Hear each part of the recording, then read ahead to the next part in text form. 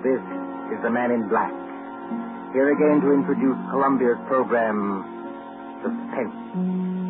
Our stars this evening are three. In order of their appearance, they are Walter Hampton, one of the theater's proudest names for 2 generations, and Susan Hayward and Lee Bowman, 2 of Hollywood's brightest younger stars. The story called The Dead Sleep Lightly by John Dixon Carr is tonight's tale of suspense. If you've been with us on these Tuesday nights, you will know that suspense is compounded of mystery and suspicion and dangerous adventure. In this series are tales calculated to intrigue you, to stir your nerves, to offer you a precarious situation, and then withhold a solution until the last possible moment. And so, with The Dead Sleep Lightly, and with the performances of Walter Hampton, Susan Hayward, and Lee Bowman, we again hope to keep you in suspense. Ashes to ashes, and dust to dust. Meadowvale Cemetery, not far from New York. Meadowvale Cemetery, on a dim gray morning in early April, when rain forms a mist across leafless trees and white gravestones. You see, over there, the group of silk-hatted gentlemen, each with his protecting umbrella, gathered around an open grave. You see the clay soil freshly dug. You can hear perhaps the creaking of support as the coffin is lowered into its everlasting house, and the droning voice of the clergyman. I am the resurrection and the life, saith the Lord. He that believeth on me, though he were dead, yet shall he live. Live? Quiet, Mr. Templeton, please. What's wrong with old Templeton? Please, sir, remember where you are. She's not alive, I tell you. She's not alive.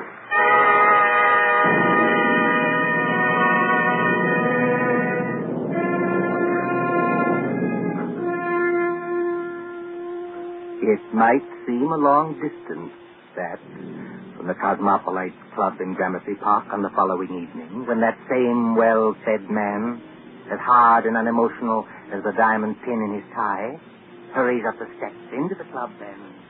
What? Yes, Mr. Templeton? Tell me, Mr. Wilmot in the club, do you know? Yes, sir. Don't you see him? See him? Where? In the lounge over there, sir. Sitting by the fire. Yes, of course. I'm a little upset. You're a good fellow, Henry. I won't forget you. Thank you, sir. Excuse me, sir, but aren't you going to take off your hat and overcoat? Well, never mind my hat and coat. Just tell me one other thing. When I came into the club, was there anybody following me? Following you, Miss Templeton? Yes, a woman. A woman with a long skirt and a heavy black veil. There aren't many women who wear that kind of dress nowadays, sir. Look out into the street. You see anybody? No, sir. There's just... What's that? Oh, that's only the old street musician, sir. He doesn't mean any harm. I won't have that tune played, you hear? I'm used to getting my orders obeyed, and I'm going to have this one obeyed.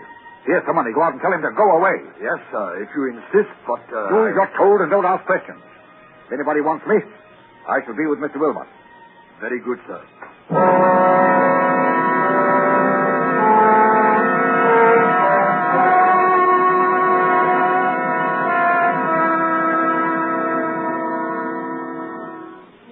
Good evening, Wilmot. Mind if I sit down for a minute? Not at all. Pull up a chair. Want some coffee? No, thanks. I'll get down to brass tacks right away. Yes, you always do. I've noticed that. Well, I'm a pretty self-sufficient kind of a fellow, Wilmot. I've made a name for myself, even if I do say it myself. But, well, the fact is, I need advice. A successful publisher asking advice from one of his own authors. That's something new, isn't it? Now, look here, Wilmot, I'm serious. All right. I take it back. What's on your mind? You've studied what we'll call the supernatural, haven't you? I've lectured and written books about it, yes. And did you ever meet a ghost? No, I can't say I ever did. Have you? It might only be my own imagination. Yes, that's what scares me. You get on in years, and your arteries harden, and you don't take enough exercise, and you think something ought to be done about your waistline, but you never bother.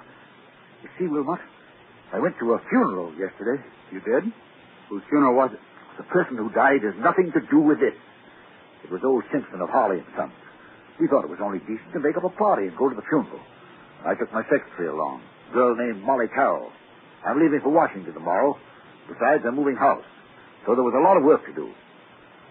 What I couldn't stand was that infernal cemetery in the rain. We must have gone in by the wrong gate. Because we were in a neglected, desolate part of the cemetery, where the rank grass grew over the grave.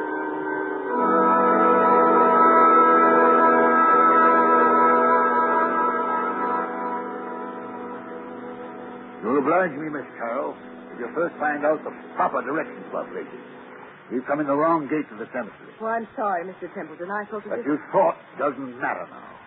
This is the wrong part of the cemetery. My shoes are absolutely ruined with wet clay. Well, it isn't doing my own shoes and stockings any good either, Mr. Templeton. If there's been any damage to them, Miss Carroll, I'll replace them.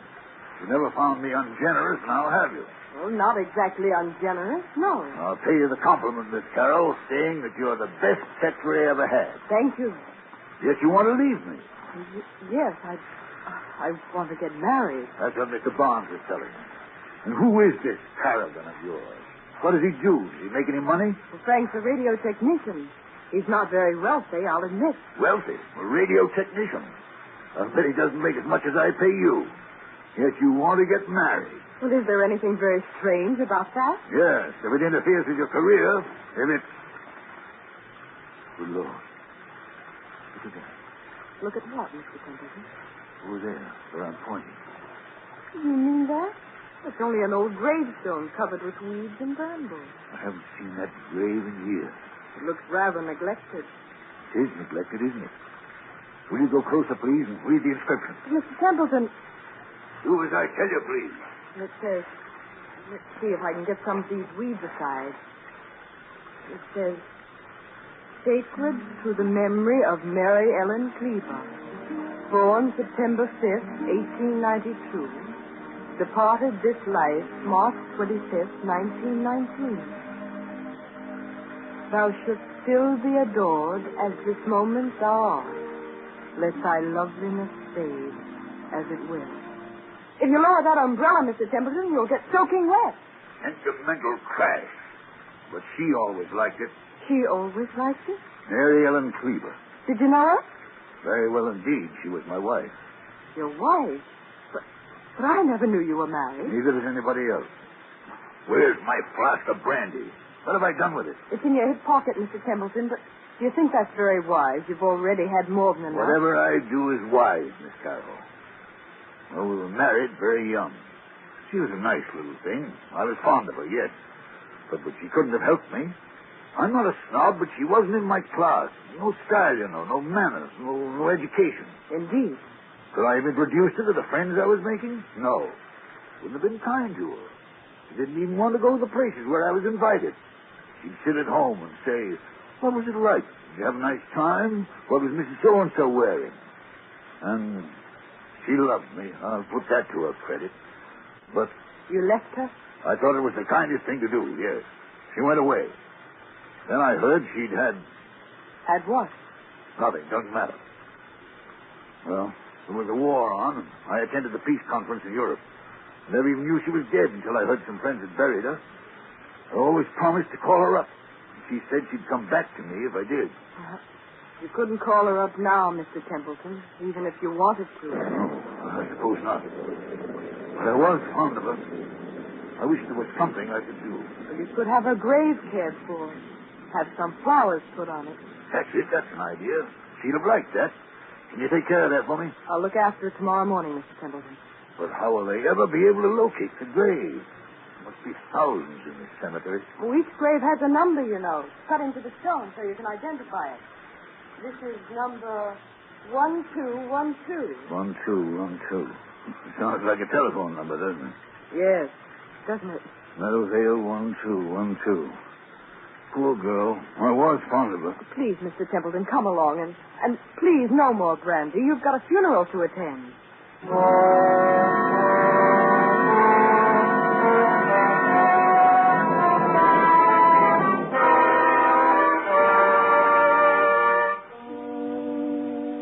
And then, Wilmot, The night came. And the horror. What horror? Take it easy, man. There's nothing to worry about. You were sitting here in the Cosmopolites Club. Yes, but I wasn't sitting in the club last night. I was on my way home. And why should that scare you? I don't know, but it did.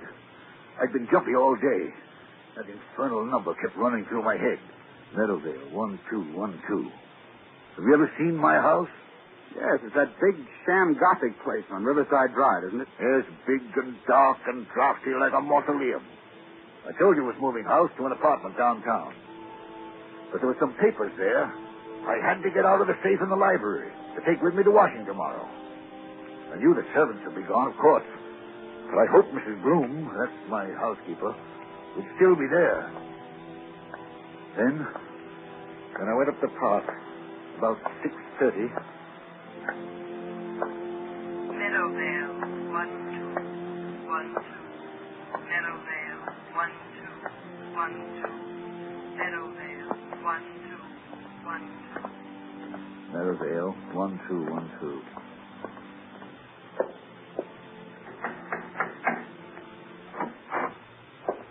Mr. Templeton, this is a surprise. Sorry to trouble you, Mrs. Bloom.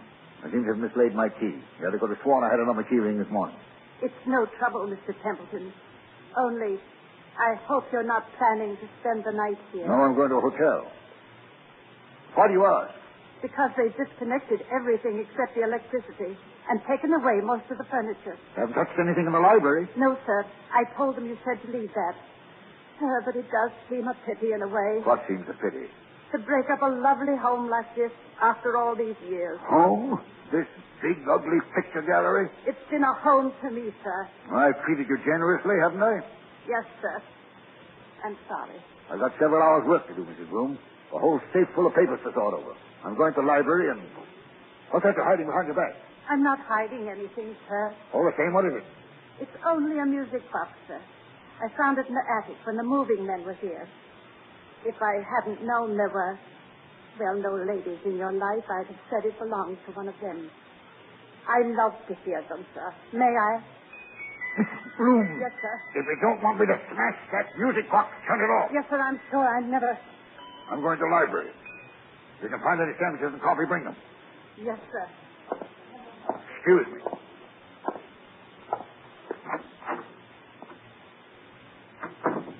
Same old library. Same old Crawford desk. There's the Venetian mirror she bought for you.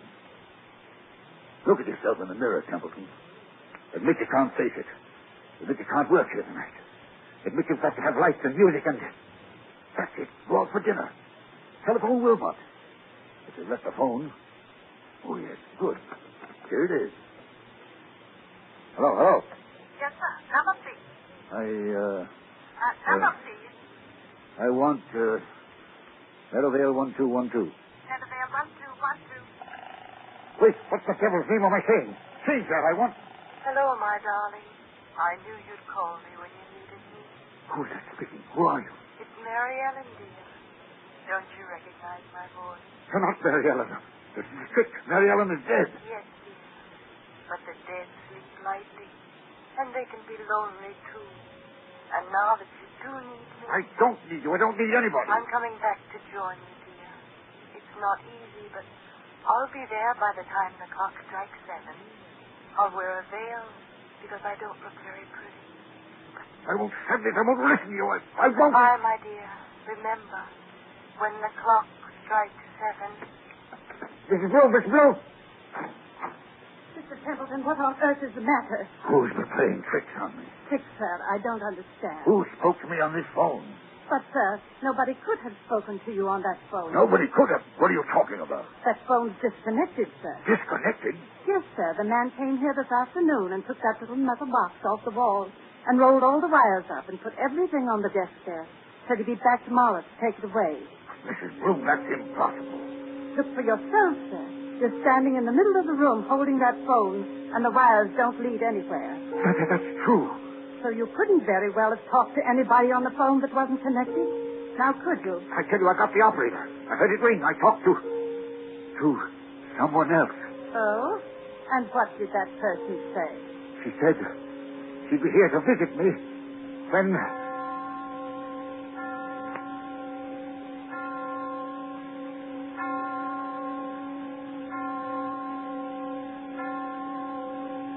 Mr. Templeton, what's the matter?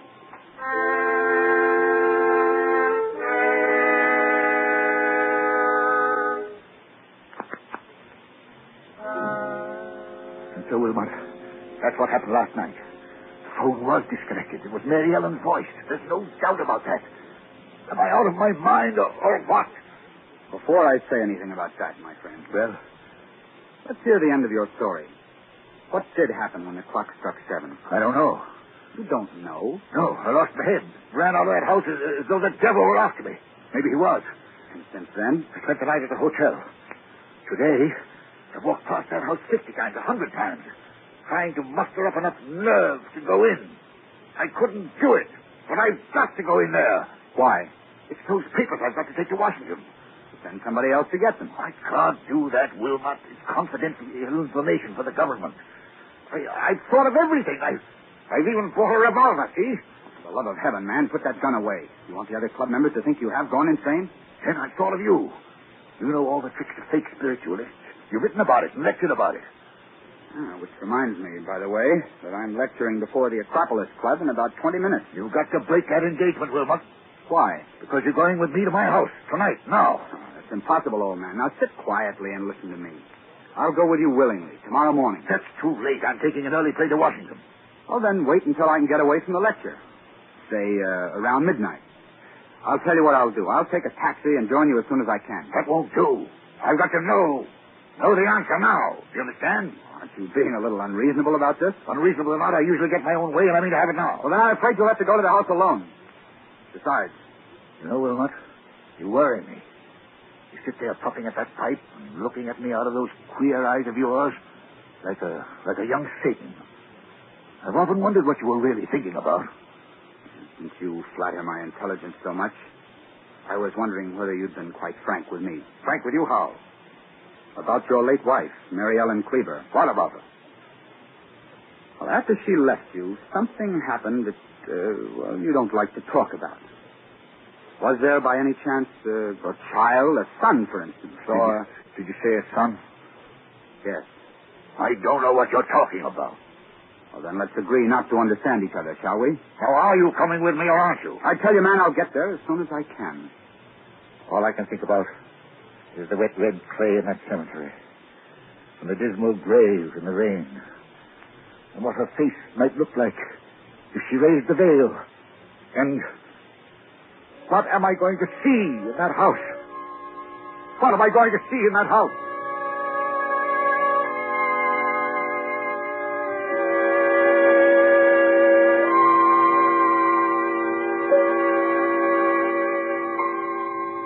So the clock chimes, the hours dwindle, and the traffic roar of the city sinks to a low growl behind twinkling lights.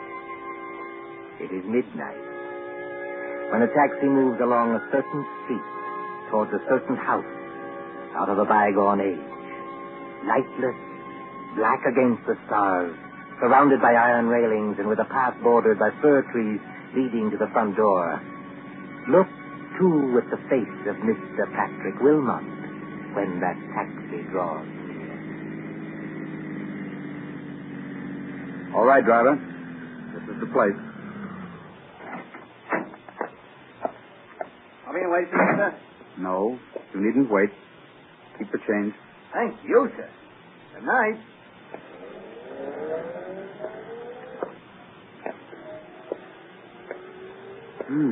So the front gate is open.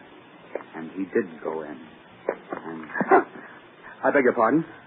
I didn't mean to bump into you. Mr. Wilmot. You know who I am. Oh, yes. I've seen you several times at our office. I'm Molly Carroll, Mr. Templeton's secretary.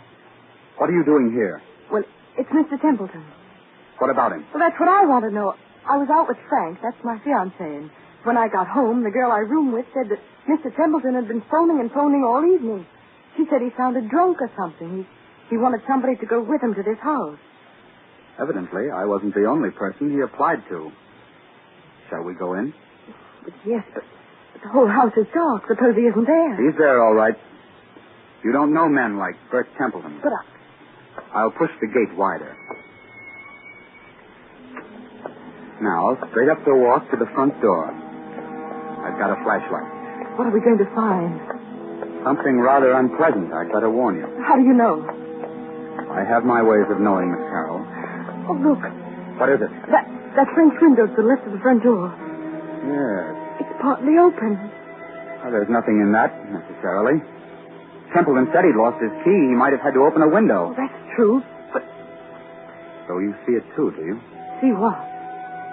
There's a footprint across the sill of that French window. A footprint made in wet clay. It's like the clay of the cemetery. So I should imagine. Will you go in first, or shall I? Into that dark room, I will not. Well, then stay here, please, until I get some lights on. No, wait. I'll go. Let me take your arm. All right, be careful now. Yes, I thought so. This room is the library. And there are more footprints of somebody or something walking in. They lead. Who's there? Who's there? It's only me, sir. Mrs. Bloom, the housekeeper. Then what's the idea of standing in a dark room in the middle of the night with what sounds like... It's only a music box, sir.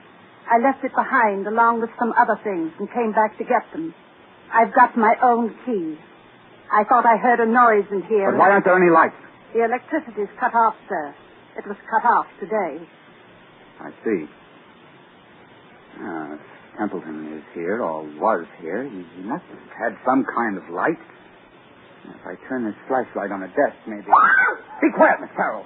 What is it, sir? I'm as blind as a bat without my glasses. It's Mr. Templeton. He's lying on the floor beside the desk. Oh, he isn't. No, he isn't dead. But his face is the color of putty. I think he's had some kind of stroke. We'd better not take any chances. Mrs. Bloom, Yes, sir. get outside to the nearest telephone and call for an ambulance. Tell him it's an emergency case. You're Mr. Wilmot, aren't you? But what's happened to him? Ask a dead woman. I beg your pardon. Never mind. Hurry. Of course I'll hurry, Mr. Wilmot. What are we going to do? Well, let's have a look around. Templeton seems to have been working at his papers by the light of a couple of candles, which somebody's blown out. We'll relight them. There's the desk. There's all the papers scattered round Mr. him. Wilmot, please. What happened to him? I'll tell you. As he sat there in the dim light of two candles, a ghostly figure appeared at that French window. It wore a long, old-fashioned skirt and a heavy black veil to hide the face. It walked toward Templeton, tracking graveyard clay. It stretched its arms to him like this. Keep away from me, please. Templeton couldn't stand it. He collapsed. And now, before the old housekeeper returns, would you care to hear how the whole trick was worked? Trick? What trick? Have you heard about the ghost voice that talked on a disconnected telephone? Oh, yes. Yes, he said something about it this morning, but I thought he wasn't himself. He wasn't, but he heard it. Remember Mrs. Bloom's story about the telephone man? Yes. Now, they don't send a man round to yank the whole apparatus off the wall, put it on the desk, and say he'll be back for it next day. This man from the telephone company was an imposter. The man from the telephone company was an imposter? Exactly. Oh, look, he's moving his hands. He's trying to open his eyes. Isn't there anything we can do for him? No, there's nothing we can do till the doctor arrives. In the meantime, listen to me. All right. What did this imposter do? He took away the real phone and substituted a spirit telephone. You don't know what a spirit telephone is. No, of course not. It's an old device used by fake mediums. You see a telephone without wires standing on a desk, like that one. You pick up the receiver and talk to the dead. Of course, you never really talk into the phone at all. But if you don't talk into the phone, then... Fixed underneath the desk is a tiny microphone with hidden wires leading to another room in the same house. That microphone picks up every word you think you are saying to the phone. Is that clear? I think so. Now, the dummy telephone is really a low-power radio receiving set. Somebody in another room can talk back to you after hearing what you say on the wired microphone. Then, Mr. Templeton... If Templeton hadn't rung Meadowvale 1212, then rest assured that same number would have rung him. Well, then the scheme couldn't fail either way. But, you see, there's one thing in this matter I haven't got quite clear even yet. And what's that? Tell me, Miss Carroll, just why did you work this whole trick? Why did you try to scare your father to death? My father. Templeton is your father, isn't he? That might be rather difficult to prove, Mr. Wilmot.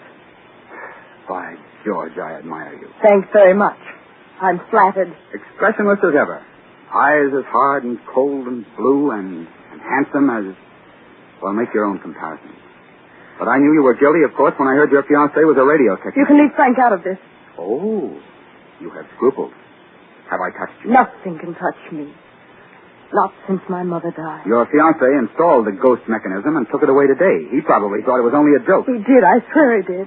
And the rest of it was plain enough. Who led Templeton to the wrong gate in the cemetery, past that woman's grave? You did. Who was the only one who could have stolen the key to this house off that key ring he took to the office? You were. You needed that key to come and go as you liked and impersonate the two voices on the phone. Is there any need to go on with this? He killed her, you know. You mean Templeton killed your mother? Oh, not with a knife or a bullet or poison. All he did was break her heart. And that's no offense in law. Steady now. Well, I've done what I wanted to do. I've thrown his whole rotten life to pieces. And there he is, gasping for breath on the floor. And I'm glad. Oh, God, forgive me. He is my father. Does he know you're his daughter? No, of course not.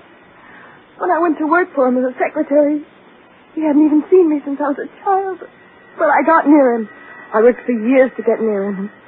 No, I wish I hadn't. Now, here, you've got to pull yourself together. Why? Who cares? There's the ambulance coming and maybe the police. What do I care? Tell the police what you like. My dear girl, you don't think I'll tell them anything. I'm merely an onlooker. An amateur Satan who doesn't believe in ghost voices. Mary Ellen. What's that? Templeton, his eyes are open. He's trying to get up. Mary Ellen. It's as though he could see something that we can't What's see. that he's got in his hand? It's a revolver. He had one at the club. He's putting it against his chest. Oh, stop it. Look out! Look out! Oh, he did love her after all. And now he's tried to join her. Oh, don't let him die. He's all right, Molly. You grabbed the gun just in time. If he doesn't die, I'll make it up to him. I swear I'll make it up to him. I tell you now, he's not going to die. But... Mary Ellen. What? Mary Ellen. But what? But what? Mary Ellen. I was just wondering, is there a ghost in this room tonight?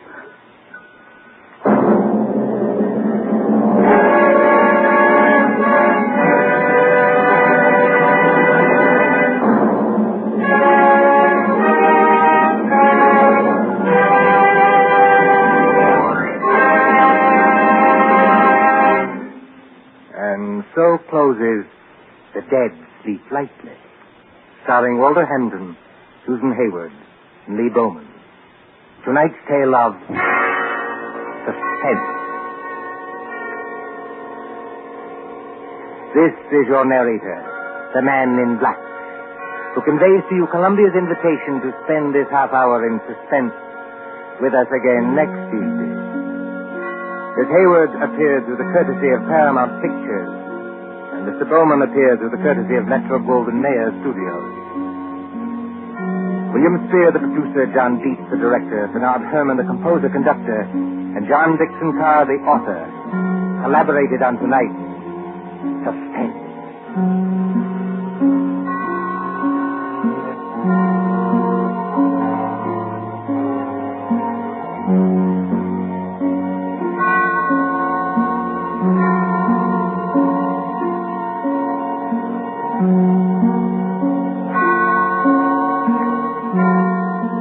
This is the Columbia Broadcasting System. Hollywood, California, Monday, February 22nd.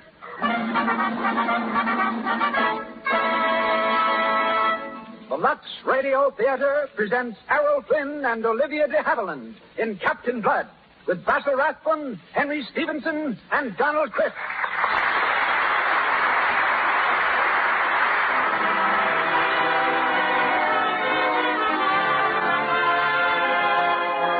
Presents Hollywood. Our stars, Errol Flynn, Olivia de Havilland, Basil Rathbone, Henry Stevenson, and Donald Crisp. Our guests, Charles Courtney, underwater treasure seeker, and Douglas MacLean, famous star of Silent Days. Our conductor, Mr. Louis Silvers. Our producer, Mr. Cecil B. DeMille, is deep in the bayous of Louisiana, working on his next picture, The Buccaneer. Until his return next Monday night, it is our privilege to bring you again one of motion picture's great personalities, and an old friend, ladies and gentlemen, Mr. Herbert Marshall. So do the makers of Lux Toilet Soap welcome you to another hour in Hollywood.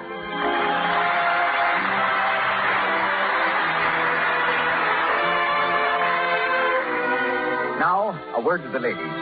If you've noticed lately that your shoulders, neck, and back are not as lovely as you'd like them to be, as soft and clear as the skin on your face, then ask yourself this. Are you giving them the very best of care? You probably use Lux Toilet Soap as a complexion soap. Do you use it as a bath soap, too?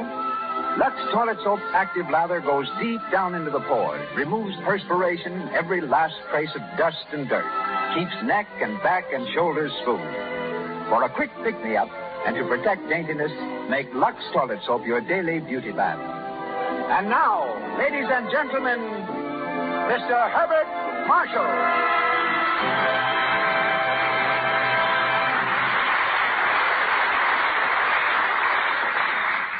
Good evening, everyone.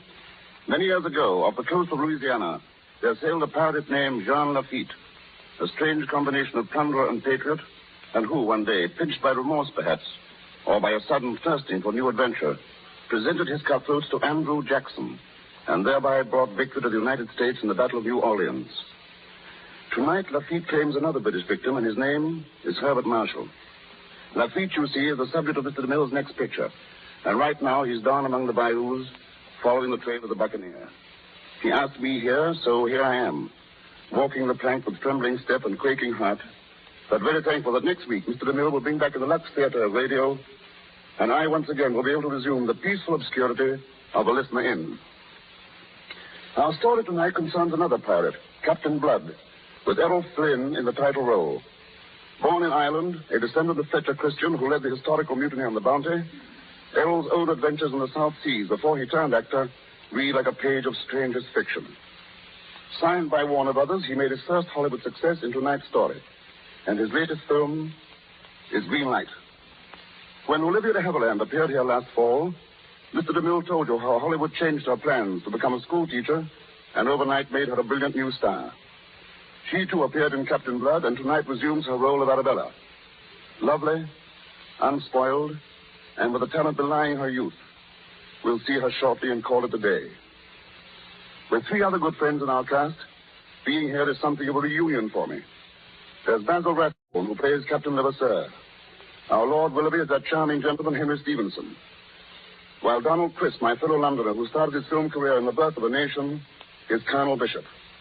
And now, up goes our curtain as the Lux Radio Theater presents Captain Blood, with Errol Flynn, Olivia de Havilland, Basil Rathbone, Henry Stevenson, and Donald Crisp. And here they are.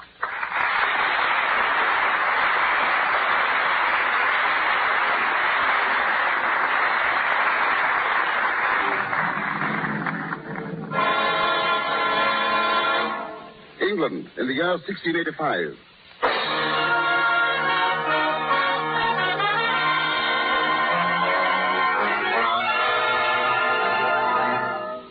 When James II ascended the throne, many of the common people of England rose in angry protest, only to be beaten into submission by the king's soldiers. Those rebels who survived the royal butchery were led to another certain death, a trial by a jury in Taunton Castle. We're in the great hall of the castle now. Among the 5 prisoners on trial is Peter Blood, a young Irish physician. Having no fear of God in your hearts, and being moved and seduced by the devil, you have stirred up war to depose said king. Therefore you are here to be tried before a jury of your peers. The clerk will call the prisoners. Jeremy Pitt. Yeah. Hold up your hand. Are you guilty or not guilty? Guilty. John Wolverstone. Guilty or not guilty? Guilty. Uriah Ogle. Guilty or not guilty? Guilty, praise be to God. Henry Hagthorpe. Guilty or not guilty? Guilty. Peter Blood. Guilty or not guilty? It's entirely innocent I am. Are you guilty or not guilty? You must say the right words. Words, is it? Speaking of words, I'd like to say a few about the injustice of keeping an innocent man locked up for 3 months in such filth and heat and ill feeding that my chief regret is I did not try to pull down the filthy fellow that sits on the throne. Silence. Are you entirely ignorant of the proper procedure in court? I'm most happily ignorant up to now, and I could gladly have done without this acquaintance. Peter Blood, you were taken into custody at the same time as the other 4 prisoners. You were in their company on the night of the rebellion at Monmouth. Is that true? Yes, my lord. Then there is nothing more to be said except the passing of sentence. May it please your lordship, but there's a deal more to be said. I'm guilty of nothing, your lordship, unless it's to judge the crime that a physician tried to save a man's life. What's this? Do you tell us you're a doctor, you rogue? I do, my lord. I was summoned on that night to the side of a dying rebel. I went and was surprised there with the other prisoners. A doctor? Where are your witnesses? Jeremy Pitt, who summoned me. Oh, Master Pitt will testify. He that is himself a confessed traitor. Is that your witness? I can bring 100 from the town in which I live. Have done with it. We have no time for all this. Gentlemen of the jury, inasmuch as Peter Blood has admitted aiding a traitor to your king, I hereby instruct you to return a verdict of guilty, that he may be justly punished for his treason. So, justice has come to that, has it? A man's to be hanged now for doing his duty, huh? You will not be hanged, Master Blood. His Majesty has graciously commanded that in the future, all convicted rebels are to be spared. They're to be sent to the colonies in the West Indies, to be sold as slaves. Clerk, have the prisoners removed. They will sail for the Indies within the fortnight.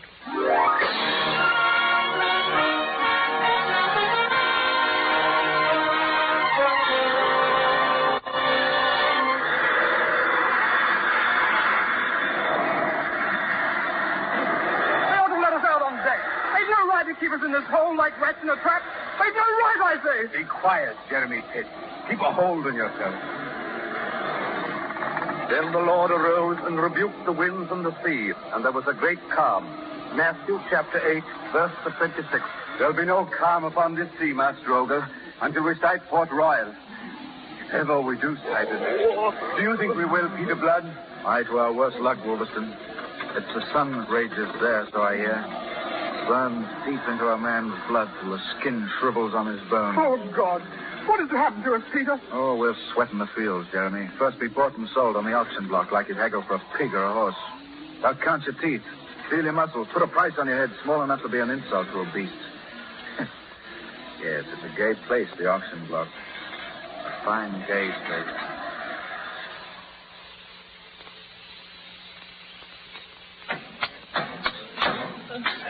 Line those slaves up there! Line them up there! Get in, you swine! Let them feel the whip. They'll move along fast enough. Well, shall we begin to sail, Governor Steele? Oh, no, not yet. We're waiting for Colonel Bishop. Colonel Bishop is here now, Governor Steele. Here comes his carriage. Oh, yes. He's brought his niece, I see. Charming girl. Good afternoon, Colonel Bishop. Good afternoon. Good afternoon, Miss Arabella. How is my darling the governor and his foot? Every day I'm sure my gout can't get any worse, and every day it does. You know, Let's get on with the sail, Your Excellency. Oh, of course. My dear Colonel, according to the King's request, it's for you to take first choice, and at your own price. Egad, they're a weedy-looking lot. Not likely to be of much value on the plantation. The less you want, the more for Mr. Dixon. Dixon? Oh, Uncle, I wish you'd buy all the slaves. Buy them all? To keep them out of Dixon's hands. I've heard of those mines of his. And what have you heard? That they're wet, dark, evil holes. That men can't live there but die in agony of a horrible lung fever. You can't stand by and see men doomed to that, Uncle. Arabella, don't be childish. They should have been hanged, drawn, and quartered. Any fate they meet is too good for them. Start the sail. Here's the best of the lot, Colonel Bishop. His name is Wolverstone. Healthy and strong. Open your mouth. Good teeth. 15 pounds. Sold. Move along there. Next. Get up there, you. Here we are. Here's another good one, Bishop. Peter Blood. Looks healthy enough. Open your mouth. Open yours and we'll compare them. I wager my gums are in finer shape.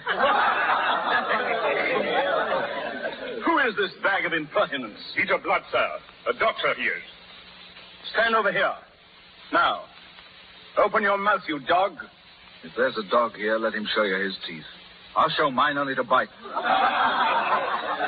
There's a rebellious rascal, Arabella. Good for him. He has pride, Governor. Not so good for him, evidently. His pride will purchase him a ticket for Dixon's mine. He isn't there yet. Auctioneer, Miss Arabella? let me speak to this prisoner. Speak to a dog.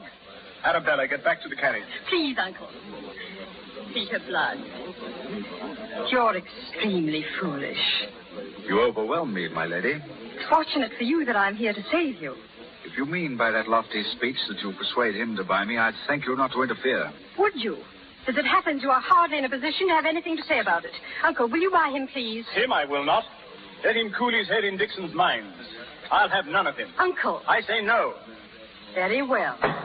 Mr. Dixon, will you make a bid? I'll give £5 for him. £5. That's an insulting sum to offer. Well, does anyone ever more? I do. I'll give £6. You flatter me. I'll give £8. Arabella, you're making a spectacle of yourself. Let me be. £9. £9. £9, Miss Arabella. It's a big price to pay for such a skinny fellow, but £10. Sold to Miss Arabella for £10. What do you wish done with him, Miss Arabella? Oh, well, Don't be hesitant, my lady. Speak up. You've paid for me. I trust you've learned your lesson in appreciation. You may join my uncle's slaves. Thank you. Your very humble slave, my lady. Arabella, get back to the carriage. Governor Steed will take you to the house. Of course, of course. This way, Miss Arabella.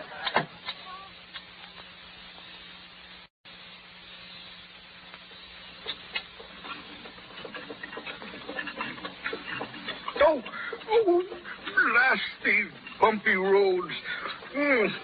My foot's a bundle of fire. What does the doctor say, Governor? Say? He says nothing, of course. Well, then why not try someone else? Another doctor? There's only 2 in the whole blasted island, and each is worse than his partner. There is another now. Who? Peter Blood? Oh, a slave. Would you elevate a slave to be physician to the governor? Well, why not? If he can help you, you can't tell. He may be very good. Well, it might be worth a try. I'll have him come and treat me for a while. Why are you laughing? I'm just thinking how annoyed Peter Blood would be if he knew I'd just done him another favor.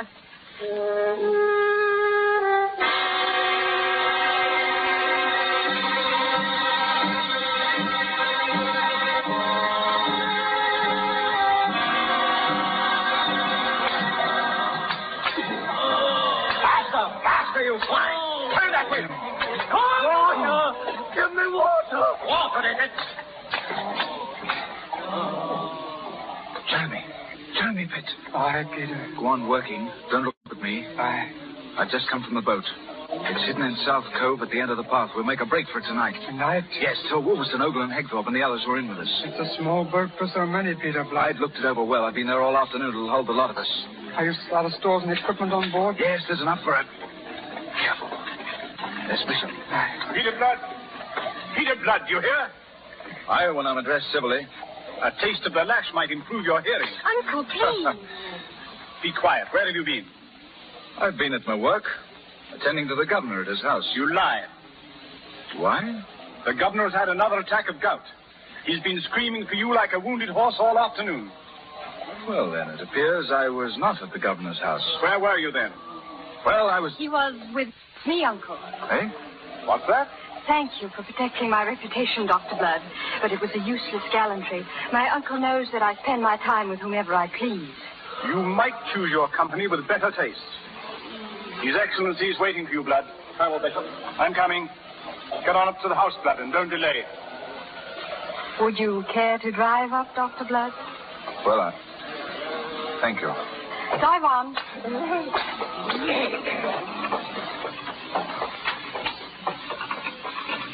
Miss Bishop, I'd like to... You're very welcome, Dr. Blood.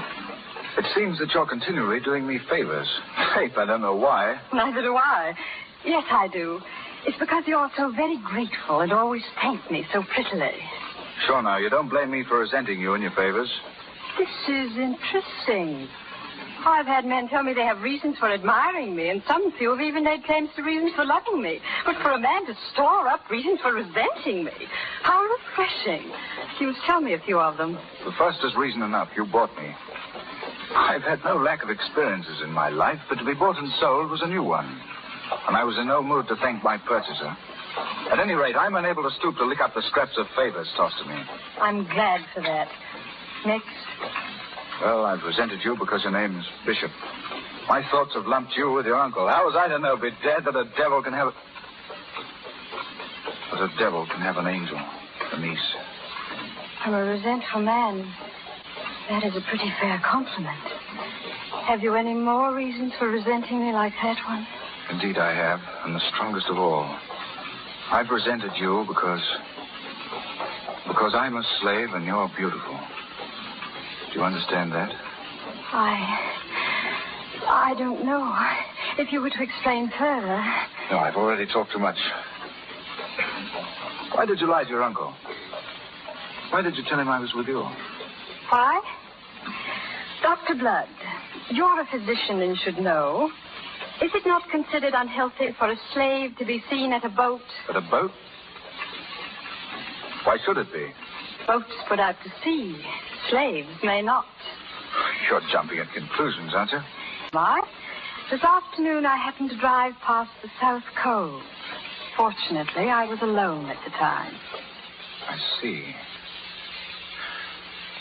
Miss Bishop, it's difficult for an Irishman to apologize, but I hope you can forgive me for having thought badly of you. I will. I will if you tell me what you think of me now. How I think of you? I think of you as... Faith. I think of you as the woman who owns me. A slave. Oh. But I think the man is lucky who can count you his friend. I think you know you can. What was that?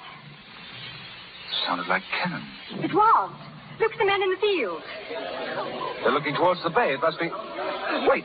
Can you see? Yes, there's a fleet sailing in. Spanish man of war. Spanish? Then it's an attack.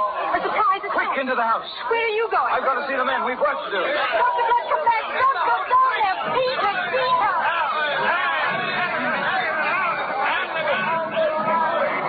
Jeremy, Wolves, Noble. Aye, Peter Blood. Here, everyone. They want us to defend the bay. Defend the bay. Aye, that we will. Listen, all of you. This is our shot. Our chance to be drilled by a cannonball. Listen. I want you to gather all the slaves, as many as have the spark of courage, and follow me down to the waterfront. What for? We need a boat, do we not? Aye. Then we'll have one. But none of your skulking little craft. We'll take a good one, a Spanish man of war. Aye. We'll board her under the fire from the other ships. Take command of her.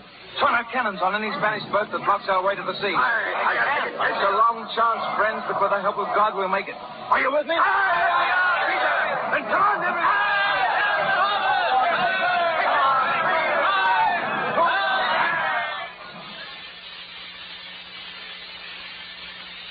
It's a miracle, I say.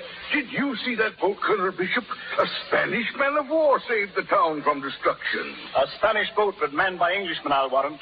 She sunk the rest of the Spanish fleet and holds the bay alone. It must be that some brave party of citizens got aboard that ship and have taken it captive. Gad, I think you're right. Someone should go aboard and congratulate them. Yes, I'll have the longboat row me out. Oh. I'll not be long, Your Excellency. I hope your uncle does them full honor out there. They deserve it, Your Excellency. Whoever commanded that party was a brave man. A very brave man. I wonder who it could have been.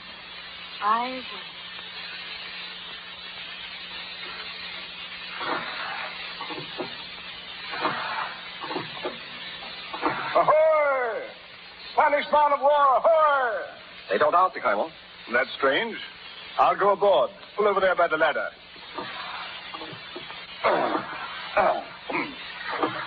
Stand by the boat. I'll be down directly. Aye, sir. Ahoy! Is anybody here? Welcome aboard our boat, Colonel Darwin. You? I, Peter Blood. Was it you, then, who took this ship and turned defeat into victory? Myself it was. Myself and these, my friends, and, your friends. Gad, my life, it was heroic. Heroic, is it? Bedad, it was epic. Well, you amaze me. Upon my soul, you amaze me. Blast me, you deserve well. You all deserve well, and you shall find me grateful. How grateful? Well, I'll ask His Excellency to write home to the king on account of your exploit. And maybe some portion of your sentence shall be remitted. The part would be expected from you. Colonel Darlin, such unusual generosity from you must be making you feel very ill. Now, as your physician, I prescribe... Hanging! No. Wait. We'll do no hanging yet, men. Ogle, what do you suggest? So they took up Jonah and cast him forth into the sea. Are you ready, men? No. Let me down. One, put me down. No.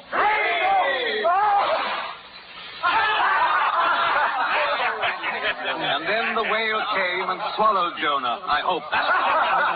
What now, Captain Blood? Captain, is it? So be it, then. Each man to his post. Make ready for sea. Ready for sea. Up into the shrouds, men. Take the helm, Jeremy. But a name. We must have a new name for the boat. What name shall it be, Captain Blood? A new name, eh? Very well.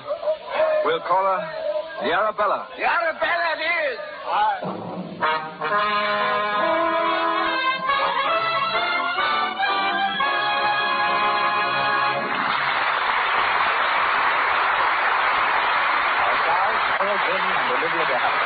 Going on with Captain Blood in just a moment.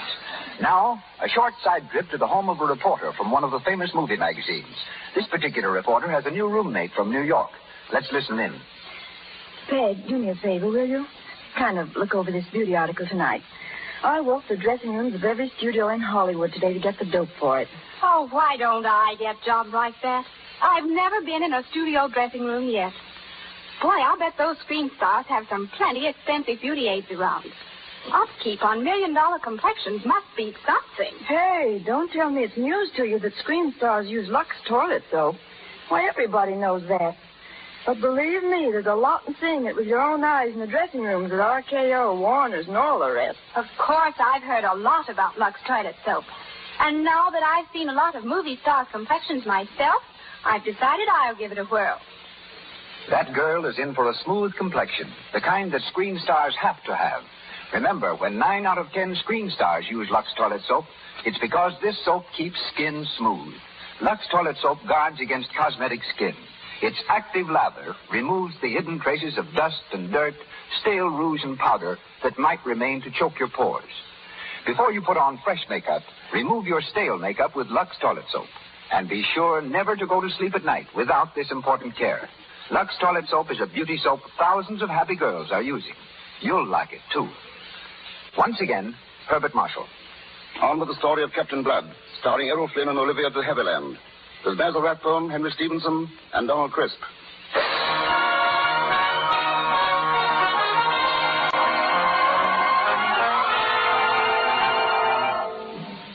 When Peter Blood and his men sailed out of Port Royal, a price was set upon their heads. Unable to put into any civilized port, they took the only course open to them. They turned to piracy. With a ship, a handful of men, and a brain, Peter Blood carved out a crimson career in his new profession, until his name became the terror of the Caribbean. Captain Blood! Captain Blood! The treasure and safety of the I tell you, Peter Blood must die! Until his name became the pride and toast of every buccaneer.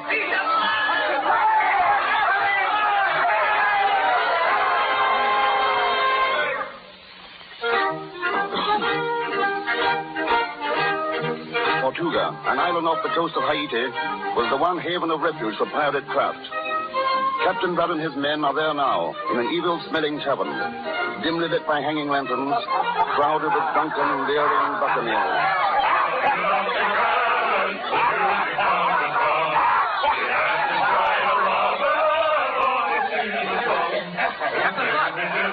Hi, Jeremy. Captain Leather's waiting for you in the other room. He is he? Yes, it's about the partnership. Tell him I'll be there. Come on, lad, join with me on this.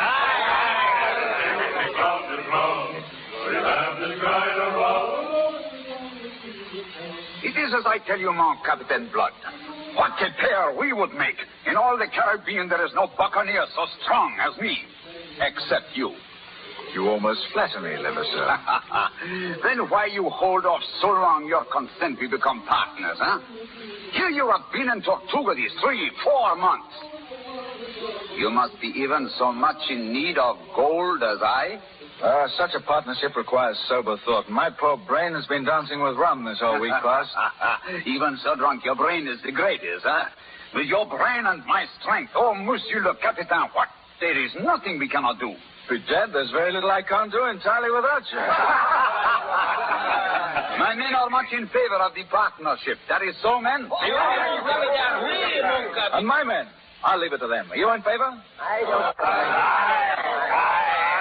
Very well, then. It's done. But wait, Levasseur.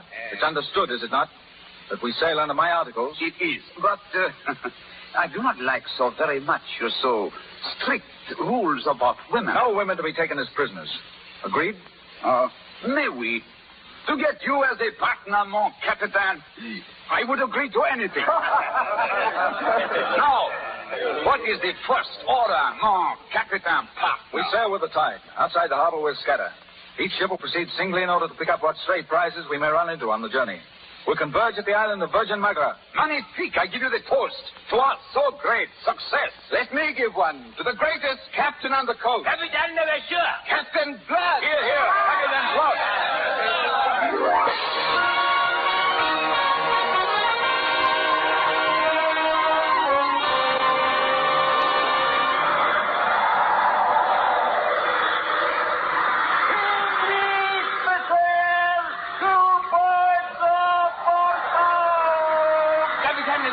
Capitaine Levasseur. Oui. You hear the lookout, mon capitaine? An English vessel off our port. We are lucky, yes? Just as I am about to give up and anchor to wait for my partner, Captain Blood, this very fine English prize walked right into my parlor and said, Bonjour, Levasseur. We go to give welcome, Cahuzac, huh? Oui, mon capitaine. Run up the Spanish flag. We must take them by surprise. Run up the Spanish flag!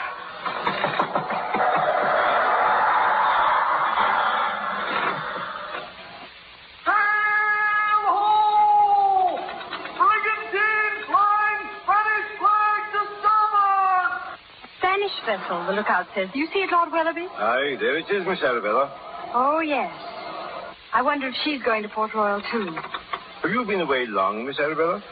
Almost 6 months, a kind of vacation. You glad to get back?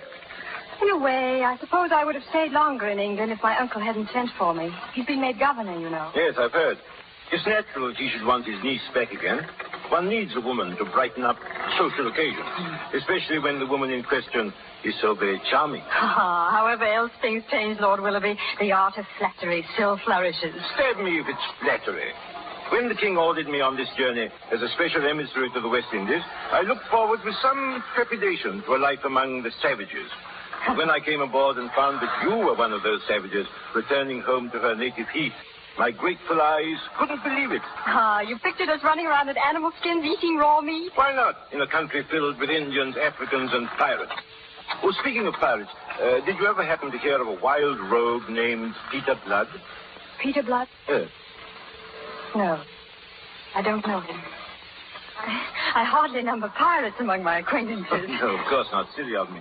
I only mentioned him in passing because he happens to touch on the business of my mission. Your mission? Yes.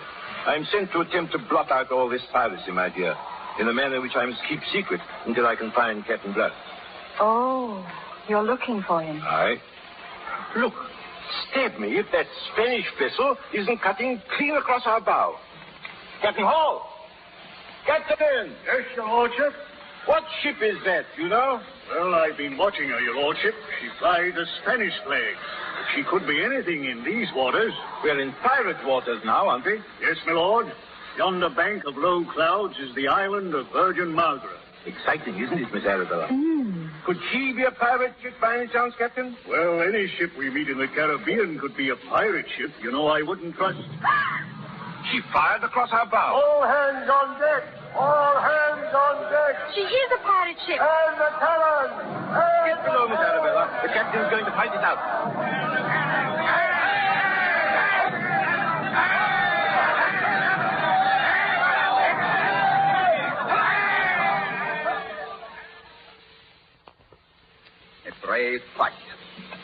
you should have known better. Stand the prisoners before me, Cahusac. Wait. Stand here, my Lord Willoughby. And, you here, madame. My friends, this pleasant strip of beach on which we find ourselves is the island of Virgin Magra. No boats ever put in here except mine. And one other. So you may put aside any hope of rescue that may be in your mind. The ransom for you two, Lord Willoughby and the so charming lady, is fixed at 20,000 pieces of 8, and I shall provide a boat for you to go to Governor Bishop at Port Royal to collect it, Lord Willoughby. Meanwhile, Mademoiselle remains with me as hostage. I find it very lonely on this island. I refuse. Absolutely and utterly. My friend, do you see this knotted cord? It is capable to screw a man's eyes out of his head. Very well. Do your worst. Lord Willoughby, thank you, but don't be foolish. You can't fight against them. Mademoiselle is right. I beg you to spare yourself, monsieur. And the young lady. I have been too modest. But since I have said 20,000 pieces of 8, I have said 20,000 pieces of 8. And for what, if you please? You said 20,000 pieces of 8. Peter Blood. Good morning, never, sir. Captain Blood, I did not know you were on the island. Oh, yes. We arrived late last night and put into a cove a few miles to the west. We've walked across to give you good day, but fate, I seem to have interrupted some little business of yours. Who are these people? Yes, Miss O. Look, Captain. She's the girl who... You recognize the prisoners, Captain Blood? Why, no. Who are they? Well, I have captured them. A titled Englishman and the niece of the governor of Jamaica. Really? Then I suppose congratulations are in order. But had you forgotten there is an article in our agreement forbidding the taking of women prisoners? That so foolish article of yours. I was not aware you regarded it so when you signed. Would you care to dispute my opinion now? Your men against mine. No, not this morning, thank you. As you say, a foolish article. That is why these prisoners are not my own. A matter personal. And the 20,000 pieces of 8? Also, a matter personal. Whatever valuables come into our possession are the joint property of all our company. Then it is I should cut the prisoners up in so many little pieces and pass them around, eh? Yes. Obviously, these prisoners, and especially the young lady, must be kept in someone's hands for, shall we say, safekeeping. But why your hands? Why shouldn't Pierre have her? I should have her. Or Rock, or Jacob. Since she's as much their property as yours. Come here, girl. Here, I say. What do you want with me? I want to look at you. Be damned if I blame you, Lever, sir. A trifle skinny, perhaps. But an attractive baggage at that. And now, my captain, since you covet what is our joint property of war, you may have her, providing you're willing to buy her.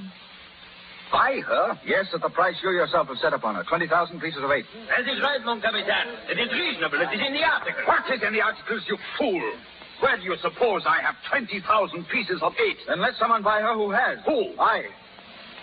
You? I don't wish to be bought by you.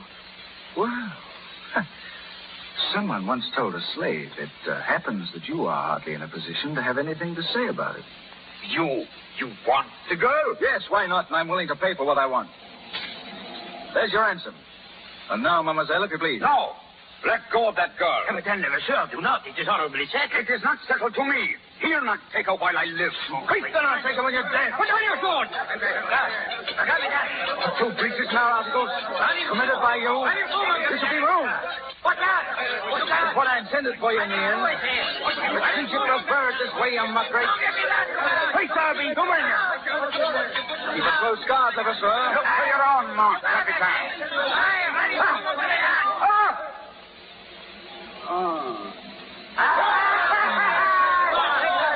He's dead.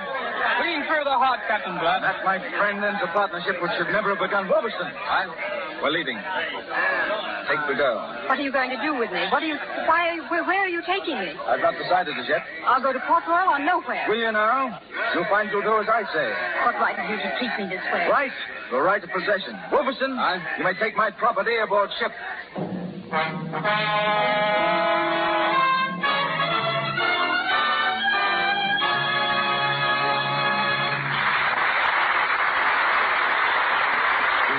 For station identification. This is the Columbia Broadcasting System.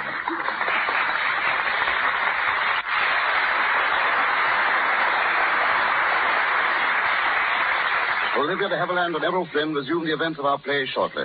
And now, ladies and gentlemen, we leave the treasure-hunting pirates of the 17th century for a treasure hunter of today, Mr. Charles Courtney, the world's greatest locksmith. His uncanny ability to find the combination has carried him all over the world, led him to save innumerable lives and risk his own as many times, and recover in all over $50 million in treasures lost on land and sea. The Lux Radio Theater extends its stage from Hollywood to New York, where we welcome the world's greatest safecracker. Mr. Charles Courtney now speaks to you from New York. Thank you, Mr. Marshall. Captain Blood took his treasure from ships that sailed on the seas. I find my treasures on ships beneath the sea. The worst fight I ever had, and one that almost cost me my life, was in the North Sea. We were trying to recover the $50 million that sank with Lord Kitchener's ship, the Hampshire. Working at a depth of 350 feet below the sea, we had opened one safe. Then, while working on another, we opened a door. As soon as it opened, I was slammed against the bulkhead. I signaled the men above to hold me up, but the telephone line was broken. I couldn't move, and the pressure got stronger. I knew then that I was trapped by a diver's worst enemy, a cross-current. They tell me it took an hour before they could get me up. No one will ever go down there again, for the English government has consecrated the Hampshire as Lord Kitchener's tomb. I have had exciting experiences on land. Once I had to pick the lock of a burning apartment with a fork and a knife to rescue a woman and 3 children. Picking locks and hunting for treasure have carried me into many countries and many tight spots. But as this is the Lux Show, Mr. Marshall, this will interest you. No matter what part of the world I'm in, I never have to hunt for Lux soap. You can find it everywhere. I know, Mr. Marshall, from my wife and my 18-year-old daughter, that Lux soap is important to the ladies for complexions. But I'd really like to say something from a man's angle. I use it regularly for the bed. Believe me, there have been plenty of times in my life when a good hot tub and a cake of Lux soap felt mighty good to me. My trade has had its amusing side, too. One thing I always like to remember is one of my contacts with the police department. A patrol wagon appeared at the door of my shop one day, filled with prisoners.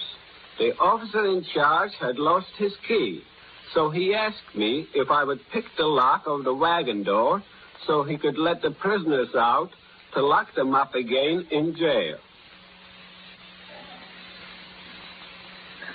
Thank you, Mr. Courtney. Back to Hollywood now, where we continue with Captain Blood, starring Errol Flynn and Olivia de Havilland, with Basil Rathbone, Henry Stevenson, and Donald Crisp.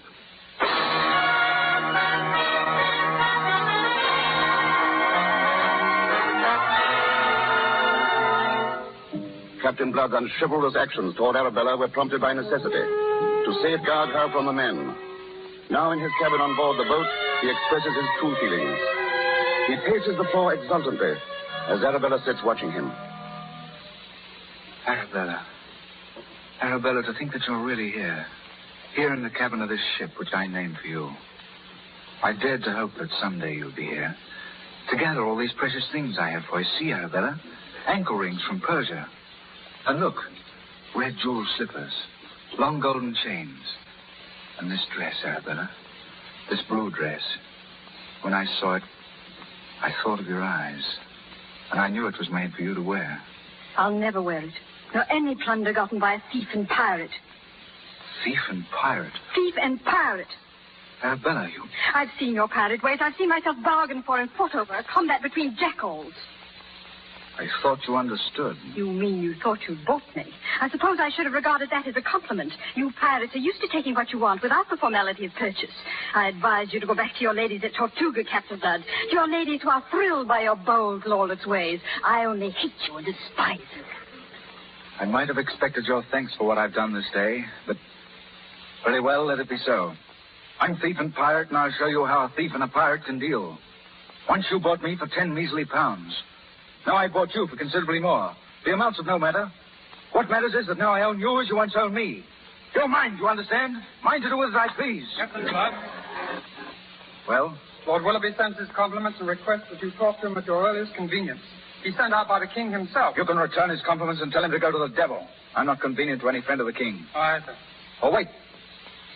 I'm going on deck. Jeremy, take this lady to her cabin and see that she stays there. All right, sir.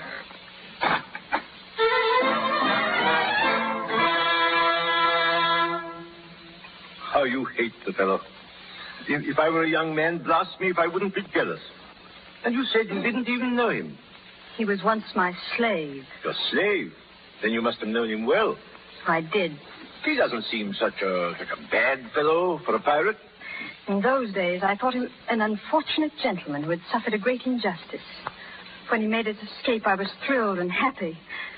That was before I knew how he would use his freedom. Not to argue with you, my dear, but how else could he have used his freedom? An escaped slave, a homeless convict. And aren't you forgetting that a man's bitter heart may demand its revenge? That's the unforgivable thing, to have held his revenge above all else and so to have destroyed himself, for he has. I've seen pirates. I know what they are. Cruel, evil, greedy, plundering peaceful cities, torturing their captives. Beasts out of hell they are.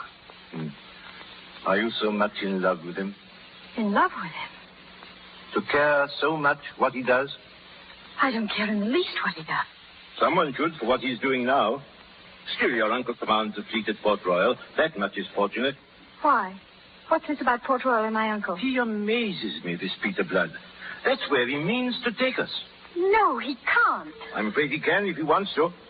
They won't let me near him. He's alone on his quarterdeck in a fine Irish temper, I expect. But I learned from the pilot... Lord Willoughby, he mustn't. Mustn't take you to your home? To your uncle? He has no more bitter enemy in the world. My uncle is a hard, unforgiving man. He lives in the hope of one day taking and hanging Captain Blood. Captain Blood probably doesn't know that, of course. I doubt it would make any difference if he did. He's chivalrous to the point of idiocy. And yet he's been what he has been these last 3 years. And done what he's done. Oh, Lord Willoughby, help me. I see your point, my child. But it's something you'll have to decide for yourself. Life can be infernally complex.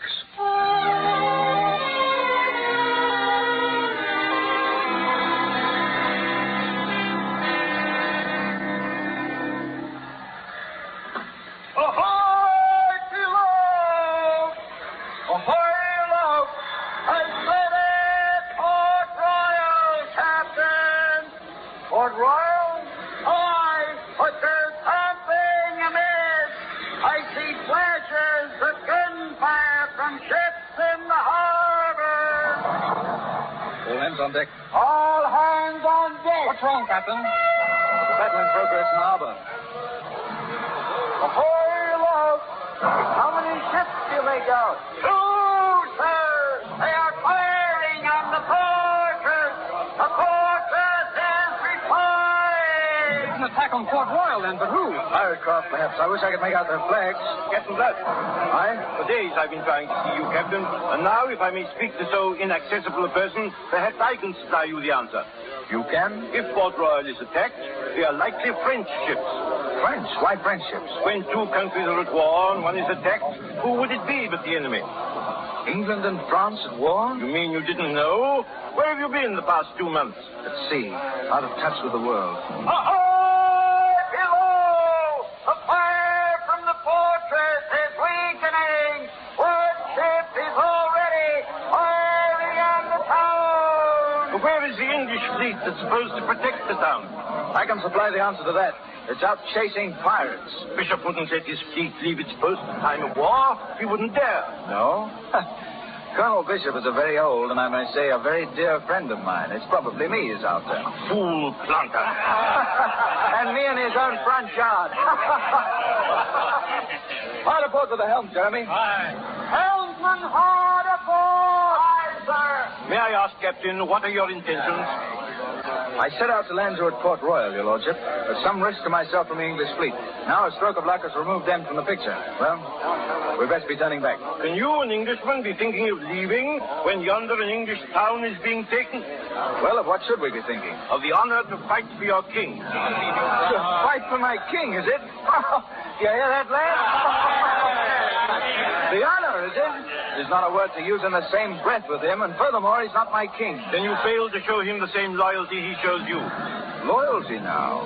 Honor and loyalty. Fine words to describe him. He was loyal enough to send me to seek you out, to offer you pardon for your past crimes, freedom from your slavery, and more than that, a commission in his own navy for you and your men. What? The king wants us to join his navy? You can read the document for yourself, Captain Blood. I wouldn't soil my hands with it. I'd rock before I saw it. However you hate the king, England is still England. And a bad king's a bad king, and if it's James, he's worse. James? This commission is sent by King William. King William? Who may be King William? I allude to His Majesty King William III, William of Orange, who with Queen Mary has come over from the Netherlands and has been ruling England these past 2 months or more. You mean they've roused themselves at home and kicked out James? Yes, and he's fled to France and is hiding there. And therefore, England and France are at war. And King William sent us this commission? He did. He knows that you are good men, wrongfully sold into slavery. He can use good men in his navy. Why didn't you tell me that at once? Men, you've heard the news. For me, this changes the shape of the world. For you who are slaves with me, it means that we're no longer slaves, but once more have a home and a country. For you who are English, it means a chance to fight for your native land. For I now propose to sail into Port Royal and save it from the French. Those of you who are not Englishmen, you'll have to be content with fighting for Captain Blood. And for the loot you'll find on the French ship. Are you willing to fight, men? Then to your posts. Helmsman, hard about. Full sail and straight ahead for Port Royal.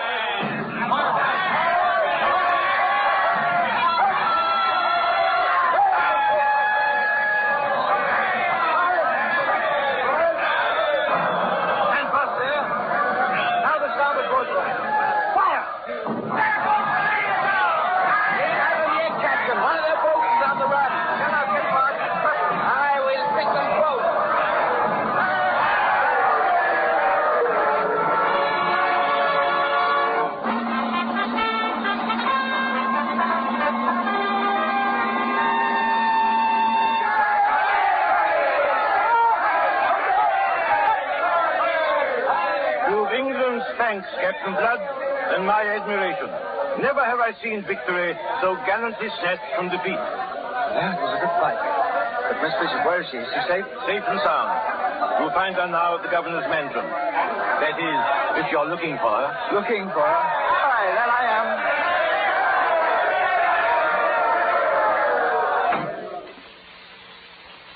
Good evening. Peter Blood. I thought you'd gone. But faith, I've only just arrived. But you can't stay here. My uncle's just returned. Yes, I know. You know. Well, what are you going to do? Just stay here? Oh, no. It's impossible. You mustn't stay here. He's sworn he'll hang you. Well, I doubt if he will. I've always been bad luck for your uncle. But you can't know the threats he's made. His whole life is spent in searching for you. Well, now he's found me. Well, you can still save yourself. Please, for my sake. For your sake? I'll hide you. What do you mean, for your sake? Isn't it true that you hate me? Hate you? Or is it that you love me? I'll hide you, and tonight, when it's dark, I'll find some way. You love me, don't you? Don't you? Whom else would I love? You love me. Yes. Now will you go? Arabella. Please. He'll be here any minute. I'll hide you somewhere and... We'll hide together. I know just the place. Where? Here. Peter, this is my uncle's office, the office of the governor. Good. Well, he'll come here first. Oh, I forgot to tell you. The governor and I are on the best of terms now. The very best of terms. Sometimes I think I'm the best friend he has in the world. When did you find out you love me? Oh, you must be mad. He's a nice man, the governor, you know. He lets me come and go here as I please. In fact, look, he even lets me sit in his chair. See? Listen, my uncle, he's coming through the street now. They're cheering him. Cheering, is it? That's a strange kind of cheering, I'm thinking.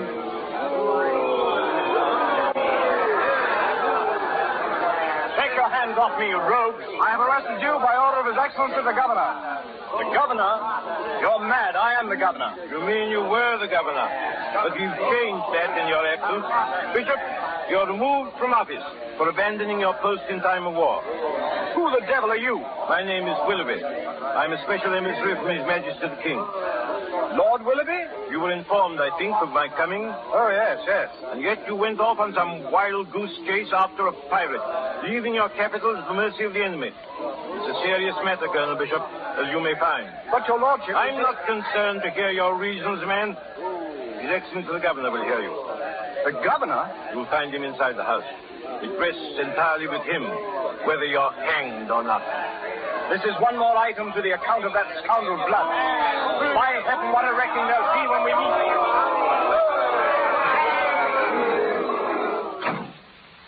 Oh, come in, Uncle. Arabella, what are you doing in this office? I've been pleading with the governor on your behalf, asking him to be as merciful as you would be cruel. The Governor? Where is he? Here I am, Colonel Darwin. Peter Blood, you? I? The new governor by the king's order. Well, and by my order, I command that for your neglect of duty... No, in heaven's name, That for your neglect of duty, you ought to be punished by accepting as nephew one Peter Blood, one-time pirate. What? Arabella, may I put my arm about you? If you wish. Oh, Faith, you're as pretty as a May Day sky. Wait, I don't understand this. You don't need to understand. Uncle, you're excused.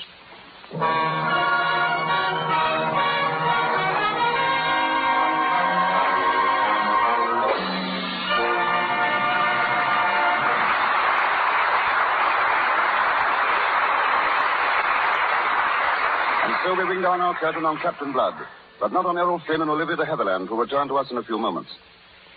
Douglas MacLean is one of the 4 or 5 major stars of silent days, still most prominently identified with films. He starred in such pictures as The Hottentot, 7 Keys to Baldpate, and 23 and a Half Hours Leave. Then he turned producer, sponsoring So Red the Rose, Accent on Youth, and Mrs. Wiggs of the Cabbage Patch, to name a few. Today he is head of Douglas MacLean Productions, whose pictures are released by Grand National, the most recent of which is Great Guy, starring James Cagney. Ladies and gentlemen, Mr. Douglas MacLean.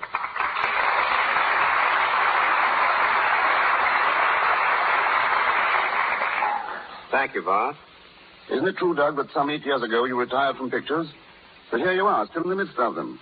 Yes, I tried retirement for a while, but I discovered there's too much celluloid in my system to swear off completely. And now, with Great Guy under your belt, I understand you're hard at work on a new version of 23 and a Half Hours Leave. But who's going to play the part that you made so famous? Sergeant Gray. James Ellison, the young actor who did such a splendid job in Mr. DeMille's Plainsman. And Jimmy is giving an excellent performance in 23 and a Half Hours Leave, a part which offers him his greatest opportunity. Remaking this film must bring back many memories of Hollywood of the old days. Things must have changed tremendously. Yes, everything has changed, including the weather. Today, Hollywood Boulevard is one of the busiest streets on the West Coast. But I recall a conversation with Charlie Chaplin, who stood on one side of the boulevard, and I on the other, calmly discussing our new picture. Interesting, but how could you hear each other with all the traffic noise? Well, the only noise then was the sound of oranges growing in the groves that lined the boulevard.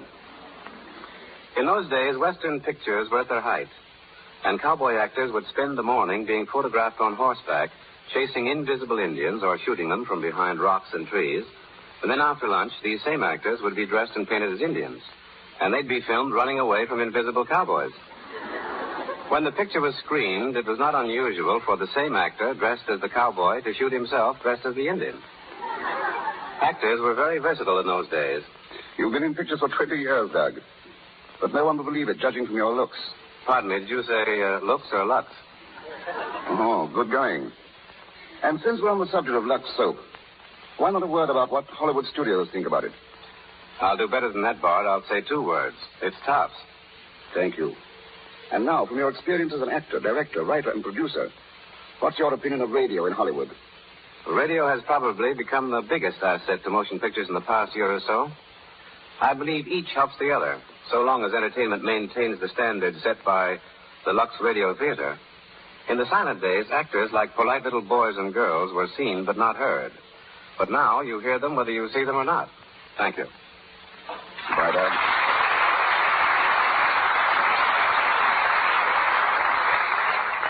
As a consistent Lux listener, I know this is the time when Mr. DeMille calls forth the stars to shine again, and so shall I. Ladies and gentlemen, Errol Flynn and Olivia de Havilland.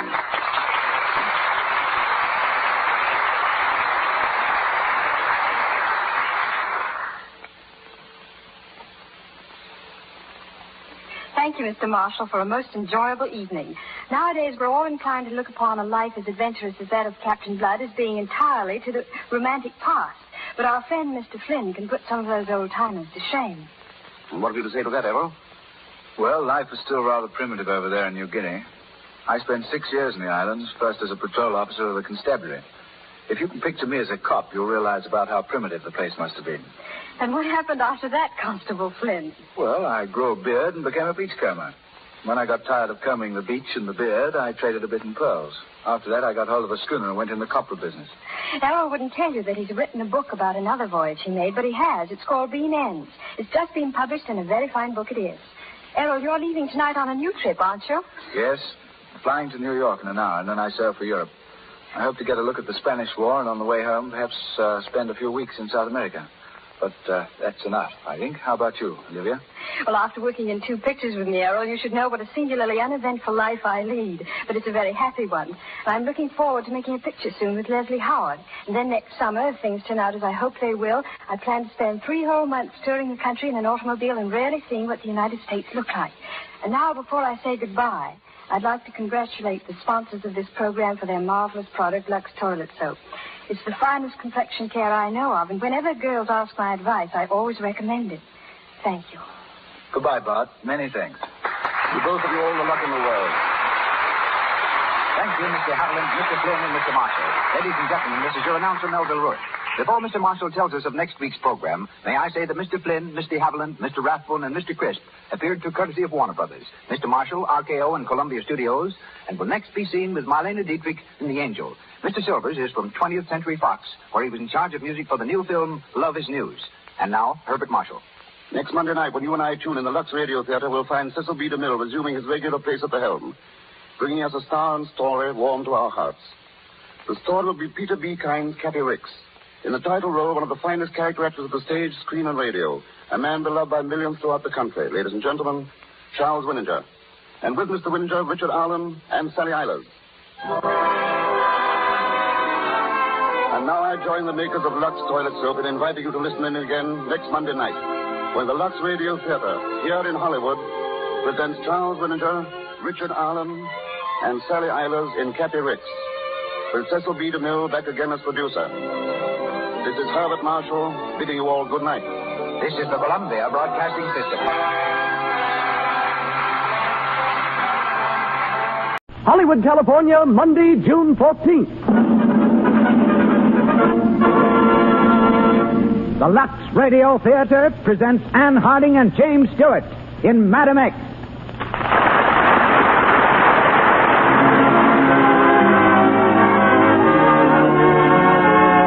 Lux presents Hollywood. Madam X comes to you through courtesy of the makers of Lux Flakes, the most popular fine fabric soap in the world. It is your regular use of Lux that makes the Lux Radio Theater possible. And we want you to know that we appreciate your patronage. Our stars tonight are Anne Harding, James Stewart of Metro-Goldwyn-Mayer Studios, and Conway Turl. Our guests, the former First Lady of the Tennis Courts, Mrs. Helen Wills Moody, and from New York, Madam X and her son from Real Life. Produced each week by Cecil B. DeMille with Louis Silvers conducting, this program comes to you direct from the Lux Radio Theater on Hollywood Boulevard, where we bid a hearty welcome to you all.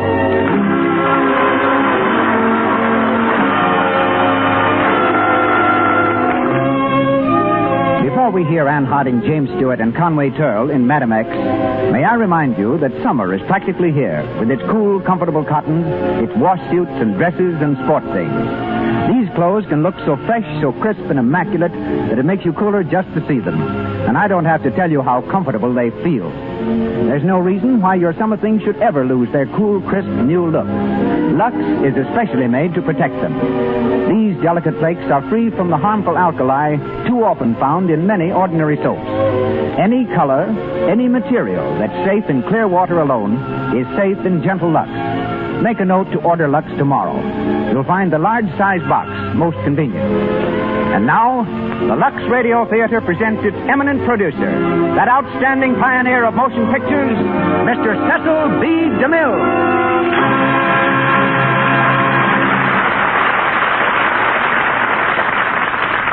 Greetings from Hollywood, ladies and gentlemen. Anne Harding became an actress because she wanted to write. Employed by an insurance company in New York, she spent her spare time reading novels and plays for famous players Lasky, of which I was Director General, helping our studio in its search for picture ideas. When she decided to study stage technique, she visited the Provincetown Players. They offered her the lead in their next production. Following came 5 offers from Broadway, along with an ultimatum from her father, the late General George Gatley, commanding her to give up the stage or her home. Anne chose the stage. And 8 years passed before the General admitted that an actress in the family, especially an actress like Anne, was no discredit to the Gatleys. Several months ago, Anne went abroad, made a picture in England, and triumphed on the stage in Canada. She returned last month to Hollywood with her husband, the distinguished conductor, Werner Janssen. Tonight in Madame X, she plays the title role. With the same speed that he displayed on the track while attending Princeton University, lanky James Stewart has vaulted into picture popularity. At Princeton, he studied architecture when he could tear himself away from playing the accordion.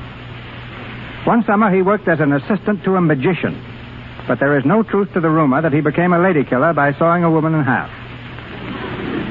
From college, he went into summer stock, was stage manager for Jane Cowell, and soon after was acting on Broadway. Metro-Goldwyn-Mayer brought Jimmy to Hollywood, and he's heard tonight as Raymond. In the role of Alan Cartwright, we present Conway Turl, an outstanding personality on the stage and screen for more than 20 years. Out of the limelight for a while, Mr. Turl made a remarkable comeback on the stage in Dinner at 8 and is currently seen in Romeo and Juliet. Now for our play. Our stars make their entrance as the curtain rises, and the Lux Radio Theater presents Anne Harding and James Stewart in Madame X with Conway Turl.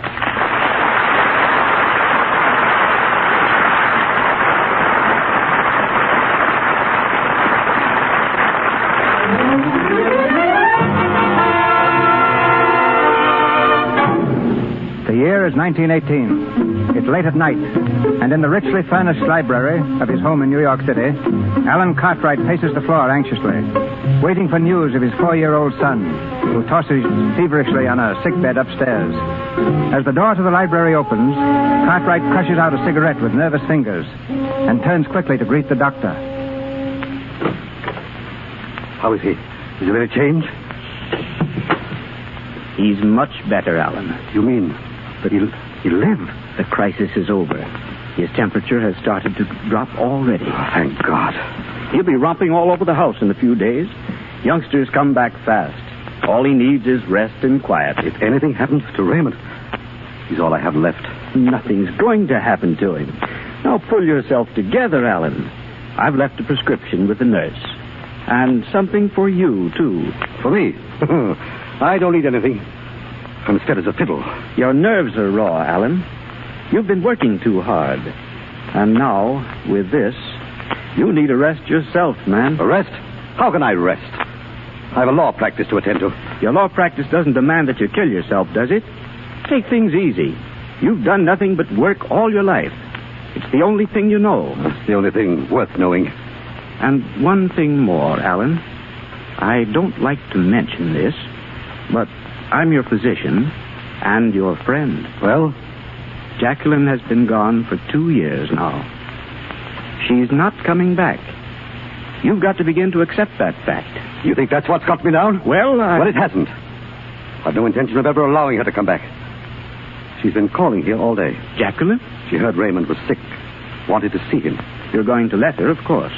No. But Alan, she's his mother. She left him and she left me. Life wasn't gay enough for her here. Well, very well then. Let her make her own life. Make it or wreck it. She's young, Alan. Much younger than you. Has it ever occurred to you that perhaps you were to blame, too? For what? You were so absorbed in your work. You had so little time for her. It wasn't gaiety Jacqueline wanted. It was companionship, love. She left Raymond. Her own baby. There's nothing more to be said about it. Sorry, Alan. When are you coming to see Raymond again? I'll drop in later on my way from the hospital. Good night, old man. Good night.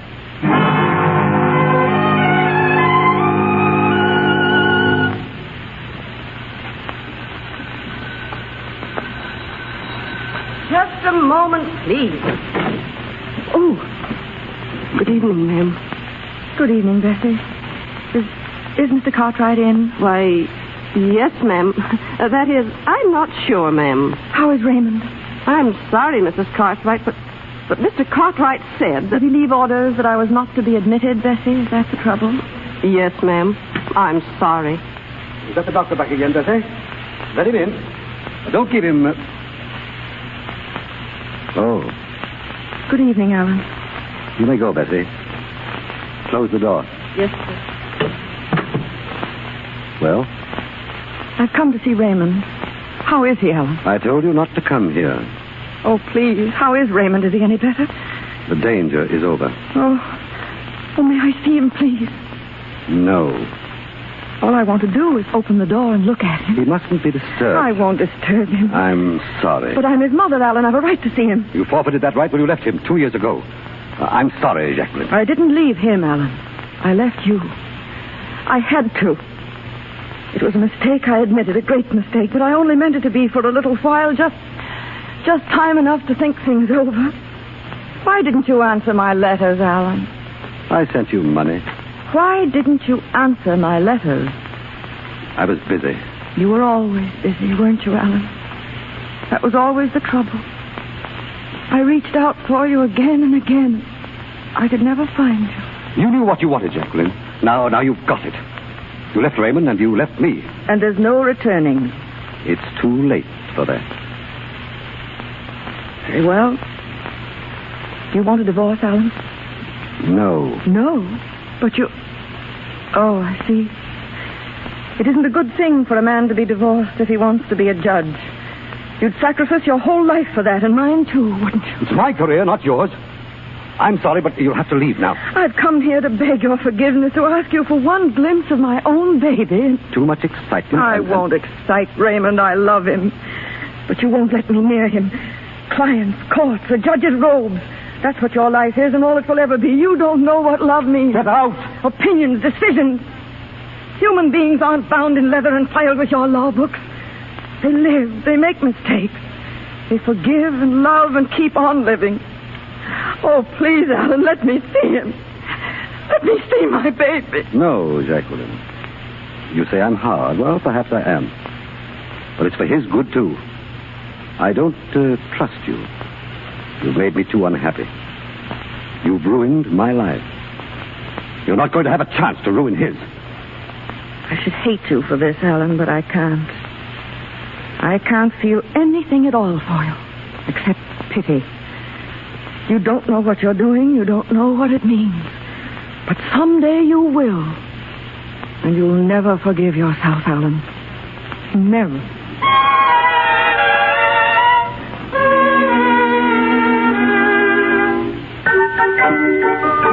There. Now light the candles on the cake, Bessie. Hurry up. We'll surprise him. 10 candles. 10 years old today. It seems only yesterday he was a baby, Mr. Carter. Letter from Raymond, Alan? Yes, and listen to this. When my sophomore year's over, I'm planning to switch to pre-law. Pre-law, Perry. What do you think of that?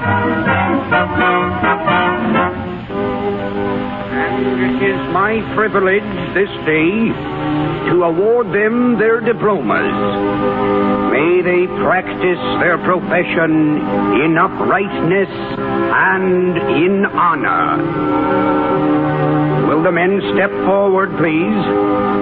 Albert Ainsworth, John Butler, Howard Bridges, Raymond Cartwright, James Carvell, Gerald Crandall. Albert Ainsworth, John Butler, Howard Bridges, Raymond Cartwright. There you are, Dad. My name in the newspaper. I see it, son. Yeah, you can just about see it, yes. It's pretty small print, isn't it? Well, it'll be larger someday. No, not as large as yours, I'll bet. But did you see that story on the record this morning? Alan Cartwright sworn into the state Supreme Court. Well, I got a real kick out of that. Yeah, so did I. You've been working for it long enough. All my life, son. Now it's here. Well, you must feel pretty good. Yes, I suppose I do.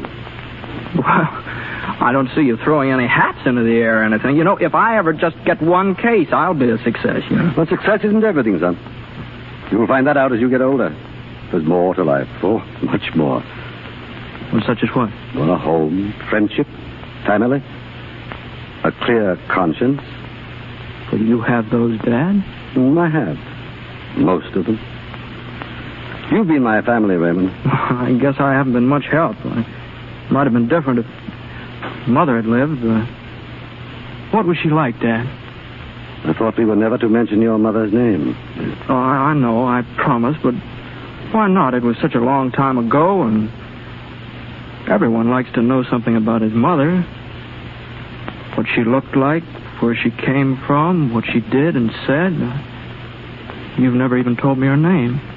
She died when you were 4. You were ill at the time. Where's she buried? What? Where's Mother buried? Oh, a long way from here, Raymond. I'll take you there someday. What was her name, Dad? Jacqueline. Jacqueline. That's a beautiful name. She must have been beautiful.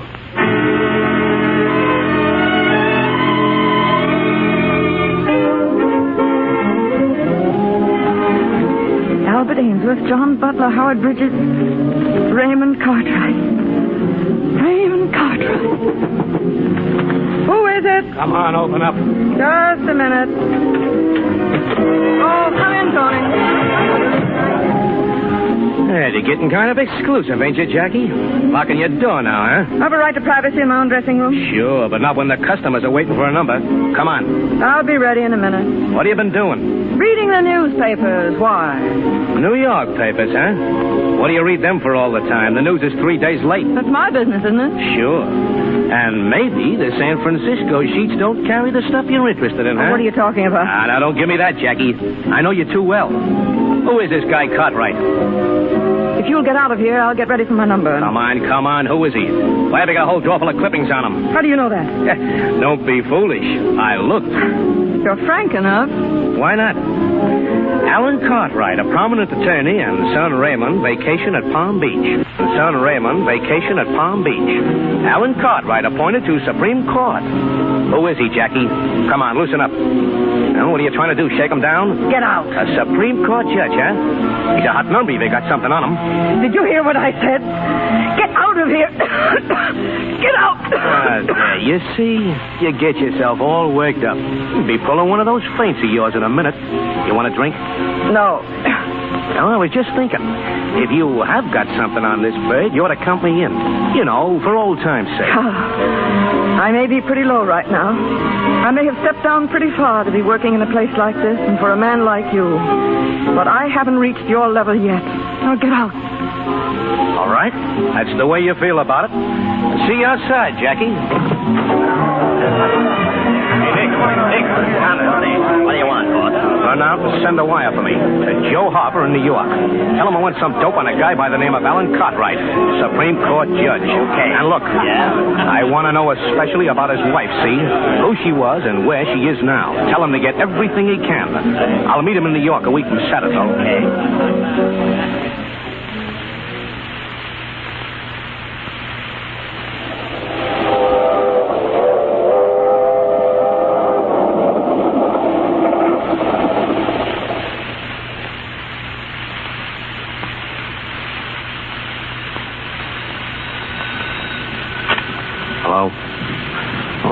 Joe. Yep. Yeah, I got the stuff you left here. Oh, it's swell. Just what I wanted. No, I can't see you now, Joe. Come around to the hotel tomorrow. So long. Who is it? Hello, Tony. Well, if it isn't Jackie. How are you, Jackie? All right. I didn't expect to see you here. Well, they told me you'd gone to New York, so I followed you. Yeah? What for? Just to make sure you didn't try anything that might get you into trouble. Thanks, but I don't need any advice from you, see? I got everything I need, Jackie, and it's a swell story. Is it? You see, I know who you are and who your husband is, and your son, too. And what are you planning to do with that information? I'm going to do with it what you didn't have the nerve to do. I'm going to use it. To blackmail him? Oh, no. I'm just going to tell him where his wife is and what she is. Oh, no, you're not. No? And who's going to stop me? I am. You're not going to ruin my son's career, Tony. I'm not the type to stand by and see you wreck his life. Yeah? Well, what do you think you're going to do about it? It's very simple. Huh? Put that gun down. You don't scare me. I'm not trying to scare you. You know where you'll land, don't you? That doesn't worry me. I can't last much longer anyway, so I've got nothing to lose. You have. Sure. Sure, about $10,000 if I let you bluff me out of it, but you can't, see? Because I'm going to see him right now, tonight. I'm not bluffing. I mean it. Stay away from my husband. Get out of my way. I'm warning you. Stay away from my husband. I'll show you what I think of you and your warnings. Don't open that door. Well, why don't you shoot? Stay away from that door, I tell you. So long, bluffer. What's the matter? What's happened? In there. She's in that room. I heard her. What's going on up here? She's killed him. Grab that woman. I'll get the police. Come here, you. Take your hands off me. I didn't. I'm not trying to escape. I killed him.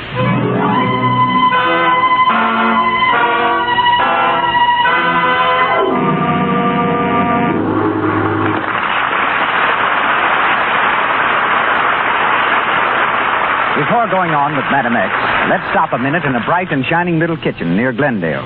Brother Bob is staying overnight with Walter and Sally. Walter has just gone out to put the car up. Sally is about to do the dishes while Bob leans against the cupboard near the door. Oh, Lux Flakes. So you use Lux for dishes, too? Indeed I do. No dishpan hands for me. Yeah, that's what Kay says, too. And she ought to know. Remember how she complained last winter about dishwashing making her hands sore? You bet I do. Just about the time you came out here for a visit. Honestly, I didn't believe a girl's hands could look so rough and red. All split around the nails, too. And all because she was using a harsh soap for dishes. Trying to save money, she said. Well, I got her to change to Lux. Honestly, it was almost unbelievable how much better her hands looked in just the short time I was there. She says she finds Lux isn't at all expensive. She sure is proud of her hands now. But I didn't know she had you to thank for it. Not me. It's the makers of Lux she should thank. Lux hasn't any harmful alkali, you know. It gets the dishes clean in no time at all. Look, I'm practically through already, thanks to... To me, as inspiration. But most of all, to Lux. Once again, Mr. DeMille. Anne Harding, James Stewart, and Conway Turl continue in Madam X.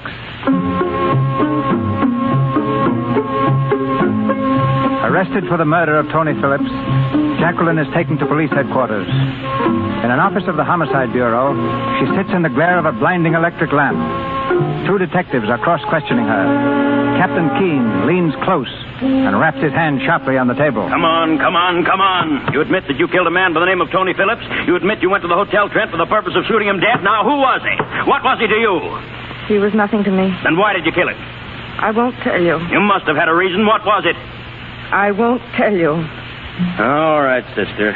But you're making it a lot tougher for yourself. You know that, don't you? You know what'll happen to you, don't you? Yes.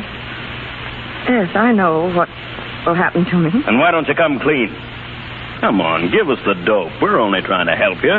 I have nothing to say. You're waiting for your lawyer, is that it? I've no lawyer. But you're going to have one. No. No use, Chief. Better send her back till we get a chance to work on this thing. Wait a minute, Murphy. I'm going to give you one more chance, sister. I won't ask you who the man was. I won't ask you why you shot him. All I want to know is one thing. Who are you? What's your name? Where do you come from? Come on. What's your name? You can tell us that, can't you? What's your name? Who are you? All right, Murphy. Send her back. Flynn? Yes, sir. Take her back to her cell. This way, sister. Well, that was a nice waste of time. I don't see what you're so worried about, Chief. It's an open and shut case. She walked into a hotel room and drilled a guy.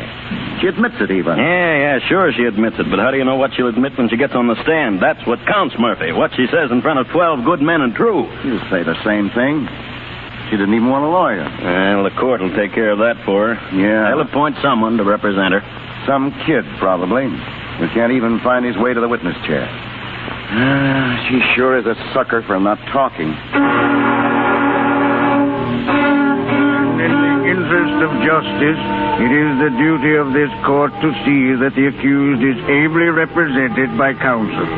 To that end, and to assure the accused of a just trial in accordance with the laws of this state, the court hereby appoints as counsel for the defendant, Raymond Cartwright. Hello, Dad. Well, come in, Raymond. Well, I've got it. Got what? My first big case. Look me over. Good boy. Well, the first one's always the hardest, you know. Yeah, don't I know it. Of course, there's not much glory attached to this one. It's one of those assignments. Oh, well, it's a start, Raymond. Well, that's the way I look at it. Criminal case, I suppose. Yeah, she's charged with murder. Oh, a woman, eh? Mm-hmm. Any evidence? Well, that's the whole trouble, you know. It's all evidence. She admits everything. She won't talk about it. Won't even give her name. Oh, yes. I think I read something about it in the papers this morning. What is it the reporters are calling her? Yeah, trust them to give it a name. They're calling her Madam X. That's it, yeah. Well, they've handed you a nice one for your first case. How are you handling it? Well, I haven't decided that yet.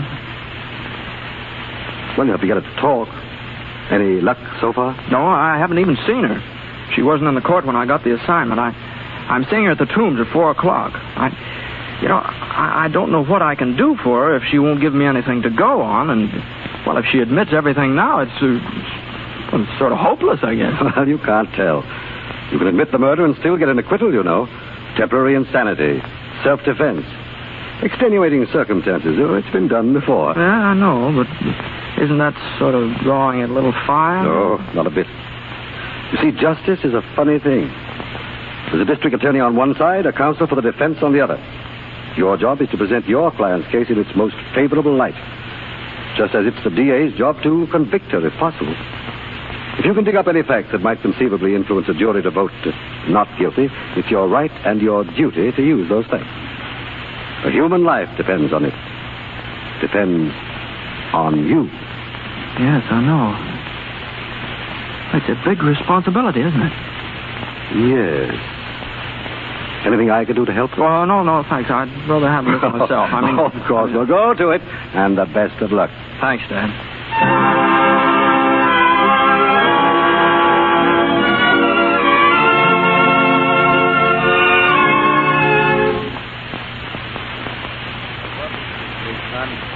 You can make her talk. You're a better man than the whole homicide squad. How long has she been in here? 10 days. She ought to come to trial pretty soon. No use in delaying on these open and shut cases. Have you questioned her since you brought her in? Every day. She won't talk. She won't even eat. She just sits there and stares at you. It's enough to give a man the creeps. She still won't give her name, huh? No. She says her name is Williams. Laura Williams. But she admits it's a phony. It's only for the records. Here we are. You've got a visitor, sister. Go ahead, son. Thanks. I'd like to see her alone, of course. Sure. I'll be at the end of the corridor. Just yell when you want me. How do you do? What do you want with me? If you've been sent here to question me, you're wasting your time. I've nothing to say. I've told them that. Oh, no, I'm not an officer. I'm your attorney. I told them I didn't want an attorney. No, but you have to have someone to plead your case. You see, that's the law. I was appointed by the judge. Well, if I'm to represent you, I've got to know something about you. Who you are, where you came from. You'll tell me that, won't you? My name is Laura Williams. No, but that's not your real name. They asked me my name for the records. I told them my name was Laura Williams. That's all I have to say. But That's all I have to say. Well, you're not being very fair. You're not being fair to yourself or to me either. You? Yes, You see, this is my first case. Oh. That doesn't sound very encouraging, does it? But I think I can help you. That is, if you'll just give me the chance. Now, I did want to make a showing on this. And so if you don't want to do it for yourself, perhaps you'd be willing to help me. You're very young, aren't you? Oh, I'm 24. 24. I had a son. He'd be 24 now, too. And he's just... Then he's alive. I didn't say that. I'm sorry. I know it hurts to be reminded when you've lost someone near to you. Have you ever lost anyone? Yes, my mother. How? Oh, she died some time ago. Oh. But we were speaking of your son. Now, he's still alive. I'd rather not talk about it. Has he anything to do with the man that was shot? No. Oh, let me alone. Please, just let me alone. But I've got to defend you. I don't want to be defended. I killed that man. I walked into his room at the Hotel Trent and I shot him. Is there anything more to be said? I'm perfectly willing to pay for what I did. But don't you see, there may be no reason why you should pay. That's all I'm trying to find out, just what the motive was. You see, you might have had a good reason to kill him. I did. Well, did he threaten you in any way? No. It wasn't self-defense then? No. Did he threaten anyone near to you? No. Your son, perhaps? No. Why do you keep bringing up my son? Well, it's the only thing I know about you. That you have or had a son. I'm just groping in the dark, that's all, trying to help you. You can't blame me for that. It's just my job. I'm sorry. I'm sorry, too, that this had to be your first case. But you mustn't take it too much to heart. Everything's against you. Nobody expects you to win.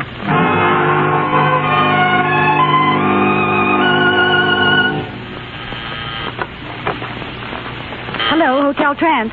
What name, please? Just a moment, please. Hello, room service? Hold on a minute. Hello, Hotel Trent. Yes, ma'am. What name, please? Oh, one moment, please. Excuse me. What do you want? The manager said I could speak to you for a minute. Yeah? Take my calls, will you, Francis? Okay. Well? My name is Raymond Cartwright. Are you the girl that was on the switchboard the night the man was shot in 518? Yeah, why? Now, I want you to think hard. Try to remember. Did he receive any calls that night? Yeah, he got a call about 8 o'clock. You're sure? Sure, it was a man called. I remember because it was just a couple of minutes before the fellow was shot. You didn't tell the police? Well, I didn't think it was important, was it? No, that's all right, that's all right. Now, look. When that man called, did he mention his name? Now, come on, think hard. Now, come on. Yeah.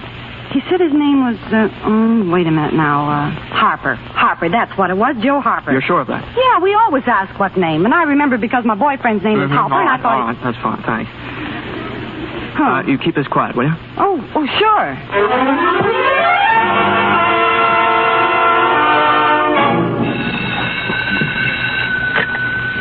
Hello? Yes? Well, what'd you find?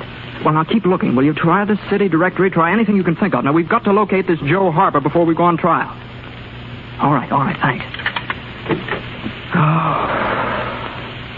Any luck, son? Nothing yet. If I could just get this man Harper, I might learn something. I've got 2 men working on it right now. Well, what about the woman? Have you asked her? She doesn't know him. If she does, she's not saying. I can't get her to talk about this case. She's just not interested. They brought her the notice of the trial. She didn't even read it. She doesn't even know my name, and I'm defending. Well, when do you go to trial? Thursday morning. Doesn't leave you much time, does it? I tried to postpone and couldn't get it.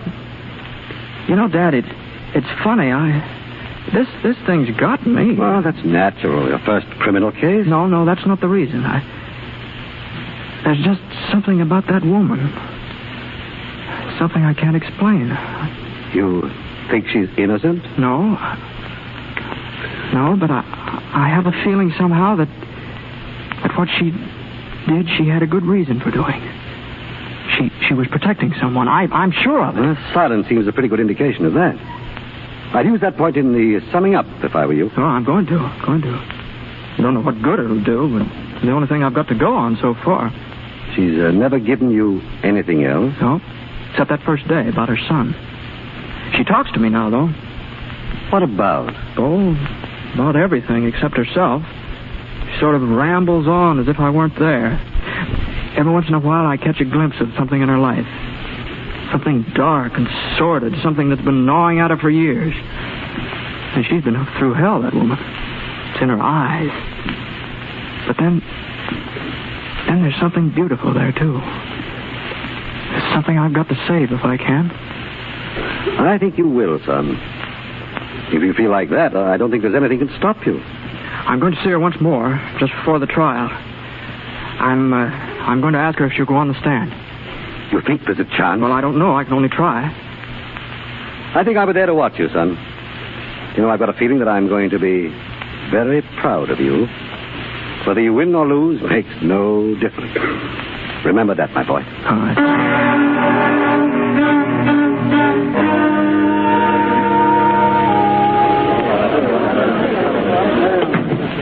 They'll be ready for us in just a few minutes. We're just waiting for the judge. You feel all right? I'm all right. I just wish it were over, that's all.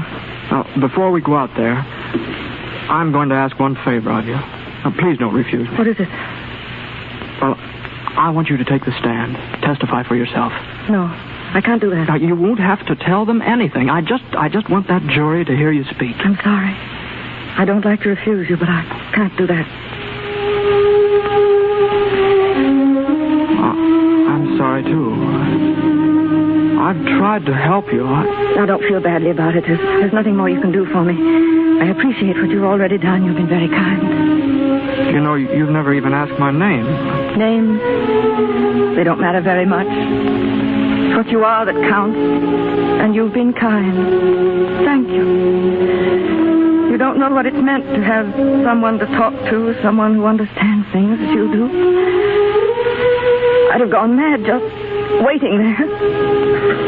Tell me, haven't you any friends at all? Oh, I did have once. I think I had everything that a woman could ask for. But I made one mistake, and I threw it all away. And it's so easy to keep on making mistakes once you've started. There's no turning back then. You just go on, step by step, always a little lower, till at last there's nothing left but memories and bitterness, and an ache in your heart for what you might have been. They say time heals everything. I don't believe that. I've never been able to forget. I've never wanted to. That's why I'm glad it's over now. I'll find peace where I'm going. Peace and rest. And I need them so. Come in, please. Almost ready. All right, thank you. I'll be right outside here when you want me, Mr. Cartwright. Cartwright! Is that your name? Oh, yes, I'm Raymond Cartwright. Oh, God! What is it? Well, why do you stare at me like that? You're going to defend me? Oh, yes, of course. Now, that's why I want you to go on the stand, just to tell them. You don't know what you're saying. You don't know what it means. What's the matter? Here, give me your hand. Now, get hold of yourself, please. It's all right. I'll be all right. Now.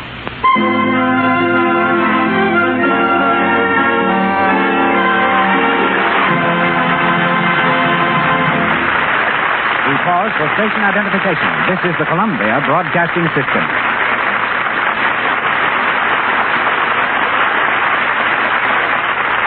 KMX, Los Angeles, the voice of Hollywood.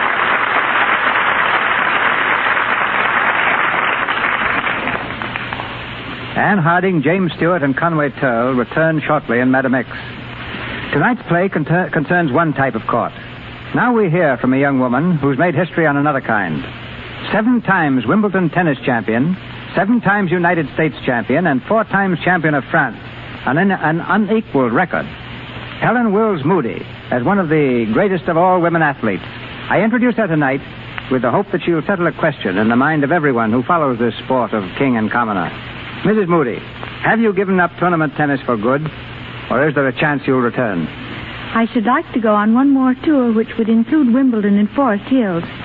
It's difficult, however, to leave home for such a long time as is required for the summer tournaments.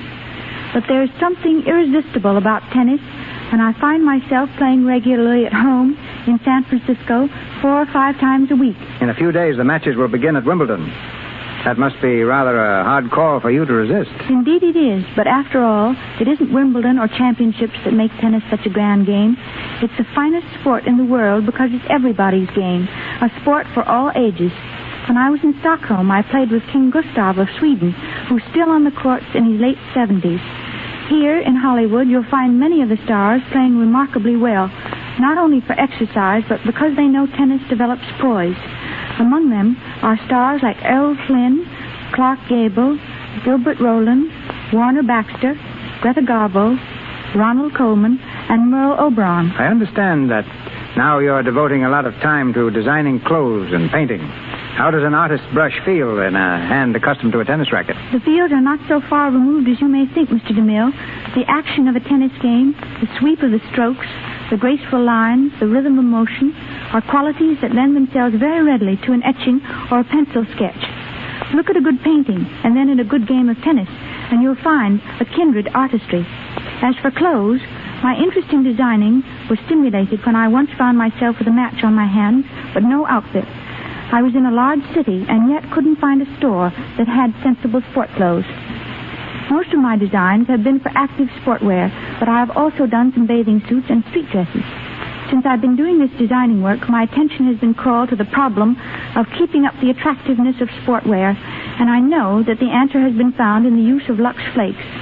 Sportwear lasts longer, looks better, and stays fresher when cared for with a splendid product responsible for this program. It's obvious, Mrs. Moody, that you believe in having a variety of interests. Yes, I believe if you have one main interest and a variety of lesser interests, it makes for greater happiness. In proof of which, I've also tried my hand at writing, and I've just completed a book. I've called it 15 to 30, because it deals not only with tennis, but with the experiences I've had and what I hope I've learned during those years. All my thanks, Mr. DeMille, for asking me to appear in the Lux Radio Theater. I'm sure you'll be a champion among authors, too. And now, back to the story of Madam X, starring Anne Harding and James Stewart with Conway Turl. The knowledge that our own son is to defend her seals Jacqueline's lips even tighter than before. We're in the courtroom, where the trial is almost ready to begin. In the enclosure near the judge's bench, Alan Cartwright sits at a long table. Beside him is his old friend, Dr. Chesney, who's come to hear Raymond plead his first case. Has Raymond any kind of a chance at all, Alan? Well, not on the facts alone, Perry. But he'll make a good showing. He's convinced in some manner that the crime was justifiable. He's got his heart in it. That's always a help. He's a little young to be swaying juries on sentiment alone. Well, we'll see. The court will please rise. The Court of General Sessions is now in order. The Honorable Gerald M. Darrett presiding. Be seated, please. The case of the people versus Laura Williams. There she is. She's just come in with Raymond. He looks worried. I hope he... Good God, Perry. What is it? That woman. Look at her. Who is she, Perry? It does look like... but she can't be, of course. It's Jacqueline. Jacqueline here in this court. On trial for murder. Sit down, Alan. I've got to speak to her. You can't do that, not now. Besides, you're not even certain that it is Jacqueline. Not certain. My God. Don't you think I know her face? Haven't I seen it every time I close my eyes for the last 20 years? Oh, that you can't do anything. It's too late, man. It's in Raymond's hand now. Her son. Her own son. And he doesn't know. There's nothing to be done now, Alan. Nothing. Here, sit down right over here and face the bench. Thank you. Feel better now? Yes. The state ready? Ready, Your Honor. Defendant ready? Ready, Your Honor. Proceed with the case, please. The state versus Laura Williams. The defendant is charged with the willful murder of one Tony Phillips. On the night of May 4th, 1937, it is charged that the defendant entered the hotel. And these, gentlemen of the jury, are the facts that the state will bring forward. By the defendant's own admission, she committed an act of murder. But the law of this state is such that we cannot force her to testify against herself. Therefore, the state will present its witnesses as rapidly as possible. Witnesses who were at the scene of the crime only a few seconds after its commission. The first witness, a woman who had the adjoining room, will swear to the... It was about 8 o'clock. I was alone in my room, and I heard a shot. I ran out into the hall, and I yelled... In the hall. I didn't hear the shot, but when I got out there were about 4 or 5 people standing around the door of room 518. They were banging on it. I ran up to the door and tried to find out... And there she was, standing over him with a gun in her hand. The gun was still smoking. She said, I killed him. I'm not trying to escape. I killed him. That's all she'd say. And then I went downstairs to find an officer. I came back to the room. And that, gentlemen, is the case as presented by the state. The counsel for the defense has shown no flaw in any of the testimony he's heard, nor has he offered to produce any witnesses to refute this testimony. Your Honor, gentlemen of the jury, the state rests. Now, please, we can't let it just go at that. You've got to speak. You've got to tell me. No, don't say any more. Don't try to defend me. Let them send the jury out now. It can't make any difference, Raymond. Why do you call me Raymond? I don't know. Well, you did it once before, too. I'm sorry. No, please. Please, but you say it as if it had some meaning to you. Do I? Will counsel for the defense present his case, please? No, don't say anything. Please, I've got to. Your Honor, gentlemen of the jury, you have just heard the state's case, and you have heard no denials by the defendant. The defense has no witnesses to present, and I am frank to admit that the defendant, in spite of my counsel, has repeatedly refused to take a stand on her own behalf. Now, this would seem to indicate that she has reason to be afraid, but we must look deeper than that. Now, this woman, gentlemen, whom you see before you, has admitted her guilt openly. She has nothing to lose by testifying. On the contrary, she has only to gain by it. But still she refuses. Now, there must be some reason for this. And from my conversations with her before this trial opened, I am firmly convinced that she is keeping silent for one purpose, and for one purpose only: to protect and shield someone near to her. Someone she loves.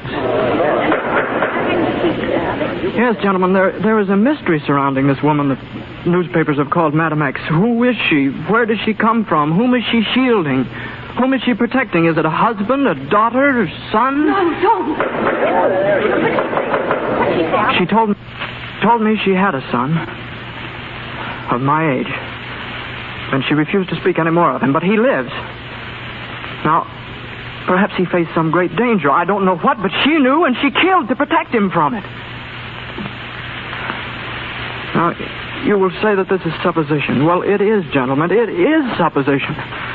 But our law states that where there is a reasonable doubt of guilt, the defendant must be deemed innocent. Well, there is doubt here.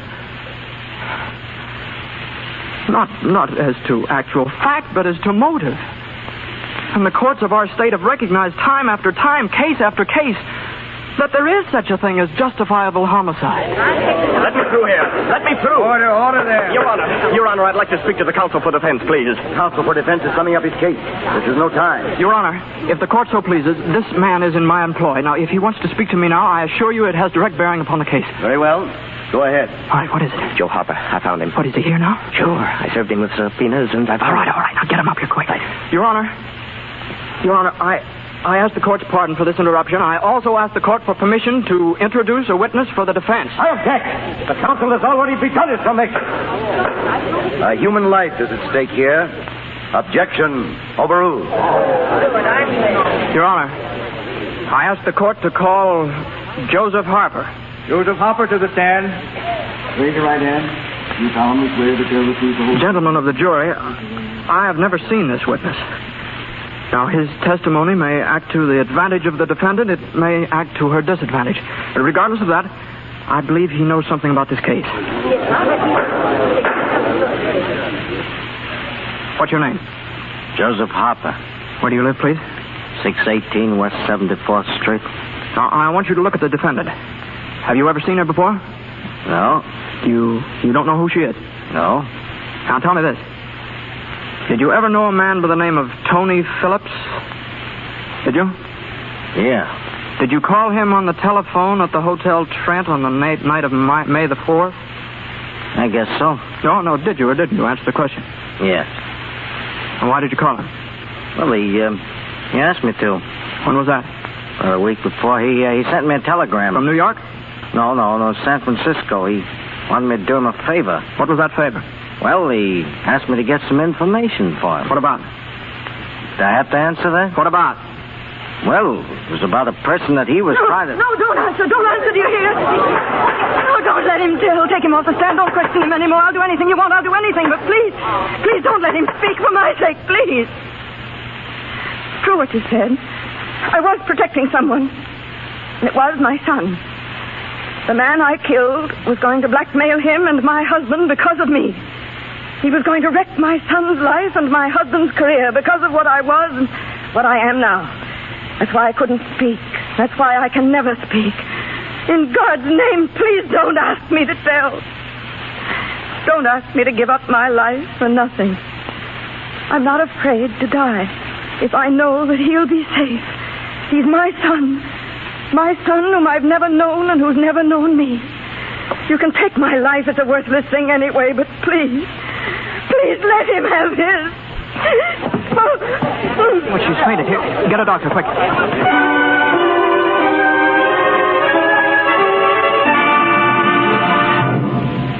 How is she, Petty? Has she come around yet? Not quite. She's in pretty bad shape, Alan. Where's Raymond? I asked him to wait in the corridor. Did you tell him about Jacqueline? Yes. It wasn't easy, Petty. How did he take it? He wanted to come in to see her. I made him wait for the jury to come back. He'll get an acquittal. It's almost sure. I wonder how much good it will do, Alan. What do you mean? Oh. She's coming too.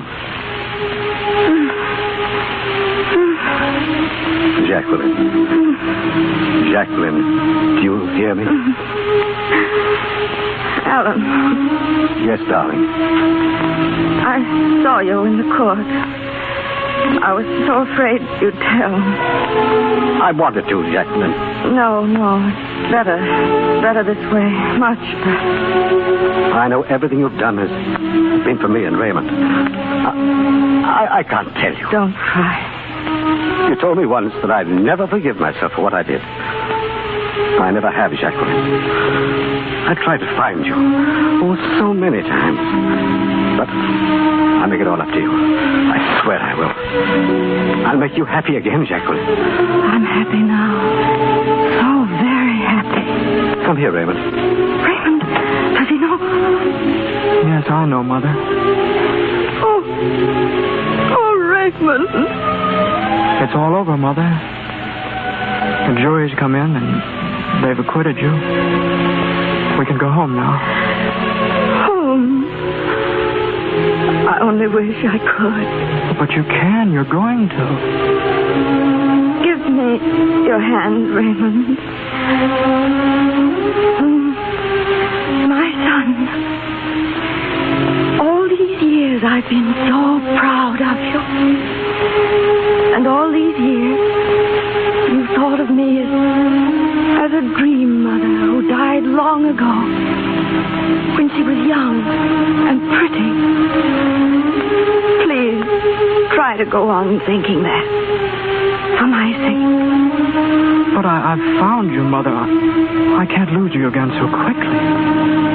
That isn't in our hands, Raymond. I don't know what you mean. Now, you mustn't be sad. And you mustn't think too much about me. Because I'm not sad. I'm happy, Raymond. Happier than I've ever been in all my life. Mother? Mother? Dr. Chesney, what is it? We found her. Too late, my boy.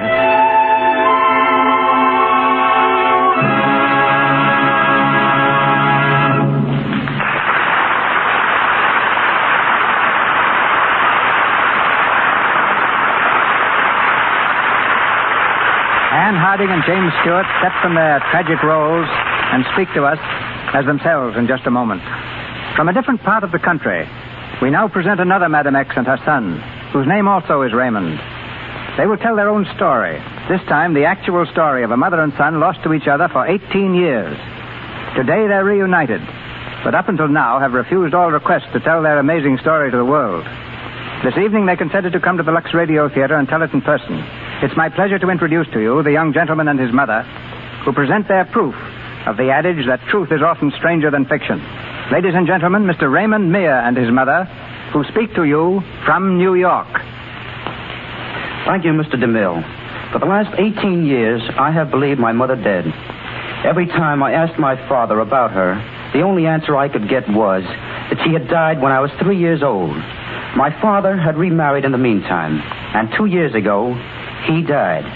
A year and a half ago, I got a job ushering at the Paramount here in New York, where I am now assistant chief usher. 2 months ago, on my day off, I was in the neighborhood and happened to stop in at the theater, and there I was handed a message. It was sent by my stepmother, and all it said was, "Your mother is in town and wants to speak to you." I have read stories like that, and I have seen such things happen in the movies. Madam X is one, I remember. But I never thought it would happen to me. But you had known, hadn't you, Mother, that someday it would happen? Yes, Raymond. I just knew that you were alive, and even if I couldn't find you, I could hope I might someday. Do you know why my father would never let you see me? He had his ideas of how to bring you up, and I had mine. We couldn't agree. We separated, and he traveled a great deal, and once he took you with him. I never saw you again. But, Raymond, you tell the story. All right. I'd rather just listen to you. All right. My mother tried every means to find me for 15 years, but she never could. Finally, 2 months ago, she did discover a clue to where I had been working. She went to that firm in New York, and as it turned out, the woman she interviewed there was my stepmother. Neither knew who the other was. My mother asked for me, and my stepmother, not knowing her, was very cautious at first. They took a liking to each other, and finally, my mother revealed her identity. Then my stepmother did the same. The whole story came out then, and convinced of the truth of it, my stepmother sent that message to me at the Paramount. I went to her office immediately, and she told me to go to a certain address where my mother was staying with friends. I went, and when I walked into the room and saw Mother, I thought I must be looking into a mirror. We looked so much alike. Raymond, I never even asked you. How did you feel when you first saw me? I don't really know. I was so stunned that I don't know whether I felt anything, really. I can't even remember what I said. And I'm not sure I know what you said, do you? No, I just remember. All of a sudden, I couldn't see you. I guess I was crying. Very soon after my mother and I were reunited, we began checking over places we had been, where we might have met. We discovered that 1 month before she found me, she had been in New York, and some friends insisted that she go to the movies with them. They went to the Paramount, and as my mother still says, it was very dark inside. Maybe you are the young man who took me to my seat. And now, Mother, I think it's time we said goodbye. From Hollywood, we send our thanks to Mr. Meir and his mother, and the hope that their newfound happiness will be with them always. Before Mr. DeMille brings Ann Harding and James Stewart back to the microphone, may I remind you that the Lux Radio Theater comes to you through the courtesy of the makers of Lux Flakes. The familiar blue box has a friendly place in most of the homes you know. These gentle flakes are made especially to safeguard fine silks and woolens. You'll find them kind to everything that is safe in clear water alone. Again, our producer, Mr. DeMille. Back to our microphone come Ann Harding and James Stewart, giving us, among other things, a chance to learn from Miss Harding her impressions of the stage and screen in England. Well, I'm afraid I'm hardly the right person to ask about English pictures, Mr. DeMille. I did make a picture in England, but an American produced it, an American directed it, and the cameraman was an American. Well, then how about the English stage, Miss Harding? Well, now, it isn't safe to start me on that subject. Playing on the English stage was a marvelous experience. Isn't it rather strange that George Bernard Shaw's play, Candida, wasn't given a major production in London for 37 years? In fact, not till you went over to star in it. Well, I could hardly believe it when they told me that. It was pretty exciting to find that it was such a success. What have you been doing, Mr. Stewart? When I left Hollywood a year ago, everyone was talking about that amazing young actor who lived with Henry Fonda, owned 30 cats, and played the accordion. We know Henry Fonda married, but what happened to the cats and the accordion? I don't know. Whatever attracted the cats in the first place, I don't know. They just seem to come around. They haven't caught up with me yet. Every night I play the accordion to sort of discourage them. Are the neighbors in sympathy? Well, I just asked them which they'd prefer, an accordion or a troop of 30 yowling cats. I guess it's the case of the lesser of two evils. What do they say to that? Well, sir, I hardly ever get a civil answer. But, Mr. DeMille, I meant to ask you about this. In case you need an accordion player for the Buccaneer, you remember Stewart's name? Thanks, Jimmy. But after all, even the pirate can endure just so much. Goodbye, Jimmy. You're a very remarkable fellow. Thank you, Miss Harding and Mr. Stewart. This is your announcer, ladies and gentlemen, Melville Ruick. Next week's Stars and Play will be told shortly by Mr. DeMille. James Stewart appeared through courtesy of Metro Goldwyn Mayer Studios, Mr. DeMille, Paramount, and Louis Silver's 20th Century Fox, where he was in charge of music for the new picture, This Is My Affair. Our play was based on John Raphael's adaptation of the original by Alexandre Besson. And here is Mr. DeMille. To the ever-popular Booth Tarkington, we're indebted for the story which comes to us next Monday night. A story whose suspense and delightful romance have ranked it as a classic of its kind ever since Richard Mansfield brought it to the stage many years ago. Its title, Monsieur Beaucaire. I'm especially pleased to announce that filling the title role will be one of the greatest artists of our time, Mr. Leslie Howard. And starring with him, Alyssa Landy.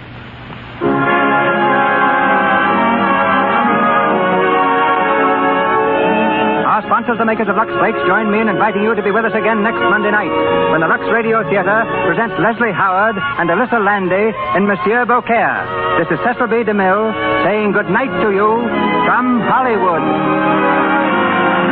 This is the Columbia Broadcasting System. KMX, the Columbia. CBS Radio Mystery Theater presents...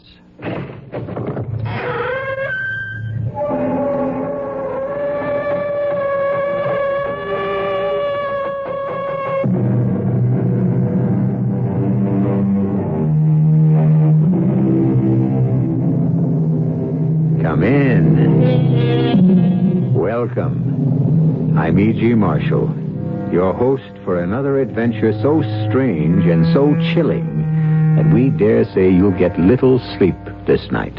At the moment, we're in a shabby little storefront studio near the waterfront of a large city. On the dusty window in hand-painted letters are the words, Caro, Reader and Advisor. Reader and Advisor, a comfort to thousands who believe in their powers, and a fraud to the thousands who laugh them off as ridiculous. Martha Hawthorne, however, is one of the thousands who believe, and at the moment, she is seeking help for a desperate situation. Well, Caro? It is in this bottle. Do not, under any circumstances, open it until the time comes. Until you are ready to use it. I understand. The effects are not always instantaneous. It takes a while. And it is sometimes unpredictable. I'll take those chances. The idea appeals to me so enormously. It's so perfect. Be careful, Mrs. Hawthorne. I must warn you. When the bottle is opened, be very, very careful.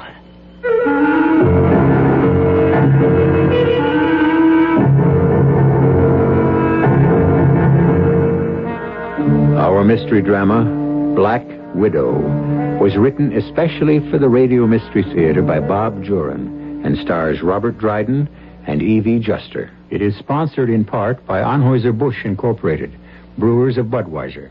I'll be back shortly with Act One.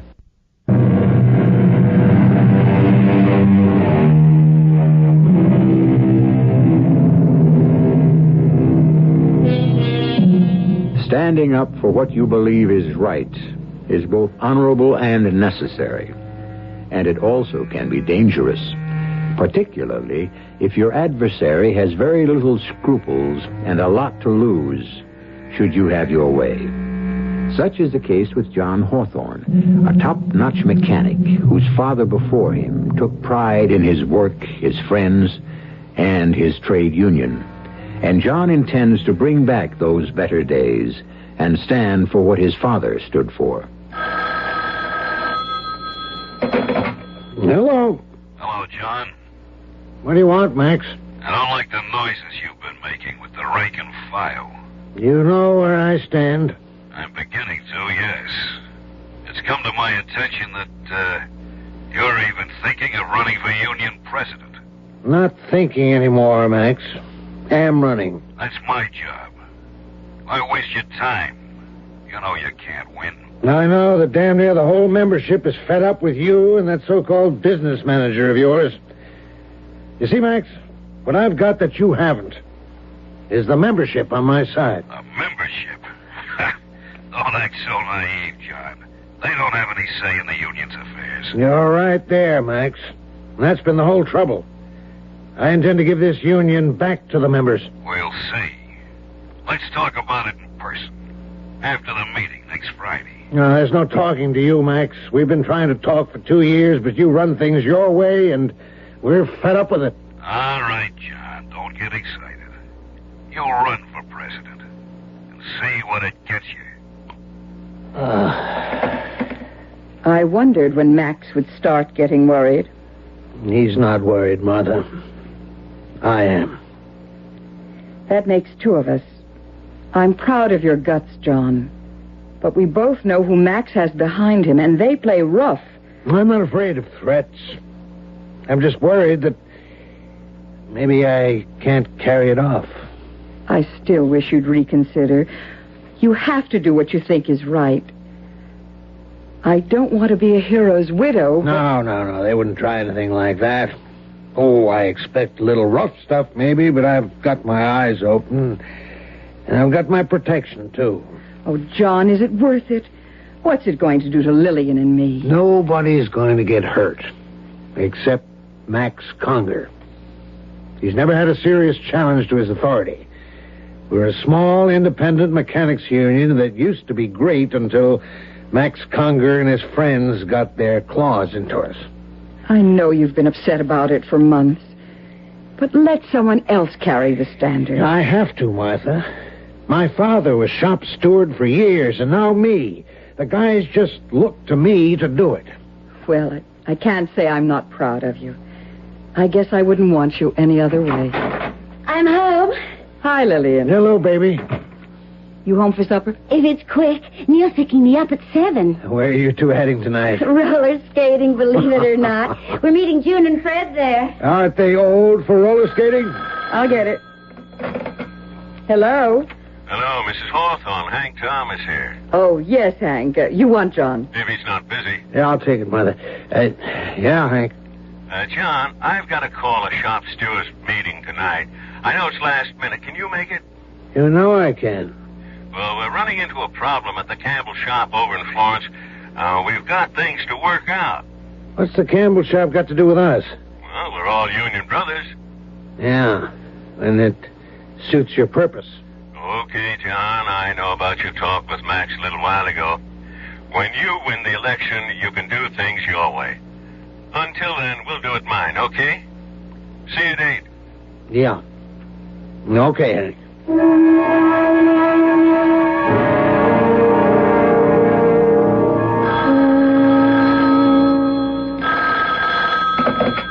Hello? Hello, Mrs. Hawthorne. Hank Thomas again. I hope John hasn't left yet. Oh, he did. About 10 minutes ago. Oh, too bad.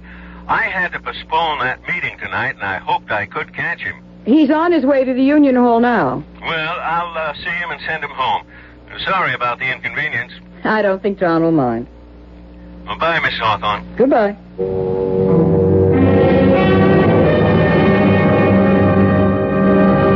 Good evening, Mrs. Hawthorne. Good evening, Caro. I'm sorry to bother you for a reading this late, but I'm terribly worried.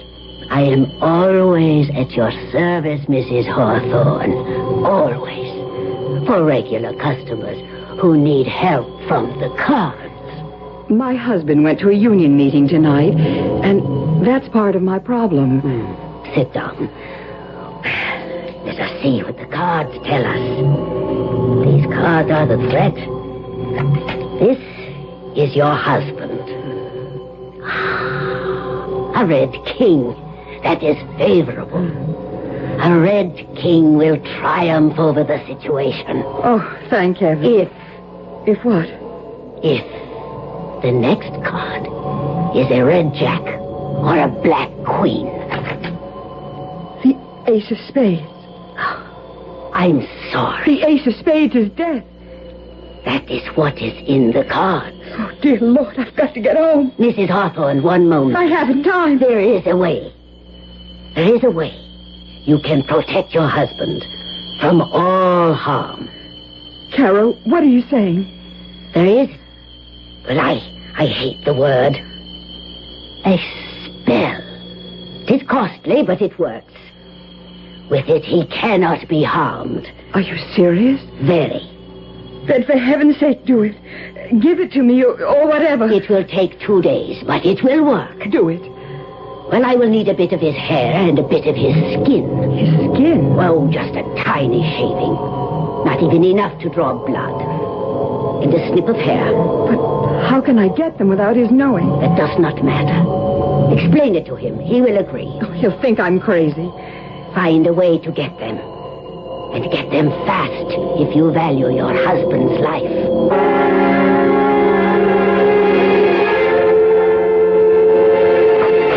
John? It's me, Mother. Oh, where'd Dad go? To a shop steward's meeting. But after he left, Hank Thomas called to say it was canceled. I thought your father would be home long before this. Oh, they probably went for a drink. They usually do. But the meeting was called off. I'm so... Mother, what is it? You're shaking. Lillian, your father's in danger. Oh, Mother, have you been seeing that Carol person again? I had to. I had to know what would happen with this union business. Oh, Dad can handle himself, and you know it. What did your advisor say? You mustn't tell anyone, Lillian. She's going to give me a spell to protect your father. A spell? I don't like seeing you this way. Believing something like this would work. Well, it's voodoo. Or worse. It's not going to protect Dad. It's making a wreck out of you. This union business is making a wreck out of me. If I can find a way to stop it, I will. Well, this isn't the way to stop it. With witches' spells and... John forgot his key. Not a word to him about this. Well, how was the... Oh. Miss Hawthorne? Yes?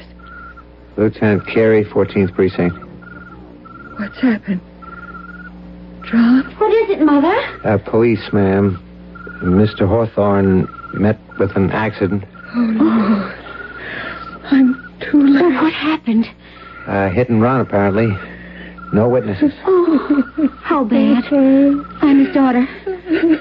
Fatal. I'm sorry. Will you come with me, please? Oh, Mother. I was too late. I was too late. Give us a minute, please. Oh, of course. I'll be outside. Mother, we have to go to police headquarters. He's dead. And I was too late. Mother, please. It's hard for us. We have to go.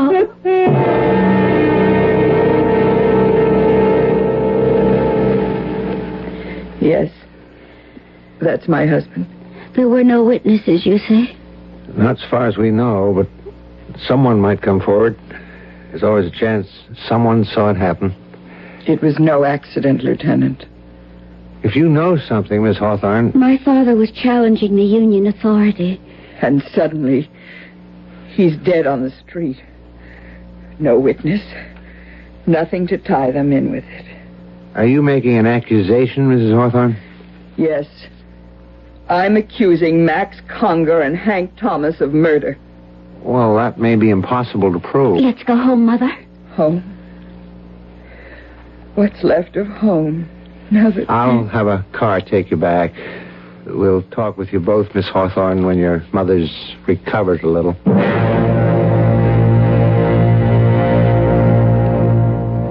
There's absolutely nothing to link those two men with this case, Miss Hawthorne.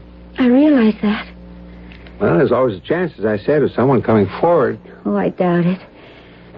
But it would take that, I'm afraid, to pull Mother out of her shock. Could I see her? Perhaps a different face. Of course. Don't be surprised if she just stares at you. But then she might respond. Follow me. Sure. You've had a doctor attend her, I'm sure. Oh, yes, almost every day. Apparently this happens frequently. He says medication might even make it worse, so he's just waiting for nature. In your mother's case, there's the bitterness. That makes it all the tougher. Mother? Mother? But she's gone. But I thought you said She hasn't left this room for a week. I talked to her here just an hour before you arrived. We were right downstairs. How could she get by without our seeing her? The back stairs. It's possible, but it's not probable. But where would she go? Now, I have to ask this. Did your father have a gun? No. Not that I know of. I've got to use your phone, and fast.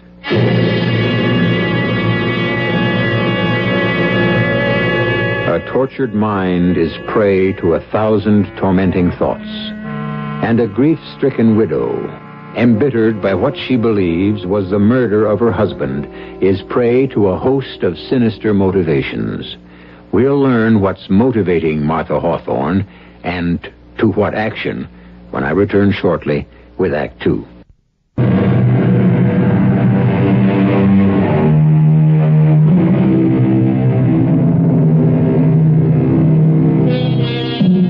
Martha Hawthorne has at last been motivated.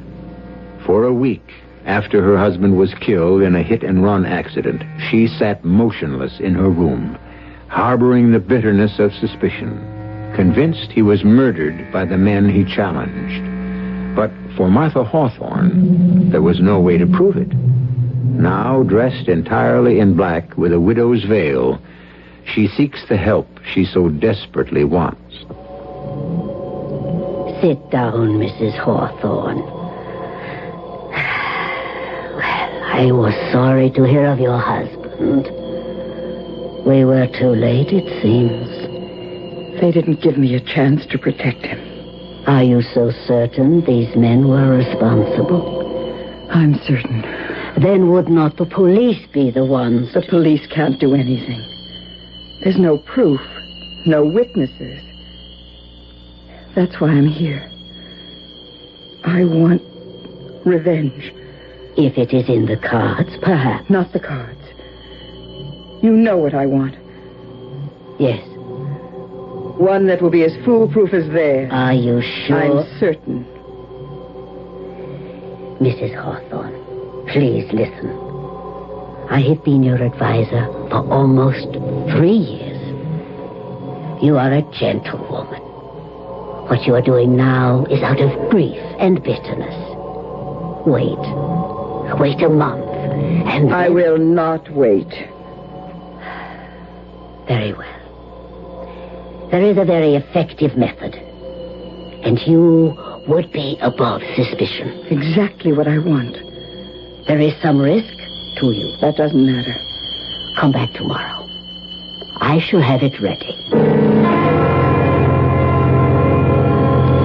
It is in this black bottle. Do not, under any circumstances, open it until the time comes. Until you are ready to use it. I understand. The effects are not instantaneous. It takes a while. And it is sometimes unpredictable. I'll take those chances. The idea appeals to me so enormously. It is so perfect. Be careful, Mrs. Hawthorne. I must warn you.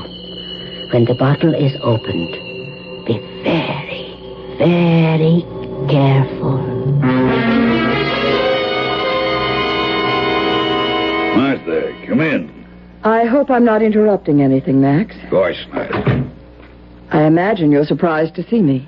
You're always welcome here, Martha. You know how I felt about John's death.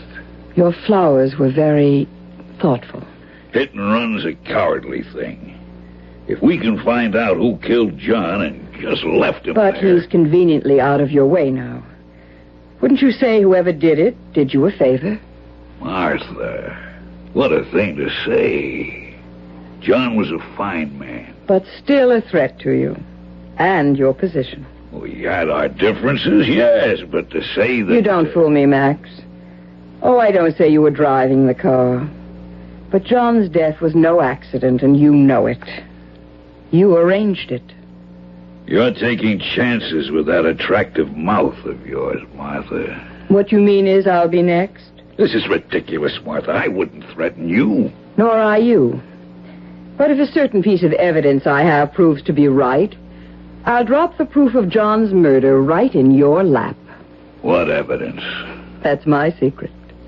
It's in my garage. You'd know it if you saw it. And it points right to you and Hank Thomas. I don't believe you. That doesn't concern me. I came here, Max, because I want you to know I'm not making wild accusations. When I can prove it, and I know I can, I'll do what's fair and right. Go ahead. You think you can tie me or Hank into this? Go ahead. You're going to be very sorry, though. Oh, no, I'm not, Max. You are. Martha.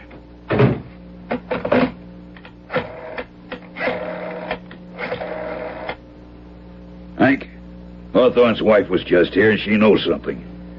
I thought you told me you made it clean. Well, something went wrong. Get in here. We gotta talk.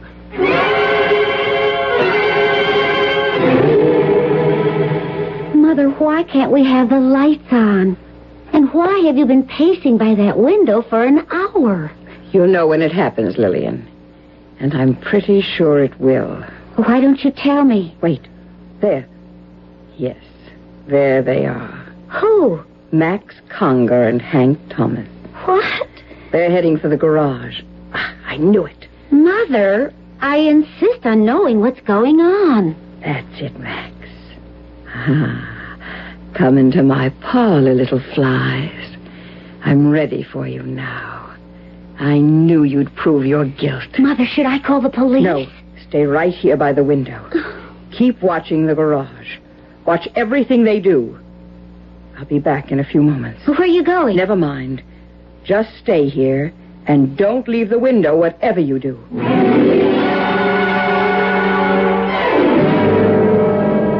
It is in this black bottle. Do not, under any circumstances, open it until the time comes. Until you are ready to use it. The effects are not instantaneous. It takes a while.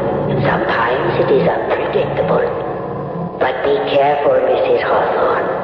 I must warn you, when the bottle is opened, be very, very careful.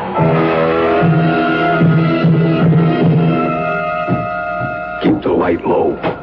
What are we looking for? I don't know, but she said I'd recognize it. She or the daughter's liable to see us. There's nobody home. I've been phoning for an hour. No lights in the house. Oh, damn. This is crazy, Max. How could she have any evidence? She's working on your nerves. How could she trace it to us? I don't know. And that's what worries me. Flash your light around, but keep it low. Early. Look at that. Yeah. Looks like a black widow. They're dangerous. Not if you don't touch him. See? He just sits there. It gives me the creeps. Let's get out of here. Not till I find what I came for. The spider's gone. Oh, look at everything. What stands out? I don't know, Max. But if you're not leaving, I am. Go then and leave me the light. Yeah. Wait. Look. That black widow spider again. It's right in front of the door. It won't attack. At least I don't think so. If you touch one by accident, that's when they fight back. Look at it, though. Takes little steps toward us. It's disappeared again. They don't like the light, I think. They head for dark corners. I got chills just looking at that thing. I'm getting out of here, Max. Okay. There's nothing here. Martha's bluffing. So, Mrs. Hawthorne, it was effective. Very. I'll need another one. Are you sure you want to continue this, Mrs. Hawthorne? Absolutely certain. Very well. I shall have another for you tomorrow.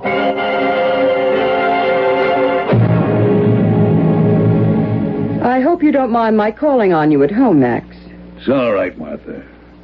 Come into the study. I've decided not to pursue this any longer, Max. I'm not sure I can make my evidence stick. Sit down, Martha. Let's be friends. John and I were. John hated your guts, and you know it. I know for certain that you and Hank killed John. But I'm giving up. You won't be seeing me again, Max. Well, if you want it that way, Martha. But my door is always open to you. Your courtesy doesn't impress me, Max. May I drive you home? No, thanks. It's a lovely night. Well, then, good night, Martha. Goodbye, Max.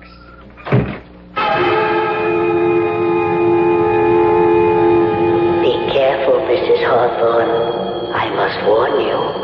When the bottle is opened, be very, very careful. I'll be careful. Here's to your health, Max.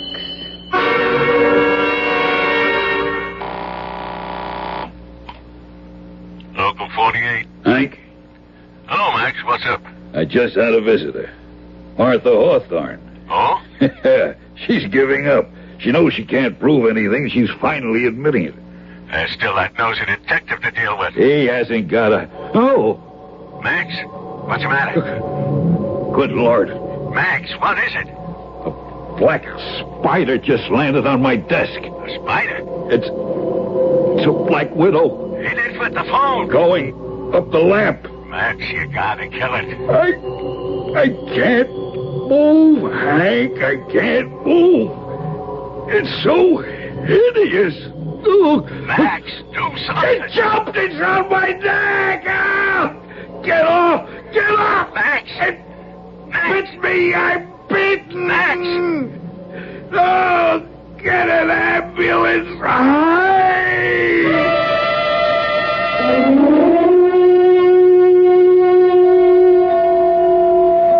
Mr. Thomas? Yeah. I'm Lieutenant Carey, 14th Precinct. I called on you after John Hawthorne's death. Yes, sir. I'd like some information. So would I. I want to know how Max is. Why don't they tell me?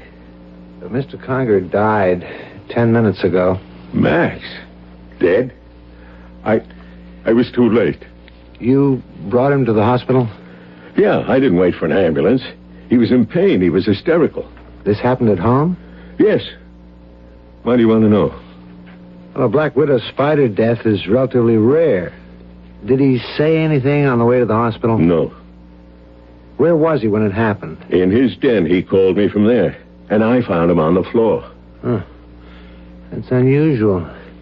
Black widows rarely come out like that. They generally stay in their dark corners. Well, this one didn't. It was awful hearing Max scream like that. I'll never forget it. Wait a minute, Lieutenant.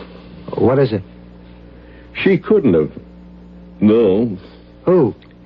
Martha Hawthorne. She visited Max last night. The hit-and-run victim's widow? Yes. Well, you think there's a connection? Well, it's crazy. It's wild. Mrs. Hawthorne accused Max and me of her husband's death. Yeah, I know. Last night she went to Max and told him she was, well, withdrawing the accusation. So? She was there. And then Max... Are you suggesting Mrs. Hawthorne brought a black widow spider into his home? It's impossible. But she was there. I'll have a talk with Mrs. Hawthorne. Since you say she was evidently the last person to see Max Conger alive. Back again, Mrs. Hawthorne. Well, I read of the man's death in the paper. You think me a murderer, Carol? No. I'm an executioner. That man killed my husband.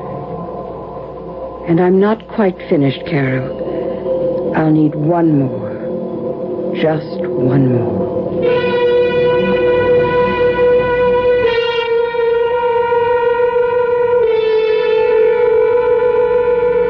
Martha Hawthorne is a determined woman, and she's chosen a unique method for disposing of her husband's killers.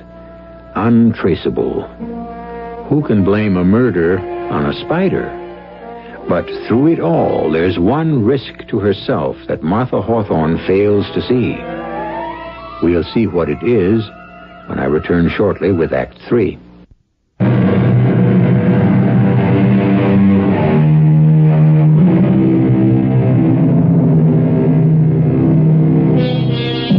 Will you walk into my parlor, said the spider to the fly.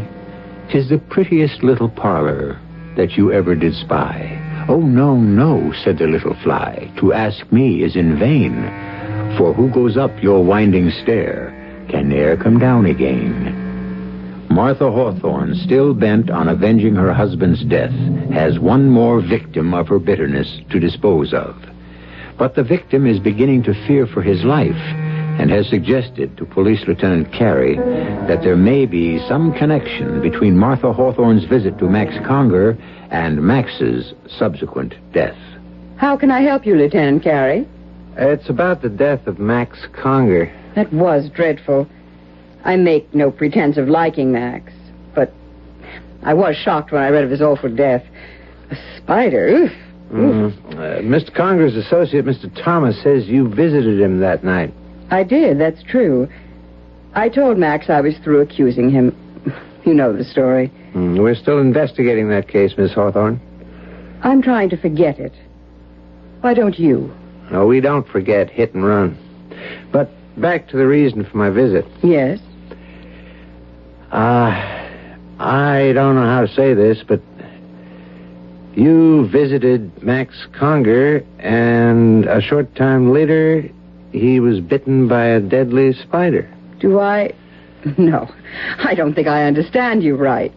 Are you suggesting that I had something to do with a spider biting Max Conger? Well, I know it's far-fetched, but we have to take Far-fetched? It's insane.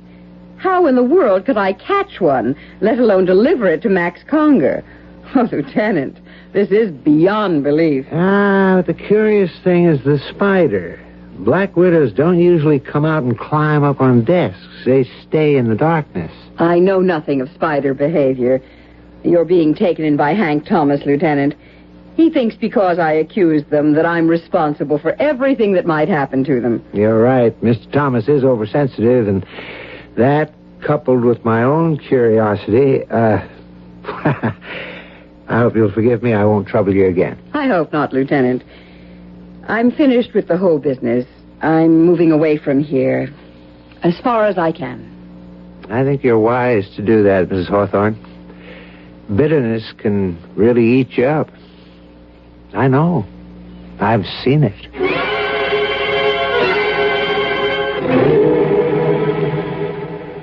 I don't care what you say, Lieutenant. I'm in danger. Now, Mr. Thomas, Mrs. Hawthorne can't possibly do you any harm. She did it to Max. Why are you so sure Mrs. Hawthorne is out to get you, as you put it? Well, she's a hysterical, bitter woman. And a threat to me. No, not Miss Hawthorne, Mr. Thomas. But someone is. What? The reason I'm pursuing this is because there is something strange. Two members of the same union meet with accidental deaths within 2 weeks of each other. There's no one sabotaging the union. John Hawthorne had an accident. His hysterical wife's making waves. Now, if you won't protect me from Martha, I'll set up my own defense. She told me she was forgetting the whole thing. Yeah, she told that to Max Conger. And look what happened to him. There's no way of... Not for you, maybe. But I know different. That spider was no accident. All right, I'll tell you what I'm going to do, Mr. Thomas. I'm going to post a guard at your home and your office. No one, including Mrs. Hawthorne, will be able to approach you. That makes me feel better. But I can't do it indefinitely. It's just until I can make heads or tails out of this whole thing. Good afternoon. I'd like to see Mr. Thomas. I'm sorry, no one's permitted in the office, ma'am. Why, a police guard. Has something happened to Mr. Thomas? Lieutenant Carey's orders. No one's allowed to see Mr. Thomas. He's all right, then. Yes, and Lieutenant Carey intends to keep him that way. But I don't understand. I've known Mr. Thomas for years. I'm Martha Hawthorne. Oh, yeah. Well, sorry, Mrs. Hawthorne, but he said you particularly were to be kept out. I'm very sorry for him. He must be living in terrible fear. Can you imagine anyone being afraid of me? Excuse me. Yes, sir? Oh, it's you. Where's my secretary? She's gone to lunch, sir. Well, when she gets back, I'm going home. Yes, sir. Hank, what's the trouble? Who's out there? It's me, Martha. Leave, Martha, now. Oh, Hank, please. Hank? Hank? What's he doing in there? You all right, Mr. Thomas? I'm all right. He's moving furniture against the door. Oh, no, it's pitiful to see someone so frightened. There's no danger, Mr. Thomas. Not anymore. I've got the door barricaded. I'll send her away. I'll leave now. There's no use. Mrs. Hawthorne's leaving now, sir. I feel sorry for him. I really do. So terribly sorry.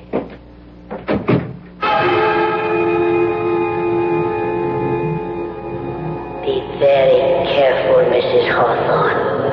I must warn you, when the bottle is open, be very, very careful. So Hank Thomas won't see me. Well, we'll see about that. And now here's to your health, Hank. Mr. Thomas, Mrs. Hawthorne's gone now. She really gone? Yes, sir. Okay, but don't let her back in. Not even in the outer office. Yes, sir. You send my secretary in when it... Mr. Thomas, what's the matter? Get it away. Get it away. Oh, Lord. Right. Get it out of here. I can't open the door. You've got the furniture against it. He's following me. If I can just force enough to... Get it off my back. It's on my neck. I can't get it off. Hold still. I'll get it. Good Lord, it's a Black Widow. Get it off. Get it off. Got it. I'll call an ambulance fast.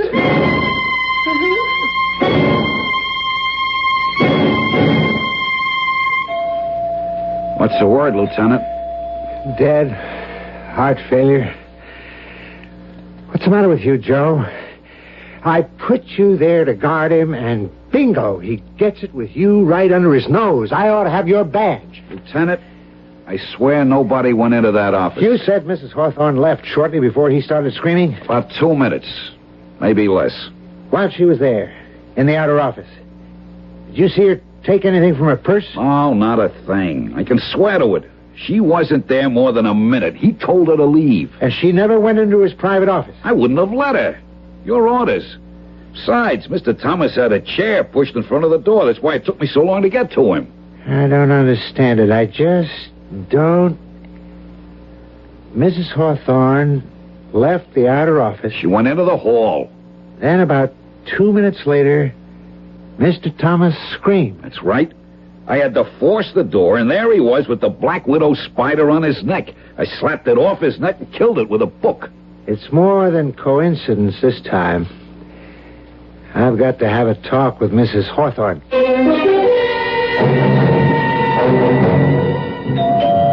Coming. Who is it? Lieutenant Carey. Oh, hello, Lieutenant. Miss Hawthorne, I must speak with your mother right away. Oh, she's not here. Did you know she visited Hank Thomas' office this afternoon? No. I got home at 6. Mother wasn't here and there wasn't any note. I just assumed she'd gone shopping or something. Hank Thomas died from a heart attack after being bitten by a Black Widow spider. Oh, my heavens, no. It happened minutes after your mother was there. From what I can learn from my guard, your mother never went near the private office. Well, then... But this right on top of Max Conger, it's just not coincidence anymore. The two men die in the same way shortly after your mother visited them. Oh, this is ghastly, Lieutenant. I just can't believe Mother... It is highly improbable, but how do you explain it? I don't know. Look, I'll tell Mother you want to see her the minute she gets home. I'd like to wait, if you don't mind. Very well. Come on in. I'll get us some coffee. It's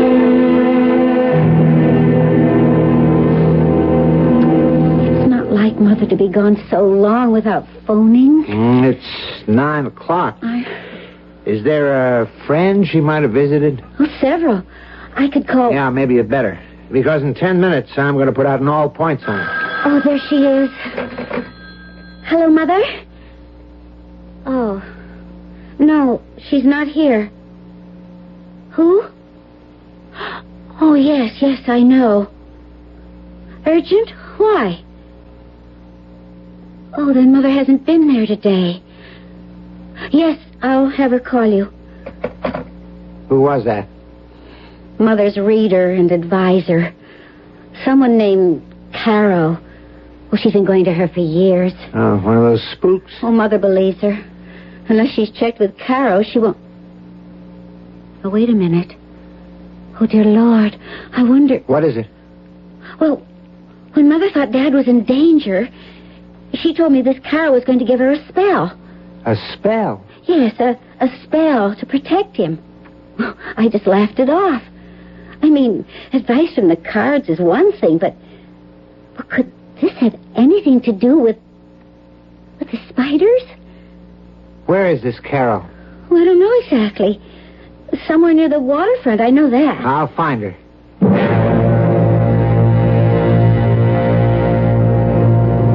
Welcome. What can Carol do for you? I'm Lieutenant Carey. Police? Now, don't get upset. Just a few questions. Mrs. John Hawthorne is a client of yours? Yes, for several years. But what is the trouble? Has something happened to Mrs. Hawthorne? No. But her daughter says you were going to give Miss Hawthorne a spell to protect her husband. Some believe. Some do not. Did Mrs. Hawthorne ask for another spell? Something involving spiders? Then you know. 2 men have died from black widow spider bites shortly after Mrs. Hawthorne visited them. When did the second man die? This afternoon.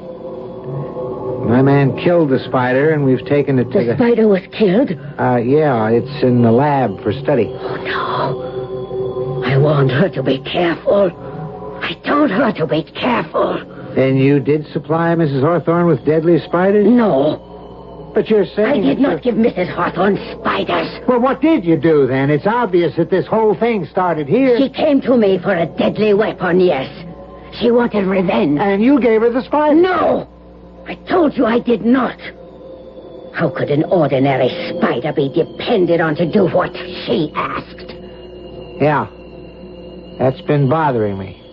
I gave Mrs. Hawthorne a potion. A potion? It was an elixir that caused certain changes in her appearance. Oh, it's a very old formula. Oh, dear God. The spider was killed.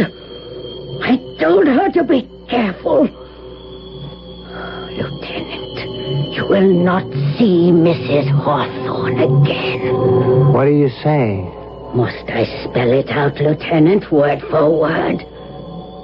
The potion, for a short period of time, actually turned Mrs. Hawthorne into a...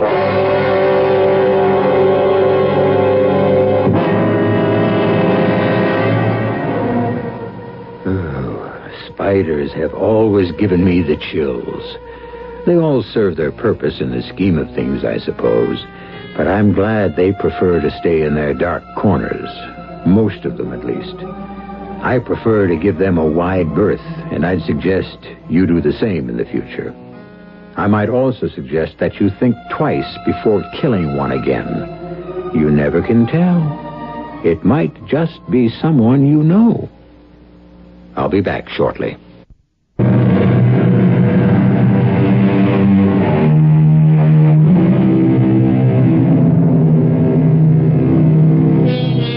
Well, perhaps you'll sleep tonight after all. Our story was pure fantasy, of course. No one can actually turn into a spider, no matter how potent the potion. But wouldn't it be fun? You wouldn't have to worry about the fuel shortage, the energy crisis, or inflation. Just where your next fly was coming from. It is fun to stretch our imaginations, though, isn't it? And that, of course, is what Radio Mystery Theater is all about. Our cast included Robert Dryden, Evie Juster, Hetty Galen, Jackson Beck, and Dan Ocko. The entire production was under the direction of Hyman Brown. This is E.G. Marshall inviting you to return to our Mystery Theater for another adventure in the macabre. Until next time, pleasant dreams.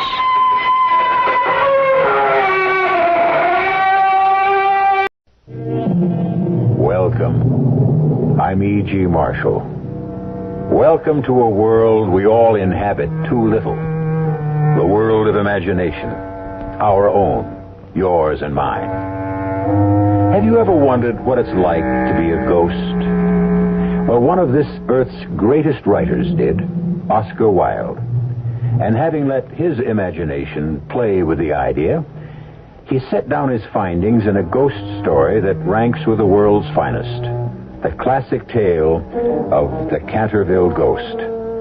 And if by chance you should think that a ghost's life is all wine and roses, why then listen to what went on one night at Canterville Castle. Blood! I must have blood. And when I say blood, I do not mean a drop or two. I mean gallons. Or am I not Gaunt Gibeon, the bloodsucker of Bexley Moor? Blood! Oh, give me blood! Blood, my foot! What you need is some oil for those rusty chains.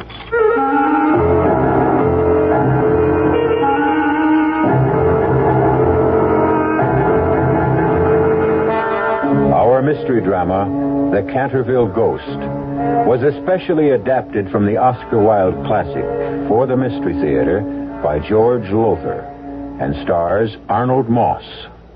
It is sponsored in part by Anheuser-Busch Incorporated, Brewers of Budweiser, and Buick Motor Division. I'll be back shortly with Act One. When you drink beer, do you tilt the glass for long, hearty swallows? Or just tip it and sip it? Well, sipping's the thing for wine. But Budweiser beer is a hearty drink, brewed for zest and character. The best way to enjoy Bud is to drink it. Not chug-a-lug, just man-sized beer drinker swallows. That's when that famous Budweiser taste, smoothness, and drinkability really come through.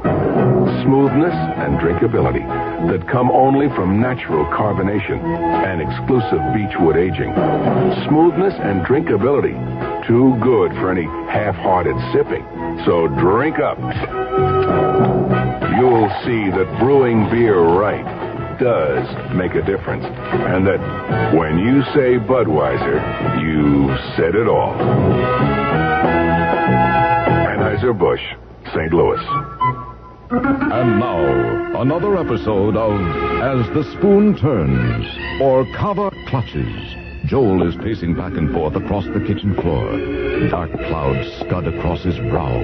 Nettie whimpers softly in a corner of the room. It's not just your coffee, Nettie. Oh. It's the last 12 years. Oh, whimper. Will Joel leave? Will Nettie switch to Kava, the only 90% acid-neutralized instant coffee on or in the market? Kava tastes plain good. It's not bitter. I think when they neutralized the acid in it, they sort of took those nasty sharp corners off the taste. Nettie? Joel? Nettie? Kava? Have a cup of kava.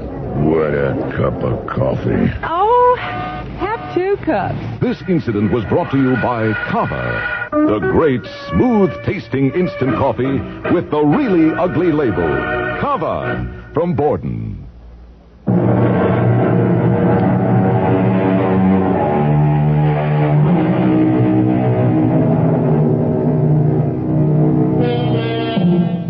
Our story takes place in Canterville Castle, ancestral home of the de Canterville family since the 15th century. You immediately assume, I have no doubt, that the castle is in England. Well, it isn't. It was, but it isn't anymore. For you see, that well-known multimillionaire Hiram Otis had it dismantled, stone by stone, transported to the United States, and re-erected, stone by stone, on his own estate in the Midwest. So it is that one fine afternoon, we find him, Hiram, and his wife Martha, and his lovely daughter Virginia, and Geoffrey de Canterville, her fiancé, in the newly restored library of the newly erected castle of the Cantervilles. Well, Mr. Otis, I hope you're satisfied with the job I've done. Canterville Castle re-erected, lock, stock, and barrel, even to the ancestral gardens which surround it. Well, the castle's okay, but I don't know about the gardens. The guy I hired to be the general manager when we opened the place as a tourist resort says the pool ought to be where you put the pine woods. But, Daddy, that's the exact area where the pine woods were, in England. Well, Ginny, dear, tourists won't know that. But that was part of the deal when Daddy bought the castle from Jeff and hired him to re-erect it here, that nothing would be changed. Well, business is business. If it'll be more convenient for tourists to have the pool where the pine woods are, yeah. Now, what's this? Well, you know what that is, Mr. Otis. It's the blood stain. That's the spot in front of the fireplace where Sir Simon de Canterville stabbed his wife to death way back in 1601. I told you I wanted it removed. And I told you it can't be removed. You got any Otis bathroom cleanser around, Jeff? Yes, of course, in the cleaning closet. You told me to stock it. Get a can of it. But, Mr. Otis, really... Otis bathroom cleanser is guaranteed to get rid of any stain. And it'll get rid of this one. Go on, give me a can of it. Good heavens, that vase! Oh, dear, it fell off the mantelpiece. No, it didn't fall off, Mrs. Otis. It was knocked off, I'd say, by Sir Simon de Canterville. The ghost? Yes, I'm afraid he doesn't like the idea of removing that bloodstain. However, I'll get the cleanser. Him and his ghost.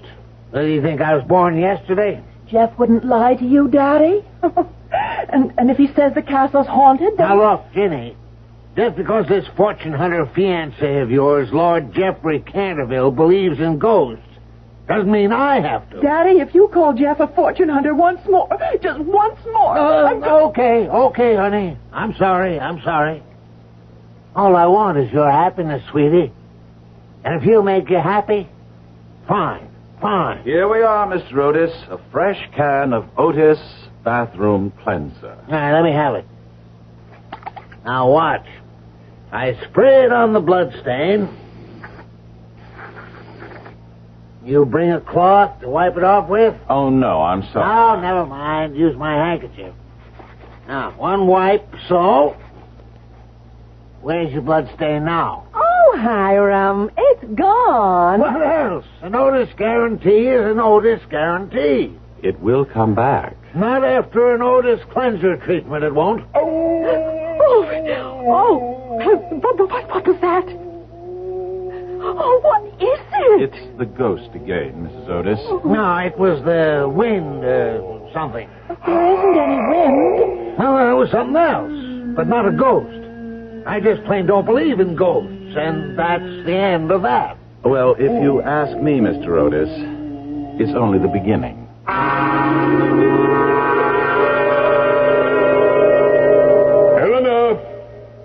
Eleanor! Oh, blast the woman, where is she? Here, Simon, dear. Here I am. Get the paint bucket. We have to repaint the stain. Again? I promise you, however often Mr. Hiram Otis erases my bloodstain... My bloodstain, dear. Oh, all right, yours. But you wouldn't have had it if it hadn't been for me. You do forgive me. Oh, my dear, I have forgiven you at least once every 100 years since it happened. I should not be here otherwise. And the least I can do is to see that your stay here remains peaceful by giving that barbarous American his comeuppance. Fear not, my dearest love. It is Sir Simon de Canterville, me, against Mr. Hiram Otis, him. And I truly believe there's little doubt as to the outcome of the battle.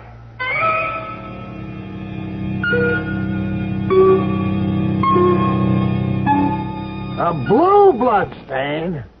What do you mean a blue bloodstain? Just what I say, Mr. Otis. The stain's reappeared, and this time it's blue, Daddy. Now, look, I don't know what you two are up to. Up to? For your information, the boss painter who's redecorating the upstairs bedrooms complained that somebody's stealing his paints. And you think that Jeff and I would... Who else? But why would you think that? Because the way I see it...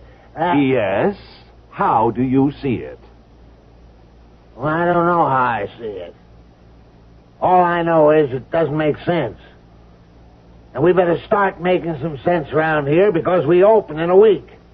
Now get rid of that stain. Once and for all, get rid of it.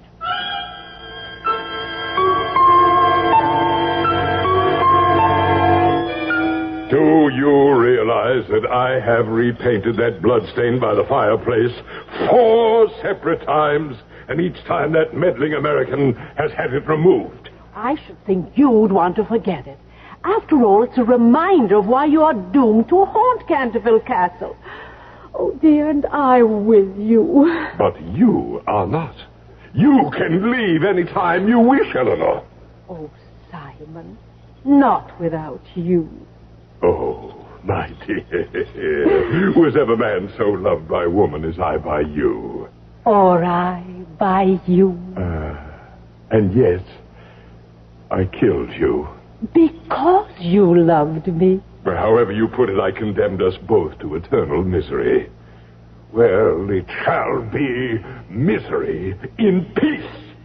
For nearly 400 years I've haunted Canterville Castle without hindrance. Yet what that vile upstart has put us through in the past 3 years, tearing down the castle around our heads, building it up again around our heads, and the noise, the noise. And now he means to turn it, my castle, into what they call a tourist attraction. Never! My dearest, what can you do? That beastly American must be driven out. And his family with him. I know. Let me see what I have in the way of grisly costumes. Yes. I think this should do the trick quite neatly. Which is it? Gaunt Gibeon, the bloodsucker of Bexley Moor. Oh, that's smashing.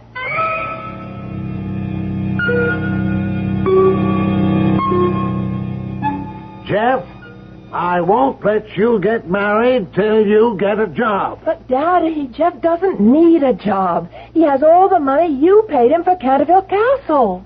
Have you? Have you, Jeff? You know I haven't, Mr. Otis. But obviously Ginny doesn't. You didn't tell her. Tell her what, Otis? Yes, what? Well, tell her. Ginny, I'm afraid that just about every cent your father paid for Canterville went to pay off back taxes, liens, mortgages, interest payments, and the Lord only knows what. Oh, Jeff. Well, don't you see, that's why I sold Canterville in the first place. I had to. I couldn't keep it up anymore. I had no choice. It was sell or lose everything. So you see, he's broke. Flat busted. Now, just a moment. I have the promise of a job, Mr. Otis, a top-flight architectural firm in New York. The promise of a job. Now, look, Jeff, there'll be no marriage until... What's that? I don't know. I'm afraid I do. It's the Canterville ghost. Ghost? Come on, Jeff. Come on now. Aren't these tricks of yours getting just a little childish? Now, Mr. Otis, believe me, this is no act. It's the real thing. Whenever the ghost moans like this, it means he's going to put in an appearance. And I've seen some of those appearances. Now, Mrs. Otis, Ginny, you'd better come with me. Oh, where to? Well, anywhere but here. I'm not afraid of the ghost myself. He's never done me any harm, but his appearance can be positively ghastly. And you'd better not see it, either of you. No, I'm staying here. What? I've been hoping to see him, Jeff. Hoping to see the ghost? Yes, Mother. Oh, somehow I have a feeling I won't be afraid of him. Don't ask me why. I can't explain the feeling. I just know I won't be. Of course you won't. Jeff lets you in on his little gag. But I suppose I'm to be scared to death, huh? Oh, but Daddy, there is a ghost. You've got to believe it. Look! Oh, what happened? Blood! I must have blood! He's got to be kidding. When I say blood, I do not mean a drop or two. I mean gallons. Or am I not Gaunt Gibeon, the bloodsucker of Bexley Moor? Blood! Blood, my foot. What you need is some oil for those rusty chains.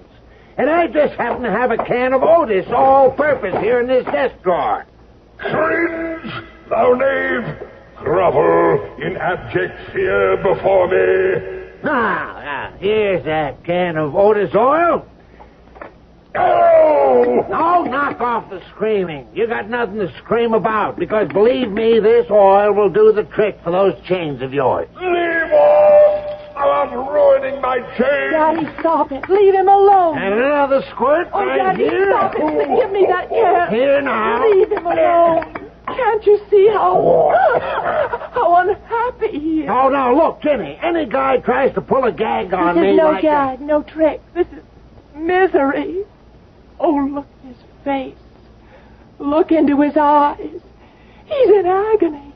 I've never felt so sorry for anyone in my life. You feel sorry for me? Oh, yes. Oh, yes. No one has felt sorry for me in over 370 years. I do. You frighten me. Oh, no, you can't be. You couldn't be. No. Not the golden girl. Oh, come on, you two. Stop it. Nice little act, but just a little creaky in spots. You clod! You lout! You poltroon! Is it thus you'd taunt a noble lord of Canterville? Hear me, then. I sought but to warn you hence by harrowing up your soul. But there's another way to be rid of you. Death. No, No, please, I beg you, don't kill him. Don't. For thine own sake, then, child, be warned and get thee hence. I am Simon of Canterville, am easy wrought into murderous rage. So be gone. Be gone, be gone. Do you believe now that he's a real ghost? I sure do. I guess we better do what he wants us to do, Otis. Let's leave the castle. Oh, no. Are you saying that you won't do You bet I am. I paid a fortune for this joint. I'd rather die than see that money go down the drain. Oh, no. I'll tear this damn castle down again, stone by stone, before he gets the satisfaction of seeing me run. You hear that, Buster? Stone by stone.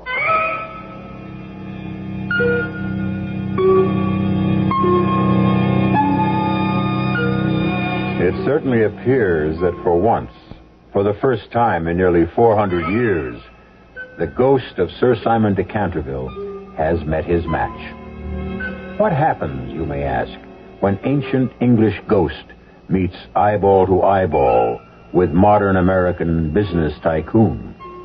We'll learn more when I return shortly with Act 2. Pardon me, miss. Can you tell me what happens this time of year? Rhubarb reaches its peak. Nope. Muskmelon reaches its peak? No. Does it in any way involve something reaching its peak? No, not really. Oh. What happens this time of year is that you can get a really outstanding deal on Buick's small but surprisingly elegant Apollo. And with what's happening to prices, you may never have a better chance to buy a Buick, huh? Hey, I know what happens. Yeah? The buzzards come back to Hinckley Ridge, Ohio. Oh. I hadn't thought of that. Oh, boy. Do I have a headache.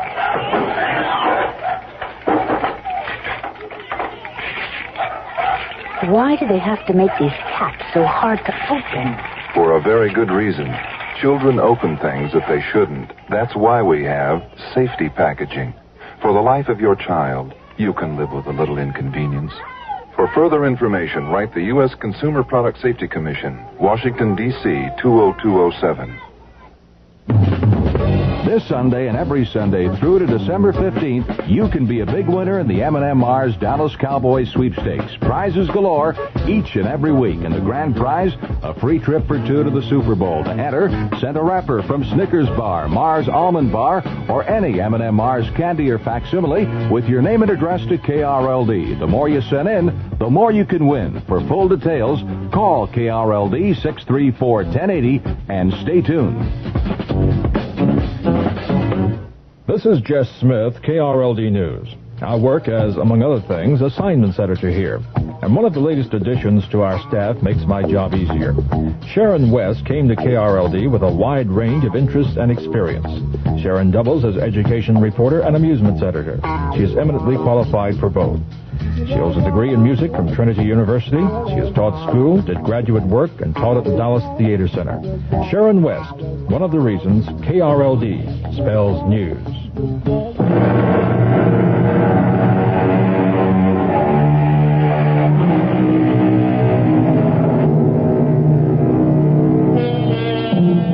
Now, really, you know, Sir Simon de Canterville, or rather I should say the ghost of Sir Simon de Canterville, can't be blamed for threatening to kill Hiram Otis. After all, it is his castle, or it was, and, well, how would you feel if you'd lived somewhere for nearly 400 years only to have someone you'd never seen before threaten to tear the place down, stone by stone? Now, you really can't blame him for being in a towering rage. Eleanor, I shall rend him limb from limb. Oh, Simon, perhaps we ought to leave the Americans in peace. Oh, no, no. Oh, darling, please. I say no. Oh, Simon, please. Don't make me speak severely to you. Severely? Well, truthfully, it's quite possible you've lost your ability to frighten people. Lost my ability to frighten people? Yes, dear. You are but a ghost of your former self. Just what do you mean? Well, I very much fear that you're growing stale. And in the parlance of the day, why, you simply can't hack it anymore. Hack it? Not able to hack it? Me? Oh, Simon, come now. Were you not reduced to using brute force? You, who through all these centuries have prided yourself on the artistry of your hideous disguises. You failed to frighten a mere mortal. And Simon, an American at that. Well, he's a clod. Altogether too stupid to have even a semblance of nerves. Is that thunder? I think so. It just occurs to me. I've always been at my best during a thunderstorm. True enough. And tonight, to judge from that sky out there, will be a night of elemental fury. A perfect background for haunting. I shall outdo myself this night. I shall employ a disguise so horrible, so fiendish. Something guaranteed to drive the churl out of his skull. What? Yes, that is the question. What shall it be? Oh, I have every confidence that you, my sweet, will create a costume that every ghost in England, in the world, would give his winding sheet to possess. Oh, you are too kind, altogether too kind. But let me think. Aha. Oh, you have it? Yes. You, my darling, have given me a thought. Winding sheets. That is the ticket. A winding sheet? Of course. I have an excellent one. Very old, very moldy. The one with the frilled cuffs and neck. But of course, do go on. I will wear that and take with me my rusty dagger. I shall approach the room moaning and groaning in a most gruesome fashion. When I enter it, I shall stand over them in the form of a green, icy, cold corpse till they're all but paralyzed with fear. And then I shall cast off the winding sheet and crawl around the room with white, bleached bones and one rolling eyeball. Oh, Simon, dear, you have outdone yourself. I dare say even you will agree I can still cut the mustard, my dear. Oh, you can. You have. What's the girl? The American's daughter? Oh, she must go in peace. I touch her not. Why so? Because... Well, my dear, you will scarcely believe this, but not only did I fail to frighten her, but she said she felt sorry for me. She said that? Yes. And she looked at me when she said it with eyes... Well, Eleanor, her eyes were filled with sympathy and pity and... Yes, love. Oh, Simon... Could she be the Golden Girl? I should like to think so, but I fear not, my love. It's too much to ask. Much too much. But I must to work. The night approaches and the storm. I promise you, that within a few short hours I shall reduce the cold-blooded Hiram Otis to a mindless mess.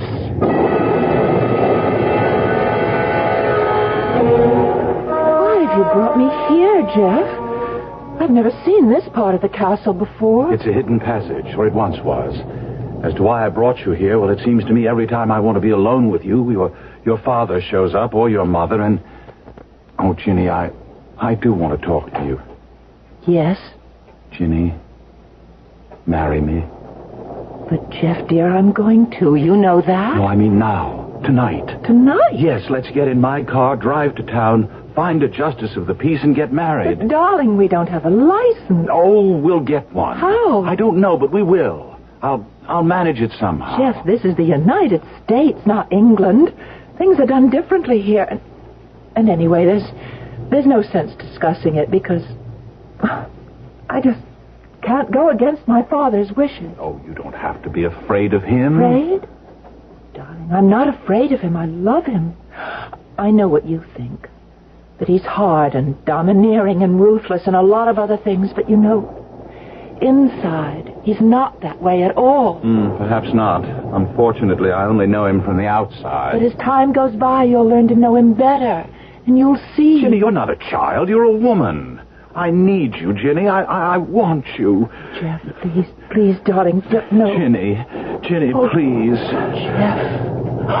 Oh, Blood! I must have blood! Oh, no, not tonight. Not now. And when I say blood, I don't mean a drop or two of blood. I mean gallons of blood. It's him. It's the ghost. Who else? How to drive that churl Hiram Otis out of his mind. Oh, misery. Oh, agony. Oh. He went right by us. He never saw us. Yes, I know. Now let's follow him and see what he's up to. Oh, horror, hideous horror. Hark ye to the horrifying moans of the vampire monk. Oh, my parents' bedroom. He's gone in there. Hark ye to the horrifying moans of the vampire monk or the bloodless Benedictine. Who's there? A vampire monk. See, I bend over you, a green, icy corpse. Watch as I crawl around the room with white bleached bones and one rolling eyeball. What are you doing on the floor? Huh? Oh, why, you're the ghost, aren't you? Well, please now, could you be just a bit more quiet? My husband has had a very tiring day and he needs a sleep. And you're certainly going to wake him up sooner or later with all that moaning and groaning. Well, I am a ghost. I'm haunting you. All right, but please do it quietly. You ride and ridicule me, would you? Oh, but please, you Pay misunderstand. for it. Aye, woman, pay with thy heart's blood. You've seen your daughter for the last time on this earth. For the last time. can't. He means me. No, darling, he can't if he didn't see us following him. I have seen you. I saw you there in the secret passage, but was too busy with other matters to be bothered with you. I saw you following me. From the back of my head, I saw you. Stand aside, Geoffrey de Canterville. I take your beloved with me into the next world. Oh, no, you don't. I warn you. You're a Canterville, and I would do you no harm, but stand in my way, and I will place on you, as I already have on them, a Canterville curse. No. Oh, no. Oh, yes. Stand aside, I say. Would give your life for them.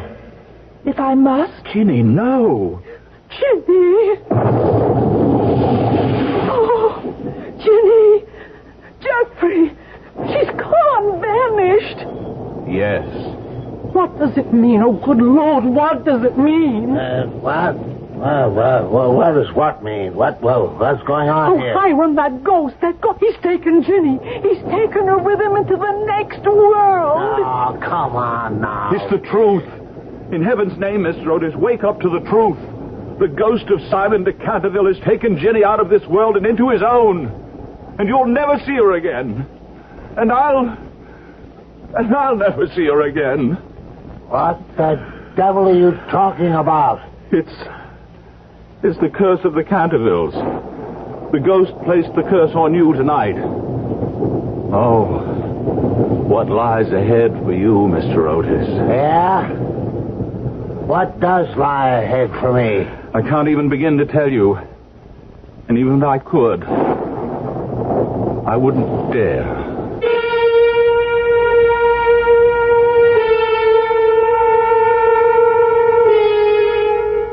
Strange sort of ghost, Sir Simon de Canterville. At one moment, he's almost gentle, tender, and the next, in a towering rage. He acts almost like us humans, doesn't he? And like us humans, he may have jumped from the frying pan into the fire in abducting Virginia Otis. We'll find out shortly when I return with Act 3. How to help you solve your shopping problems? Your Better Business Bureau. I'm Inspector Pry, Miss. Violet, Inspector. Miss Violet. According to the report, you say someone is hiding in your house? Oh, I'm sure of it, Inspector. I've found things. Sweaters, blouses like mine, but they're not mine. They're much too small for me and all faded and torn. I'll help you, Miss Violet. Who are you? I'm the man from the Better Business Bureau. Those are your clothes, Violet, and you aren't taking very good care of them. Before you buy your clothes, understand what's on the label. For example, if you buy a garment which is labeled pre-shrunk, make sure you understand the cleaning instructions on the label before you wash. And I thought, from now on I'll read the labels before I buy. And no more shrinking, Violet. Just another helpful tip from your Better Business Bureau. Who will cope with tomorrow for a brighter new day? There's one hope for tomorrow, the children of today. Who will live to inherit all we've done? Who will pay? Who will give love and share it? The children of today. We've got to save the children and save the world. Help them to grow to know that life is worth living. Save the children and teach the world to reach out with open arms and spread their love to others. Return to sanity. You can reach out to help a child. For information, write Save the Children, Box 120, Grand Central Station, New York.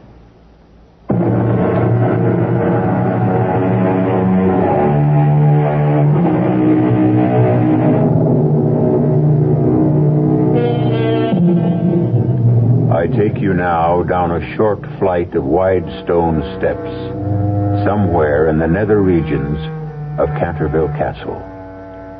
Steps stained by centuries of dampness. It is a place where rats and beetles might scuttle about.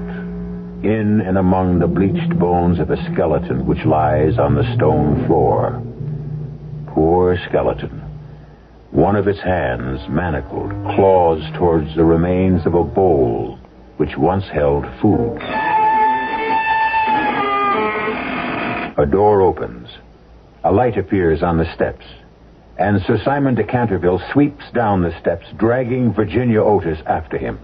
He flings her to the floor. Here lie my bones. Here soon shall lie yours. He whips a dagger from a case at his side, stoops, grabs her by the hair, and holding her head back, makes as if to plunge the blade into her throat. But he stops short. How can you look at me like that? Are you not afraid? No. You face death, yet you're not afraid. Do I face death? Will you kill me? What is to prevent me? You killed once out of passion, and have suffered nearly 4 centuries for it. Would you dare again? I would. Well, then, if I'm to die, I suppose I shall. Being afraid wouldn't help matters. But really, I'm not afraid. At least, not of you. Eleanor was right. Eleanor? My wife. She says I don't seem to frighten anyone anymore, that I can't hack it anymore. Why do you want to? I'm a ghost. It's my only reason for existing. It's not a very good reason, if you ask me. It's no reason at all, if it comes to that. It's simply part of the punishment I must bear for murdering my wife. The Lady Eleanor? Yes. Why did you murder her? Jealousy. Unreasoning jealousy. I thought her in love with another man. I found out later how wrong I'd been. But it was too late then. I assure you my remorse was so great I hardly struggled at all when her brothers chained me in this dungeon and starved me to death. And that's your skeleton? Yes. Poor skeleton. Poor ghost. You must be very tired. As only a man who has not slept for nearly 400 years can be. But there'll be no rest for me, never any rest, until the legend of Canterville Castle is fulfilled. But I didn't know there was a legend. Jeff never told me. Oh, yes. And when it is fulfilled, then I shall sleep at last in the little garden far beyond the pine woods. What garden do you mean? The garden where the grass grows long and deep, where the hemlock flowers are like great white stars and the nightingale sings all night long. All night long he sings, and the cold crystal moon looks down, and the yew tree spreads its giant arms over the sleepers. The sleepers? Do you mean the garden of death? Yes, death. Would you help me if you could? If you could make the legend come true, would you? Yes. What is the legend? It is this. When a golden girl can win prayer from beyond the gates of sin, when the barren almond bears and the girl gives away her tears, then shall all the house be still, and peace come to Canterville. What does it mean? It means that you must weep with me for my sins, because I have no tears, and pray with me for my soul, because I have no faith. And then, if you have always been sweet and good, and gentle. That withered almond tree you have perhaps seen outside the library window. The barren almond tree, yes. That tree will bloom again to show... Yes, to show... that the angel of death has had mercy on me. I should like to do that for you. I know. But you may fail. Yes? And if you fail, the tortures of the damned will be yours through all eternity. You must dare to go beyond the gates of sin. You will see fearful shapes, hear wicked voices. If you are the golden girl of the legend, you will not be harmed. But if you're not the golden... I tremble for you. Well, what is your answer? I will do it. Think. Be sure. Oh, do be sure. I am sure. Then turn, and behold the gates of sin.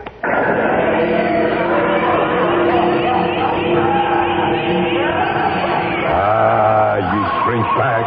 You are afraid. The shrieks, the laughter. Worse lies beyond the gates. Far worse. You are afraid. You are afraid. And I am doomed. No. You will go for me.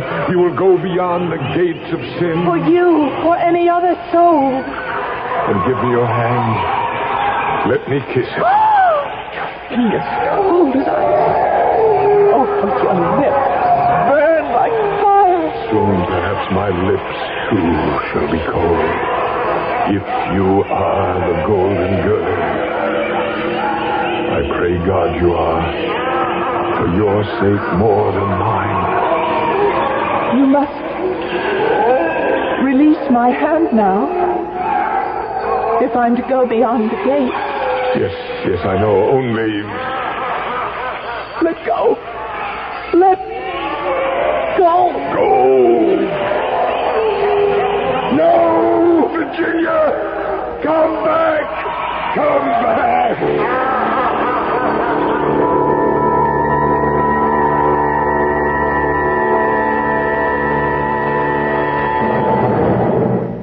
Mr. Otis, there's nothing that can be done. Virginia's gone. Forever.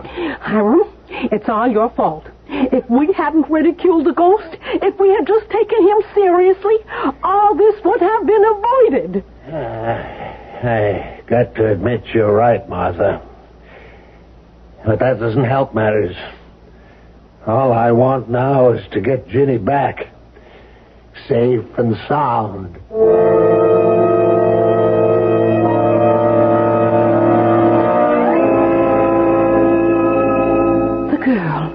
Where is she? She's gone. Gone. I've been a fool. I thought she might be the golden girl, the girl of the legend, and I let her go beyond the gates of sin. Oh, no. If that be so, I am done with you, Simon. Oh, no, not you. Oh, don't touch me. Don't touch me. You're revolting enough to be human. I tried to stop her at the last moment. I tried. But it was too late. Too late. Too late. Simon. The nightingale. Eleanor. The nightingale. Oh. It sings. It sings in the garden of death. It sings. Oh. And the girl, Virginia. Oh, she succeeded. She must have... Simon, look! Virginia. Sir Simon? You've returned. From beyond the gates of sin, you've returned. Did you think I wouldn't? Yes, I thought that. I knew I would. I'd not have gone past those gates if I hadn't felt sure. Then... you are the golden girl of the legend. You are the golden girl. Are you saved now. Oh, yes, child, yes. I'm saved. After all these centuries, released. And you're the one who did it. Eleanor, she is the one. What can I do to thank her? What? Oh, Simon, restore her to her own world. What else, dear?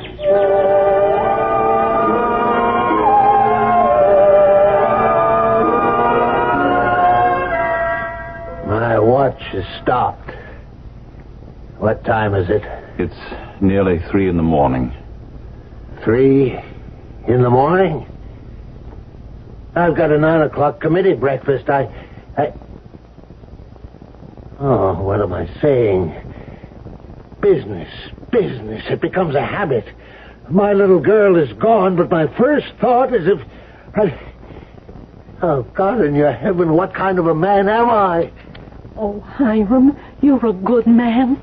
You just lost yourself in making a living. Yes. Lost myself in making a living. Yeah. We spend too much of our lives making a living. We should spend more of it living. I guess your ghost knows that, Jeff. I don't know whether he does or not. I do. What was that? I thought I heard... Why, it sounded like Ginny's voice. Yes, I thought I heard it too. You did, Jeff. I'm back. I'm here. Ginny! Oh, my God. Oh, Ginny. Oh, my baby. My baby. Where have you been? What happened to you? No, don't ask me. Don't ask me that ever Yes, again. but Ginny... Daddy, I love you, but please don't, not ever, try to tell me what to do with my life, my soul, again. Let me do what I want to do, what God put me into the world to do. You sound strange. No, not strange. Truthful. I've seen what lies beyond this world, beyond us. And we here on this earth, we think that we're the end of everything. And we're really only the beginning. Daddy. Dad. And Mom. And you too, Jeff.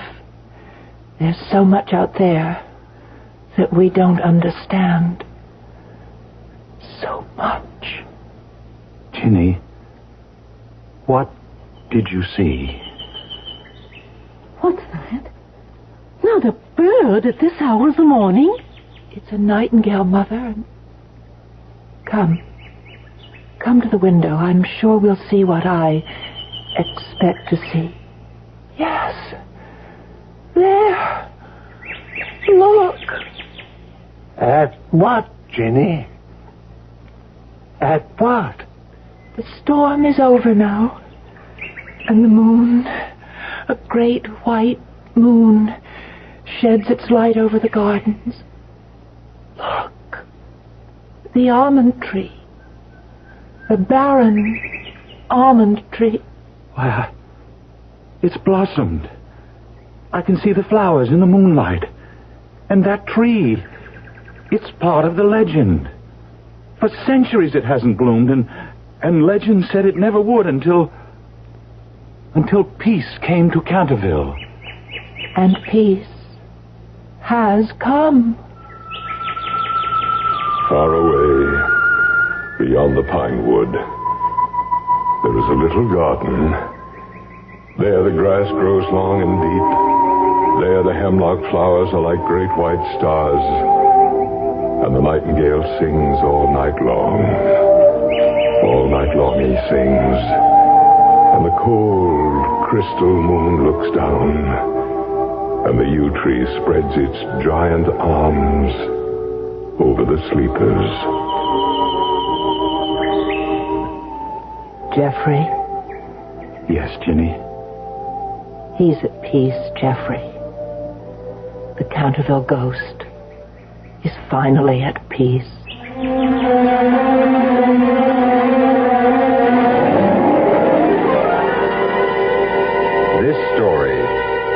beautiful story we owe to a man named Oscar Wilde. Perhaps some of you know the tragic details of the last years of his life. Well, no matter. What's important is what he wrote. Almost 100 years ago. Wrote what entertained you in this past hour. And perhaps enlightened you, too. It is better to live than to make a living. I'll be back shortly. Say, do you know what happens this time of year? The swallows come back to Capistrano. Nope. The buzzards come back to Hinckley Ridge, Ohio. No. Bulldogs all over the world begin to shed. Not even close. Oh. This, my friend, is the time of year when you can get a super little deal on the practical but elegant Buick Apollo. And just between you and me, it may very well be the best chance you'll ever have to buy a Buick. I could have sworn this was Buzzard Day in Hinckley. This can make your blood pressure go up. And Madame wish? Oh, I'd like pate to start, I think. Oui, Madame. And Darling. vichyssoise. Darling. Chateaubriand, yes, and petit pois. Darling. Yes, dear. I forgot my wallet. What, again? Oh, monsieur. Yes, your blood pressure can go up, but usually it will come back down again. If it doesn't, you may have hypertension. But hypertension can be controlled. Your Heart Association advises you to see your doctor regularly. Mais oui.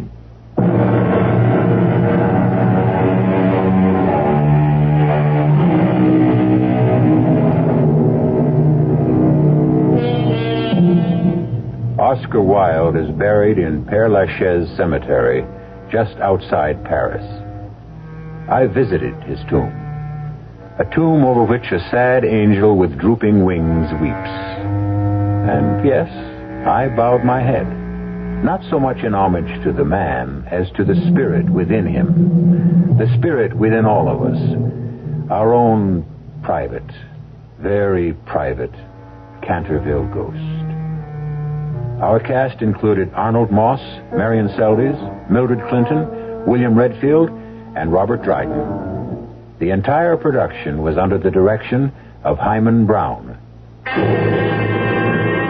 Now, a preview of our next tale. We've been married for 20 years, happily married. You can't throw years away like old shoes. Destroy everything we've built together. Everything we've come to mean to each other. And powerless to do anything else.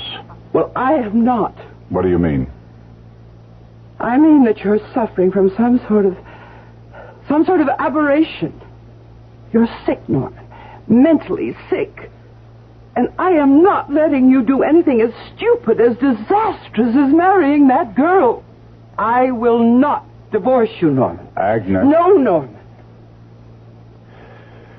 In a few months, it'll all be over. This sudden romance of yours will be dead.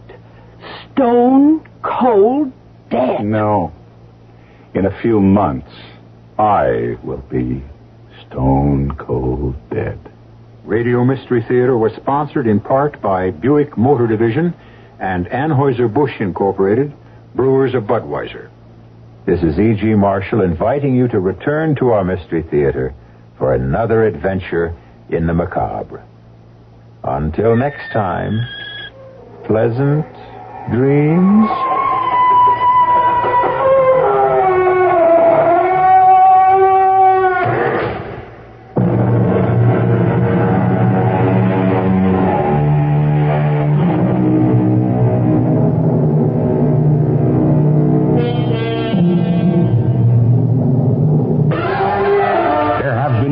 With casts of thousands.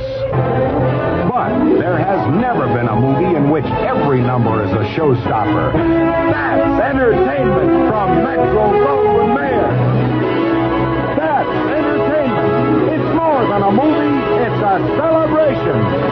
Boy, do we need it now. Rated G. That's entertainment in 70mm and stereophonic sound, now in its 14th Smash Week exclusively at McClendon's Preston Royal. May I help you? I'm looking for a husband. This is a flower shop, madam. We have gorgeous flowers and plants. No husbands, though. I know. I'm here to surround myself with their natural beauty, their fragrance, their sensuality. Who knows? Maybe I'll blossom into a bride. I I think I can help. Stiller and Mira are brought to you by the American Florists Marketing Council, who remind you that flowers and plants are a natural. Will you marry me? I'll have to ask the plants. KRLD, Dallas. The World Tomorrow. Garner Ted Armstrong brings you the plain truth about today's world news and the prophecies of the world tomorrow. Spaceship Earth on a journey we know not where, with fuel to last we don't know for how long. The route we're taking we're not sure of. Why we're aboard is unclear. How long we're going to stay here is unknown. Whether we'll run out of fuel short of the destination has never occurred to us.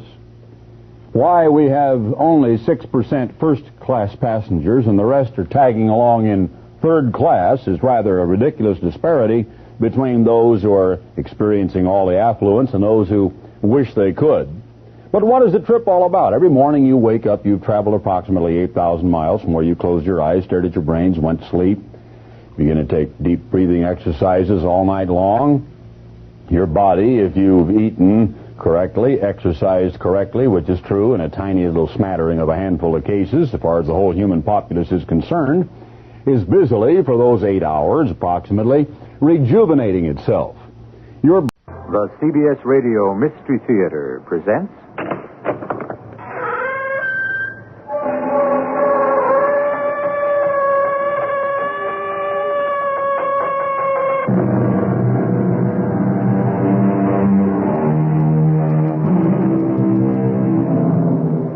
Come in. Welcome. I'm E.G. Marshall. Next time you go to the theater to see a new play, ask the person sitting next to you who wrote it. Chances are he won't know. Oh, he'll know who's starring in it, and probably he'll know what the critics had to say about it. But it will take a furtive glance at his program before he can tell you the name of the playwright. Yet, weeks, months, and even years earlier, there was a playwright, patiently, stubbornly putting words on paper. As the old theatrical saying goes, if it ain't on the page, it ain't on the stage. Nobody's going to believe this. I know. I don't believe it myself. And neither do I. But it happened, didn't it?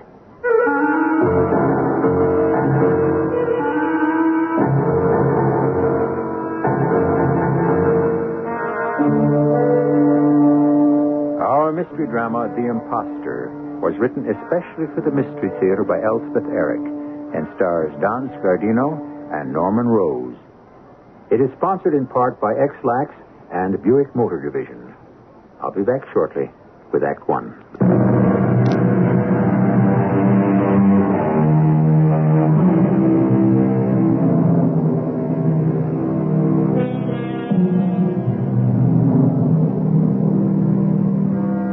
A playwright loses hegemony over his work as soon as a producer buys his play. The producer hires actors, a director, a designer, a manager, and the playwright, who started the whole thing, becomes a pallid spectator to the feverish activity which begins both in the theater and in the producer's office. It is in just such an office that our story begins.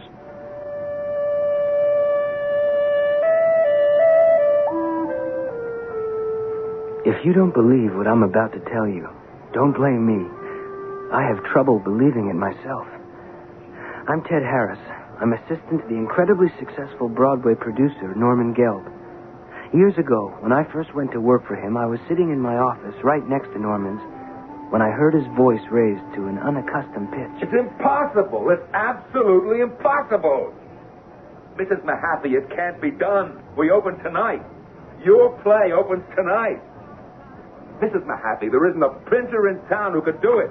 I'm telling you that... Now, come on in, Ted. Mrs. Mahaffey, you have written a great play. It's going to be a big hit. Don't you understand?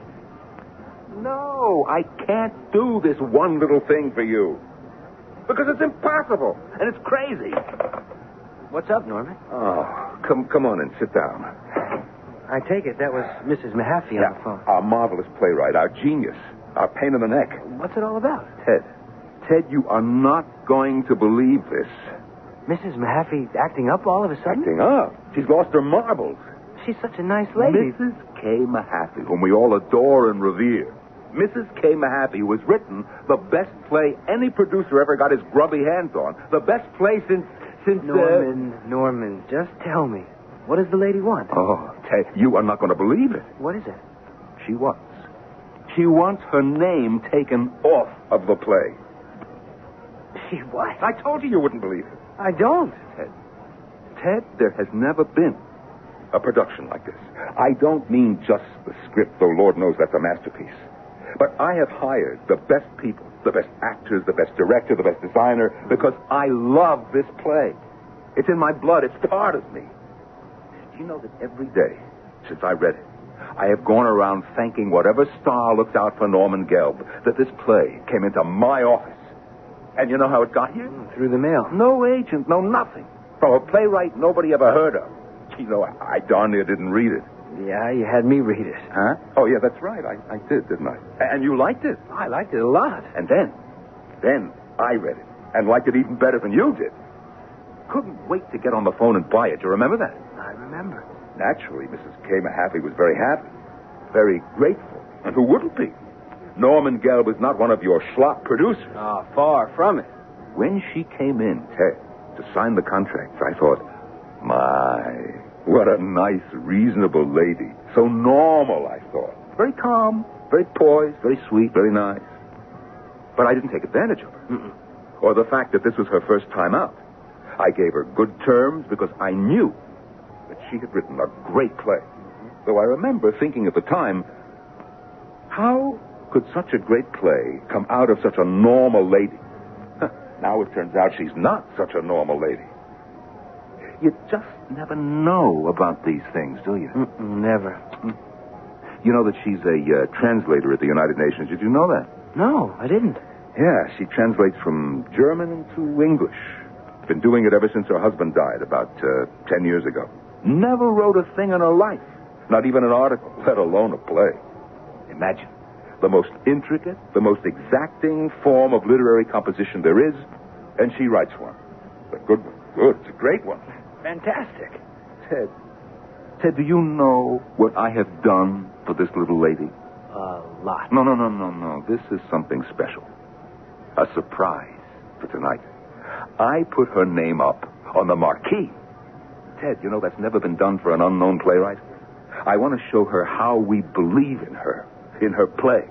I want her to come to the theater tonight and look up at the marquee and see her name spelled out in lights. I want to see her face when she sees it. And now she wants new programs printed up without her name. Well, do you think it's first night nerves or what? I don't know what. Good Lord, Ted, we go up in 4 hours. How can I get new programs printed up in 4 hours? Oh, you can't. Oh, Ted, she's hysterical. Do me a favor. Go up to her place and talk to her. Make her see it is impossible. Will you do that for me? Oh, I don't know, Norman. Please, Ted. What'll I say? You'll think of something. I hope so. Sure you will. She likes you. You'll think of something. Oh, what name does she want you to put on the programs? Or do you just say by anonymous? She wants me to substitute another name. Any other name? No. She was very specific about the name. What was it? Vervain. Martin Vervain.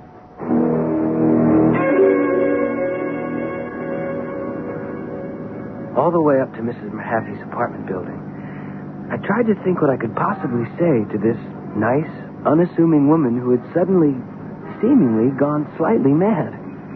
I didn't know her awfully well. Most of her contacts had been with Norman.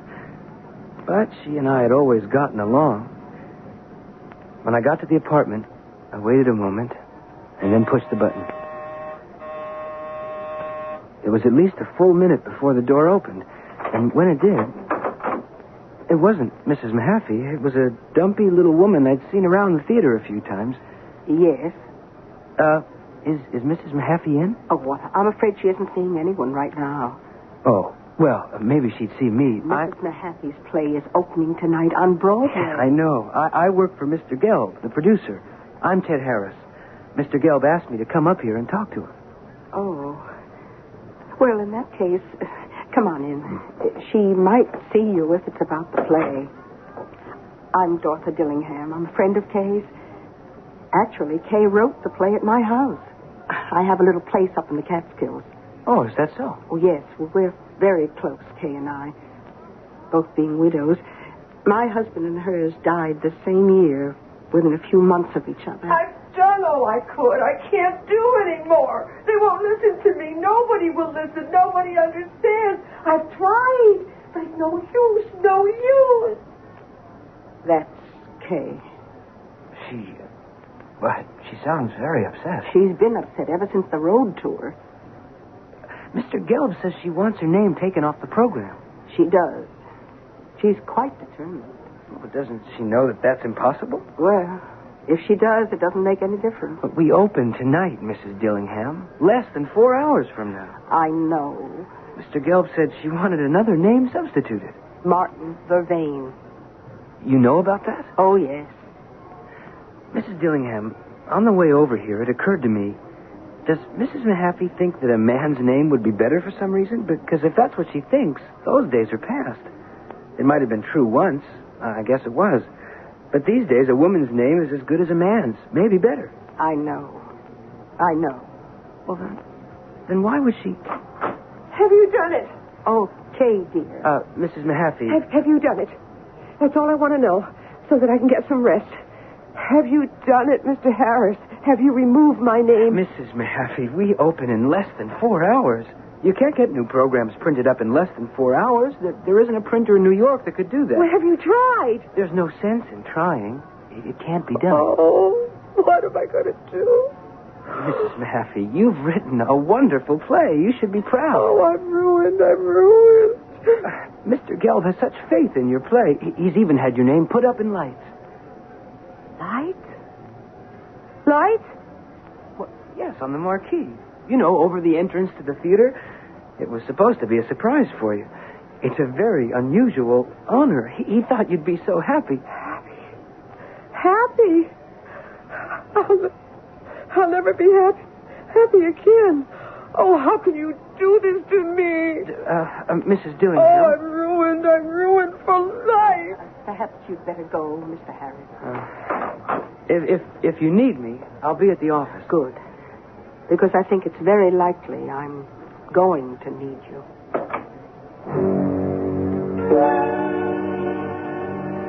Well, I bombed out.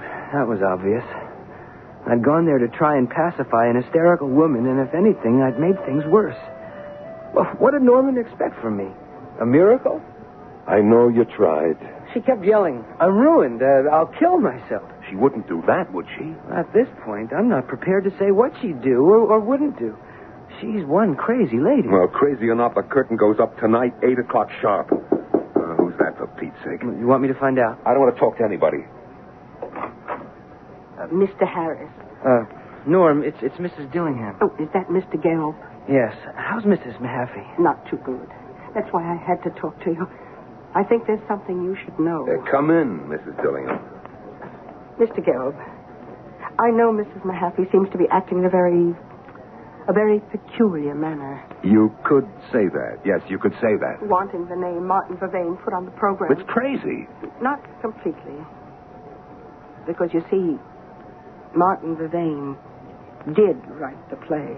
But you mean to stand there and tell me Mrs. Mahaffey did not write this play? She stole it? No. Plagiarized No. it? Then what did she do? Where did she get hold of it? Oh, please.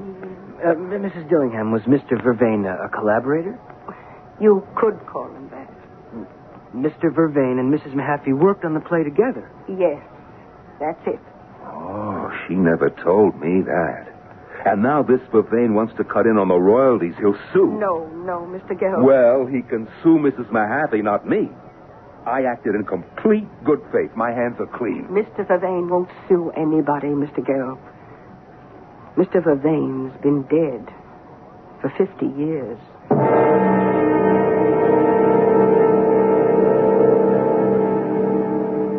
People tend to ask writers the oddest things and the tritest. Where do you get your ideas? Do you write every day or just when you feel like it? Do you use a typewriter or put it down in longhand? Do you write in the morning or the afternoon or at night? As though by learning the mechanics, anyone could write. If you've ever tried it, you already know that nothing could be further from the truth. We'll return shortly with Act Two.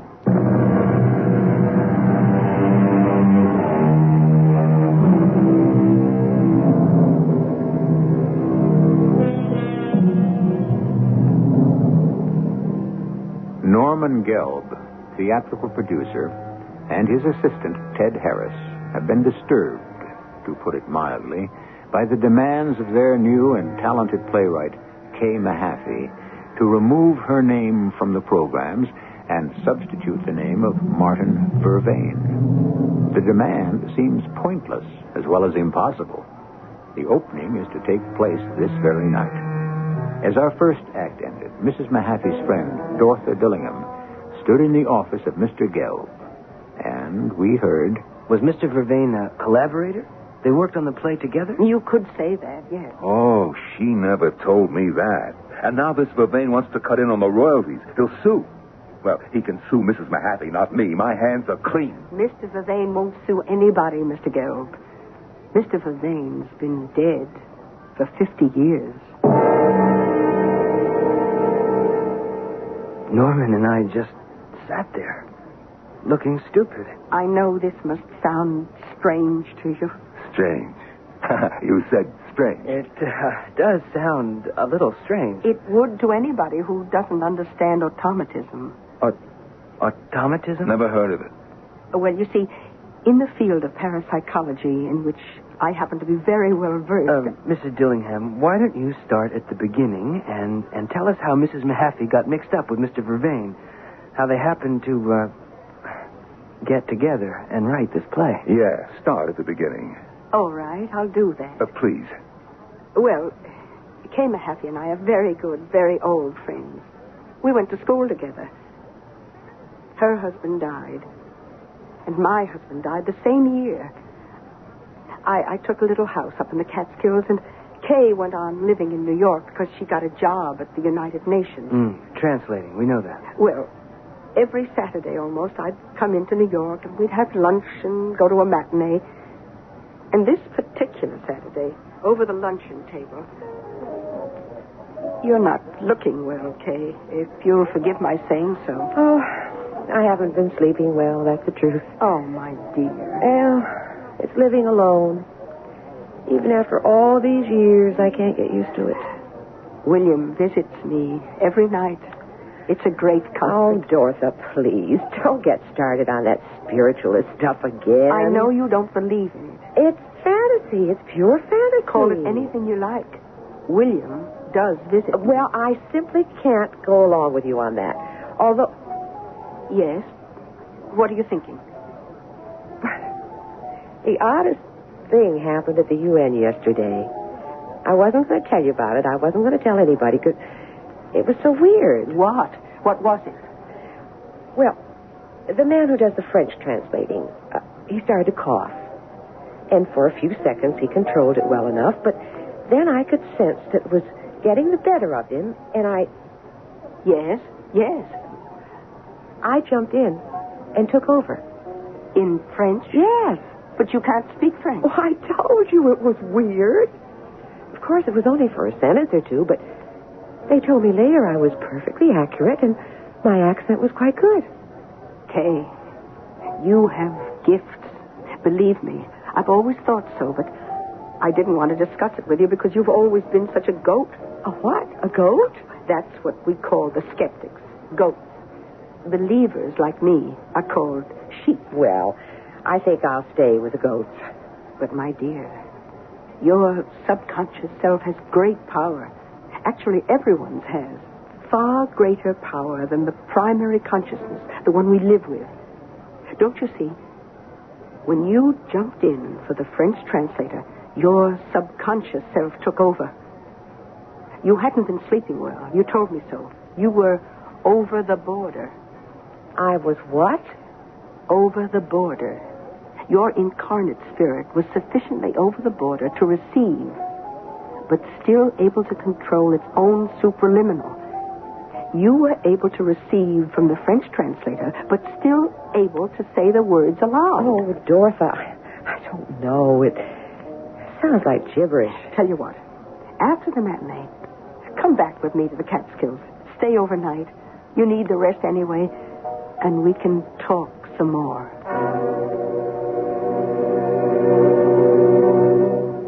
After the matinee, we drove up to my house together. I knew she was still very skeptical towards the whole thing, not to say hostile. So, on the way, I kept the conversation on very mundane subjects. Kay hardly said anything at all. I made her go and lie down while I fixed dinner. And after we'd finished eating, without any prompting from me, she said, What you were saying at lunch about the power of the subconscious self. Yes? How do you get in touch with it? With the power? Well, there are different ways. I use a Ouija board. A Ouija board? I didn't know they still made those things. Oh, my dear. Everyone who's into parapsychology knows about Ouija boards. Do you have one? Of course I have one. You want to see it? I might look at it. I'll get it. It's right here. What you said at lunch about being over the border? Yes. I don't know if that's what I'm feeling right now. I have an idea it's just the mountain air. How do you feel right now? Sort of, disconnected. Disassociated? I don't know what that means. It could be the beginning of a trance state. It's very odd. You know, I'm not sure I like it. Well, here's the Ouija board. I think my mother had one of those. It has the letters and numbers from 1 to 10, plus yes and no, and goodbye. Oh, it's such a funny name, Ouija. Well, it's a combination of the French and the German words for yes. Oui, French. Ja, German. How strange. Kay, I know what you're thinking.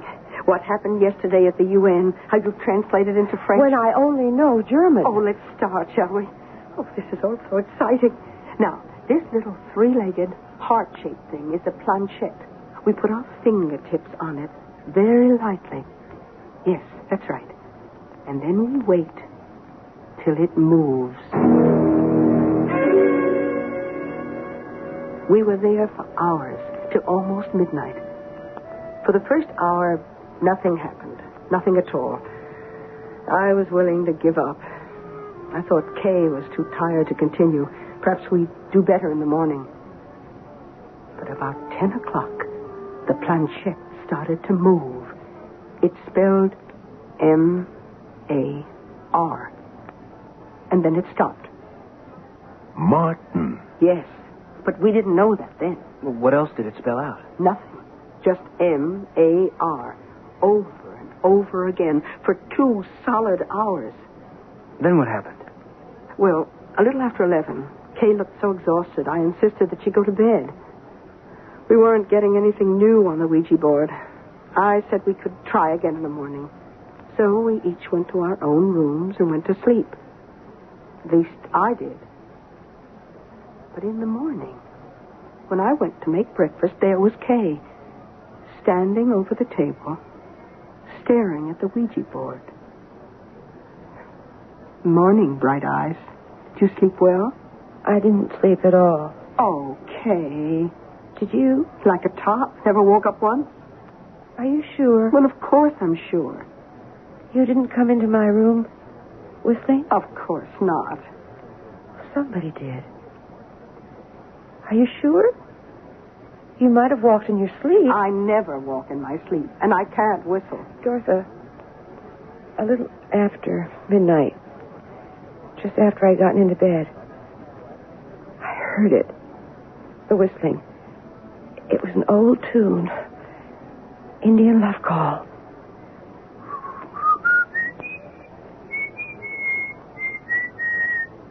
Do you remember that? Yes, I remember. Well, was that all? Just the whistling? I think so. Except I seem to hear someone scolding me. Someone very annoyed and irritable. Okay, let's use the Ouija board again, right this minute. Maybe, just Dorothy. maybe. Do you mind if I use it by myself? Why, no. I have this feeling someone is trying to reach me. If I could just be alone. Of course, I left her alone and went out into the kitchen. But a minute later, I heard it. Very faint, but unmistakable. Well, she could have been whistling it herself, couldn't she? Well, of course she could have been. Of course she could have. Well, let me tell you what happened next. I took a good long time fixing breakfast. I ate by myself in the kitchen so as not to disturb Kay in the living room. I cleaned up and putted around, and a couple of hours later, I looked up to see Kay standing in the doorway. Dorothy, I know who it is. Who, Kay? The M.A.R. You remember how those letters kept showing up on the Ouija board last night? Yes, just M.A.R. They are the first letters of the name Martin. Do you know a Martin? Well, this Martin is Martin Vervain. And you know a Martin Vervain? Well, this Martin Vervain died 50 years ago. Okay. He was an actor. A very great actor, a star. It was his whistle I heard last night, and his voice, though it was very indistinct. Maybe he was reciting from one of the plays he starred in. No, I told you. He was scolding me. But why? Because it seems he has a play in mind. A play he wanted to write while he was a living actor. But he never had the time or the leisure to write it. But why should he scold you? Because he's been trying for years now to persuade me to write it for him. Only he could never get through to you. Something like that. Kay, are you going to? Are you going to write the play? I must. Don't you think so? Martin Vervain, after all these years, has gotten through to me. Dorothy, I can't let him down.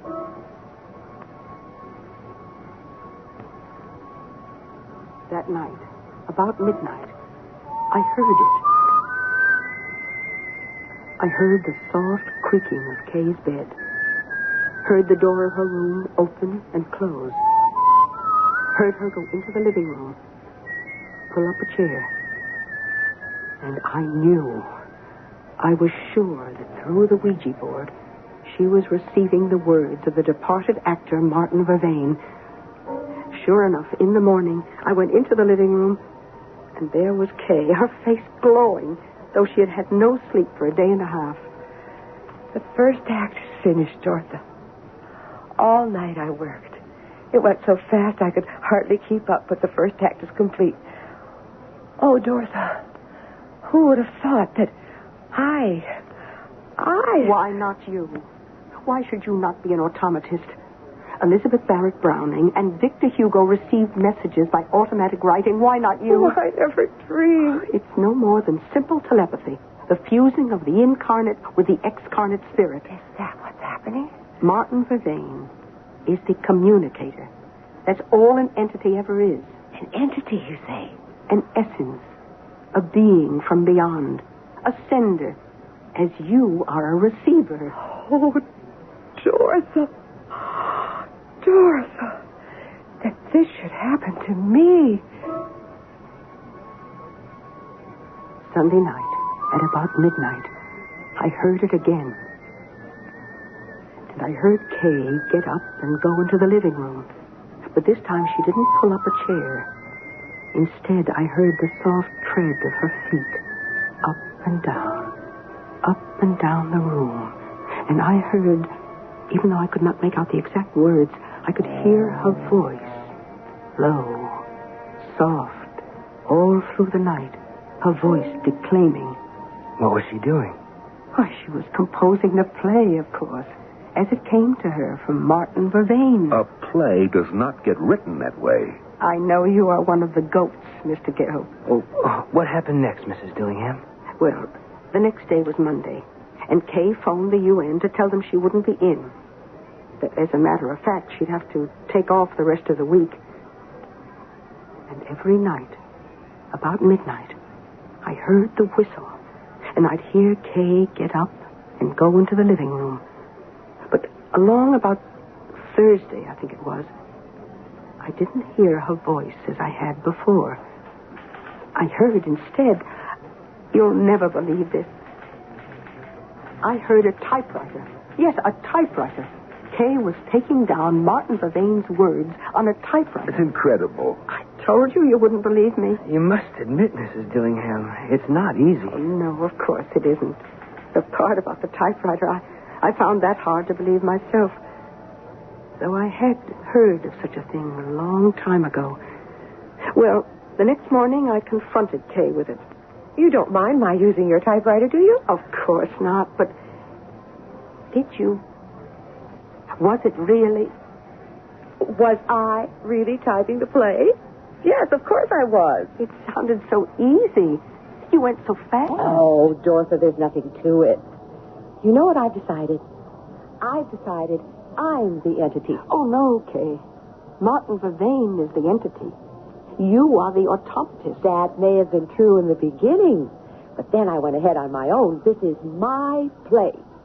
I've even thought of the title. The Color of Desire. Do you like it? Yes, but I was just typing up the title page. The Color of Desire by K. Mahaffey. There.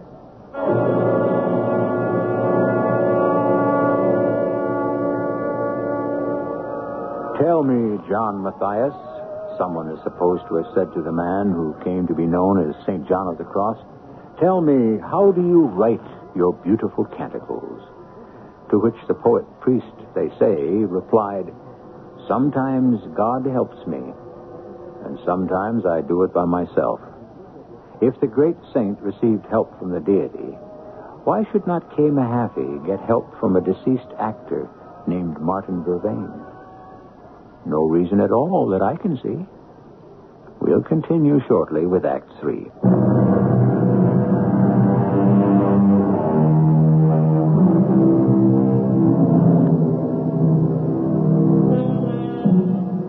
In our second act, we heard from the lips of Dorothy Dillingham the account of how her friend K. Mahaffey came to write a play.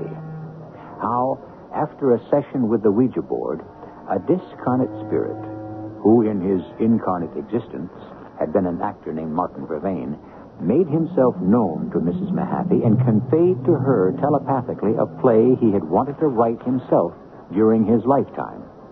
As the act ended, we heard Mrs. Mahaffey say, Dorothy, I am the entity. Kay, Martin Vervain is the entity. You are the automatist. That may have been true at first, and then I went ahead on my own. This is my play.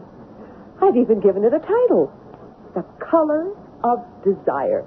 I was just typing the title page. The Color of Desire by K. Mahaffey. There.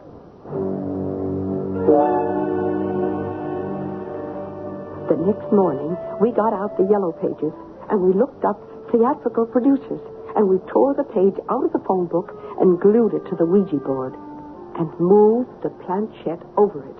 And the planchette stopped at the name Norman Gelb, and we gathered up all the pages and put them in a folder and sent them to you. That is incredible. I know it's hard for you to believe. It's impossible. Mrs. Dillingham, when Mrs. Mahaffey came in here to discuss the production, and all during rehearsals and all the time out of town on tour, she seemed all right. She wasn't, the way she is now. I know. But she wrote me, I think it was from Philadelphia, that Martin Vervain was starting to give her trouble. What kind of trouble? Oh, she didn't say exactly, but she did say he was using bad language and threatening her. What, you mean physically? I think so. Mrs. Dillingham, Mrs. Mahaffey has been under a great strain. I should say she has. No. I mean for a long time. Maybe ever since her husband died. living alone, earning a living, all that. And then she writes this wonderful play. It just comes to her. These things do happen that way sometimes. And it's bought and cast and put into rehearsal and produced and tried out. That's all a lot of excitement and involvement. Even if you've been through it before, it's a big strain. And it wouldn't surprise me a bit if Mrs. Mahaffey's sort of, broken down a little. Her nerves have gotten the best of her. That's all it is. I'll get it. Norman Gelb's office. Let me speak to Mrs. Dillingham. I know she's there. Sure. It's for you. I think it's Mrs. Mahaffey. Oh. Kay? Oh, dear. Oh, that's awful. Oh, Kay. Yes, of course I will. Right away, dear. I have to go. He's with her and behaving badly. Sure. You run along. We'll see you at the opening.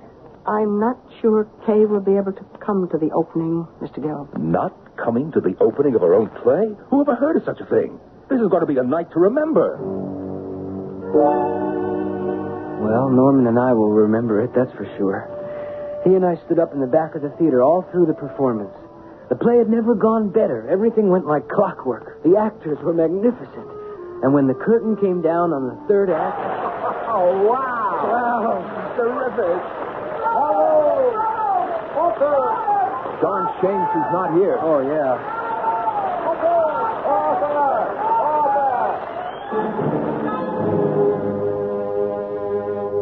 Finally, they stopped applauding. Finally, they emptied the theater. Norm and I sat in the green room, happy and exhausted. Only one thing remained, the notices. What would the critics say about the play? It didn't seem possible they wouldn't rave about it. But one thing is sure about the theater. You could never be sure. What do you think, Ted? Oh, a smash. Oh, yeah. Oh, can't miss. Yeah. Still, critics are funny people. Yeah. What do you say we go across the street? Okay.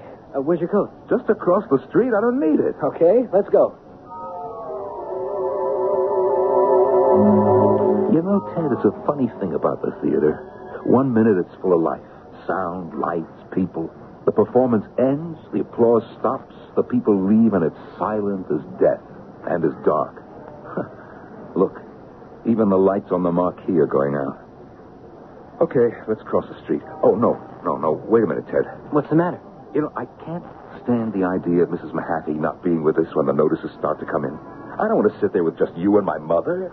Go on up to Kay's apartment and see if you can't talk her into joining us. Well, why don't you come with me? She'll listen to you better than to me. My mother's over there waiting for us. You go, huh? Okay. Tell her we just have to have her with us, huh, Ted? Tell her it's the big night for all of us. Well, I got a taxi and drove to Kay's place. When the door opened and it wasn't Kay Mahaffey, it was Dorothy Dillingham. And she looked worried. Come in, Mr. Harris. Isn't Mrs. Mahaffey here? She's in the bedroom, but don't go in there. She won't recognize you. Is she sick? Not exactly. The doctor left just before you got here. He says she's all right. She'll come out of it. Come out of what? Well, the doctor said it's a sleep of exhaustion, but I know better. What do you think it is? I think it's deep trance. Oh, no. Mrs. Dillingham. It started at 8 o'clock. I was in here, and she was in the bedroom. I heard her cry out, Don't, please don't. Mr. Harris, I'm sure he was with her. You mean? Martin Vervain. After a while, I went in there, and she was lying on the bed, perfectly quiet. I spoke to her, but she didn't answer me. That's when I called the doctor. I was worried. Well, of course you were. The doctor said he found bruise marks on her body. Oh? You know how I think they got there? Now, Mrs. Dillingham. I know. You're not a believer. No, I'm sure there's a simple explanation for the bruises. That's what the doctor said. But I know better. Mrs. Dillingham, Mr. Gelb and I were very disappointed that neither of you came to the opening. Oh, did it go well? Oh, very well. Very, very well. Oh, excuse me. Hello? Mr. Harris there? Oh, yes, just a second. For you. Thanks. Hello? Ted, the notices are starting to come in.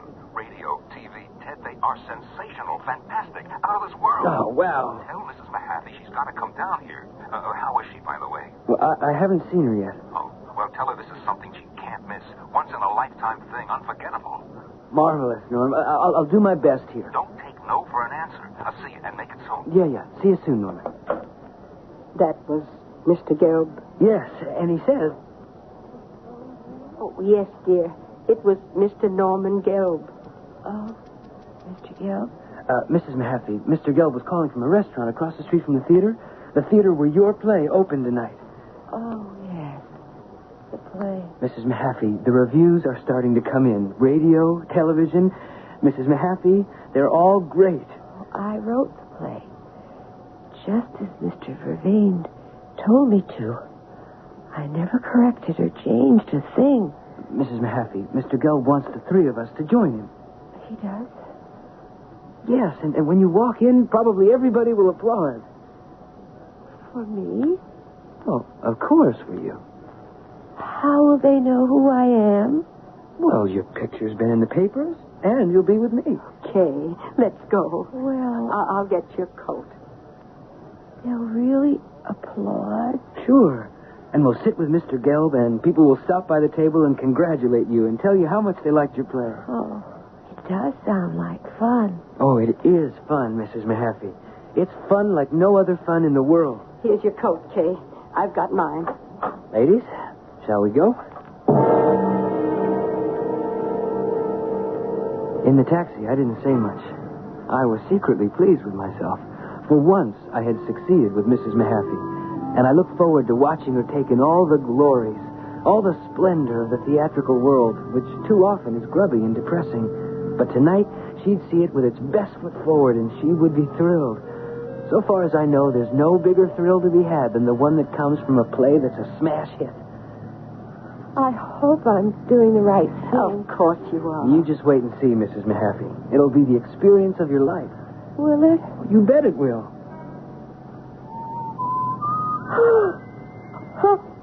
Mr. Harris. Mr. Harris, are you whistling? Me? No.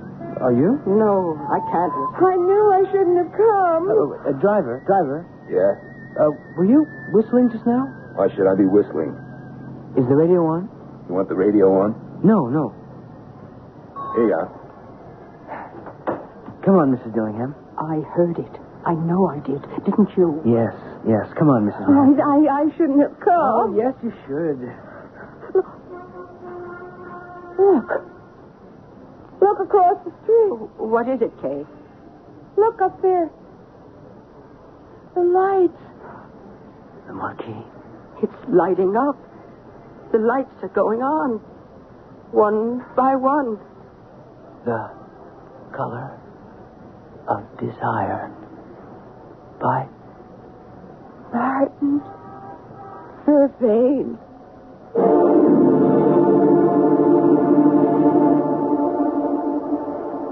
Ted Harris told you at the very start. He said you wouldn't believe it, didn't he?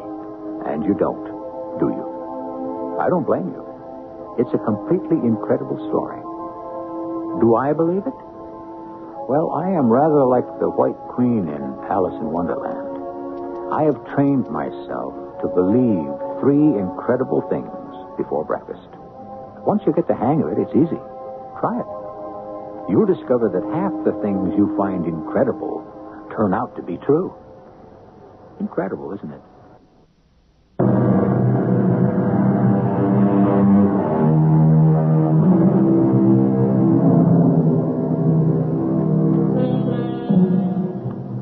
Mrs. K. Mahaffey never wrote another play. The Color of Desire ran for 3.5 years. Did Martin Vervain desert her? Or did she desert Martin Vervain? There have been several playwrights who have written one successful play and were never able to do it again. Perhaps K. Mahaffey was one of these. Or should I say Martin Vervain was one? I leave it up to you. Believe whatever you like. Whatever you believe may very well turn out to be true. Our cast included Norman Rose, Don Scardino, Bryna Rayburn, and Ann Petoniak. The entire production was under the direction of Hyman Brown. Radio Mystery Theater was sponsored in part by General Electric Citizen Band Radios. This is E.G. Marshall inviting you to return to our Mystery Theater for another adventure in the macabre. Until next time, pleasant dreams.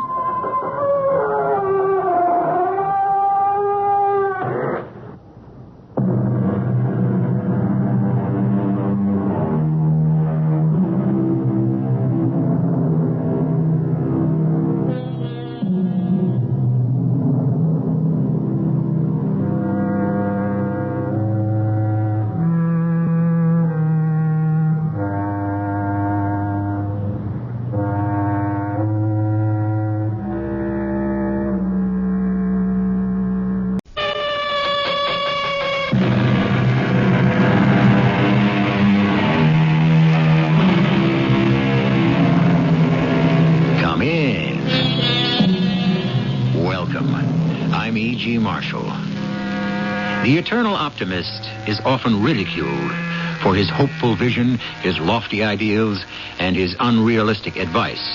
Consider the optimistic cliche, it's never too late, or better late than never.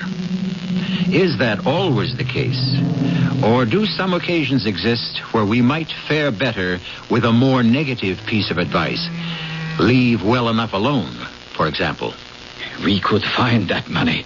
Thousands of dollars. You could even have half. Adolf, bribery is a crime. Oh, give me the letter. I am the one she trusted. I had to get away with it. Put down those scissors.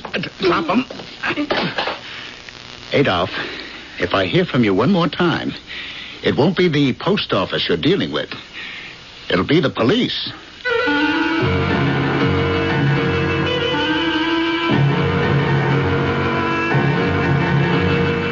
Our mystery drama, Postage Due, was written especially for the Mystery Theater by Douglas Dempsey and stars Ralph Bell. I'll be back shortly with Act One.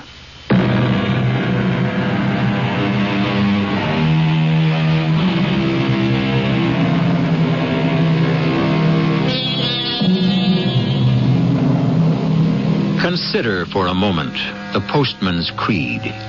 Neither snow, nor rain, nor heat, nor gloom of night stays these couriers from the swift completion of their appointed rounds. Bad weather is one thing, but sometimes even bigger obstacles can lie in the path of our friendly mailman. How far does his duty extend? To the point of personal hazard? To the point of actual danger? Examine the case of Mr. George McCready, mailman, whose route is the south side in the town of Smallville. Say, George, I got a surprise for you in today's load. A surprise from the postmaster? You're notifying me of a raise in salary, huh? No, something for you to deliver. A letter, postmarked August 1st, 1941. Come on. No, really, I'm serious. They finally tore out the old wooden mail chute, and they found this letter stuck in it. Since 1941? Oh, boy, that must be some kind of record. Yeah, thought you'd get a kick out of it, being on your route and all. Here it is. It's got a 3-cent stamp on it. 3 cents? Those were the days. Yeah. So, what's the address? 507 South Market Street. 507? No one's lived in that place for years. Hey, wait a minute. Not that house all the kids say is haunted. Yeah, that's the one. I don't even deliver the junk mail there anymore. It's all overgrown. Well, look, if you want, I'll turn it over to the dead letter office. Oh, no way. After all this build-up, you think I'm not going to try and deliver it? You know the slogan, neither snow nor rain nor gloom of night. It's my duty. To Mr. Leon Winters from P.J. Moriarty. Well, at least there's a return address. Maybe I'll uncover something. Just as long as you don't uncover anything haunted. Listen, the only frightening thing about this job is the backache I go home with every night. 507 South Market. Well, what do you know? A car in the driveway. Must be someone here after all. I should have left my bag at the curb. It's a regular nature hike here. Hello? Anybody in there? Mailman. Hi. Somebody upstairs. It's the mailman. Hey, who's in there? I've got a letter. I'm here out front. Yes? Huh? Oh, you live here? No, I'm the owner. Just trying to stay ahead of the vandalism. Come in. Well, this place looks pretty good inside. I'd figured I'd find a real mess. Why don't you rent this place out? Nobody wants... no one would want to live here. It's not really fit. So what brings you here? I've got a letter to deliver. I haven't used this address in years. Must be some old-timer trying to reach me. Oh, real old-timer. It's postmarked 1941. We found it stuck in an old mail chute down at the post office. 1941? The whole family was here back then. Who's it to? It's addressed to Mr. Leon Winters. Leon? You know him? Yes. Yes, of course. He's me. I just haven't gone by that name in such a long time. Well, I'll bet this brings back some memories. You couldn't have been much more than 20 when it was written. I was 17 in 1941. Who could it be from? Mr. Winters, before I turn it over to you as a kind of formality, I'd like to see some identification, a driver's license or something. I don't have my wallet with me. I'd hate to give this to the wrong person after 40 years and all. Listen, I'm not really Leon. Leon was my older brother, but he's dead now. I'm Elroy Winters, and I am executor of the family estate, so... Well, that does complicate things a bit. I have an identification for Elroy Winters right here. No, it's not that, Mr. Winters. If this other Mr. Winters, Leon, that is, has passed away, then I should try to return this letter to its sender. And who's that? A P.J. Moriarty. P.J. All right. Yeah, that must be Pamela. Well, you won't have any luck finding her, Mr. McCready, George McCready. Miss McCready. She had some connection with Leon years ago, but she dropped out of sight, and he never heard from her again. Well, nonetheless, I think I'd better try to return the address and see what I find. That would be Cliff Manor. One of those mansions over on Society Hill. Oh, that's right. 1540 Society Hill. I think you'll be wasting your time. That family moved away long ago. Listen, Mr. McCready, this letter may have something to do with my brother's estate. A lot of financial matters were never cleared up.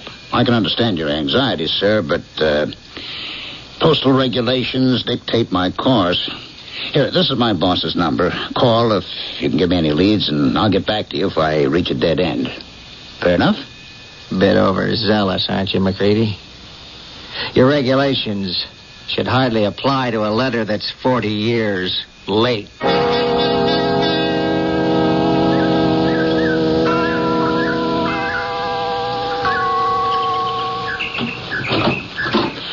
May I help you? Yes, I've got a letter here that I'm returning to sender, a P.J. Moriarty. Oh, goodness, no. The Moriartys haven't lived here for ages. They were the original owners. I must try to locate a Pamela. Yes. Well, you might try Adolf, the old groundskeeper. He stays out back in the cottage beyond the kennels. Thank you. Good day, sir.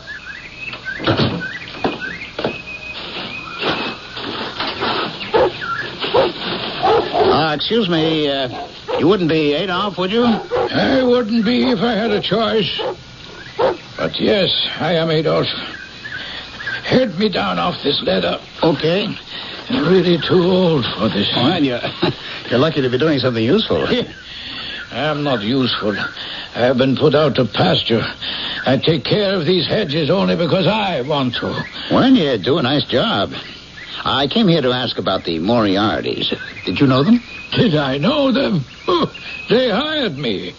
Back then, I ran the whole place, not this puny little flower patch. They sold the place in 46, and I stayed on. Been through 5 owners now. I come with the house. Do you know any way I can reach them? It's not likely, young fella. They all split up, had big money problems after the war ended. Not too little money, mind you, too much of it. They all went their separate ways, and that was that. What about Pamela J. Moriarty? Pamela? Little Pamela? She was an angel. I was always set on her. But, of course, nothing ever happened. Say, what are you after coming here and coaxing an old man out of his memories? You some kind of a cop? No. I'm just a mailman trying to deliver a letter. Well, the box is around front. Well, you don't understand. It's an old letter from Pamela to a Mr. Leon Winters. From Pamela? Mister, no one has heard from Pamela in 40 years. She's dead that long. Well, that's that. She's dead. He's dead. End of the line. Well, this Leon, he is dead, is he? Or so his brother says. Why, you knew him? No, I don't recall. Listen, mister, you cannot return this letter to Pamela and you say this Mr. Leon is dead. So maybe you ought to leave the letter here with me. Oh? Why is that? Well, I do hear from the family now and again. Well, if a Moriarty comes calling, you should put them in touch with me. But I don't know when I would hear from them. They check up on me. I can't reach them. I'm sorry, Adolf, but I'm going to hold on to this envelope for now. Here's my number. If you hear from the family, I'd like to meet them. All right? I don't think you want to meet the Moriartys, mister. They can be a cruel bunch. And if that letter is something important, something they want, they'd get it. Just tell them to call me.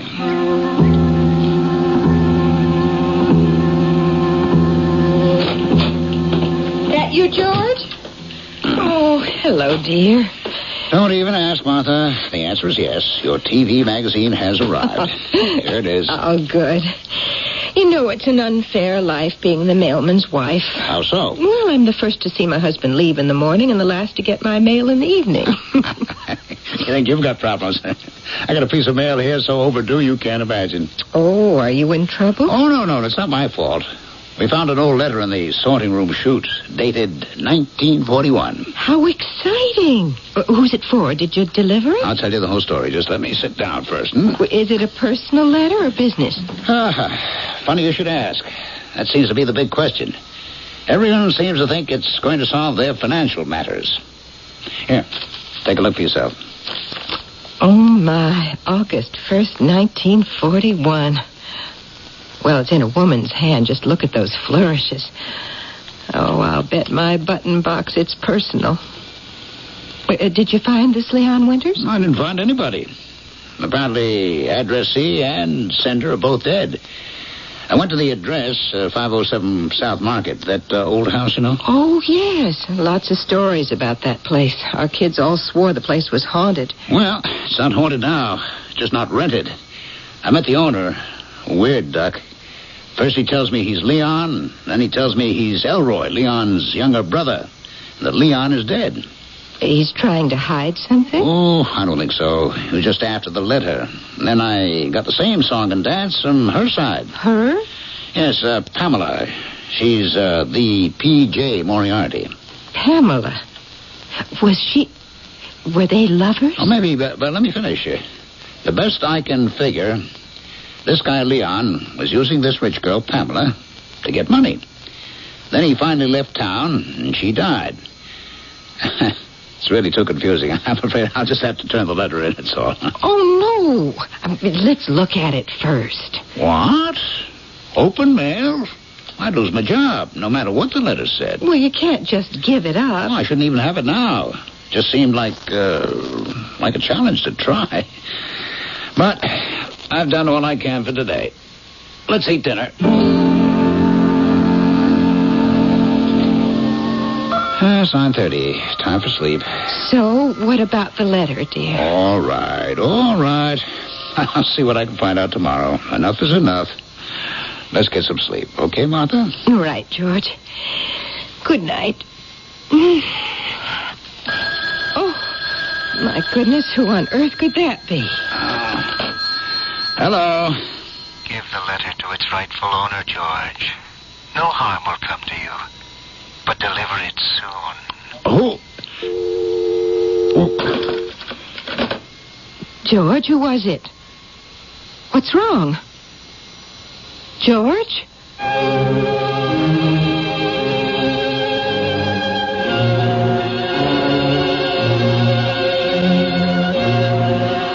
Is this nocturnal phone call the Moriarty threat?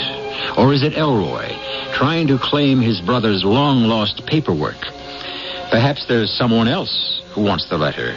And perhaps George's sense of duty is a bit extreme, just as Elroy warned. We shall expand on all of this in Act 2.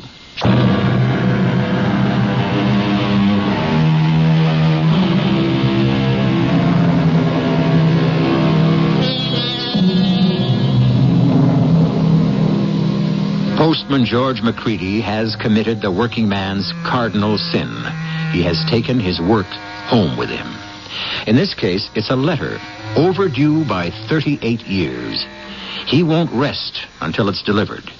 But should he continue to endure threats, insinuations, even midnight phone calls? For once, perhaps, George may be taking his job too seriously. And that can be dangerous. We join him now as he pays a second visit to the old Moriarty mansion. Come in.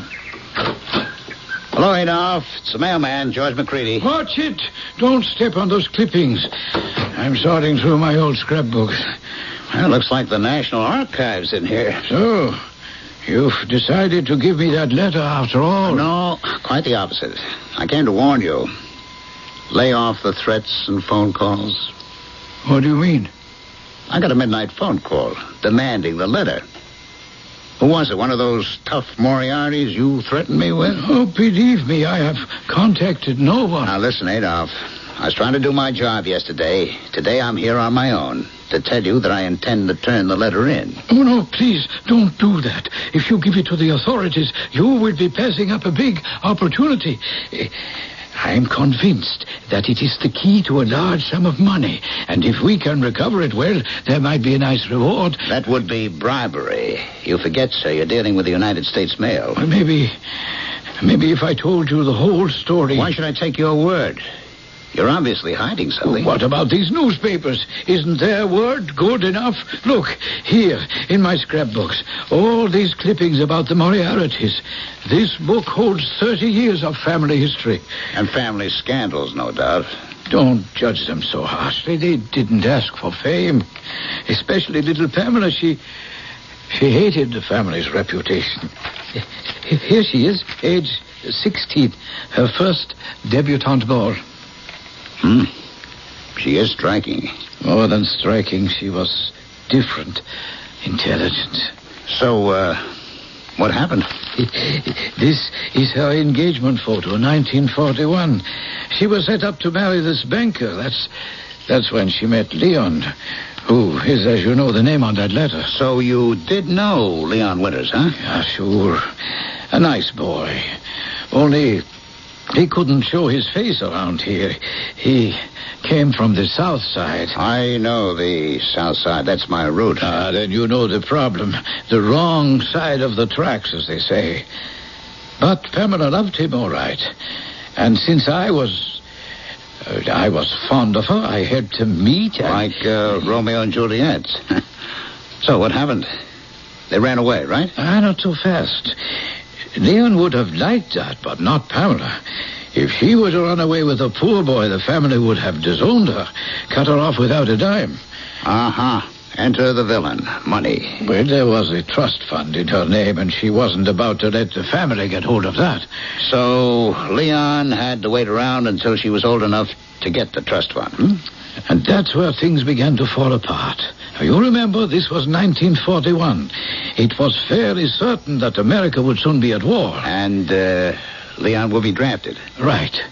So he was impatient. He wanted Pamela to forget her fortune and marry him. But she just couldn't leave all that money behind. You mean she said no to him? She hesitated. But that was enough. The next thing she knew, Leon had joined the Marines. That's too bad. But you still haven't explained why some old love letter could be so important. Now, be patient. Once Leon went off to war, that's when the scandal, as you call it, began. The shock of his being gone, really gone, brought Pamela to her senses. And so she ran off to join him with the money. With what money? Her trust fund. She met secretly with the family lawyers and convinced them to give her the cash. It was an enormous amount, hundreds of thousands. She talked the lawyers into tricked them into it. She was a smart girl. And she packed up, bought a passage to Hawaii, and took off. She probably meant to meet Leon there. Incredible. She took the money and ran. And then what? Then, that is the end. How do you mean? Her ship went down in the Pacific. They never found her or the money. Oh, that's terrible. Poor Leon. Oh, I doubt he ever knew. He died, too, in the war. So, that was that, huh? Except for the money. She left with only one small suitcase, so everyone figured she must have hidden the cash somewhere before she left. And you figure this letter is the treasure map, telling Leon where the stash is hidden. You see, it must be. No other letter was ever found, no clues. This must be it. Well, no wonder Elroy Winters smelled money when I showed him the letter. He's got to be thinking the same thing. And, he is Leon's next of kin. But you won't find Pamela's next of kin. They're all gone. So I'm next in line. She would have wanted it that way. I was her favorite. It's not up to us. Sure it is. We could find that money. Thousands of dollars. You could even have half. Adolf, bribery is a crime. Give me the letter. I'm the one she trusted. I had to get away with it. No, put down those scissors. Come and drop them. Now, Adolf, look. If I hear from you one more time, it won't be the post office you're dealing with. It'll be the police.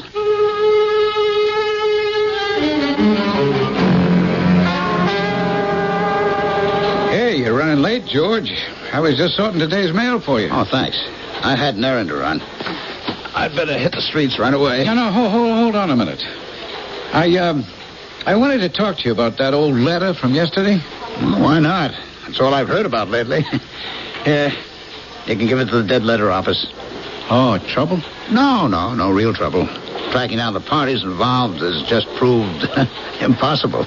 Yeah, well, one of those parties actually called up the post office. Who? When? Yesterday afternoon. A fellow named Elroy Winters. Oh, yeah. The brother of the addressee. He was pretty upset that I wouldn't give him the letter. Well, it's no problem. I told him it was normal for you to try and return it to the sender.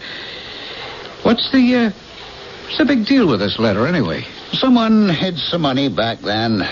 A lot of money, evidently, and now everyone figures this letter has the key. Oh, boy. I started out thinking this would be fun, to show up with a letter 40 years later.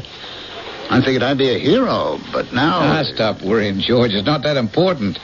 I called the main branch in Johnstown this morning, and they said we can give it to the next of kin. And that makes it this Elroy character, right? Right. Well, I'm glad that's solved. You want me to hold it until he calls again? No. Give it back to me. I'll take it on my route. If he's at the house, I'll hand it over and be done with this mess once and for all. 507 South Market Street. Here we go again. Hey, Elroy, wait. It's me, George McCready. Hold it. Hold it a minute. I need to talk to you. Mr. Winters, you're as white as a sheet. You all right? Say, maybe we should go in the house and talk. No, we'll talk out here. You may get in the car. You don't look well. What happened? I've just spoken to Leon. What? When? Just now. In the house. In person. Oh, you're not suggesting you saw a ghost in that house? Call it a ghost, a vision, a dream, whatever. I just spoke to my brother. Well, maybe there's some kids in there who... I'll go take a look. It was Leon. I saw him. he wasn't a day over 20 years old. Elroy, if this melodrama is an attempt to scare me into giving you the letter, don't bother. I came here to give it to you anyway. I don't want it. You don't want it? But it's yours. Pamela's dead and you're Leon's next of kin. You're supposed to have it. It's Leon's. Give it to him. Look, Elroy, this is really crazy. Yesterday you wanted this letter so badly you were ready to call a lawyer. Here, will you take the letter? I won't bother you anymore. Thank you, but no. There's nothing in that letter for me, I know. Well, then, I'll leave it in the mailbox. You, whoever wants it can pick it up whenever you... No, you mustn't. You've got to deliver it to Leon himself. Okay, Elroy, as you wish. The letter goes back to the post office.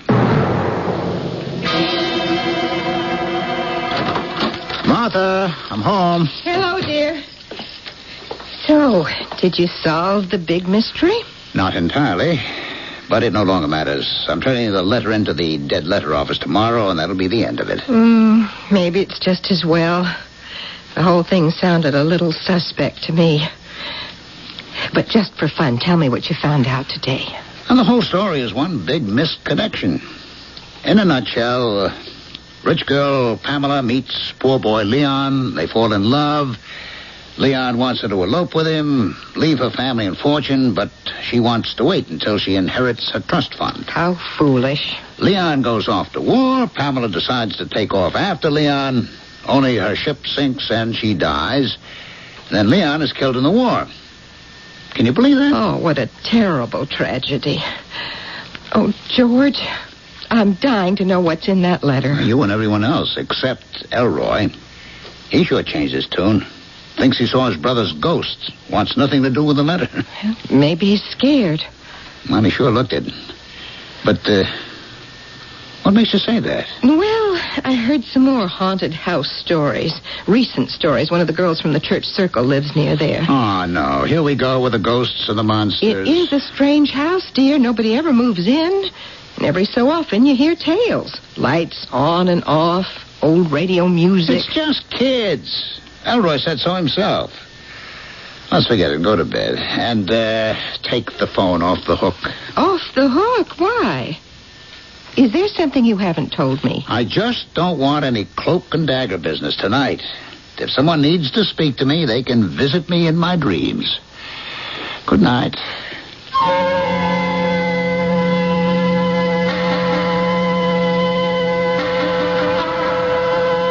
No wonder George wants the phone off the hook. Elroy's sudden change of heart? Martha's haunted house reports? Is this mystery closing in on our postman? Will he make it till morning and be rid of this curse once and for all? We'll find out how it all ends in Act 3.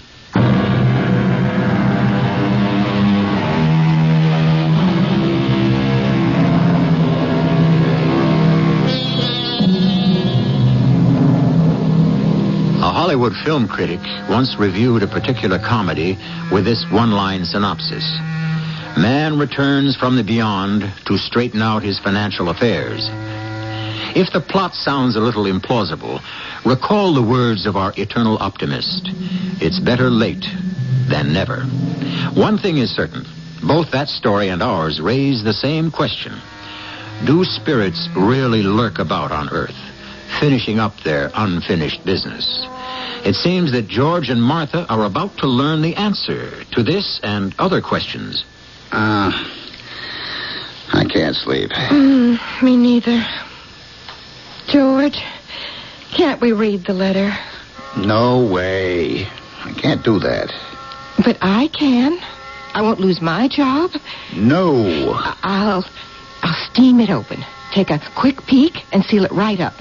No one will ever know. I can't let you do that. Oh, fiddlesticks. How about this? The letter is right over there on the bureau. Now, suppose while you're asleep, I go over, pick it up, and just look at it from the outside. Now, is that a crime? That's okay with me, although I can't imagine what good it would do you. Good. Oh, my.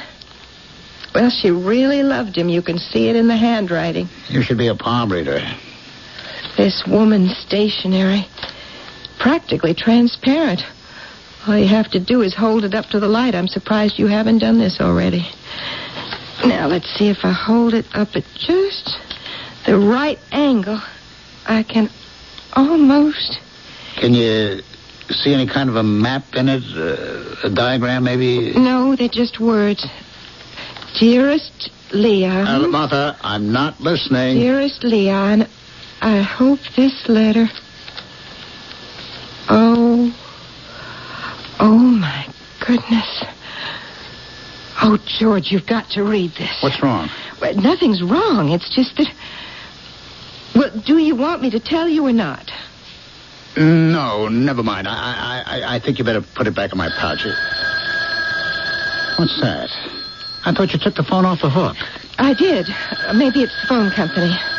Don't answer it. George, you should. It might have something to do with... You know. Hello. Hello, George. This is Leon. Leon Winters. Don't you think it's time you delivered my letter? Bring it to my house. 507 South Market Street. Tonight. I'll be here all evening. No harm will come to you, George. George? Who was that? It was Leon, wasn't it? It can't be.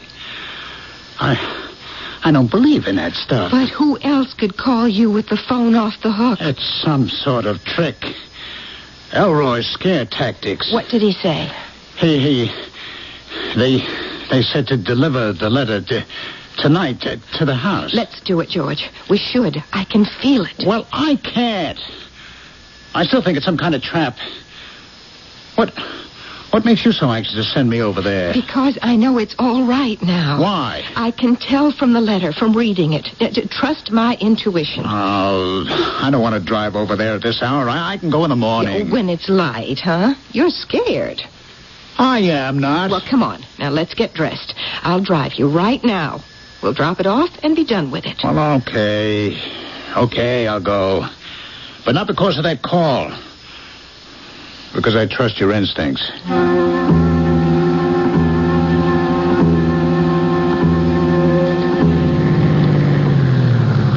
What are you doing?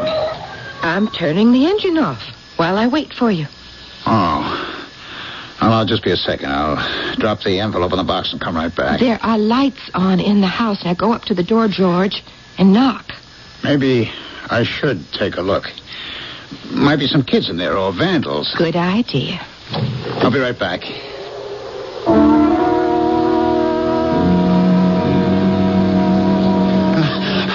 George, oh, you scared me. Why were you running?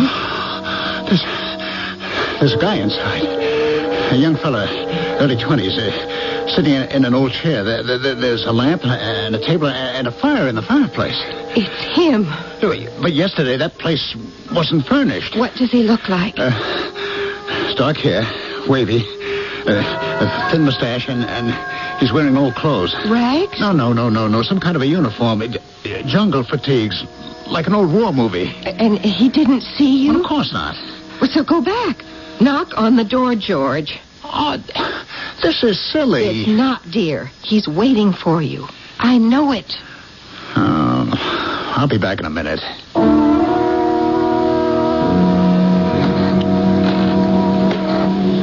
Well, here goes. Don't bother to knock, George. Let yourself in.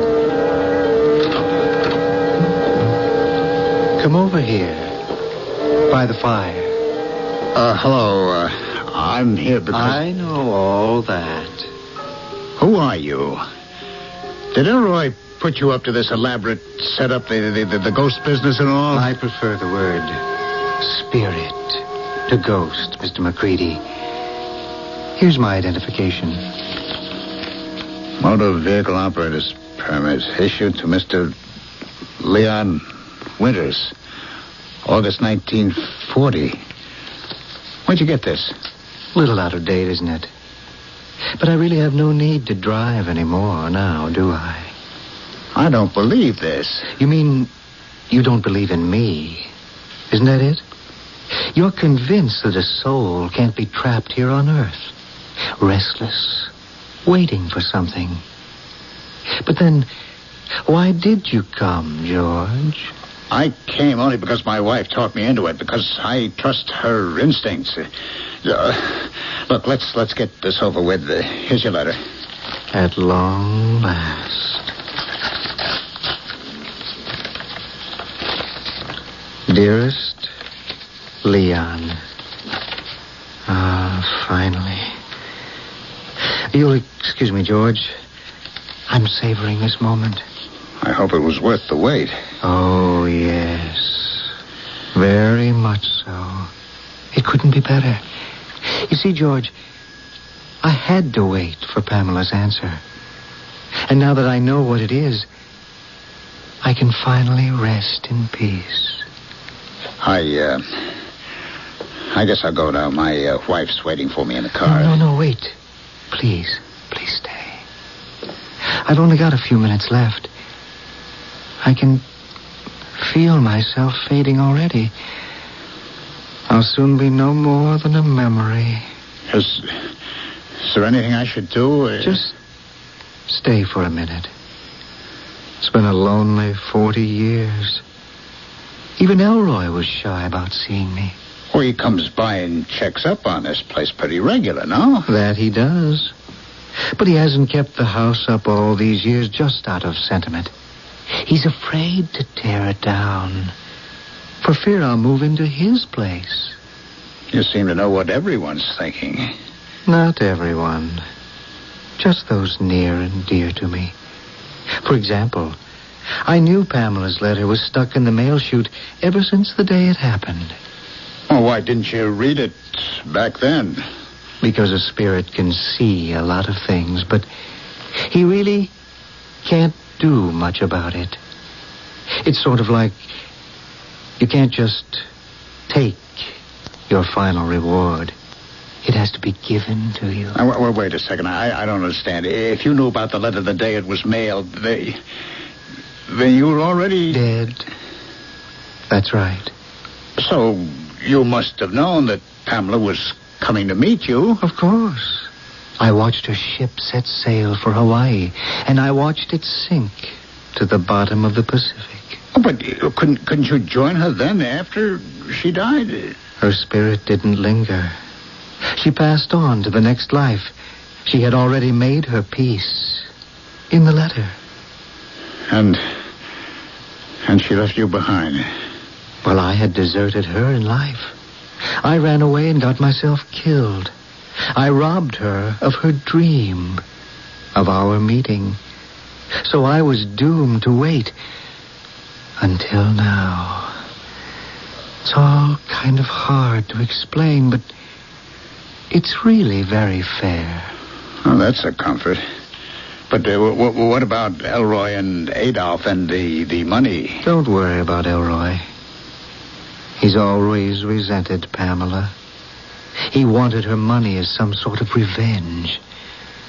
And as for Adolph, he was jealous.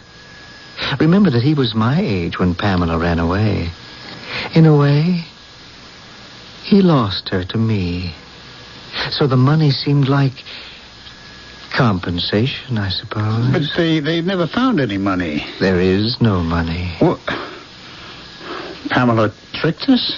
In a way, yes. But you'll understand everything once you've read the letter. Oh, I'm fading away now. Thank you for... Wait, where are you going?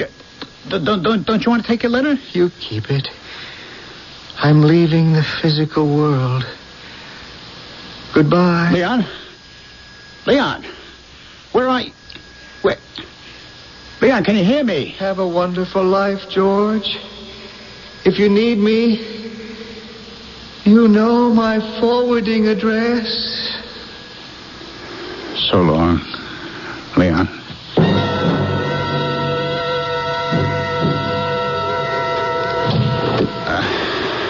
honey. Well, you were in there forever. What on earth happened? Here. This is for you. The letter. Well, it's open. Didn't you give it to him? Of course I did. And after he read it, he gave it back. He doesn't need it anymore. You mean because he's a ghost? A spirit, dear. But what does it say? I don't know yet. I saved it for you. Go ahead, read it. Oh, George, I'm so excited. Dearest Leon, I hope this letter finds you well. I love you. The biggest mistake of my life was letting you go. I only wish I had realized that sooner. Smart girl. Now, keep going, keep going. But I had to say no to you. Running off to get married would have pleased my family too much. They'd be rid of me and claimed my trust fund in the bargain. That's just what they wanted. That's what everybody wanted, the trust fund. But now I'm free at last. I've turned my inheritance over to various charities, anonymously. So, Leon wasn't kidding. There is no money. Shh. Now, this is the part I read through the envelope. And now my answer is yes. I'm on my way to Honolulu. I'll wait there until you can join me. I love you, Leon.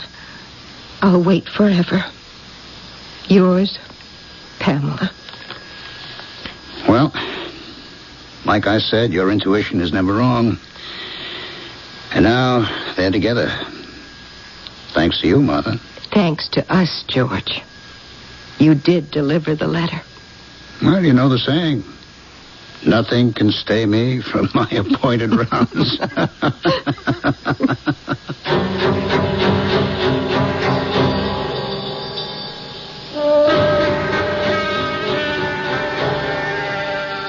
With George's sense of duty and Martha's sense of destiny, the letter is finally delivered. We must always be ready to obey our instincts, to follow the irresistible pull of life. And when we do, we may find ourselves doing things we hadn't thought possible. An example when I return shortly.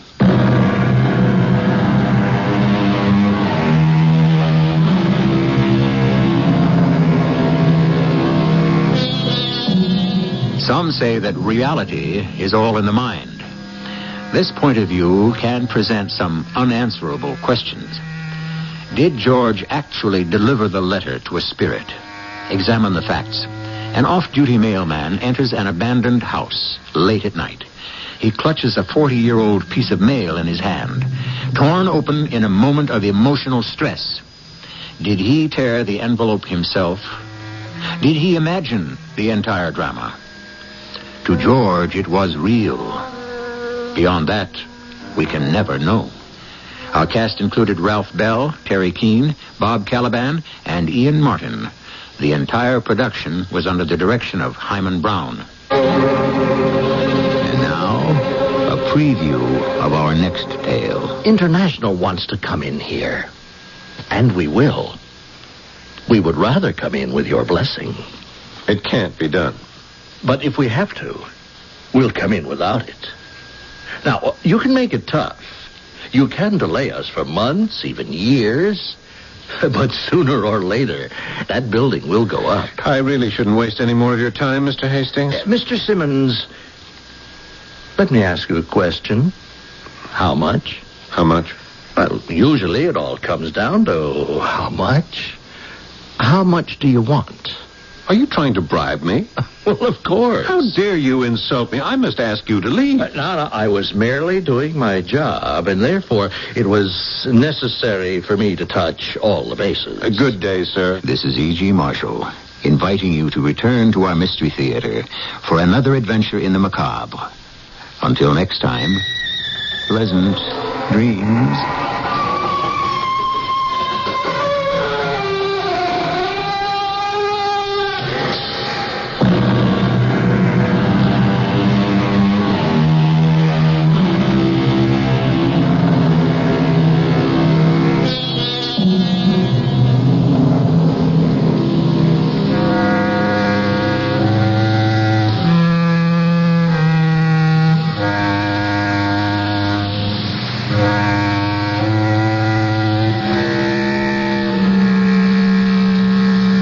the General Mills Radio Adventure Theater.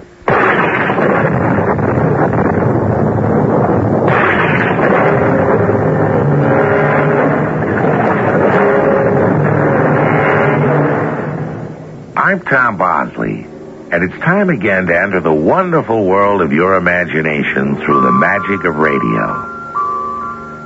Do you believe in ghosts? Oh, I don't mean the kind wrapped up in sheets that run around shouting boo. Nobody believes in the spooks we conjure up on Halloween. But sometimes things happen that are so strange we don't know what to believe. The sort of thing that takes place in dreams when we see and hear things that aren't really there. Or are they?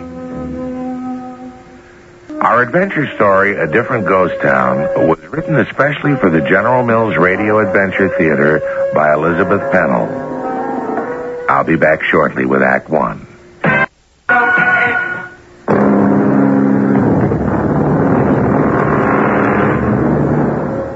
Our adventure takes place in an area where the word ghost has a special meaning. Back in 1848, when gold was discovered in California, people came from everywhere. Towns sprang up overnight, lasted until the gold fever was over, and then disappeared. They became ghost towns.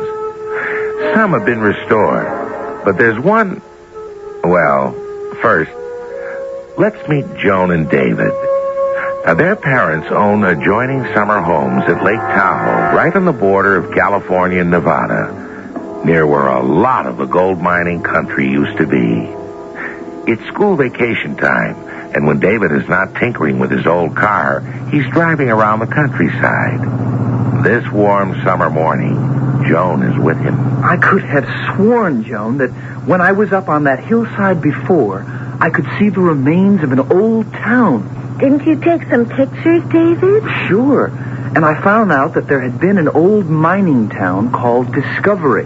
We certainly didn't discover anything today. And honestly, David, I've had enough. I hope you're heading home. Sure thing. It's much too warm for any more exploring. I'm all for getting back to the lake for a swim. Beautiful idea. Uh-oh. Don't tell me this jalopy is developing more problems. You've been working on it all week. Joni, I'm sorry. I've done a terrible thing. You may never forgive me. We're out of gas. And miles from anywhere. At least we're at the top of a hill. If I can push us just a little way, we'll be on the downside and we can roll closer to the main highway. I don't think I'll ever speak to you again. Okay, but right now you better help me or we'll never get back to civilization. What do you want me to do? Sit at the wheel of the car and then be ready to move over in a hurry when I jump in. I'll try. Whew. It's hot out here, and it feels like a dust storm coming up. David, there's someone behind us. Oh, what a lucky break. Hey, who's there? Who's there? We need help. My goodness, Dave. Do you see what I see? Oh, I'll be. It's an old guy in a covered wagon. You're going in the wrong direction. Howdy. Howdy? Oh, howdy, I guess. Well, who are you? My name's George. Mostly I'm known as the old-timer. Well, Mr. Old-Timer, if you came from a farm around here, I'll bet you know where I can get some gas. Gas? Yes. He acts as though he never heard of it. What do you want it for? Well, to start my car. I've run out. Oh, so that's what makes them newfangled things go. He's unbelievable. Well, if you don't know where there's a gas pump, maybe you'll take us to the nearest main traveled road. Oh, would you, Mr. Old-Timer? I think it would be fun to ride in a covered wagon. Oh, you'll get a ride, Miss Joan, but we aren't traveling toward the main road. How did you know my name? Oh, you and Mr. David were expected. Today's the day. I've been waiting for you up over the last hill. I couldn't understand why you went right by. We've been looking for what's left of an old town called Discovery. No town by that name around here. Then where do you come from? Well, I'm from Morado. That's where I'm taking you. Well, if that's the closest town, I guess we'll have to go there for help. Come along, then. Climb in your wagon. Oh, just a minute. I want to get my straw hat out of the back of the car. Okay. Boy, I've done a lot of hitchhiking, but a rig like this, it's a first. Hurry up, Miss Joan. We mustn't be late. Oh, help me up, David. That's a high step. Good. Get up.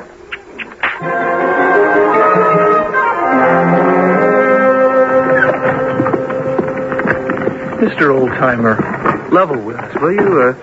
What's all this costume bit? I don't understand what you're asking me. Well, the wagon and you, dressed in those clothes. Are you having some kind of fair? Is this an anniversary or celebration? Oh, it is a special day of the year, if that's what you mean. How about that, Joan? Our day's not wasted after all. We've picked a winner. Where did you say you were taking us? My orders are to take you to Morado. What do you mean, your orders? Why, you come to help us, both of you. Just as I'm here to help you. Well, that's fine. But I know this countryside pretty well, and there's no town called Morado. Oh, it's because you've never been here on this particular day of the year. The whole town doesn't just spring up overnight. Down in the valley. Look now. That's Morado. Weren't we up here before, David? Why is everything so different? How could we have missed it, Joan? Well, there are houses. Real houses. Not a very big town, but... Oh, there must be a restaurant. I'm getting hungry as well as thirsty. We got a tavern, a church, a jail. Well, what's the population? Well, that depends. Depends on what? It depends on which way you're counting. Backwards or forwards or in between. I'm beginning to feel like Alice in Wonderland. Get along there, Jezebel. Look at those old-fashioned signs up ahead and the darling little shop. Of course, David, it must be a movie set. Well, it's the only logical answer, but where are the cameras? I don't know what you young people are talking about, but I've done my duty.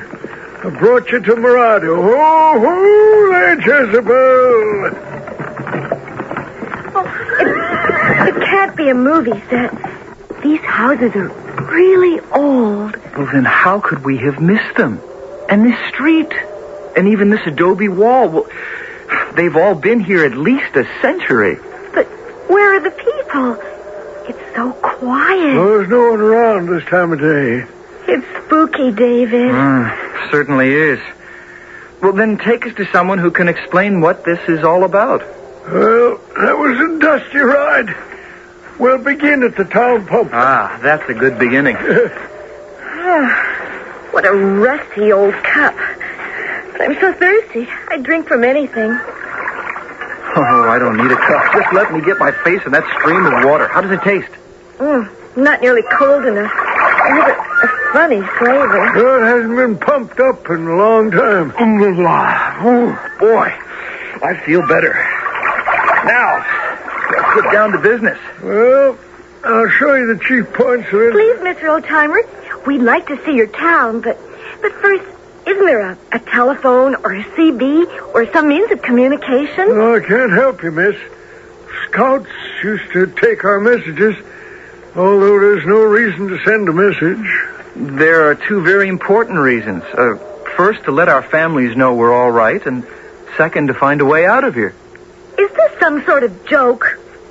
It's deadly serious. David, this has gone far enough. Did you plan this whole thing just to fool me? Joni, are you crazy? No, but I think you are. I suspect you just pretended to run out of gas, and this has all been planned. I wish I were clever enough to set up a gag as good as this one. Now, you listen to me, both of you. This has been planned. And you're going to stay in Morado. Well, I suppose we'll have to for an hour or two. You've come home, Joan Shelby.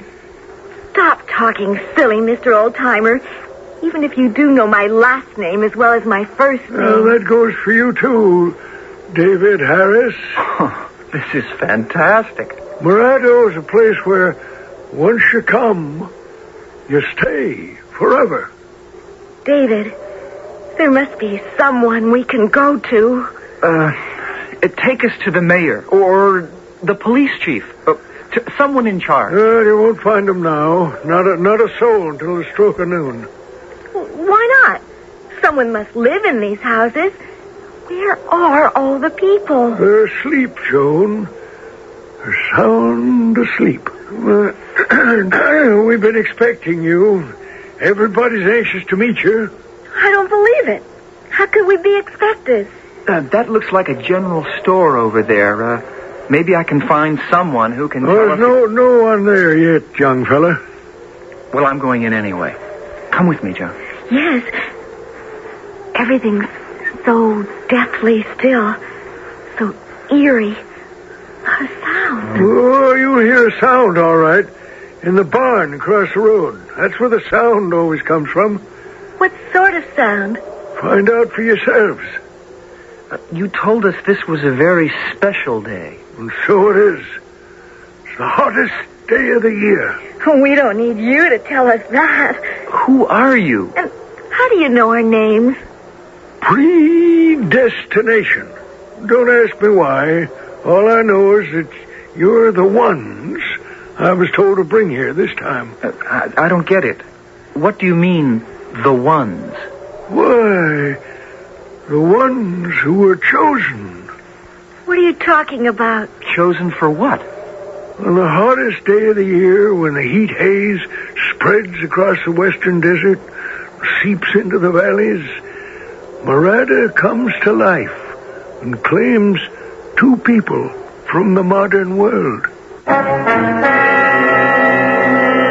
How do you explain this situation? It would seem that Morado truly is a ghost town. Is the old-timer an imaginary being? Some sort of hallucination brought on by too much exposure to the sun? Joan and David are really in a fix. They're beginning to feel trapped in this strange, silent town. The old-timer has assured them that he's not alone. And I assure you we'll meet some other ghosts when we continue shortly with Act 2. And the killer me detected to the... The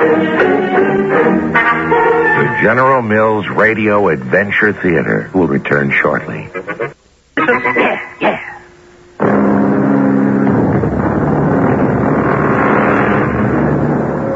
Two young people on vacation are stranded on a lonely road when their car runs out of gas. They're picked up by an old man driving a covered wagon who somehow knows their names. And he takes them to the deserted town of Morado. In vain, they ask him the way to a gas station or telephone. Joan and David are curious about their surroundings, but I think you can understand why they're also becoming a little frightened. Come along now. I'll show you to your quarters. I think you said your name is George? Exactly so. Well, the time has come to talk seriously, George. Man to man. Oh, there's plenty of time for that. So, let's look around the tavern.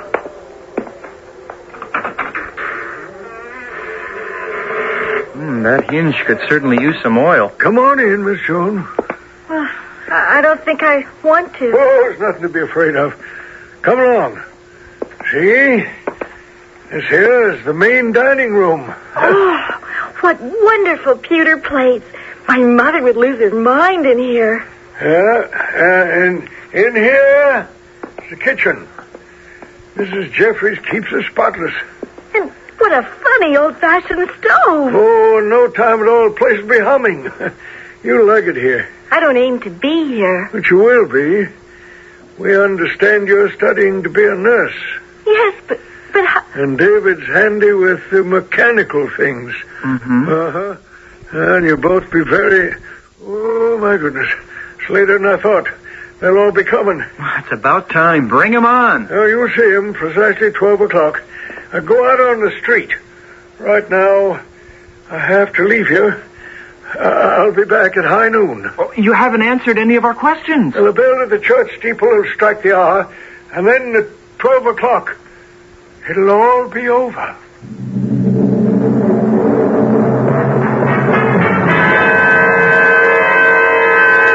I'm frightened, David. What time is it? My watch says 3 minutes to 12. Thank goodness we don't have long to wait. I wonder where all these so-called people are hiding. Let's walk up to the top of the hill and see if they're coming. Listen, David. Don't you hear it? Hear what? A baby crying. The sound is coming from that barn. Come on. That means someone else must be there. Someone we can talk to. This barn door is stuck tight. Bang on it. Someone will let us in. Hello? Hello in there. Please, let us in. If they've left that child alone, we'll have to force our way in. Here, help me open the door. It's very heavy, but if we both pull hard... I don't think this one's been used in years. Pull harder.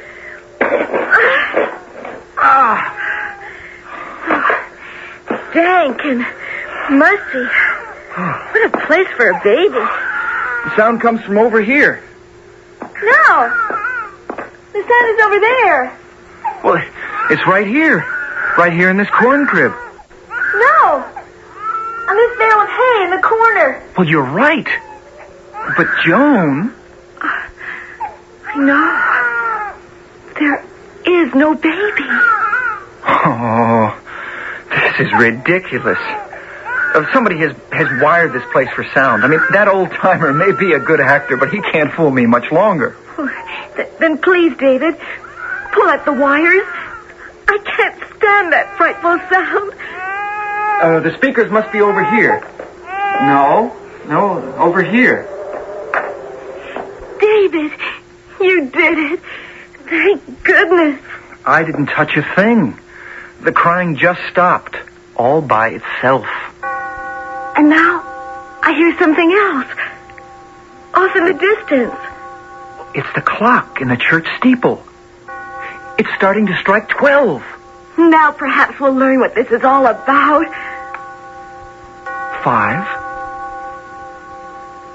6. I'm so scared. But this is exciting. Oh, let's go back into town. Look, David. Out on the road. Hooray! Hooray! Those two men in the field. Let's talk to them. Well, there's something wrong with them.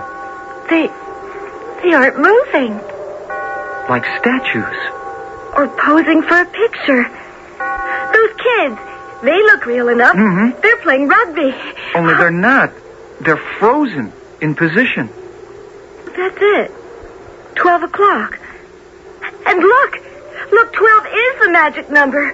Everybody's moving now. Hey there, kid. Kid, stop the game for a minute, will you? Hey, he went right by as if he didn't hear you. Well, they don't hear us. Or see us.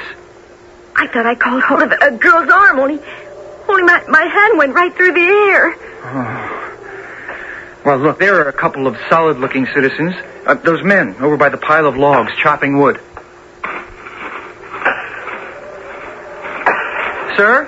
Sir, would you tell us, Please, we don't want you to stop your work, but, we need your help. Hey, come on, you guys. Stop working for a minute. It's no use. They don't seem to hear or see us. Oh, this can't be. It's not real. They're ghosts. Oh, come on. I don't believe in ghosts. This man is real, and his axe is sharp enough to split this wood. David, don't. You can't grab his arm. You'll be hurt. Mister, you drop that axe and listen to me. Oh. He not only stopped work, he stopped breathing. I thought he was real. But his eyes. Look at his eyes. Let go of him. It can't be. It simply cannot be.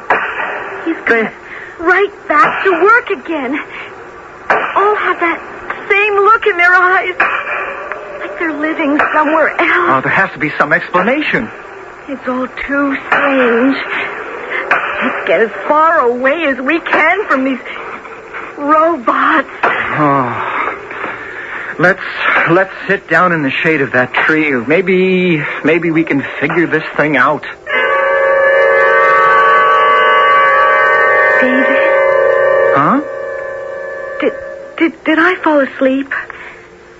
Oh, well, you may have dozed off a bit. We started out very early this morning, and the sun is hot enough to make anybody drowsy.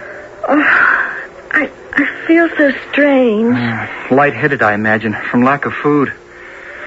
Personally, I am starving. And that's the first part of my plan. To go down to the tavern and get some food. What tavern? Honestly, where are we? We're still right here, in Morado. Do you really believe there is such a town as Morado? You can see it from here, just as clearly as I can. Come on. Where are we going? Back into town.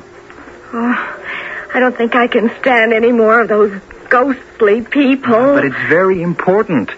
Look, we'll hire some horses and then we'll ride out to the highway. Oh, that's the best idea you've had all day. Oh, everyone's awake now, and they're all so busy. Well, they may be busy, but they're not exactly awake. You don't hear them talking, do you? Let's head over there to the blacksmith's. That should be the place to find out about horses. Why, they're my two young friends. How are you getting along? It's the old timer. You and me have to have some straight talk. Oh, it's all very simple. You heard the clock struck 12? Yes, we heard the clock, and we can see the people, but... Well, everything will work out within the hour. Good. Between now and then, get us something to eat and arrange for us to get back to civilization. Oh, nothing of the sort. You're staying here. But we don't belong here. Those other people, they're... I told you time and time again. You've been selected. You weren't telling the truth. You said we would be welcome. Oh, that comes later. How much later? When we all go away together. Mr. Oldtimer, I don't want to go anywhere with you. Right now, I want to go home. I only do what I'm supposed to do for Morado. There is no such place as Morado. Right before your eyes, Miss Joan. I've had enough of this, Joan. Let's go to the blacksmith shop. David, what beautiful horses. Oh, please let them be real. Oh, of course they're real. We've come to the right place at last. Excuse me. Please stop for a minute. It's very important. You'll have to shout louder. We want to hire 2 horses. No use talking to old Sam. He's deaf and dumb. They're all deaf and dumb. Every one of them. Old timer, who do we see about hiring a couple of horses? There's no sense in hiring. You'll be assigned your own horses soon enough. Someone is waiting for you. You've actually found someone who can help us? Come on along now. We're going back to the tavern. That sign in front of the tavern is new. It wasn't there before. Oh, people have been working. Right this way through the swinging door. What a difference. It's been completely cleaned up. And it's so crowded. Mrs. Jeffries? Where's Mrs. Jeffries? Right here. Welcome back, old-timer. Good to see you. Happy to be back, Marianne. Well, did you bring them? Oh, of course I did. They're right here. David, she's talking about us. At least she can talk. The girl. What's she like? Oh, it's a pretty little thing. I'm standing right here. Why can't she see me? And the boy? A fine, strapping youth. I'm so glad they come. I've been aching for the girl. Oh, how nice it'll be to have a daughter in the house and a helper in the dining room. What's her name? My name is Joan. And please, talk to me. Not about me. Well, old timer, I've got lots to do and not much time. I must get back to the kitchen. Oh, David, she's just like all the others. She can't see us or hear us. What are we going to do?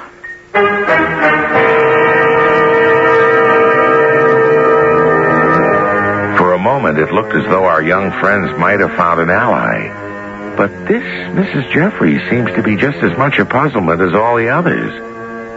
Joan and David are having a most unusual adventure. There are many things about ghost towns which cannot be easily explained. Just think of all the towns which used to be on our maps and are no longer there today. Just ask yourself, where are they? Who knows what spirits may haunt the hills and valleys of our countryside? I'll be back shortly with Act 3. Welcome. The General Mills Radio Adventure Theater will return shortly. All work.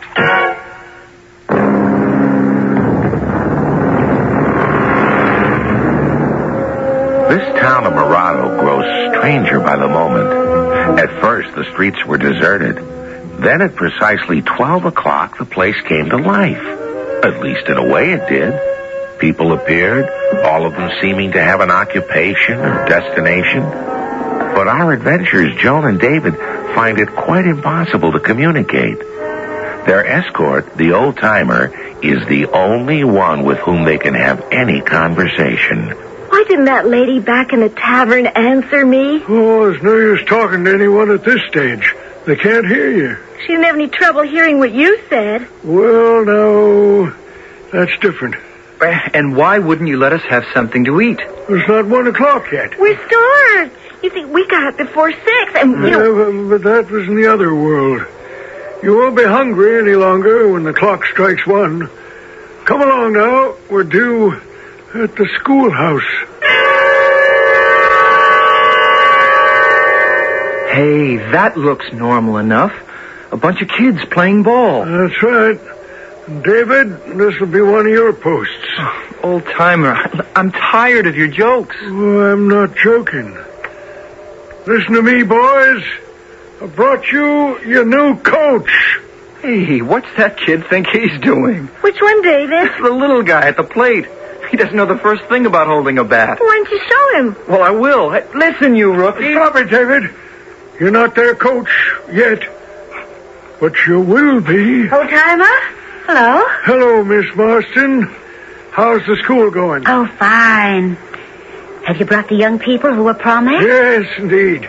Here we go again. And the boy will take over all outdoor sports right away? Oh, absolutely. Oh, I believe you said the girl is interested in becoming a nurse? Yeah, so I understand. Oh, fine. Because I'm counting on her to help out with our first aid course. Oh, when the time comes, you can introduce them both to our program. Oh, well, school's over for the day. 1 o'clock is approaching, and I must get to my station. Well, you are leaving the new recruits in my care. Oh, you'll find them right here. I'll be in the classroom, correcting papers. Are we supposed to hear that? So we follow her inside? Well, let's not. Let's just stay right here. That's all we need. One of those sudden mountain storms. Now we'll have to go into the schoolhouse. Yeah, well, come on then. I'm going right up to her desk and demand that she look at us and talk to us. We've tried that before. I even remember her name. Miss Marston. That's what the old-timer called her. Miss Marston. Well, I'll be. What is it, Dave? Look. Look what she's taking out of that drawer. Well, nothing but a ballpoint pen. That's what I mean. Think about it. Well, I don't see anything unusual about a ball. Of course there is. If Morado is a town that goes back to the 1840s... Oh, of course. Where did she ever get a pen like that? Uh-huh. And she's not like any of the others. She doesn't look any different to me. Her eyes, Joan. I'll swear that she can see us. Miss Marston? Please, Miss Marston. I'm Joan, and this is David. You were talking to the old-timer about us. See? She nodded her head. Say something to us. Say that you see us. That you understand what I'm saying. Where did you get that pen, Miss Marston? Is it yours? Oh, she nodded her head. And she's writing us a message. You are in danger. Terrible danger. Oh, I know it. I know it. But what can we do? Oh, she's writing more. What does it say? get away from here. We want to, Miss Marston. We want to. But how? Run, she says. Go as far away. As fast as you can. Oh, I believe her, David. We better do what she says. Oh, just a minute. Miss Marston, if that pen came from... Oh, my poor young people. I'm desperately sorry, but it's too late. You can talk. We can all talk now. It's 1:00, and everyone's on their way to the town hall. Then we'd better join them. Do you really want to stay in Mirado? We want to get back to Lake Tahoe. Only I need gasoline for my car. Lake Tahoe, gasoline, car. I won't let them take you. Oh, then help us. Please help us, Miss Marston. You must do exactly as I say. It may not yet be too late. We're listening. Don't go near the town hall. We thought we could get horses there. And I'd like to talk to the mayor. No, believe me. Then what should we do? Go to that barn. Up on the hill? Go there and find the stall with a big bale of hay. That's where we heard the baby crying. Uh-huh. Get down on the floor behind that bale of hay, and I pray they'll pass you by. Who is this they? Why do we have to hide? Ask no more questions. Just go at once. Well, why don't you come with us? Oh, how I wish I could. Here, take this pen. It brings back too many memories. Can't we stay here till the storm blows over? Not a moment to lose. Even now it may be too late. Oh, run for your lives!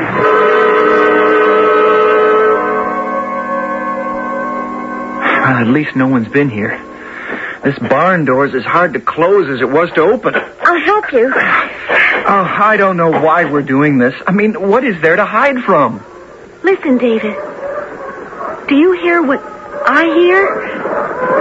Well, it sounds like an Indian celebration. I bet we're missing all the fun. But I smell smoke, too. Look, David. The village is on fire. Oh, I'm glad the wind is blowing in the other direction. David!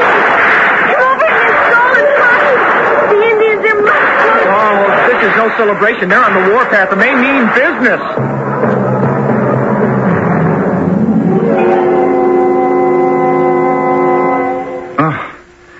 No more Indians. No more storm. Can we leave the barn now? I should hope so. Why? It's much cooler than it was. Maybe that nice Miss Marston will tell us where we can get something to eat.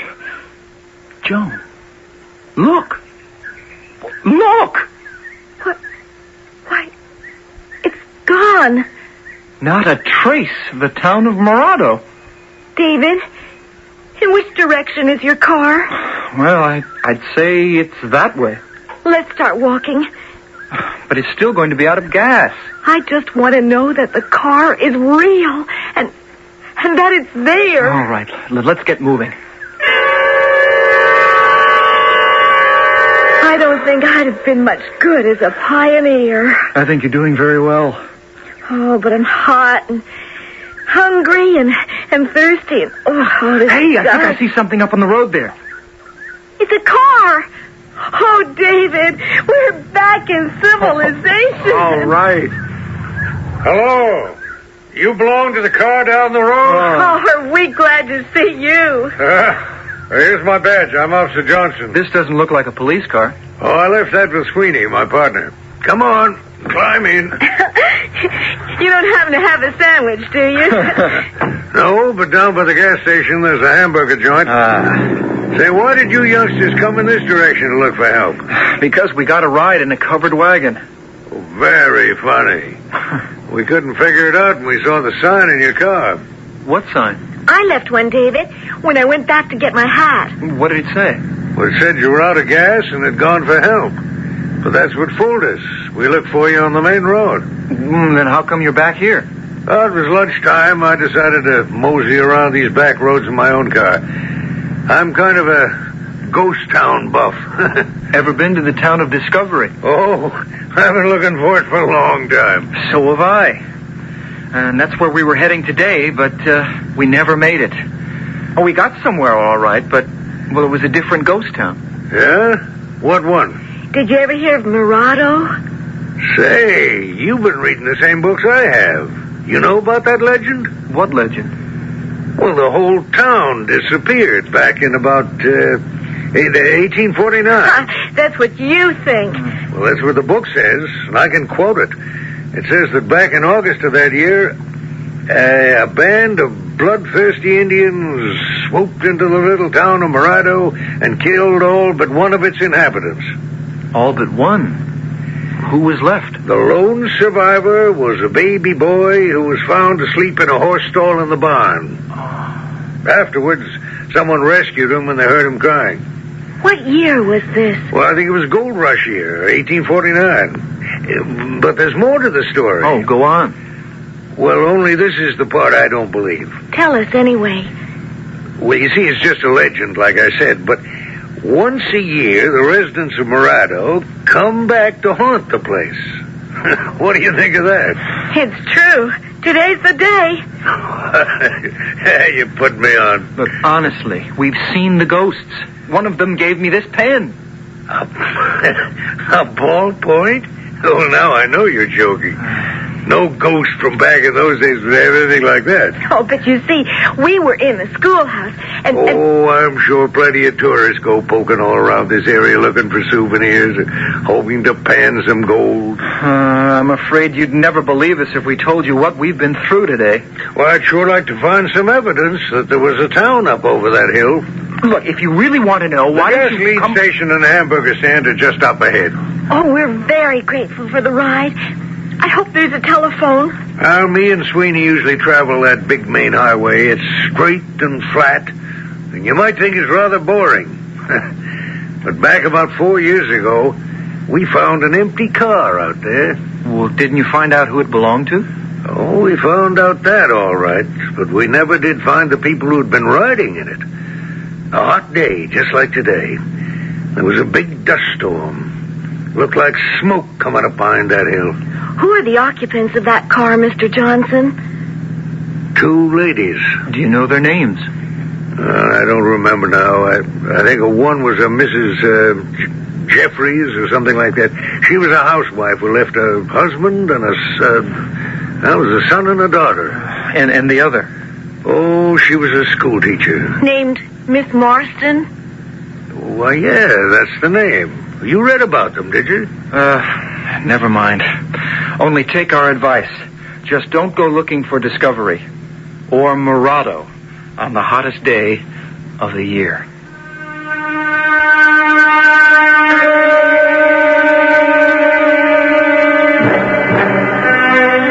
If you're fond of ghost town stories, you won't settle for a mirage caused by heat haze. That may be what some people say when Joan and David tell of their strange adventure. But our young friends know how lucky they were to return with a story to tell.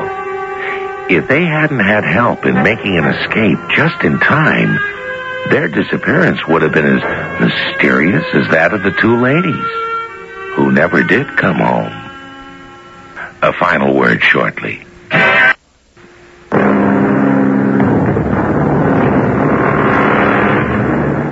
If you go looking for a ghost town, try not to find Murado. Oh, it's all right to think about it, out there in space. But once a year, when that community settles back in its old place on the map, beware. The old-timer may be out to get you. And if they catch you in Murado, it is said that you'll be there forever. Just remember, the barn's the only safe place to hide. But better still, stay home on the hottest day of the year and keep cool.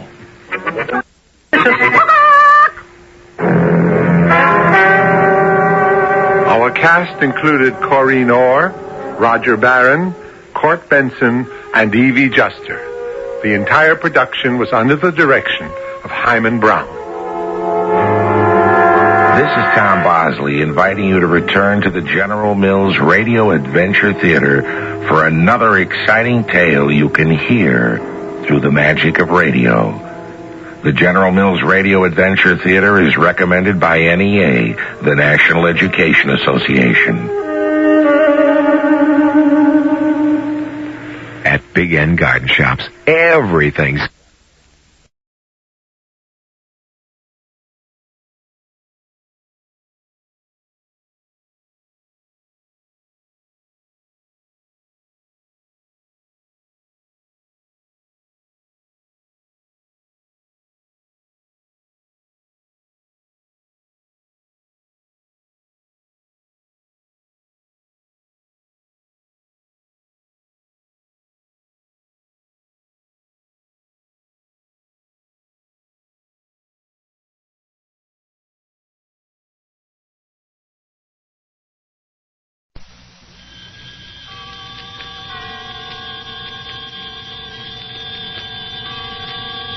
The Columbia Network takes pleasure in bringing you Suspense.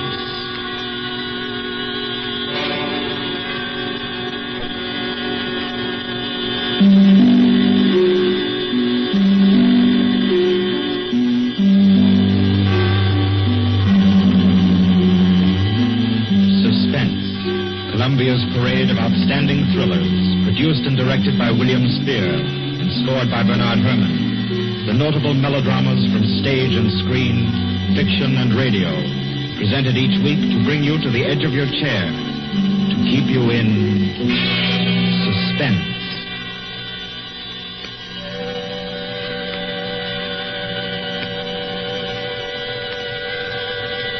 Good evening.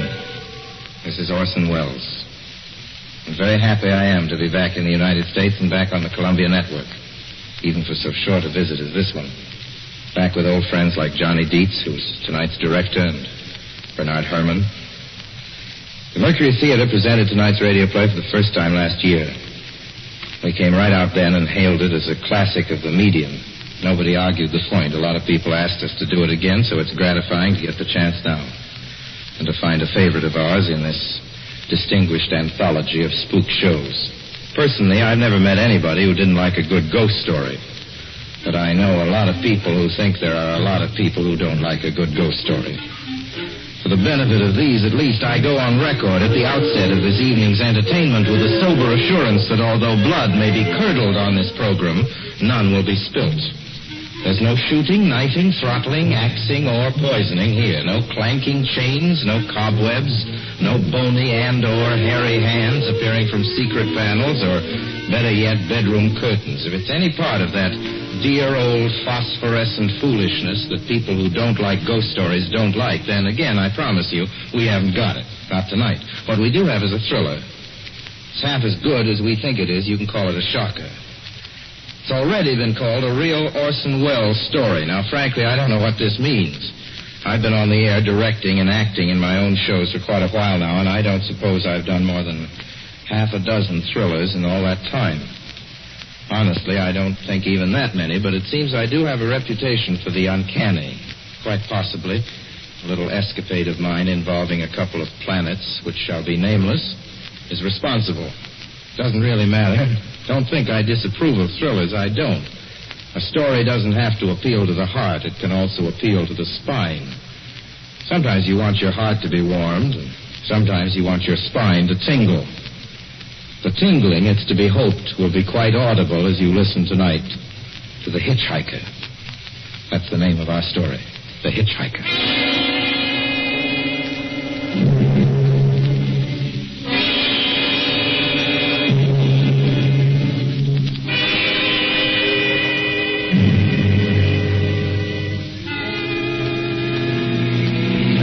Camp on Route 66, just west of Gallup, New Mexico.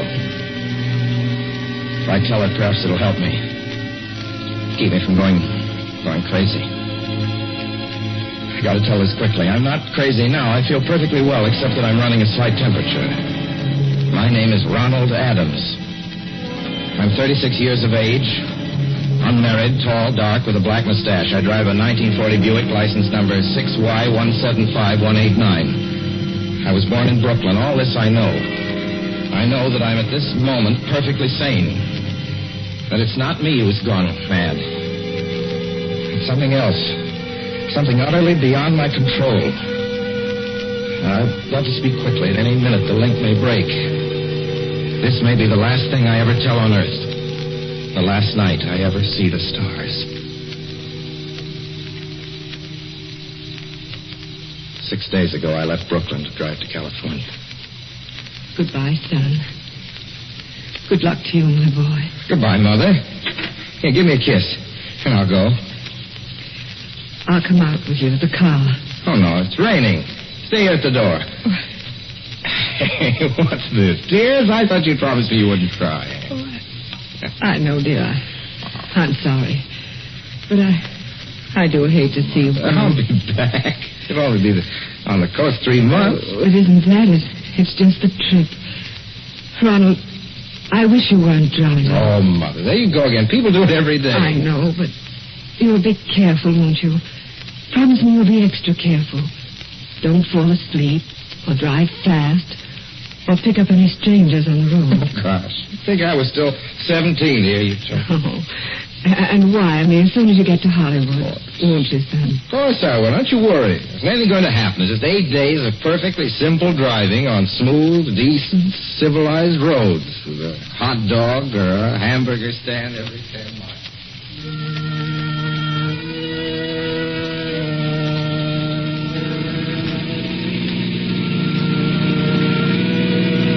I was in fine spirits.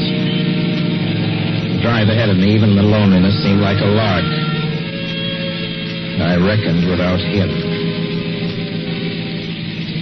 Crossing Brooklyn Bridge that morning in the rain, I saw a man leaning against the cables. He seemed to be waiting for a lift. There were spots of fresh rain on his shoulders. He was carrying a cheap overnight bag in one hand. He was thin, nondescript, with a cap pulled down over his eyes.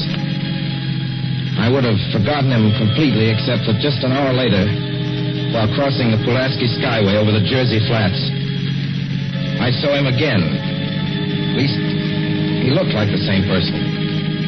He was standing now with one thumb pointing west. I couldn't figure out how he got there, but I thought probably one of those fast trucks had picked him up, beat me to the Skyway, and let him off. I didn't stop for him. Then late that night, I saw him again. It's on the new Pennsylvania Turnpike between Harrisburg and Pittsburgh. It's 265 miles long with a very high speed limit. I was just slowing down for one of the tunnels when I saw him standing under an arc light by the side of the road. I'd seen quite distinctly the bag, the cap, even the spots of fresh rain over his shoulders. He hallooed at me this time. Stepped on the gas like a shot. That's lonely country through the Alleghenies, and I had no intention of stopping. Besides, the coincidences, or whatever it was, came to the Willys. Stopped at the next gas station.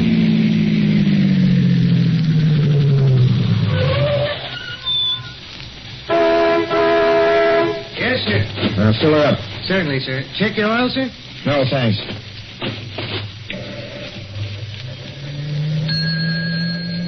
Nice night, isn't it?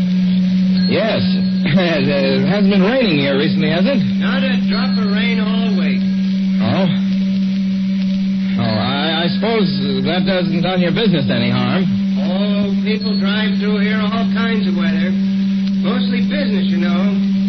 There aren't many pleasure cars out on the turnpike this season of the year. I suppose not. What about hitchhikers? Hitchhikers here? What's the matter? Don't you ever see any? Not much. If we did, it'd be a sight for sore eyes. Why? Oh, I'd be a fool who started out to hitch rides on this road. Look at it. Then, you've never seen anybody? No. Maybe they get the lift before the turnpike starts. I mean, you know, just before the toll house. But then it'd be a mighty long ride. Most cars wouldn't want to pick up a guy for that long a ride. And you know, this is pretty lonesome country here. Mountains and woods. You ain't seen anybody like that, have you? No. Oh, no, not at all. It's just a technical question. I see. Well, that'll be just $1.49 with the tax.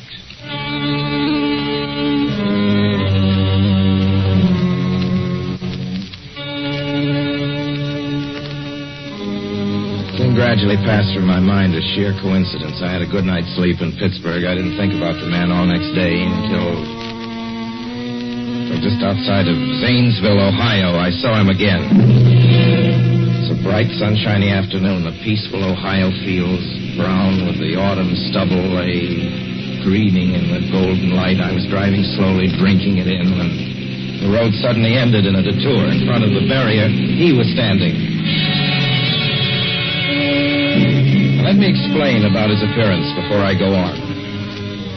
I repeat, there was nothing sinister about him. He was as drab as a mud fence. Nor was his attitude menacing. He merely stood there, waiting, almost drooping a little, with a cheap overnight bag in his hand. He looked as though he'd been waiting there for hours. And he looked up. He hailed me. He started to walk forward. Hello? Hello? Hello? No, not just now. Sorry. Northern California? No, not today. The other way, going to New York. Sorry.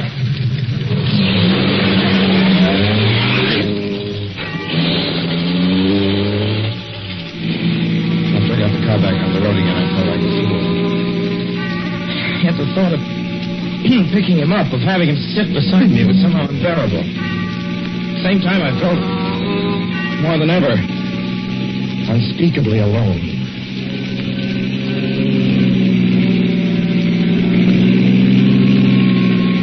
Hour after hour went by. Fields, the towns ticked off one by one. The light changed. I knew now that I was going to see him again. And though I dreaded the sight, I caught myself searching the side of the road, waiting for him to appear.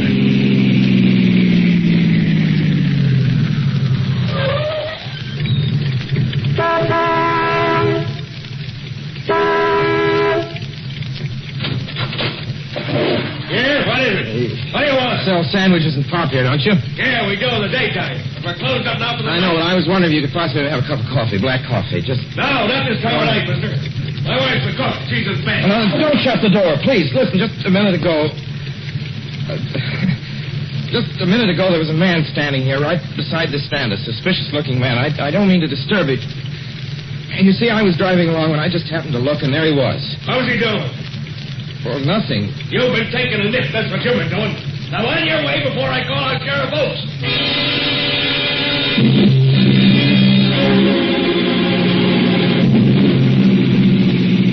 I got into the car again and drove on slowly. It's getting to hate the car. If I could have found a place to stop, to rest a little. I was in the Ozark Mountains of Missouri now. Few resort places there were closed, only an occasional log cabin, seemingly deserted. That's all that broke the monotony of the wild, wooded landscape. I had seen him at that roadside stand. I knew I'd see him again. Maybe at the next turn of the road. I knew that when I saw him next, I would run him down.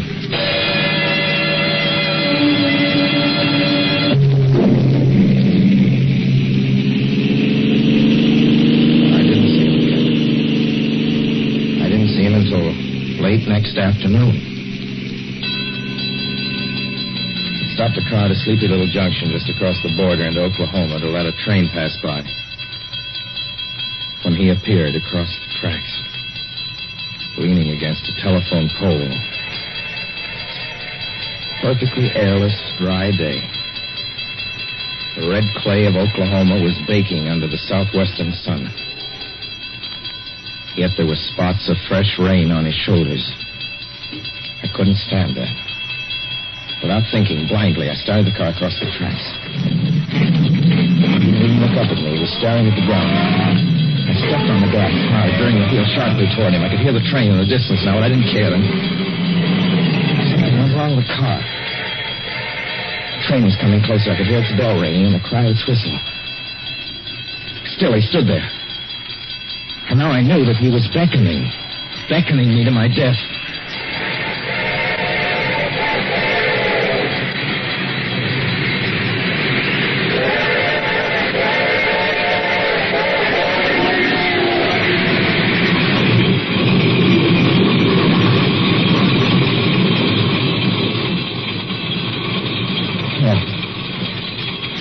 him that time.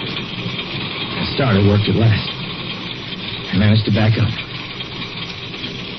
When the train passed, he was gone. I was all alone in the hot, dry afternoon. After that, I knew I had to do something. I didn't know who this man was, or what he wanted of me. I only knew that from now on, I mustn't let myself alone on the road for 1 minute.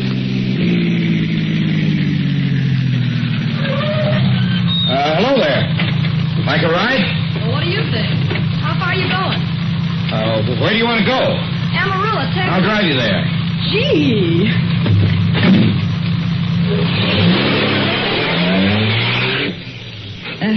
You mind if I take off my shoes?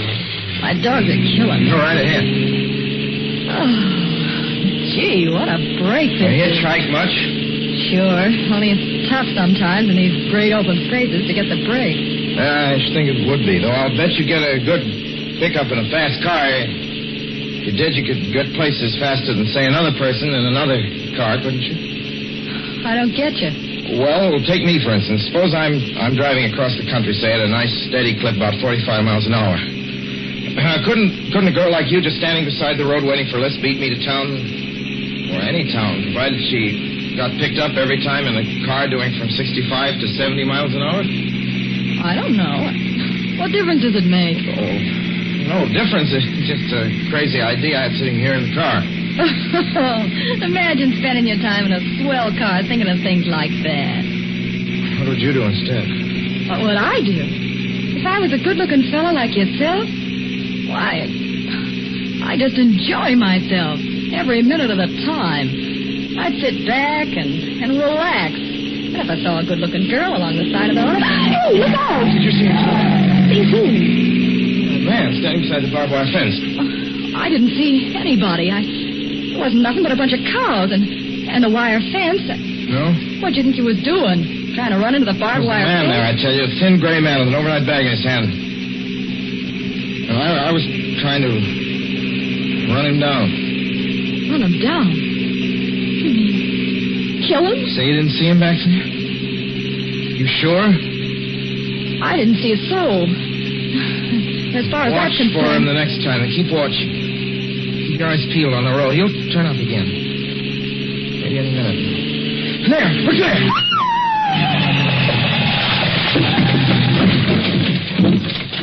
How does this door work? I'm getting out of See here. him that time? No, I didn't see him that time. And personally, mister, I don't expect never to see him. All I want to do is go on living. I don't see how I will very long, driving with you. Oh, I'm sorry. I don't know what came over me. Please don't go. So if you'll excuse me... You can't go. Listen, how would you like to go to California? I'll drive you to California. Seeing pink elephants all the way? No, thanks. Thanks just the same. Listen, please, just 1 minute, please. You know what I think you need, big boy? Not a girlfriend. Just a good dose of sweet. Please. There, I got it now. No, you can't go. Please, come Your back. hands off me. Do you hear? Leave your hands off me.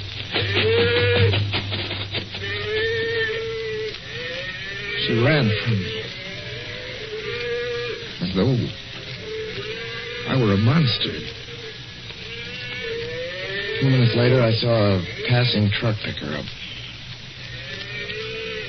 I knew then that I was utterly alone.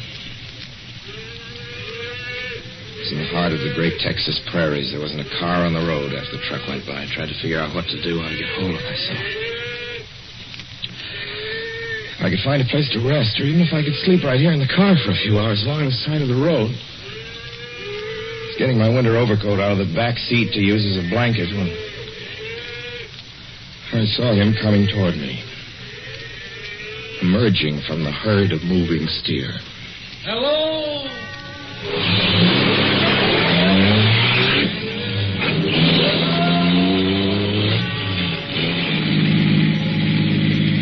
Maybe I should have spoken to him then. Fought it out then and there.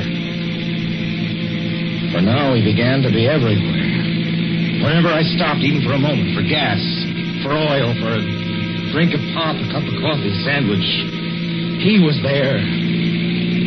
I saw him standing outside the auto camp in Amarillo that night when I dared to slow down. I was sitting near the drinking fountain, a little camping spot just inside the border of New Mexico.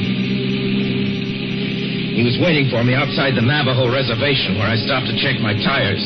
I saw him in Albuquerque when I bought 20 gallons of gas. I was afraid to stop now. I began to drive faster and faster. I was in lunar landscape now. The great arid mesa country of New Mexico.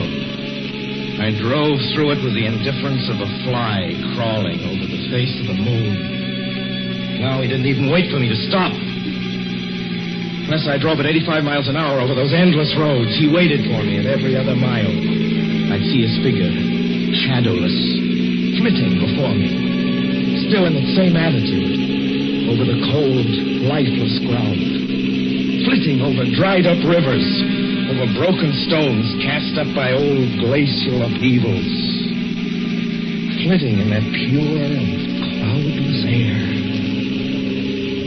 I was beside myself when I finally reached Gallup, New Mexico this morning. There's an auto camp here. Cold, almost deserted this time of year. I went inside and asked if there was a telephone. I had the feeling that if only I could speak to someone familiar, someone I loved, I could pull myself together.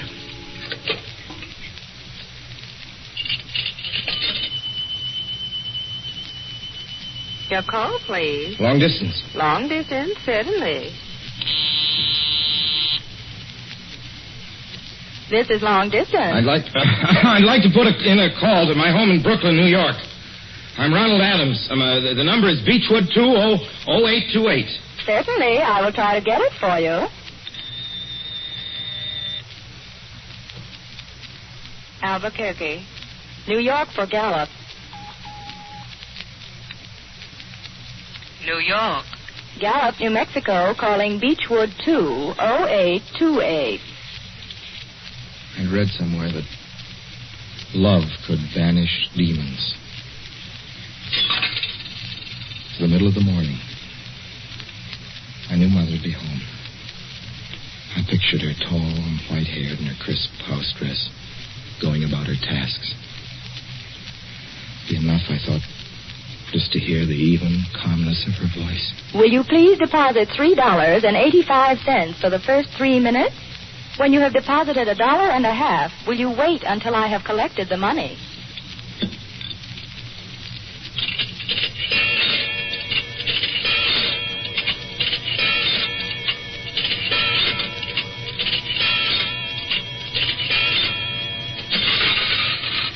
All right, deposit another $1.50.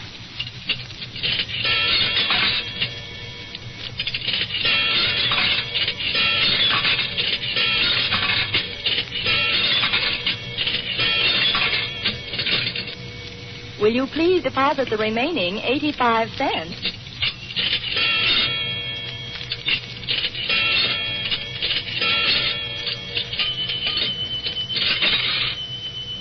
Ready with Brooklyn. Go ahead, please. Hello? Mrs. Adams' residence. Hello, Mother? This is Mrs. Adams' residence. Who is it you wish to speak to, please? Who's this? This is Mrs. Whinney. Mrs. Whinney? I don't know any Mrs. Whinney. Is this Beechwood 20828? Yes. Where's my mother? Where's Mrs. Adams? Mrs. Adams is not at home. She's still in the hospital. The hospital? Yes.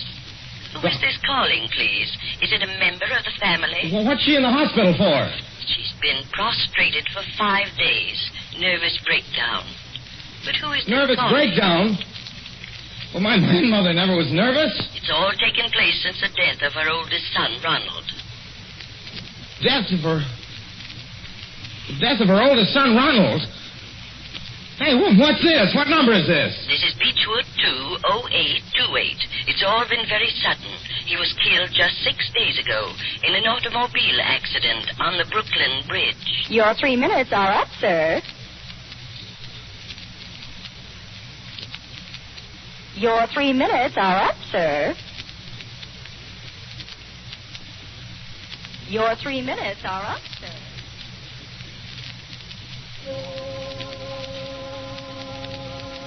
And so I'm sitting here in this deserted auto camp in Gallup, New Mexico. I'm trying to think. Trying to get hold of myself. Otherwise, I'm going to go crazy. Outside, it's night. The vast, soulless night of New Mexico. 1 million stars are in the sky. Ahead of me stretch 1,000 miles of empty mesa. Mountains, prairies, desert. Somewhere among them, he's waiting for me. Somewhere I shall know who he is and who I am.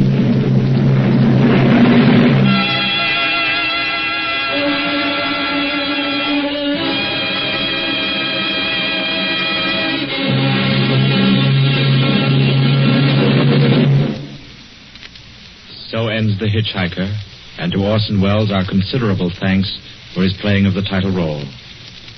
Mr. Welles? Help wanted. Men, women, and children. Nature of work, hard, monotonous, back-breaking labor. Hours, 75 a week minimum. Pay, few cents an hour. Added inducement, 2 meals a day, including several ounces of bad bread and a cup of thin soup. Don't delay. Apply at once. How'd you respond to a want ad like that, Mr. and Mrs. American working man and woman? You'd laugh, wouldn't you, and throw the paper in the trash basket. Dismiss the whole advertisement as some kind of a joke. But believe me, it's no joke. It's a simple statement of the working conditions that exist today in Nazi Germany and the conquered countries under Nazi rule. It's also an exact statement of the working conditions that will be imposed on you and every member of your family if the Nazis win this war. You yourself personally can stop them from winning, as you know. You don't have to give up your well-paid job to do it. You needn't have to be a soldier or a sailor or an airman or a nurse or a war worker to ensure American victory. Uncle Sam doesn't ask plain, ordinary, hard-working citizens like you to give him anything. All he does ask very seriously and very urgently is that you loan him 10 cents out of every dollar you make. That's all there is to it. Lend Uncle Sam a dime to win this war, and he'll pay you back with interest when he's won it. The easiest, most convenient way to lend him these dimes is to enroll in the payroll savings plan. Just tell your boss to deduct 10 cents from every dollar he pays you and lend it to Uncle Sam in your name. Sign up for this simple savings plan today, and when victory comes, you will have war bonds in your pockets instead of Axis bonds on your wrists. Suspense will be heard again 2 weeks from tonight. Next Wednesday night, September 9th, the Columbia Broadcasting System will present over many of these stations at 9:30 p.m. Eastern Wartime an address by W. Averell Harriman, the United States Lend-Lease Administrator in London. Mr. Harriman, as the personal representative of the President of the United States, attended the Moscow conferences between Winston Churchill and Joseph Stalin. Next Wednesday's broadcast will be Mr. Harriman's first public address since his return to this country. Suspense is produced and directed by William Spear. John Dietz was our guest director this evening. Tonight's radio drama was written by Lucille Fletcher. The original score was by Bernard Herrmann.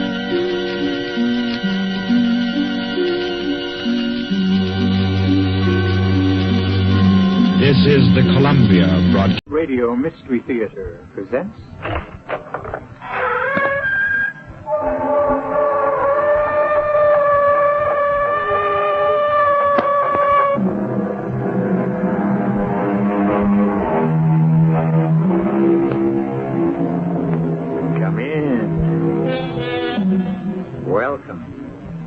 I'm E.G. Marshall. Do you believe in monsters? They exist, you know. The Irish giant in the Museum of Trinity College, Dublin. Dwarfs, which are stronger and live longer and usually have strong passions and acute intellect. The fabulous monsters of Guyana near Lake Parima, sketched in 1663 by Joost Segelman in his collection of voyages. Those are just a few examples which will lend credence to the story we're about to hear. I saw it, Billy Lee. I saw it. I saw the thing. Take it easy. You're shaking like an aspen leaf. How come you even went near Dead Lake? Well, you know better. Well, Things disappear there. What got into you? one of my heifers wandered away. I saw him grazing down toward the lake. I just plumb forgot about the stories and went after him. When I got within 100 yards of him, the heifer was on the shore, drinking. And that's when it came out of the water and grabbed him. The heifer disappeared. He bellowed, Billy Lee. It was horrible.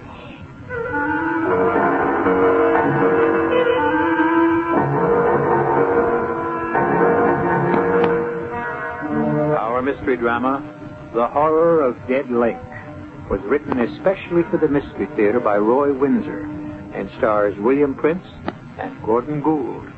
It is sponsored in part by Buick Motor Division and Anheuser-Busch Incorporated, Brewers of Budweiser. I'll be back shortly with Act One.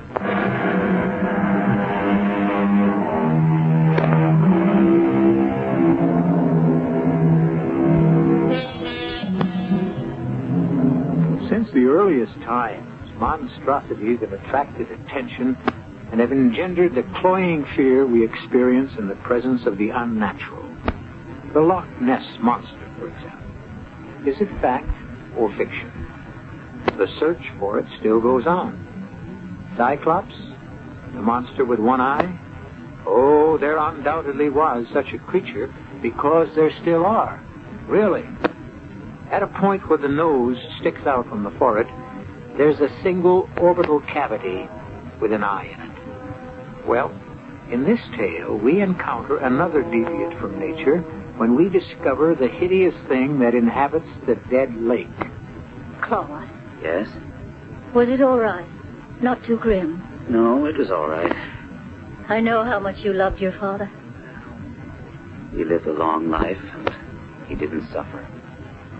The lawyer went over things and assigned them to me. The savings, the old house, that kind of thing. It was sad, come to think of it. But it's over now. You know, Polly, there's something I never told you because I'd forgotten about it. So had my dad, for that matter. Oh? A castle in Spain? A map where the treasure's buried? You know, you're not so far off at that. My dad left me 50 acres of land near a small town in Florida, Orisville. 50 acres? Mm-hmm. And with land down there selling for a fortune? Well, not this land. There's something funny about it. A long time ago, back in the early part of the 18th century, a certain Silas Baxter, an ancestor of mine, was, I kid you not, a pirate. Claude. He must have run a pretty good ship, because when he left the sea, he bought those 50 acres and built himself a castle. He called it the Captain's Doubloon. A castle? Oh, not a great big one, but big enough. The history of the Captain's Doubloon has been handed down from one Baxter to another. It was among my father's papers. I see. What I've been left is the Captain's Doubloon in a state of ruin, the acreage, and something named Dead Lake. Why? Because nothing lives in it. That's creepy. My father never had any interest in the property. I don't know if he ever saw it. But we do own a ruined castle and 50 acres of land. With a dead lake where nothing lives. That's right. Claude, we ought to sell it. I think so, too. You know, it's funny nobody has ever wanted to buy it. Maybe they did. But my father never said anything about it to me. Dead lake. Claude. Yeah? Let's go see it. You mean it? Sure. Florida's no big trip from Philadelphia. Can you get time off from your job? I think so. I could take off Friday, and we could have most of Friday and the weekend. I can't promise anything, Polly. The Captain's Doubloon is a ruin. Maybe the acreage is worthless. But what about Dead Lake? I'd like to know why it's dead. Wouldn't you? Yes. Tell you what I'll do.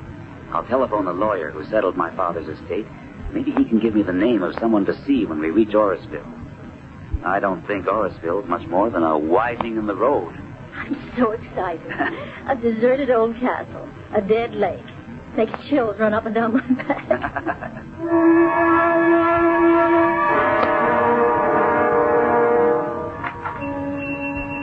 Well, Mr. Micah. And how are you, sir? Quite well, I thank you. Here is my food list. Can you also obtain the chemicals I've written down here? Oh, yes, sir. No problem. I'll have one of the boys drive over to collect. I gotta pay him, of course. I understand. I will give you these. I have before. Yes, sir, you sure have. Doubloons. My goodness, what pretty coins. Solid gold. Mind if I ask you something, Professor? Johnny Reed was in here yesterday. He's scared white. A heifer of his wandered down to the shore of Dead Lake, and Johnny said some kind of thing. Grabbed it, dragged it under the water. Johnny said it bellowed something terrible. Did you hear it? You know anything about it? It is wise to stay away from the lake. I do not go near it. I remain in the castle and do my work. Well, maybe not for long, Professor. You've been squatting there so long, I guess you feel you own the place. But the real owner's coming to Orisville Friday afternoon, tomorrow. A fellow named Baxter. Same as Captain Silas Baxter. Stole all them doubloons from the Spanish. Like these you just gave me. I have found a few. Well, where'll you go? Baxter tells you to get out. I will have no choice. I would leave. He will discover that the property is worthless. When he goes home, I will return. Maybe. You got this idea of developing the land and selling it for home sites. You have tried to do that before, Mr. Billy Lee. I sure did. Those persons I drove over to look at the land never did find their child. Quicksand. Not according to the sheriff and his men. They scoured, dredged the lake. All they found was some of the child's clothes. Yes, regrettable. The lake is dangerous. Why? There are unknown things in nature. It is better to let them remain unknown. Now, I will return tonight for my supplies. Oh, hello there, Professor. Good morning. I tell you, Billy Lee, he gives me the creeps. He may be gone soon, Johnny. Yeah? How come? New owner's arriving tomorrow. Named Baxter. I can't say I'll be sorry to see Professor Micah go. He's in league with the devil. You remember that parrot? Oh, I sure do. Grew to have a wingspan of 10 feet. Vicious thing. I remember we all went out and gunned it down. A horrible thing. Where did it come from? His experiments? That was just an ordinary little old parrot, no bigger than a crow. You saw what it became. Micah did that. He's always experimenting with something. Look here. More doubloons. Wonder how many he's got. Just a few, he says. Old Silas Baxter's supposed to have had thousands of them. But even if that old room's full of them, I wouldn't go near it with an army. You gotten over your scare? No, and I never will. That was the awfulest thing I ever saw, that poor heifer being pulled under the water by some thing. Now, what did it look like? What I saw of it was a kind of red color, round and fat, and it had horns kind of sticking out front like feelers. There ain't no such thing, Johnny. Back up on that, Billy Lee. I saw the thing. You say the new owner's showing up tomorrow? That's right. His wife. Staying in one of my rooms upstairs. You take them over to their property? Well, expect so. Then let me tell you, stay away from the lake and keep them away from it, too.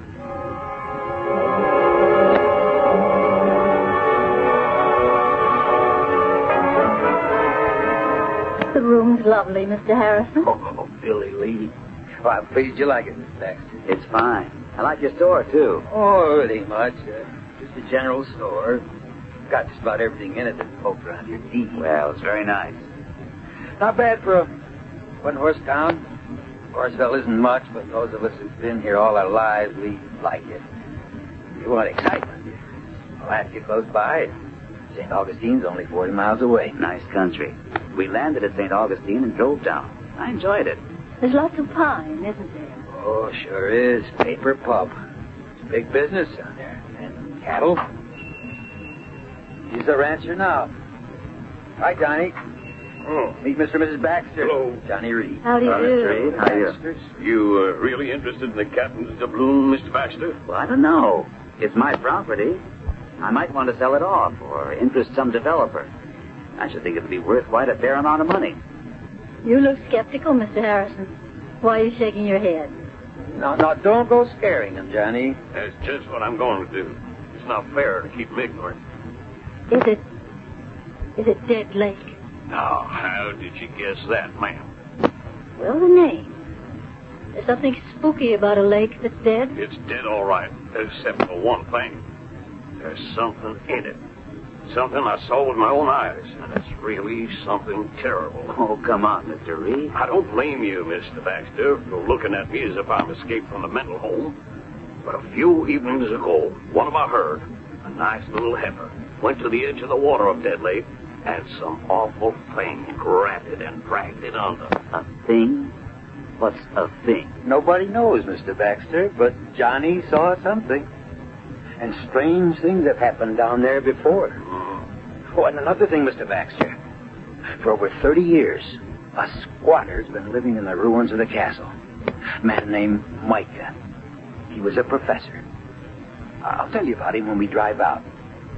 Spoke to him yesterday morning and said he'd probably have to clear out. He agreed, but you'll meet him. A professor? And he's a squatter? What does he do? You'll excuse me for saying it, Miss Baxter.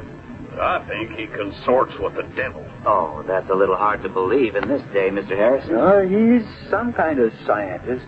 Always sending for chemicals to Palatka to St. Augustine. He's, now what did he call himself? An something or other. Embryologist? What's that called? It's a branch of science concerned with the formation and development of the embryo. Teratology is the study of deviations from the normal. By golly, that explains the parrot with the 10-foot wingspread. What? It's the truth. I can swear to that, Mr. Baxter. Half the village went gunning for it. We shot it down. Oh, it's not possible. Yeah, neither is that thing that lives in Dead Lake.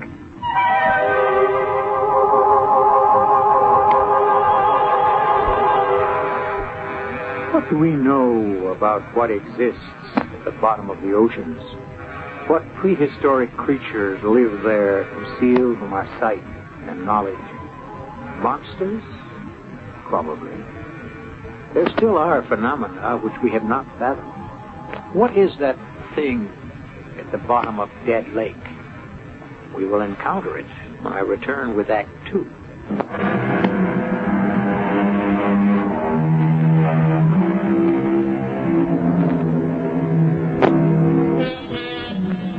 The subject is monsters. We seldom think about them, if we ever do, but there are monsters all the same. They are, in fact, studied in zoology under a special branch named tetralogy, concerned with deviations from the normal in the embryo. When deviations occur, the result can be a monster. Primitive man believed that a monster was the result of a woman's pact with Satan. Nonsense, of course. But the fact of the monster remains. What beautiful little birds you are. Which one of you will it be today? I have grown attached to all of you, but it must eat. An immutable law of nature. One feeds upon another, and that is how I learn. And that is what I live for, to learn. The great plant must live, and it is a carnivore.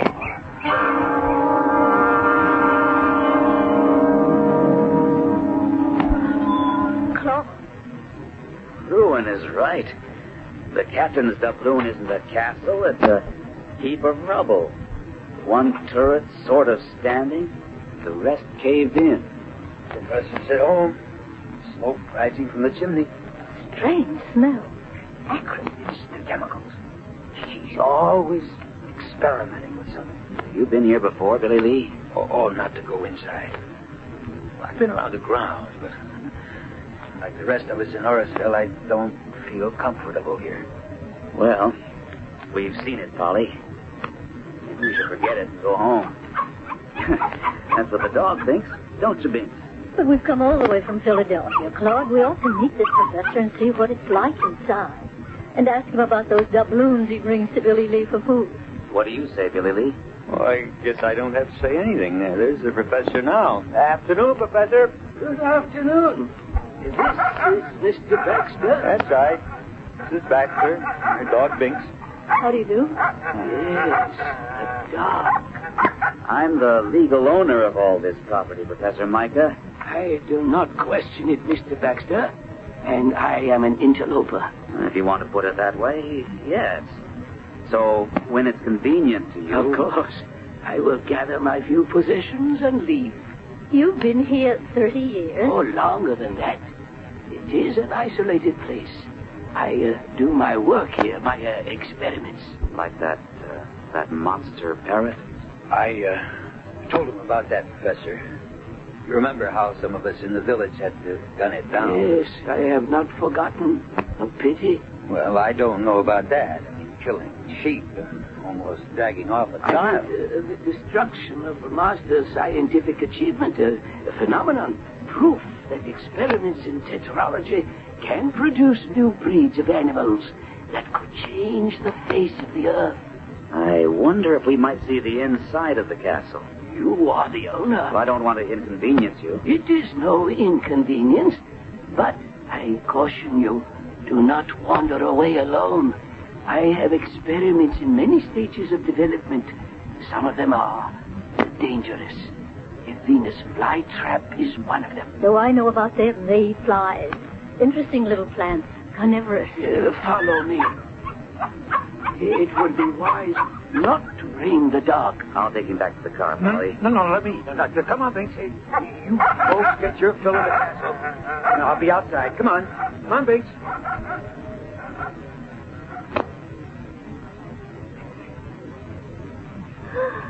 Oh, my goodness. What's that thing, Claude? It looks like a huge sunflower plant. And look at those pouches at the end of its leaves.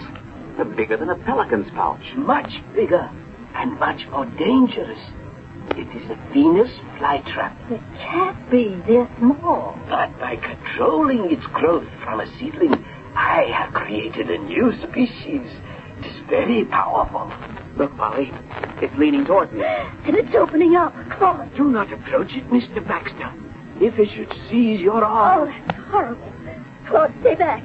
Well, that's the first thing that will go. I'll take an axe to it. Let's get out of here, Claude. You live here, Professor? Yes, in the ruined tower. This is my plant room. Is there a basement? Yes, but except for me, the dungeon is unsafe. You've got more things like this down there? My experiments are varied. Professor, please clear out as soon as you can and destroy these experiments of yours. That's Binks. Claude, that's Binks.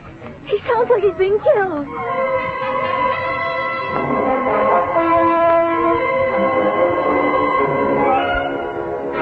Mrs. Baxter, all right?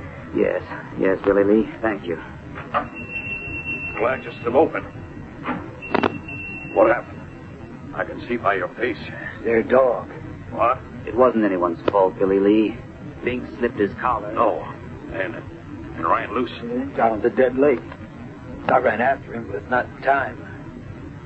I saw it myself this time, Johnny. It rose up out of the water, a round, huge, slimy thing, and it dragged the dog into the lake. What is it? What is the thing? I never saw anything like it in my life. I don't know what it is, but it's probably one of Micah's experiments. We went there this afternoon. My wife and I went into Micah's room in the castle. And Johnny, It made my hair stand on end.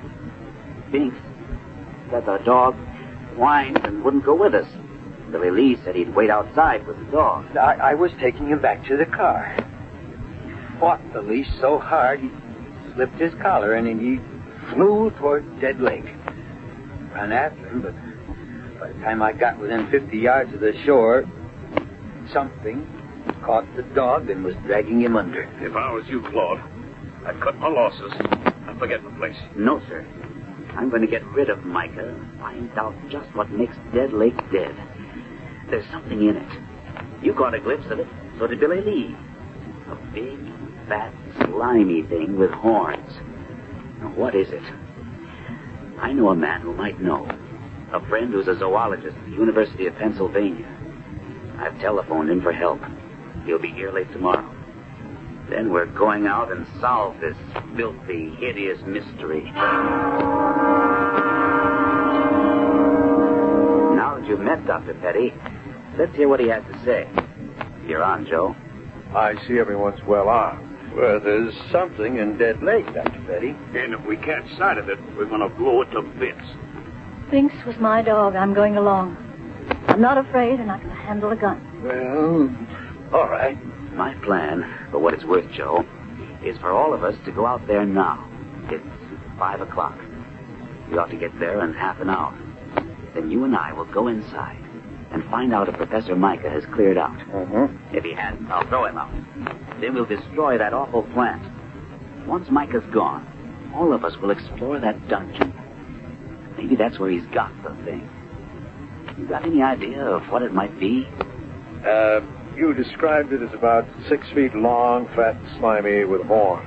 Colored, a reddish kind of color. You know what it makes me think of? A giant snail. But they don't eat flesh, Johnny. Could it be a giant slug? I don't think so.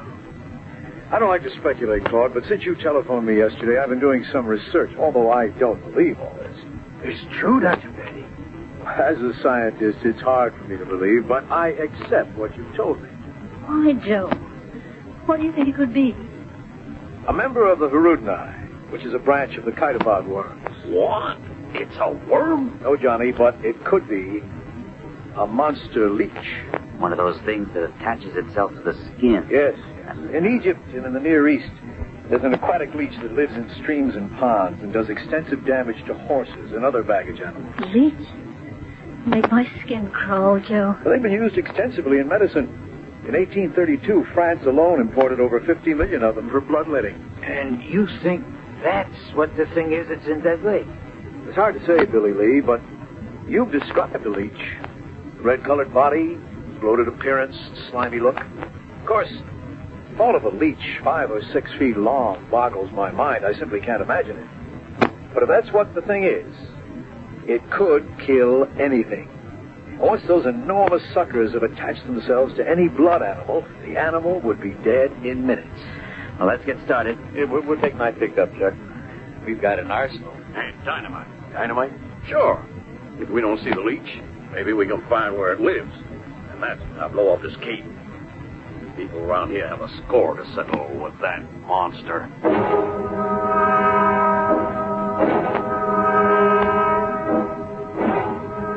I told you to get out, Professor Micah. So you did. And I will leave now. I have not had time. Out. You have a rifle and a shotgun. Why? We think there's a monster leech in Dead Lake, and we intend to destroy it. Fantastic. I want you out of here. I have packed what I can carry. The rest I leave to you in the name of science. Get out, Professor. I never saw anything like it, Claude. Look at those traps undulating and stretching toward us. He said it's powerful. That's the first thing we take care of. You have the shotgun, Joe. Look at it. Inching toward us. I'll release the birds. They're what he fed to the plant. Look at them go. Joe, call the others. We'll try the dungeon. Come with me. We don't want to be separated. You've got a point. What a devil's hole this is, Joe. Let's get the others.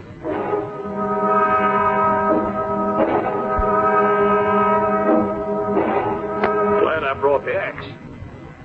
You see that thing trying to wind itself around me? Some kind of vine, strong as wire. It's awful down here. What's that over there, Claude? Shine your light. A huge door. Hinged with a drop lock.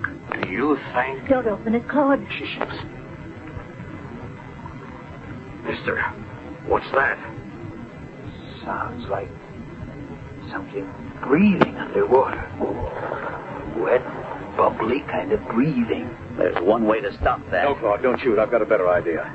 There is something behind that door. It's the thing, the giant leech. You won't kill it with one shot. Well, what's your idea, Dr. Petty? That door must open into a tunnel, and the tunnel probably leads to the lake.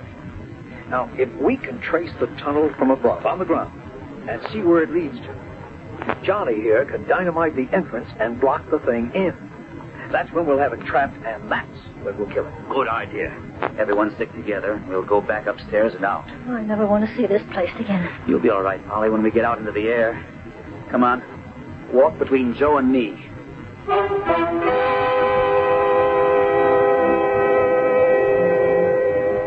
Is it possible? In nature, most things are. And nature, with a prod from an experimental scientist, has created a monster. A giant, predatory, hideous monster leech. I'll be back shortly with Act 3.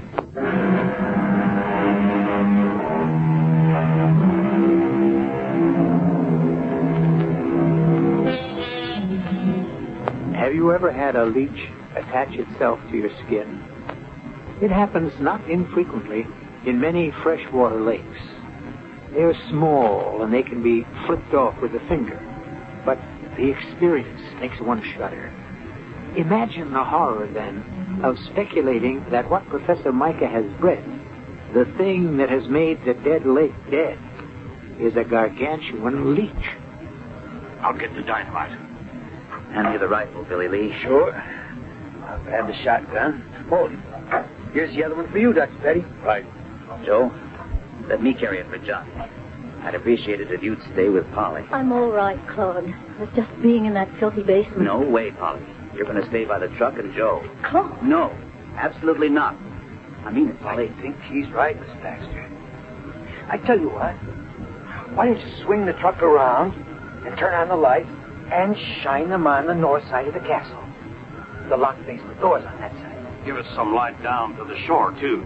All right, Polly. Come on, hop in. Claude. No, please don't argue. You stay with Joe. Ready, Johnny? I'll lead the way. Keep your guns up. I'll be ready for anything. Joe, I feel sick. If the thing is what you think it is. Yeah, me too. Let me get the truck turned around. Black as a tunnel. I'll switch on the lights. I see them, Claude and the others. The car lights do run down to Dead Lake. Isn't that an awful name for it? It's dead, all right, if there's a giant leech in it. Joe, look. What? This is Professor. Now, what the He's devil? returning to the castle, not through the front, but through the north side of it. I wonder what he's up to. He's disappeared now. Must be another entrance to the place. If Johnny does blow up the tunnel and the professor's in that basement. Claude ordered him out. I know that. All the same, he is a human being. And I don't think he's a human being at all. Shine your big torch over the lake, Johnny. Shore cuts through the blackness all the way to the other side. Johnny, look. Something's moving just under the surface of the water. It's moving to the other side. Look, follow it. The torch. Look at it. Just a little of its back is out of the water like a whale. Keep following it. I can hit it from here. No, Claude, no. Let it go. When it returns from the other side of the lake. Oh, no. That's a small deer over there. See? The thing is coming out of the water. We'll fire a shot, Claude. It scared the deer. Look at that thing. It's half out of the water. The deer got away. Johnny, follow where the thing swims. It's coming toward this side of the lake, a few hundred feet north of us. Come on. No, hold it. If it does have a cave or a tunnel to a cave, we don't want to scare it off. Just watch it. It's at the surface. And it's disappeared. Now, let's move.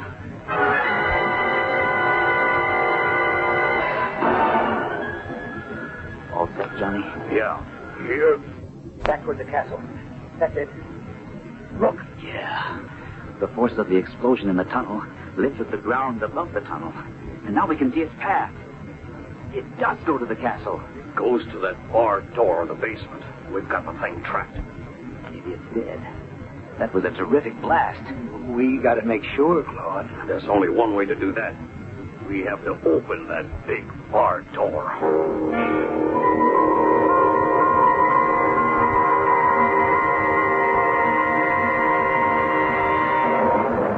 Now what, Joe? I don't know. There was a big charge of dynamite. They must have found the tunnel. What about the thing?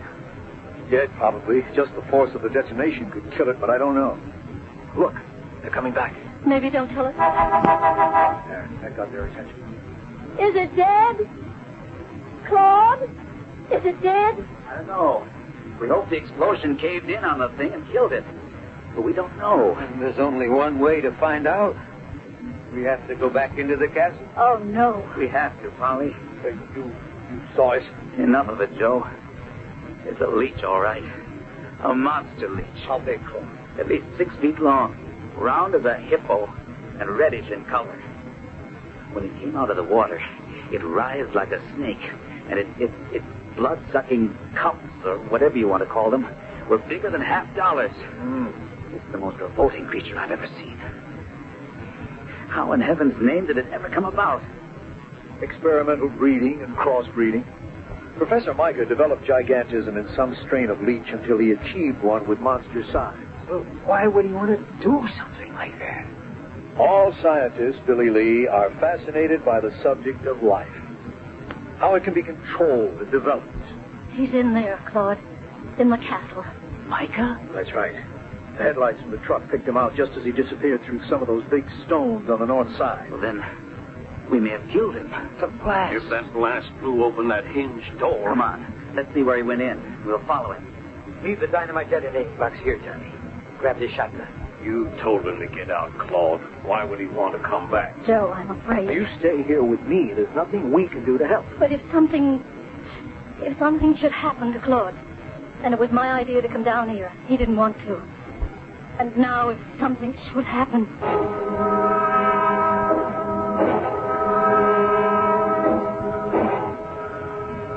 That could be it. See where I'm shining the torch? Yeah, it could be. Just about wide enough for a man to squeeze through.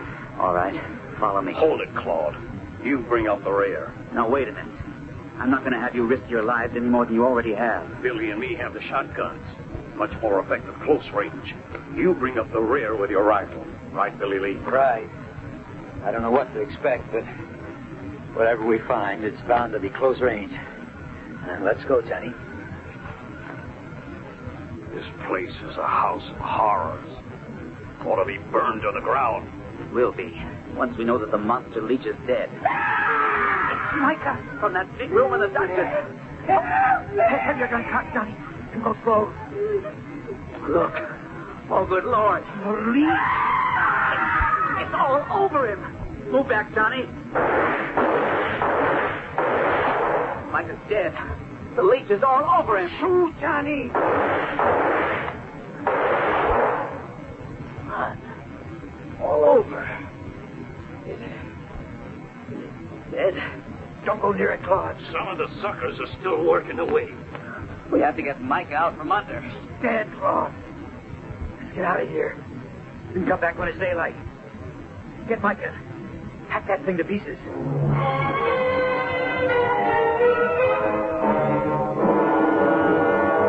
Joe, I can't stand it. Just have to, Polly. We're not leaving this truck. But those gunshots, what did they run into? I can't guess. You can, but you won't. What if that blast of dynamite blew out that hinge door? If the thing wasn't killed in the tunnel? Hold it. They're coming out of the front of the castle. See the flashlights? They're safe. Oh, Joe, they're safe.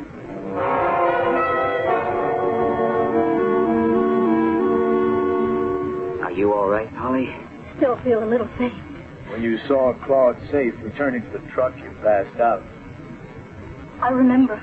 Joe was right. Professor Micah had developed a giant leech. It lived in a tunnel which ran from the shore of Dead Lake up to a cave near the castle.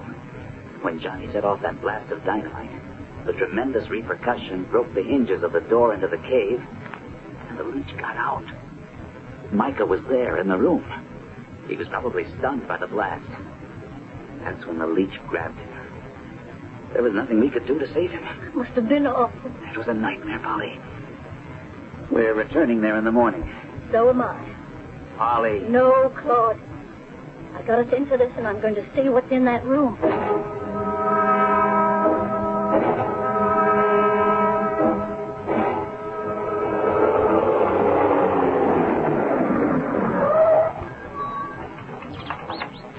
Listen to the birds. Life has kind of returned to Captain Doubloon. I don't feel much like going down into that basement again. And I'm not sure it's safe for Miss Baxter. Don't you worry about me, Johnny. Now that I know the monster leech is dead, I'm not afraid. All right. But let's go in through the front. Have we got everything? Lights, ropes, And my shotgun, just in case. and cameras. Watch your footing, Polly. And when we go down into the dungeon, stay between us. Let me lead, Bud. I've got the gun. There it is. Poor old Micah's under that thing. Aim that big light right at it, Johnny. It's incredible. It's 6 feet long and 4 feet thick. Micah let out one scream, and then he was dead. Hardly frightened, maybe. Keep the light trained on him, Johnny. We'll try to pull him free. Let me take a few pictures first. No one's going to believe this horror. Claude, what about Professor Micah? What happens to him now? We give him a decent burial. And Joe wants to find out, if he can, why Micah did all this.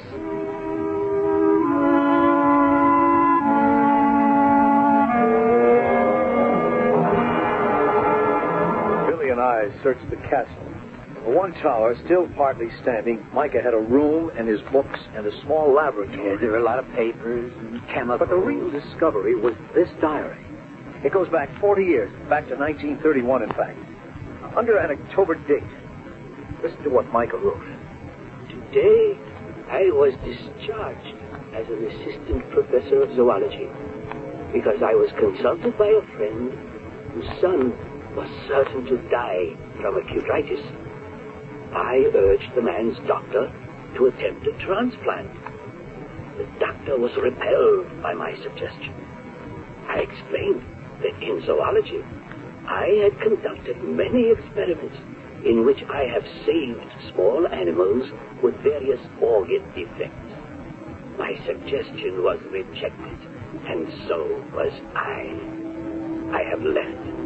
I intend to continue my experiments somehow, somewhere, south probably, but at least I will have the climate in my favor. And one day, I am convinced the name of Micah will be honored for his proof that life can be prolonged and improved. There it is. And a lot more. Poor man. He wasn't really mad. He just felt rejected. And because of his bitterness, his experiments became grotesque. Through that huge parrot, for example, he intended to prove to skeptics that man's magic, science, could reshape mankind and his environment.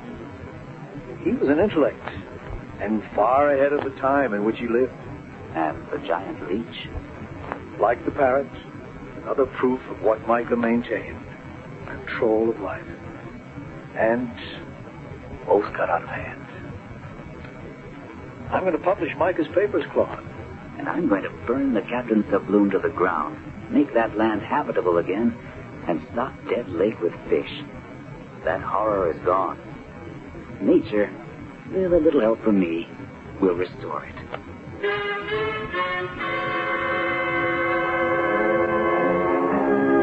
Nightmares are made of such stuff as a dream about a monster leech, because the word makes the skin crawl. And when in sleep a fiend or incubus oppresses you, wake up. It will go away. But was it real or just a nightmare? I'll be back in a moment.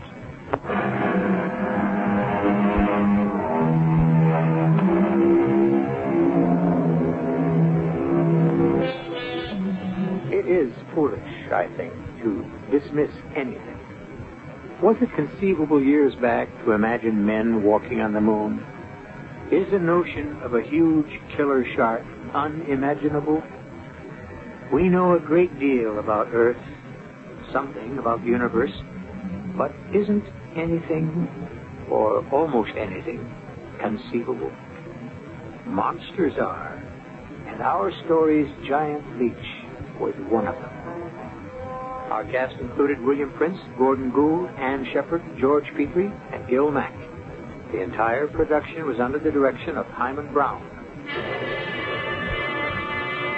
And now, a preview of our next tale. Who is it? Till next time, pleasant dreams.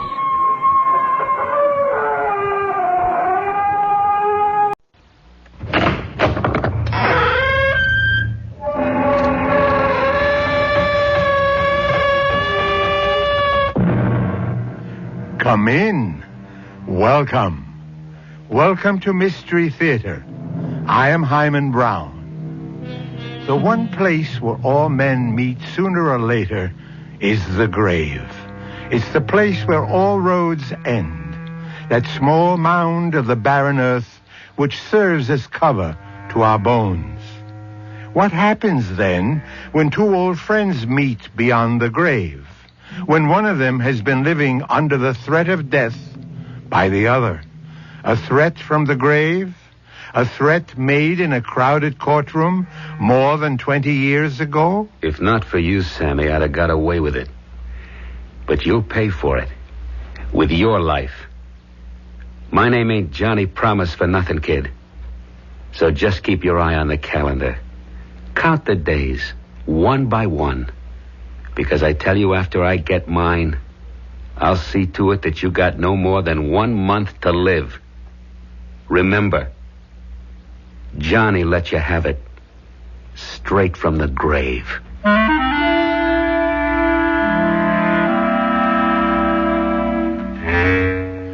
Our mystery drama, Deadline for Death, was written especially for the Mystery Theater by Arnold Moss and stars Michael Tolan and Joseph Julian. I'll be back shortly with Act One.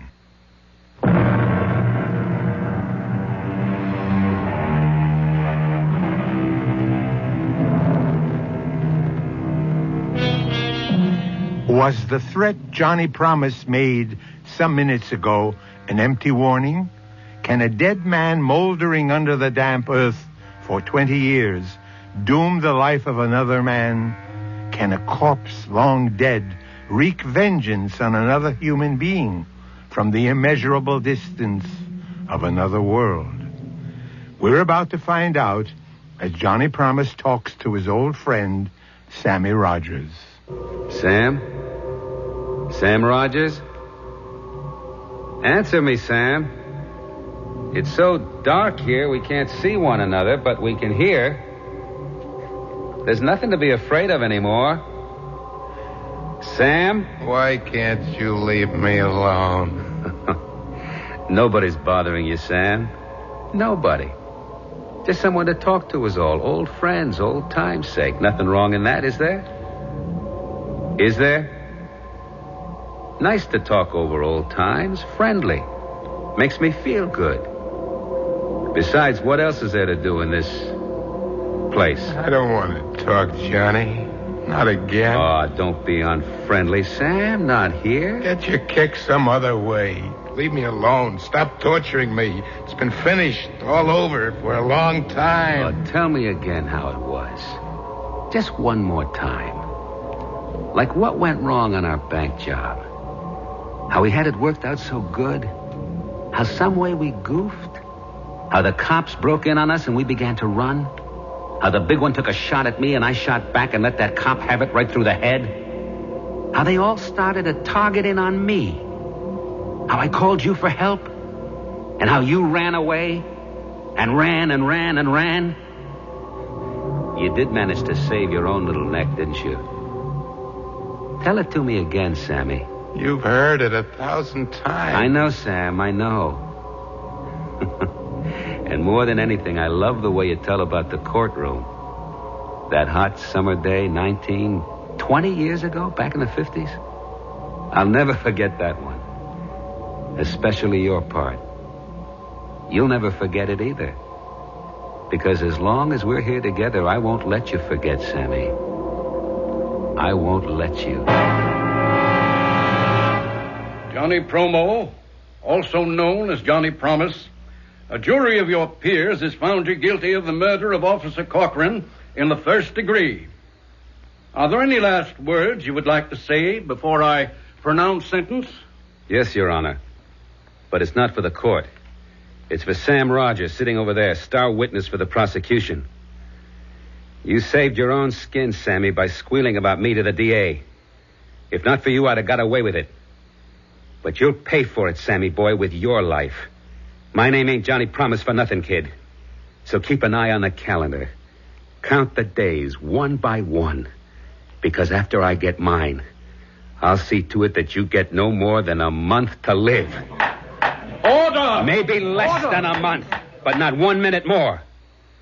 Don't look so scared, Sammy. If you live past the month, you're safe. But I got a lot of friends and a lot of dough to toss around to those friends. Today you buy loyalty like you buy lamb chops, so don't count on more than a month. And when you get yours, remember Johnny Promise let you have it. Straight from the grave. Remember the date, Sam? The date the judge named for me to burn in the electric chair? I don't remember. Oh, that's not true. You remember. August the 28th, 5 o'clock in the morning. Taps for Johnny Promise. A man with a code of honor. A man whose word was a thing of respect. And above everything else, your friend. Now, how could you forget that? You won't ever let me. And little Sammy with his big mouth made the whole thing happen, right? Cut it out, Johnny. I don't want to hear any more. What do you get from tormenting me like this? Laughs. And it passes the time. We got no place to go. We're going to be here for the rest of our... let's say for a long, long time. And I like to laugh. And that story of yours is good for 1,000,000 of them. Let's have it, Sammy boy. What was it like for you after I got mine? Come on, tell it just like it happened. Tell it.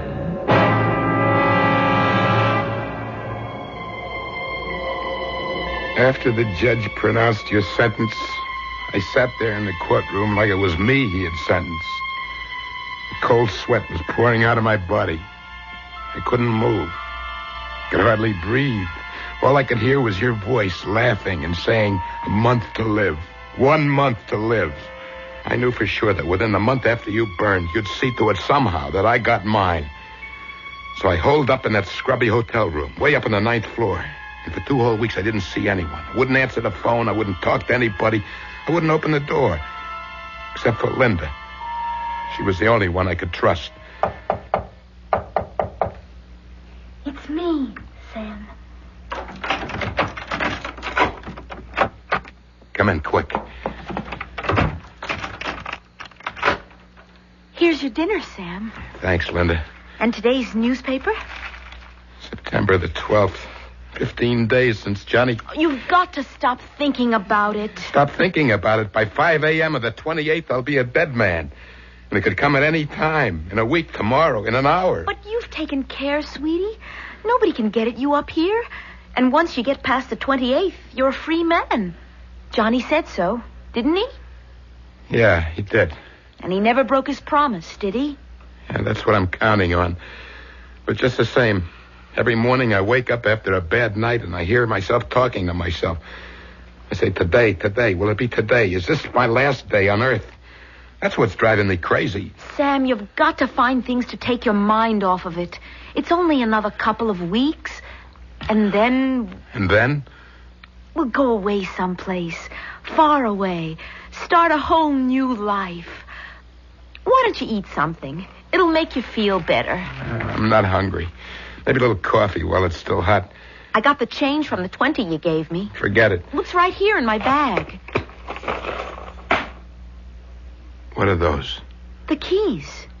What keys? To this room. To this room? Of course. Where did you get them?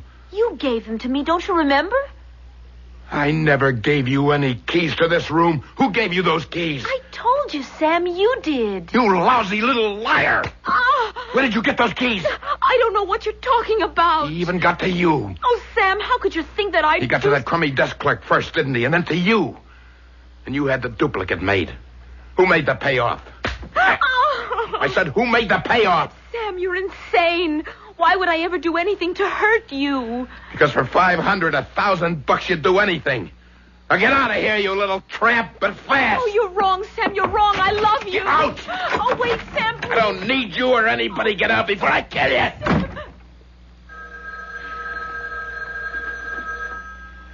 It was the house phone. Not my private line with the unlisted number. Only 2 people ever knew that number. You, Johnny, and Linda. But this was from the lobby downstairs. I stood there listening to it ring. Didn't dare answer it. The sound began to bore a little hole into my brain. And finally... Yeah? Who is it? It's me, Sam. Linda. You? How could it be you? You just went out of the door. Where are you? In the lobby downstairs. I'm so glad you answered. How did you get down there so fast? Please, Sam, listen to me. I know how you felt about those keys, but you've got to trust me. Yeah, sure. How did you get to the phone You've got to get hold of yourself. Why don't you have the locks changed on your door? Why? For what reason? Call in a locksmith. Somebody who never heard of you, of me, of Johnny, anybody we know. Let him change the locks and give the keys only to you. One of a kind for each lock. No duplicates. Do that, Sam. Please. You know I'd never do anything to hurt you. Yeah, sure, sweetie. That's a good idea. I don't know what got into me. What made me think that you... I'm sorry, Linda, for everything. You call a locksmith, yes? First thing in the morning. I'll be seeing you, Sam. Huh? Oh, yeah, Linda. Right.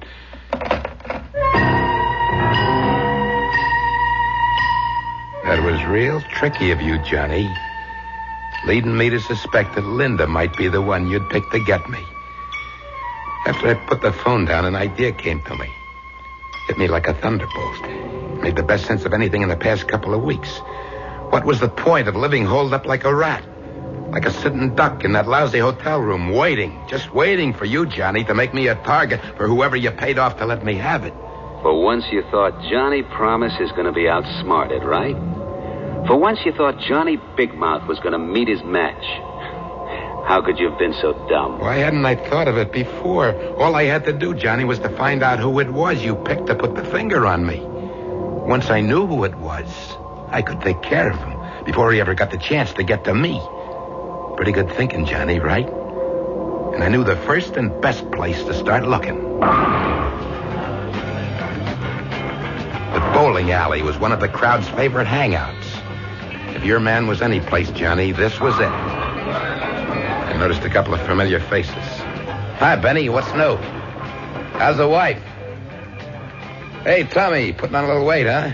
Better take it easy with a beer. What do you say, Benny? How's the score? Still over 250? Every one of them. They just walked away, didn't they? Wherever you went, the guys moved away, turned their backs on you without a word. Like you were some kind of bad news, some kind of disease. Went to the bar to order a drink. A beer, Joey.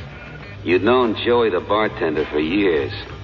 He gave you your drink without so much as a word. I swallowed my beer, and as I did, I spotted Little Red Mike down at the other end of the bar. I never liked him from the first time I met him. And everybody knew he never liked you. Something about him, his beady little eyes looked at you like a rat. I walked over to him. Without saying anything, he started to move away from me. I grabbed him by the back of the neck. Don't you walk away from me, you little louse. I know what you're up to. Hey, let go of me. What do you think you're doing? It's you, ain't it? You're the one. You're the one he picked to do his job. What are you talking about? Get your hands off of me. I don't know what you're saying. You sniveling, two-faced rat. You thought I was afraid of you, huh? I'm gonna let you have it. This minute, before you get me. Johnny Promise's little stoolie. Keep your hands where they are, Mike. Hey, you're crazy, Sam. Johnny's dead. Put that gun down. Please. I don't know what you're thinking, but you're making a big mistake. Would a smart cookie like Johnny ever have picked somebody like me to do what you're thinking? Put your gun down and frisk me. Come on. If you don't believe me, frisk me, Sammy. Okay. All right, so I made a mistake. But from now on, stay out of my way, understand? Whatever you say. But you really ought to take it easy. Because you know as well as I do, when your time comes, you'll go. Just like everybody else. Johnny, that's your voice coming out of Red Mike's mouth. Meantime, we gotta take care, don't we, Sammy? What kind of crazy trick are you pulling, Johnny? And you can count on me for the best care a feller ever had. Like they say in the cemetery, Sammy. Perpetual care. I promise. There's a delicate little mechanism inside the heads of all of us. When you're threatened by an overpowering fear, for example, whatever or whoever is the cause of that fear turns that little machine on. And wherever you go, you see that person, hear his voice, feel his touch, like what's happening to Sammy Rogers. Just how far and to what end will that little machine drive Sammy? We'll find out shortly when Mystery Theater returns with Act 2.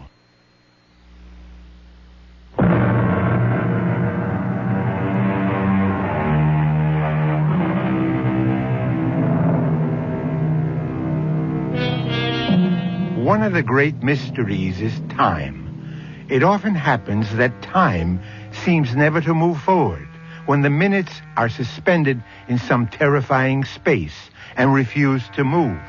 And then there is that silent, never-resting thing called time that rolls on, rushes along, swift as an ocean tide on which we and the whole universe ride. For Sammy Rogers, time was beginning to take on a new meaning. The end of the month was getting closer and closer. The days were racing by. Every night I shut my eyes to try to get just a couple of hours sleep. But I kept myself awake thinking. What were you thinking, Sammy? Tell me. That I had to find the guy you picked. The guy that was going to let me have it. I kept telling myself, get to him before he gets to you, and there'll be nothing to worry about. Sooner or later, I had to find him. Once you made your mind up about that, you began to feel a whole lot better. Yeah, I began to live almost a normal life again. Like the day I went to the custom shop to get fitted for a couple of new suits. I congratulate you on your choice of materials. The silver mohair and silk will make up into a perfectly lovely suit. And so will the tweed. Now, don't forget the extra padding on the shoulders. Well, if you'll forgive me, it's the natural look this year. The real look of the 50s. No padding. Extra padding on the shoulders. Well, of course, as you wish. I wish. Certainly, sir. Now, if you'll just stand still for a moment while I drape this material over your shoulder. Hey, what do you think you're doing? Hey, let go of my arm, Put that please. scissors down. Drop it, I tell you. Drop it. What, all I was trying to do, sir. I know what you were trying to do. Well, I'm very sorry, sir. Very sorry. I assure you it won't happen again. But you see, Sammy, you got to realize it could be anybody. Anybody at all. It was happening again. The tailor was standing there in front of me, right in the middle of a sentence. It was your voice that was coming out of him. Your words. Then there was that day in Luigi's barber shop. I hadn't been to the barber in weeks. Luigi had been my barber for 15 years. If there was one guy in the world I could trust, it was him. That's what the guy on the radio says, Sam. If we get the same kind of heat tomorrow like we had today, it's going to set some kind of record. Imagine, the end of September, 96 degrees. Yeah, that's what they call real Indian summer. If it don't cool off, Sam, they can give this summer back to the Indians.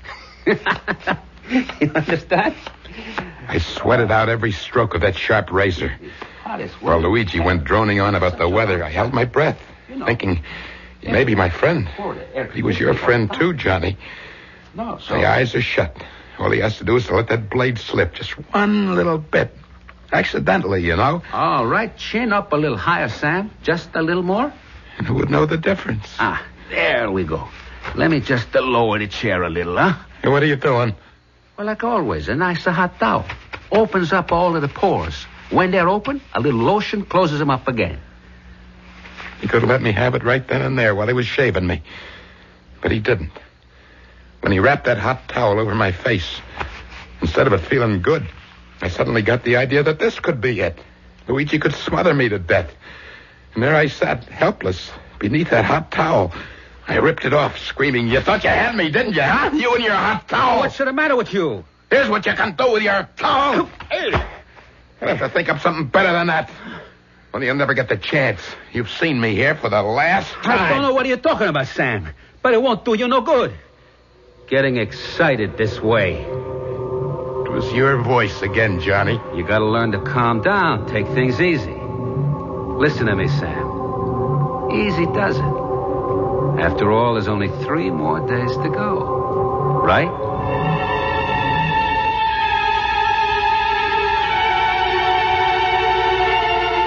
I raced all the way back to my hotel.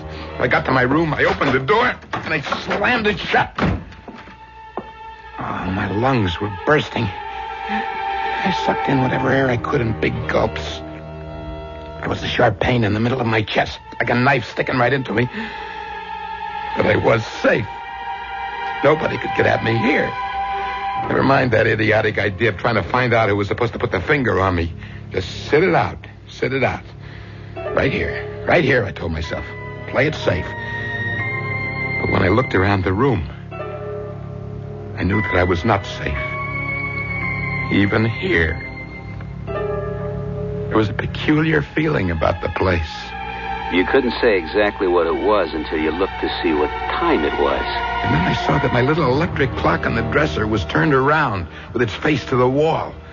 And it was unplugged. In the bathroom, there was broken glass sitting on the sink. Somebody had been there, that's for sure. No maids. I never let the maids in. Maids or anybody else. Except Linda. Linda was right. She was right. I had to get those locks changed today without waiting another hour.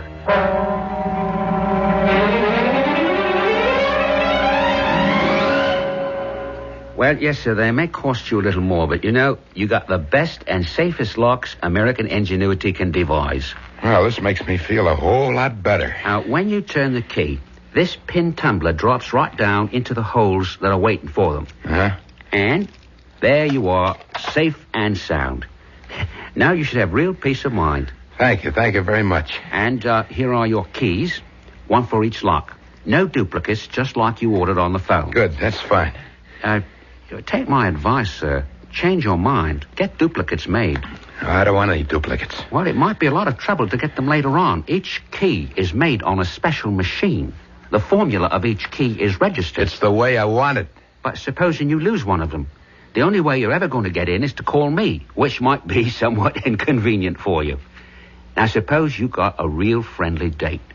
You've had a fine dinner. Why was he giving me this big song and dance about the possibility of lost couple of keys? Why was this guy I'd never seen before, picked the address right out of the yellow pages? Why was he so anxious for me to order duplicate keys? And that's why I recommend you have another pair made. I have no intention of losing these keys. Well, no one ever wants to, but take my advice. I don't want your advice.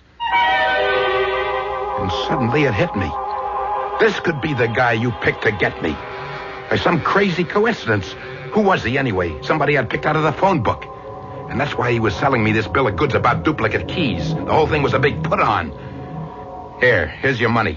Thank you. Well, whatever you say, you're the boss. Now get out of here. Get out before I throw you out. Well, if anything should happen, don't say I didn't warn you. A door you can't get into could turn out to be a matter of life and death. But maybe you're right. If someone really wants to get in there... I don't know how you did it, but that trick with the voices was driving me up the wall. I guess a little thing like a couple of keys is not going to stop them. We both know that, Sammy. Don't we? I was trapped. It was bad enough the way it was before. Now with the locks changed by this strange guy, the walls began closing in on me. The room got smaller and smaller. The air I tried to breathe burned my lungs. I threw open the window. and took a deep breath. But it didn't do any good. It's like a fire inside of me. If I could only get a little sleep, I would try to face what the next day might bring. After a while, I went into the bathroom. You stepped into the shower, turned on the water, right? Hard.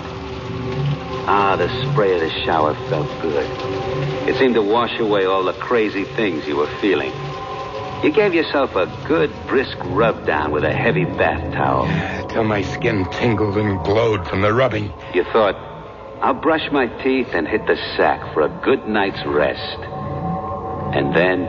Then as I started to put the toothbrush into my mouth, there in the bathroom mirror, I saw something that blew my mind into little bits. The teeth I was brushing, the eyes that were watching what I did were not my teeth, not my eyes. They were not mine, Johnny. They were yours. I'll never see that face in that mirror again. And then, instead of panicking, the funniest thing happened. Everything suddenly became clear. For the first time in weeks, my thoughts were not confused. It all came into focus. For the first time, it got to me that I was letting the whole pattern of my life be spelled out by a dead man. And where the day before that idea would have hit you like a wallop in the pit of your stomach, where yesterday the idea would have made you dizzy and sick, right that minute, as you looked at the mirror you just smashed, you realized it didn't have to be this way, didn't you? It was a cinch from this point on. You'd been trying to rattle me, Johnny. But now I knew exactly what I had to do. And that was to stay just where I was, with the door locked, till the month was up. Tell me how you caught the dateline of the newspaper that was lying on the bed. How you stared at it. How it kept moving towards you. The print grew bigger and bigger. It exploded at me. Today was September 27th. One more day. One more day, and the month would be over. And you, Johnny, would be out of my life forever. My head began to swim with excitement. I kept telling myself, live through this one day, Sammy, get through this night, and then 5 o'clock tomorrow morning, you've got it made. What made me so absolutely 100% sure? Simple. Johnny Promise never went back on his word, right? Right. I made a grab for the phone.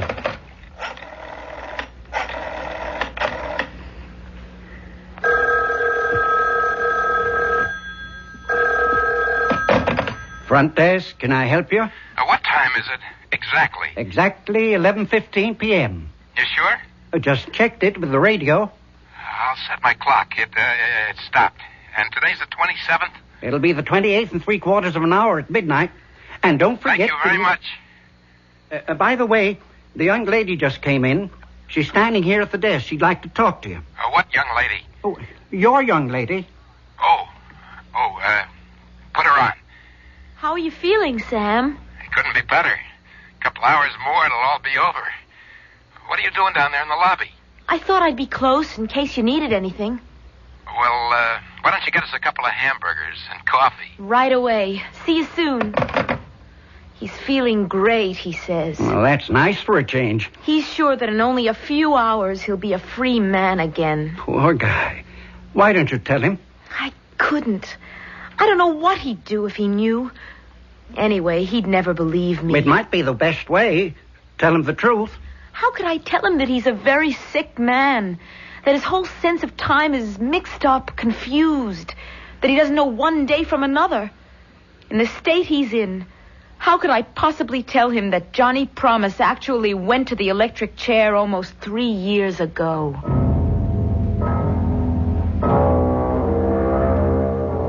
Does one tell a dying man what he's about to meet, or keep the secret from him? I suppose it depends on how you see this.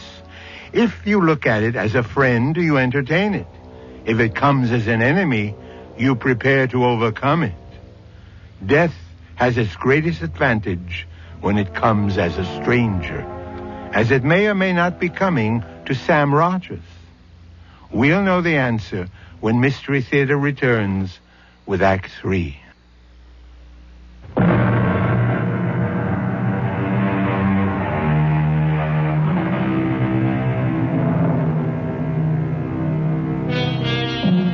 It has been said, a man is never less alone than when he is alone. Thoughts crowd in on him. His imagination summons up multitudes. And which is harder to bear, the fear of loneliness, or as in the case of Sam Rogers, the loneliness that comes from fear? Somewhere in a lonely graveyard, a cold wind whistles over the moonlit tombstones. From a purgatory of his own making, Sam Rogers is forced by Johnny Promise for the 10,000th time to recreate the path of his downfall. In my hotel room, I kept staring at the clock on my dresser. My hands didn't seem to move at all. They moved so slowly. And then it was midnight. Midnight at last, right on the nose. Only 5 more hours to 5 o'clock. That was when you got yours, Johnny. 5 a.m. And here I was, just 5 hours short of the deadline you'd set for me. 5 hours, 5 years. My blood went cold. Little bumps on the back of my neck. My throat scratchy and dry. I wasn't about to fall for any more of your tricks, Johnny. Smart boy. You sat there on the bed waiting. You weren't going to answer. The knocking kept on louder and louder with more and more force. You sat so still the muscles in your back and legs began to stiffen and ache. There was a dull pounding at the base of your skull.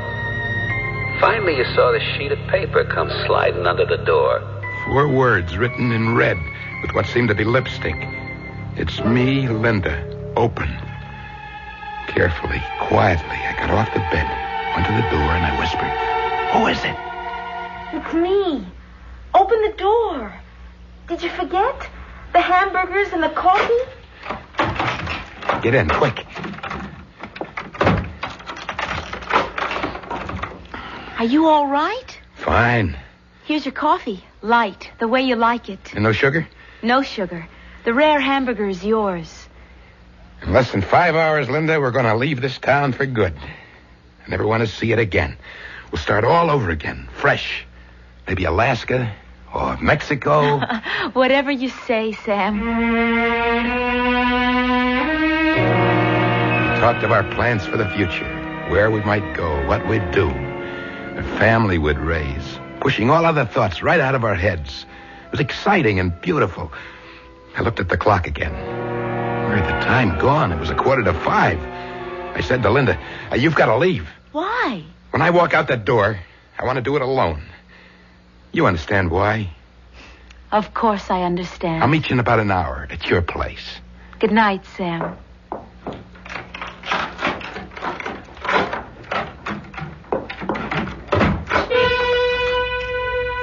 The next time I looked at the clock, it was a couple of minutes past 5. The time had come at last. I'd paid my dues. And I'd showed you up, Johnny Promise.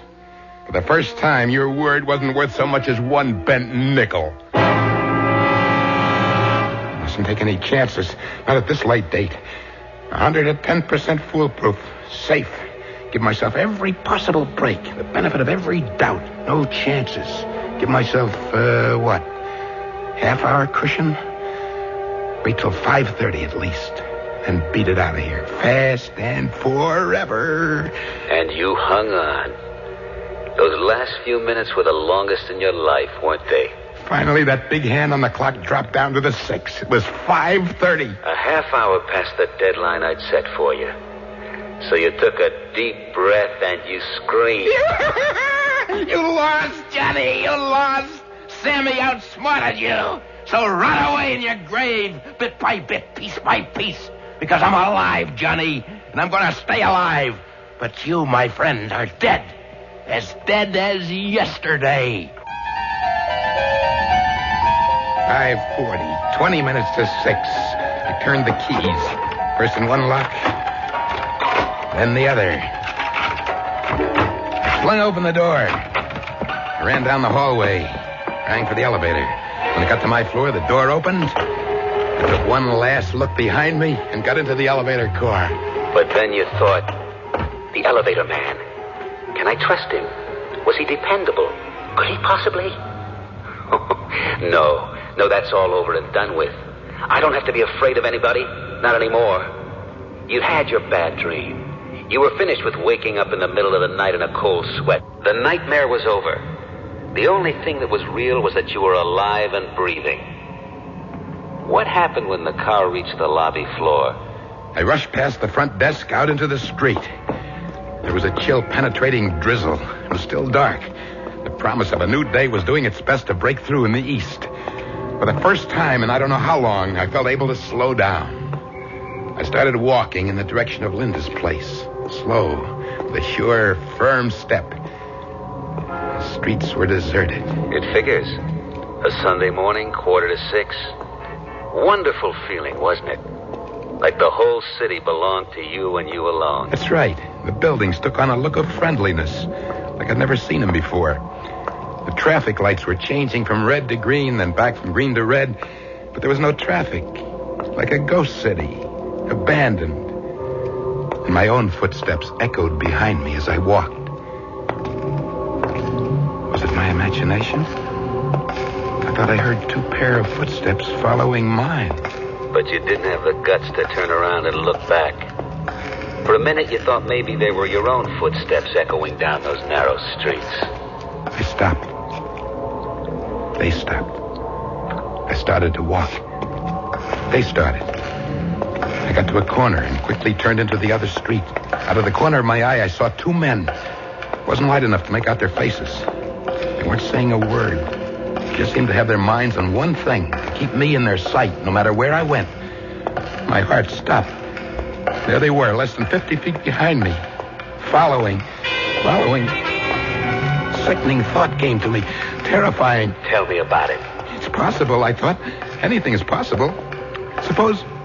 Just suppose in some crazy way that I made a mistake. Suppose my clock had been wrong. I think it's 5:45, but I suppose... Then all of a sudden you found yourself passing the jewelry shop. You looked up at the big clock that hung over the entrance. I almost passed out with what I saw. I swallowed hard. My mouth felt like it was stuffed with cotton wadding. I looked up once more to make sure. And what did you see? The clock said 5:45. 5:45, not 6. Something was wrong, wasn't it? The whole thing was like crazy. How could it be? And those 2 faceless men were still there following you. There was a bank on the opposite corner. I raced across to look at the clock outside the bank. I couldn't believe what I saw. That clock, too, said 5:45. Then I began running. I didn't know where. Didn't care. Those clocks, for some insane reason, were right, and I was wrong. Then I still owed you 15 minutes, Johnny. You still had 15 minutes to get me. And those 2 men following me. Oh, it can't be, I told myself. Those clocks are both crazy. It's 5:45. It has to be. You checked and double-checked. And then something like a heavy sledgehammer hit you right between the eyes.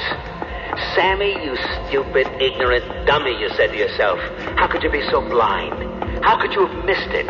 That's what the desk clerk was trying to tell you. It was the last Sunday in September. In those days, daylight savings time ended at 2 o'clock in the morning. The last Sunday in September. Of course. And those clocks had all been turned back 1 hour. Only I forgot to turn my clock back. It is 5:45. It's 5, not 6. You crazy fool. You thick-skulled, brainless imbecile. You deserve to die. Now we're getting to the best part, ain't we, Sammy? You began to walk, right? Slow at first, then a little faster. Finally breaking into a run. Whenever you got to a corner, you turned. When you saw an alley, you ran into it. When there was a fence, you vaulted over it. Then out into the streets again. But no matter what you did, wherever you went, those same 2 characters stuck to your tail. You couldn't shake them. They stuck right behind me, always the same 50 feet away. I kept running until I thought my sides would burst. And then way off in the distance, I heard the deep-throated bombs of a church bell striking the hour. I stopped running. I waited. I counted. 3, 4, 5. Come on, 6. Come on, 6. That was it, Sammy boy. You doubled up and fell to the pavement. You never got to the count of 6. Because there wasn't any 6. You dropped right there where you were standing, right? Your body crumpled up like a little rag doll. It was all over, just like I promised. Except for one thing. One little thing. Remember, Sammy? I remember. Tell me how it was, Sammy. I dropped, like you said. And then? The 2 men rushed up. One of them felt my pulse, and the other my heart.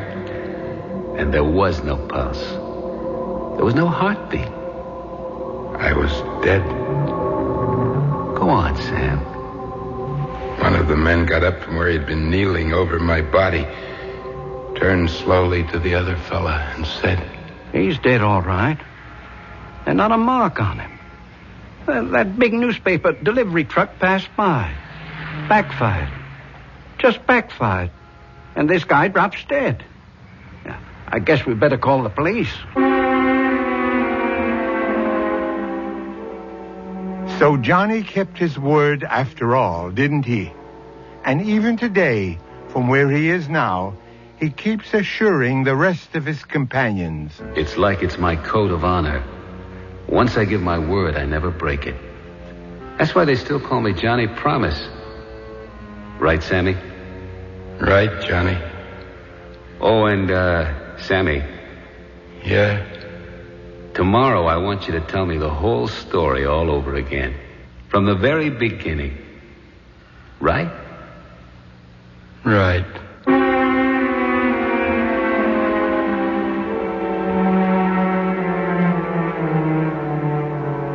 I'll be back shortly with a final thought.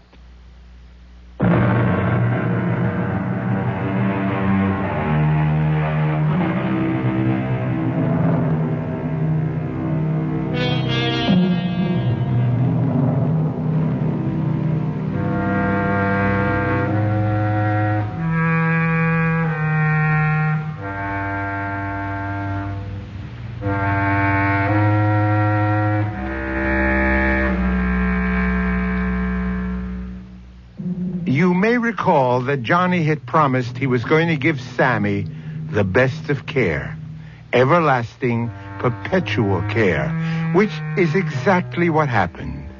Before he passed away, Johnny signed a contract with the cemetery to provide Sammy Rogers' grave with perpetual care. Weeds removed, flowers 4 times a year, neat and beautiful till the end of time. Always a man of his word.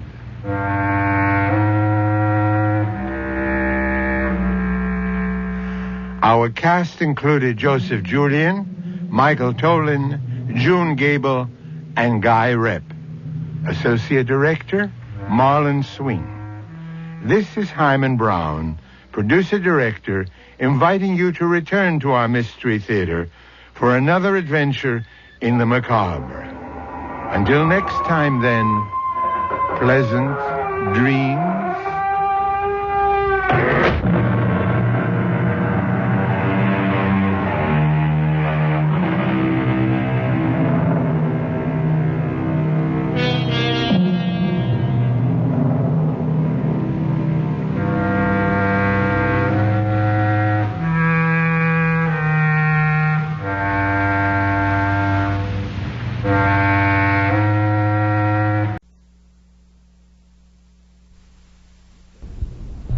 The CBS Radio Mystery Theater presents...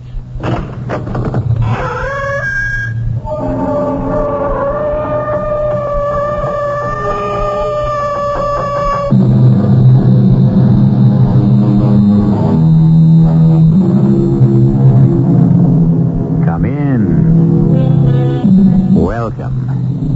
I'm E.G. Marshall. It is sport, as Shakespeare said, to have the engineer hoist by his own petard. The spider that becomes enmeshed in its own web. The boomerang that returns to strike its hurler. Yes, these are the delicious ironies of life, or death. And these are also the unusual, the striking, the dramatic examples. Much too commonplace are the multitude of little unseen, unknown traps most of us are constantly setting to ensnare ourselves. Peter, you have to see reason. Reason? Reason is all on my side. Well, you should know. The sheriff and the others, they've decided to bribe you. I have never in my life let money influence my decision. Go back and tell them it's a waste of time. But they don't intend to offer you money. What else could they use for a bribe? Me.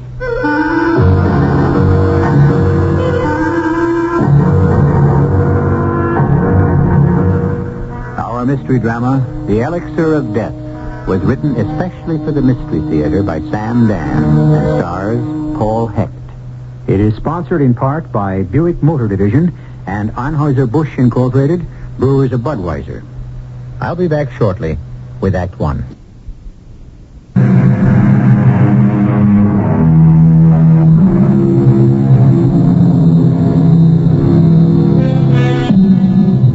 Well, let's get away from it all. From the rat race, the hurly-burly, the hustle-bustle. How many times have you heard someone say that? How many times have you said it yourself? Well, Peter Nevins has been saying it quite often, as a matter of fact. And everyone who knows him kind of smiles tolerantly. Peter Nevins, a brilliant young physician with a fantastically promising career, Peter is going to cast this all aside for the life of a country doctor. You actually, seriously intend to resign? That's what it says on the paper. Yeah, but why? Because I've had it. Had what? The rat race. I'm fed up with it. I want to live. Live? I want to breathe clean, pure air. I want to know the woods and the mountains. That's nonsense. Dr. Stern, I respect your ability as a man of medicine, Now, but... come off it. You made your choice long ago. What choice? You could have chosen something easy, pleasant, but you didn't. You chose medicine. You mean doctors don't have a right to live? Why are we indulging in this nonsense? You're a very special doctor, and you know it. I don't know anything of the kind. Why are you angry? I don't like it here. Here? In the hospital? The city here, the hopeless, helpless mess that life has become. But here's where you're needed. This can't be you talking. You know the level I'm talking about. You get something more than a headache or a bellyache, and you have to send that patient into a clinic for sophisticated treatment. What are you going to do out there, anyhow? Fish.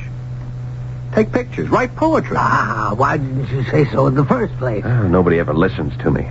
I've been saying it all along. Oh, look, Doctor, I like the work here, but I just can't stand the life. The life?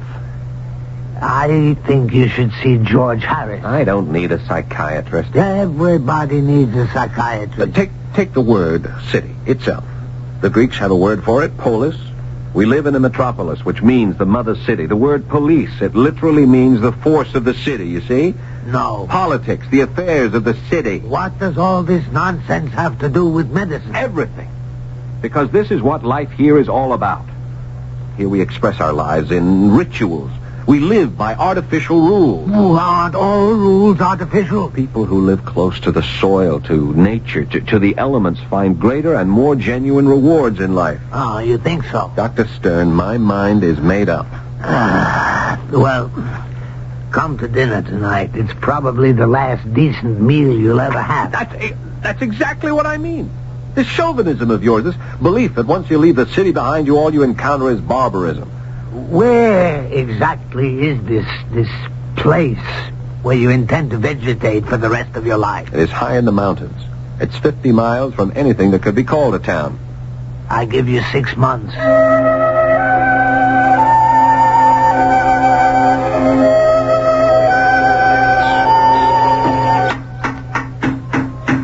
Good morning, Doctor. Oh, good morning, Miss Renshaw. Oh, you can't do that up here, Doctor. Do what?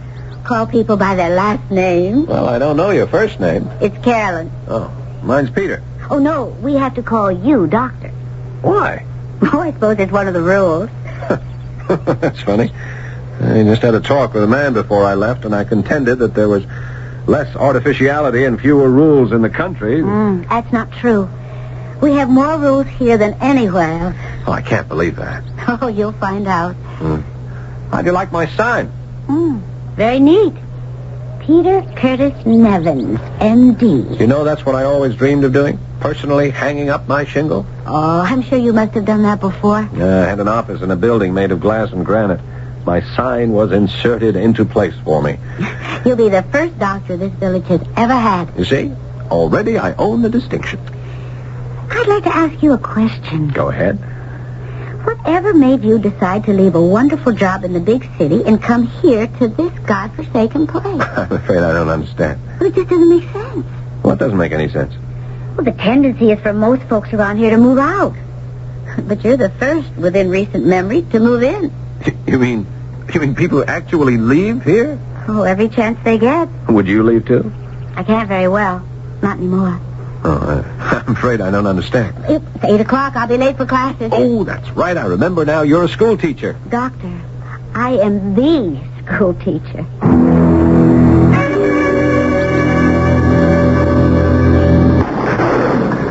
Missed him, Doc. Yes, well, I didn't want to hit anything anyhow.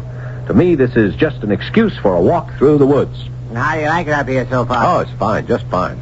Sure it's active enough for you? Sheriff, a man likes to have time for himself just to think and relax. Yeah, you'll get a chance to do plenty of that up here. Mind if I ask you a question? No, not at all. I bet I know what it is. Do you? Oh, yes. You probably want to know why I left a very lucrative situation in the city to come out here to the boondocks. Yeah, I confess it crossed my mind. Well, maybe I want the simple life. Well, life ain't simple no place anymore. I worked under a great physician, but it wasn't really medicine. Well, I don't really follow that. You see, Sheriff, one treated people, and one could cure the illness, but not the disease. Now I'm lost. The illness, in most cases, is a particular bug. So you kill that with a drug, or you cut away whatever that bug has infected or destroyed. But the disease itself remains because it was created by society. Yeah, well, what disease is this? Look, what good is it to tell people that a balanced diet is vital if they have neither the education to understand you nor the means to afford it? How can you tell a man he simply must keep off his feet when the only job he can get forces him to stand 8 hours a day? And that's what bothered you? It was too much, too complicated. I just felt my life was slipping away. It'll slip away from you here, too, Doc. Yes, but not so fast. Oh, by the way, you got yourself a new job. You're the health officer. Health officer? Well, we got to have one. We've been using doctors from over at Selwyn's Corners in Canterville. But now that we got one of our own, might as well throw the business his way. Oh, what business? Well, the pay ain't much, but then the job ain't much either. Let's see, got to inspect Ed's Market and Shorty's Diner. That's all the food places we got. And the bottling plant. Well, that doesn't sound very arduous. Well, you just know Ed and Shorty run clean places. As for the plant, you won't find more modern machinery anyplace. What about the plant, Sheriff? Well, it's the lifeblood of this little town. That's where the famous Elixir Vita comes from. Well, I'm ashamed to say I've never heard of it. You better get with it, Doc. Now that you're part of this town, it's your bread and butter, too. It's a gourmet water. A what? It's the only way I can describe it. Comes up out of a spring. It's on town property. The town owns the bottling plant.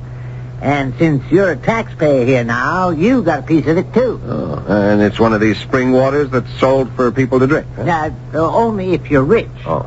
I mean, that's an expensive bottle, Doc. Oh, right. Mostly it's not for drinking. Well, if you don't drink it... No, it's used for cooking, for mixing drinks. You're kidding.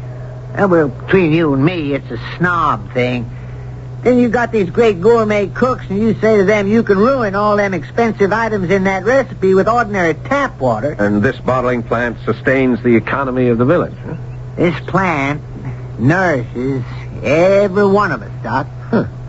Well, what kind of water is it, Sheriff? You want the truth? To me, it tastes the same as any other kind.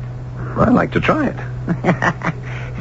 Now that you got yourself this new job and you're making extra money... Huh? You can afford to buy yourself some.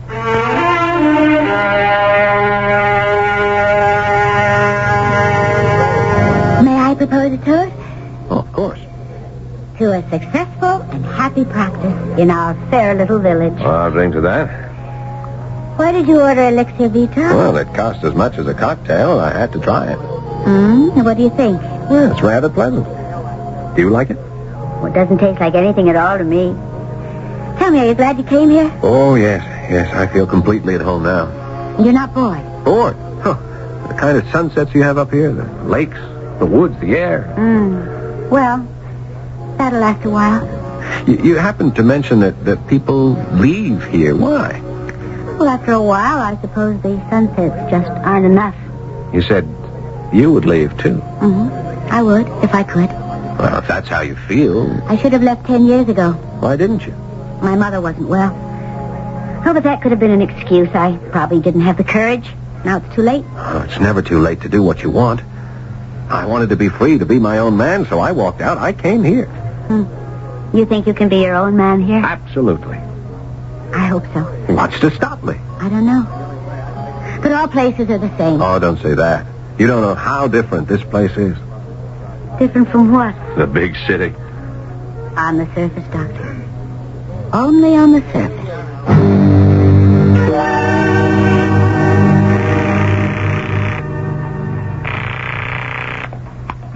Dr. Stern. Dr. Stern.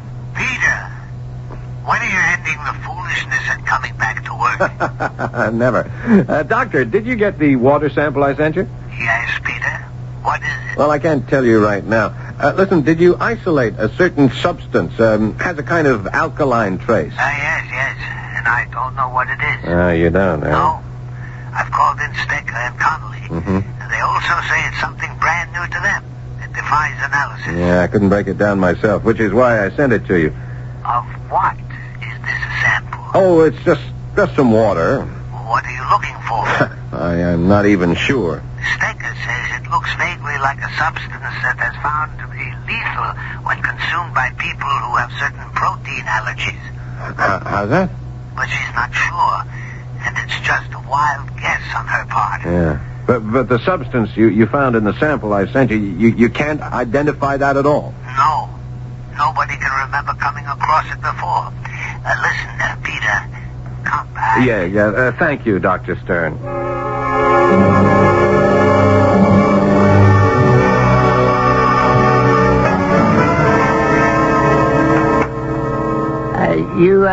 You want to see me, Doc? Oh, yes, come in, please, Sheriff. Okay.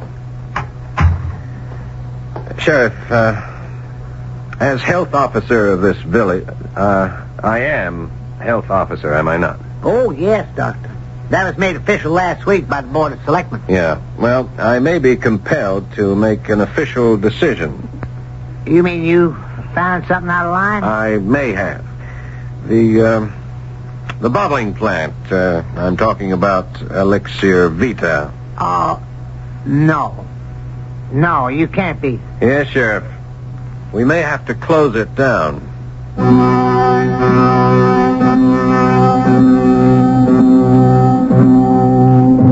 We may have to close it down.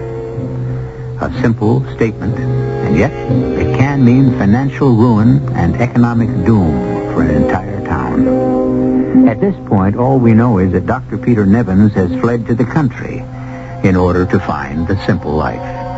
What he and we are about to learn when I return shortly with Act 2 is that there is no such thing as a simple life for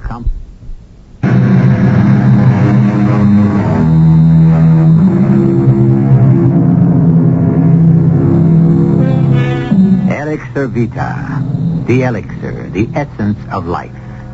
It is supposed to be a delicious aid to the true gourmet, and it is the economic mainstay of an entire town. Is this happy equilibrium about to be upset? And by a man who has always been extremely reluctant to make waves? It appears to be true. Close the plant down? Well, Sheriff... Well, you can't do that, Doctor. I understand what the plant means to this community. Oh, no, you don't. Without that plant, we don't have a town. You can't do that. Now, look, I didn't say we were going to do it. I said we may have to do it. Why? Because I think there's something in that water. What? I'm not sure. And what does it do? Well, I'm not sure of that either. Now, let me understand just what you're saying. There may be something in the water, but you don't know what. Is that right? Right. And it may be doing something, but you don't know what that is either. Not yet. And on the basis of that kind of evidence, you want to close down the plant? It's not evidence. It's just a suspicion. That's even worse. You mean you closed down the plant on just a suspicion? Well, Doc, you can't even convict a guy for murder if all you got is just plain suspicion. Well, this is a pretty strong suspicion. About what? About something in that water. All right. You're a health officer, and you could close us down if you felt it was your duty. But you'd have to say why. Unless you could do that, we could go to a judge. I know. On the other hand, if there was something wrong with our Elixir Vita and it harmed folks, we wouldn't want to be responsible. See what I mean? Oh, yes. I see what you mean.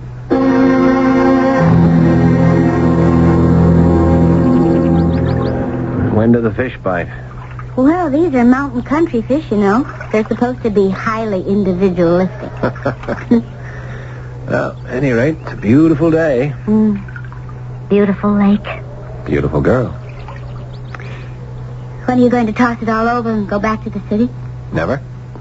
You sure? Positive. The other night, you said this was so different from the city. And I said, only on the surface. You asked how. And I said you'd find out. And I remember I didn't agree with you at all. You also said, in the city you couldn't be your own man. Whereas here... What brings all this on? The city may have just caught up with you. In what way? In every way. Name one. Intrigue. Intrigue? Up here? You'd be surprised. Sheriff Blakely took me into his confidence. I'm supposed to use my wiles to worm something out of you. Well, I can't imagine what that could be. Oh, yes, you can.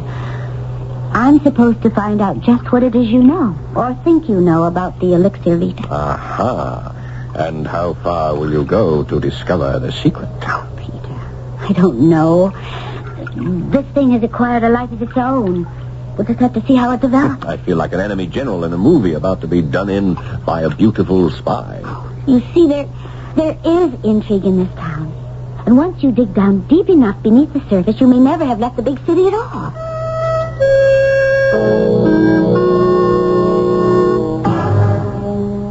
Peter. Hello, come in. When I heard it was you, I couldn't believe it. Morning, Dr. Stern. How did you ever manage to tear yourself away from your busy practice? That is a low blow. And unworthy as well. Forgive me. Has Stecker done the lab work I asked for? Yes.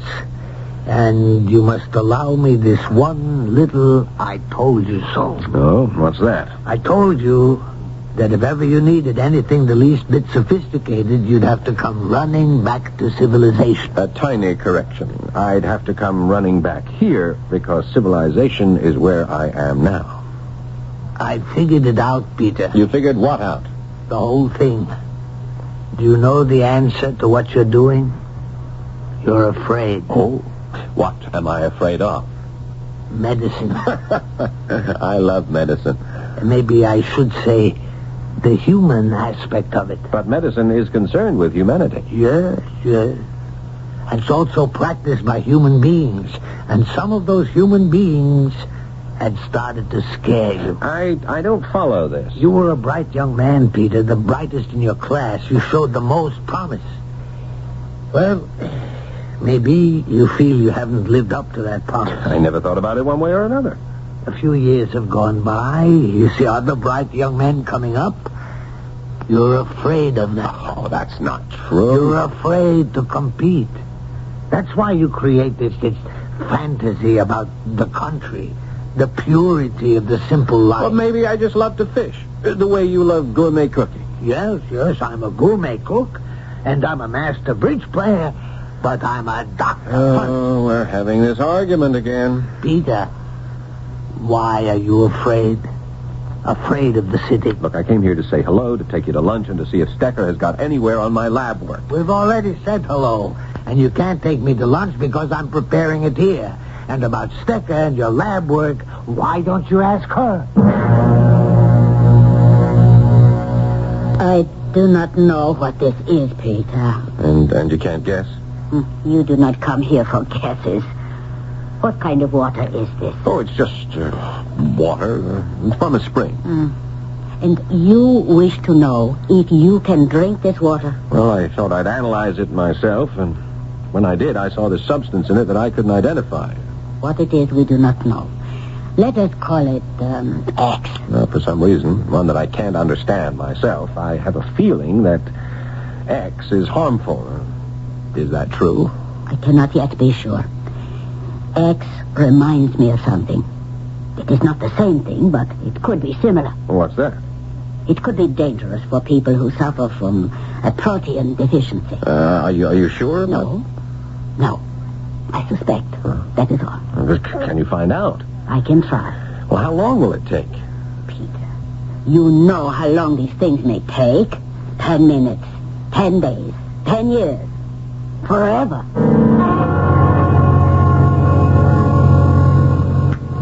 Have some more of this wine? No, thanks, Doctor. I'm really in a hurry to get back. You see how the roles have been reversed. I, the busy city doctor, am relaxed. You, the calm country doctor, are nervous and impatient. I'd like you to understand one thing, Doctor. I am happy where I am. For the first time in my life, I know what it is to live through my senses. It's very important to me, Doctor. I wish you would see it that way. What do you really want me to understand? Oh, I'm not sure. The part of medicine that frightens me. You have to tell me what that is. Well, it has nothing to do with anatomy or physiology or surgery or any of the things we study. Then what does it have to do with... I guess you could call it doctoring. I don't follow you. Well, if I'm going to say this, I may need some more of that wine after all. Okay. Doctors practice medicine. Why do we say practice? Why don't we say perform? Surely after all of our training, we're qualified, aren't we? No. We say practice because we hope to learn each time we work with a patient. Practice. Well, we never really know. Well, we're only human. If it were pure science, we'd know, wouldn't we? But we are buffeted about by other factors. What are you driving at? The decisions we have to make. Ah, yes. We are faced with difficult decisions. And have you ever asked yourself why? It's because we allow other than medical factors to influence our judgment. You can't practice medicine in a vacuum, Peter. Yes. Is that what you're beginning to find out there in the utopia? Thanks for the lunch, Doc. And the wine. Ah, Peter, you belong in the city. Don't try to fight it.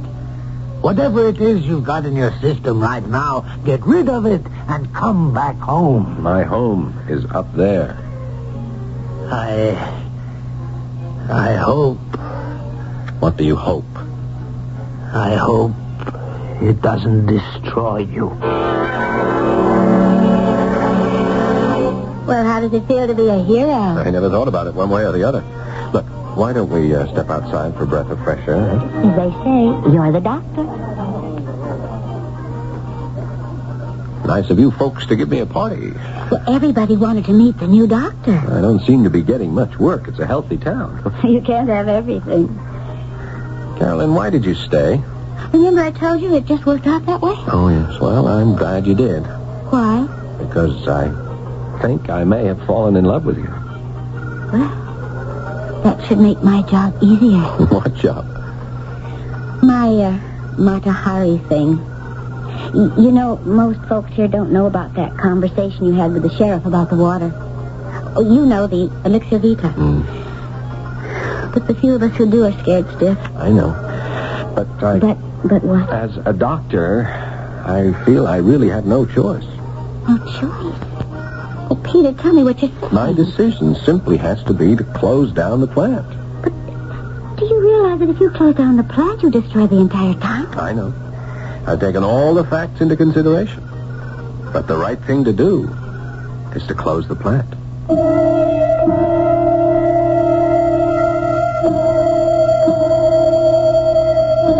How quickly we come to realize that right and wrong are really relative matters. Once we get out into that hard, cold world, how soon we perceive the incredibly complex web of conflicting interests that surround each act we perform. How rapidly we learn that there are two sides to each story. Well, that's life. And that's also the third act, which I shall bring here in just a few moments.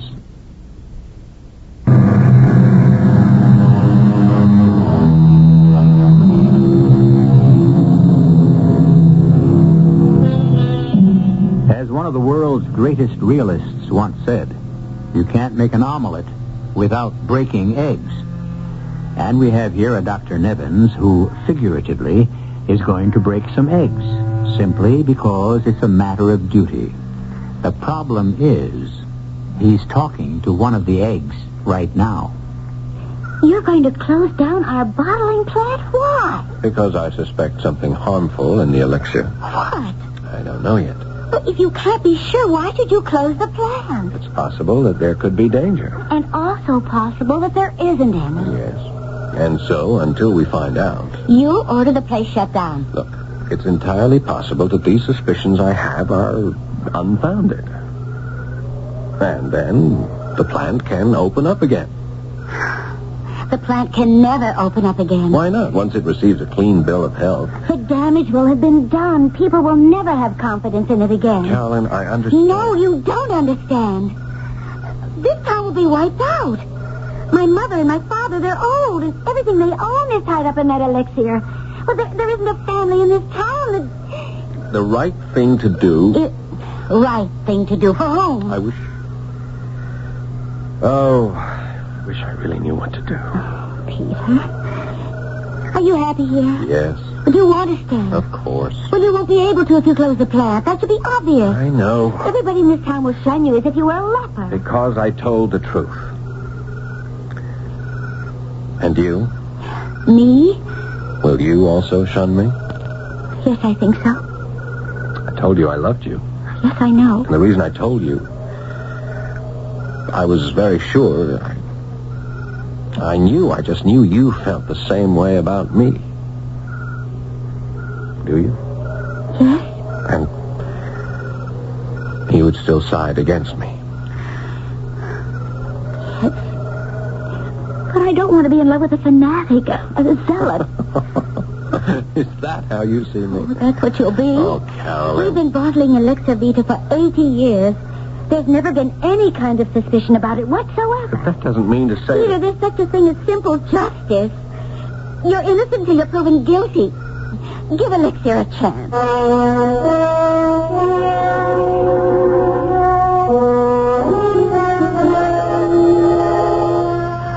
Put on your shirt, Doctor.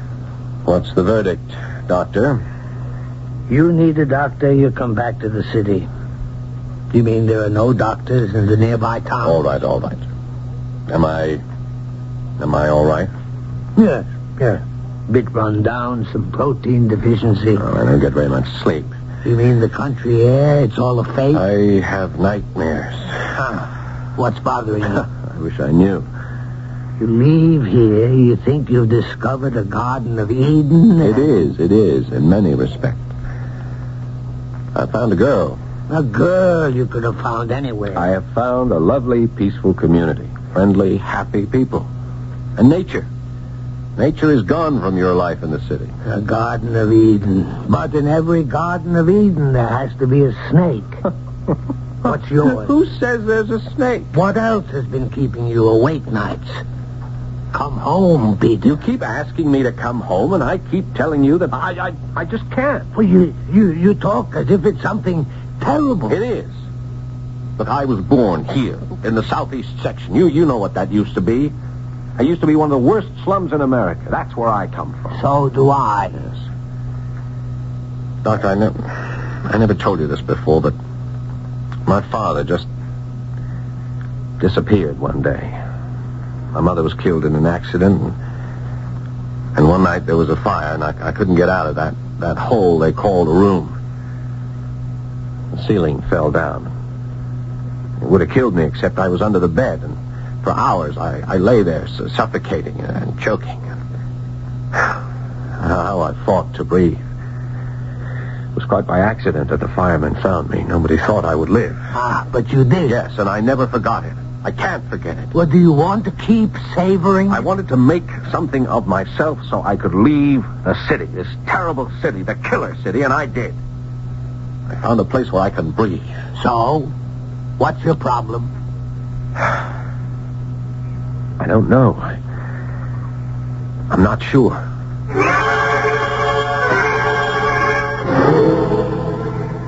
I have done the studies, Peter, and this thing we call X. You know what it is, Dr. Stecker? No. But I know what it does. Yes?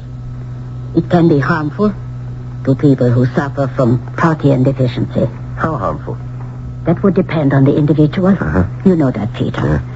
It could result in mild discomfort for some, to acute symptoms, and in rare cases, even death. Then there is a danger in this water. For the most part, a remote danger. But it cannot be disregarded.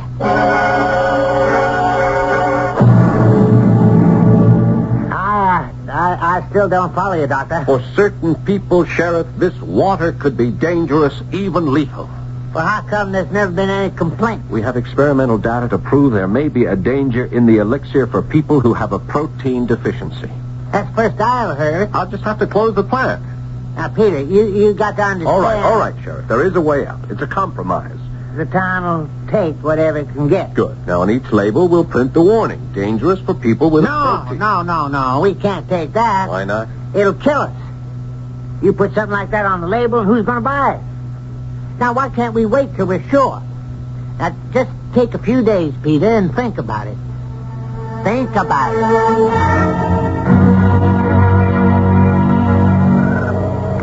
Peter? I must have dozed off. Oh, I don't know. You suggest a ride. I agree. You suggest we park. It's all right with me. And then you just fall asleep. I must really be exciting company. No, it's not that.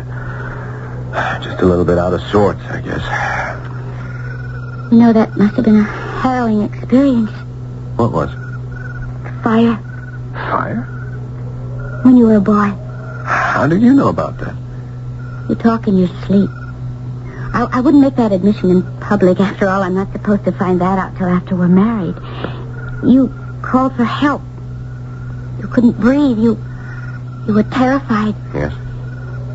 And you kept saying the word city. City. The city. Is that why you hate the city? Because of that fire? No, the fire was... That was just the climax of it. My mother, she and my father had come to the city from the farm. They thought they could get rich. Mm-hmm. Instead, things turned into a nightmare, and my mother blamed the city for all her troubles. That's why I can't live in the city anymore. You may have to. Why? Because if you close the plant... I'm not closing the plant. All I propose is whatever you put on the label will amount to the same thing. Carolyn, there's proof. How conclusive? Well, you can look at it in a number of ways. I have a protein deficiency myself. It's a hangover from my childhood. So you don't have to use the elixir. But there are unsuspecting people. Very well, Peter. Theoretically, you're in the right. Now, let me tell you what happened last night. My mom and dad, the sheriff, the selectmen, they held a kind of private meeting about you. About me? Mm-hmm. What to do about you. Well, they didn't say it in so many words, but it was decided to offer you a bribe. Money? Not as blatant as that. Since you're an important member of the community now, you should own a larger share of the bottling plant. If anybody tries... They won't. They soon saw it was foolish. Well, one thing I can tell you, I can't be bribed. But you are, Peter. You are being bribed. How? By this life. This kind of existence you've always longed for. The kind of town you always pictured. Even by me. For some reason, I'm the kind of girl you always wanted. If you insist on destroying the elixir, you lose all of it.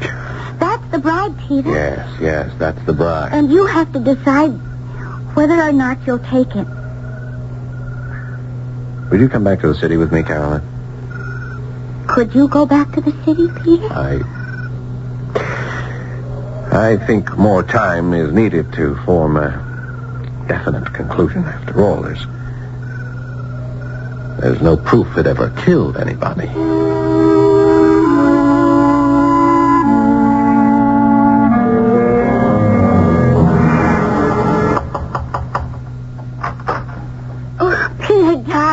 You're early. Dinner isn't quite ready.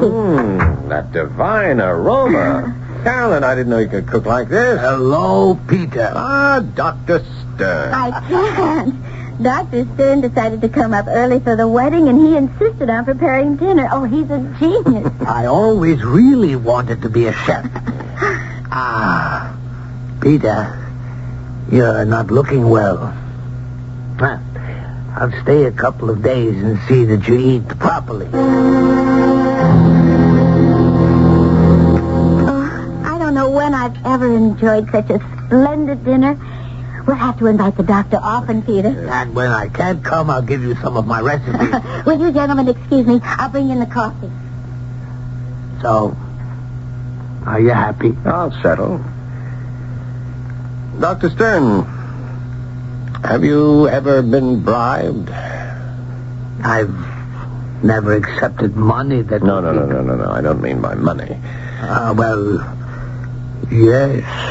By the prospect of position, reputation. I see. All of us, whoever we are, whatever we are, can be bribed by something. I know. What all this means is that you have already taken a bribe. Isn't that so? That's right. What? A way of life. Was it worth it? Oh, yes. What did you have to give up? Just a little bit of integrity. Then it wasn't worth it. Oh, it was a tiny, insignificant bit, Doctor. The trouble with integrity is that it doesn't come in bits and pieces. It's either all or nothing. I had to do it, Doctor. I couldn't give all this up. Well, what? We're doing what we command our patients never to do after a meal. Get excited.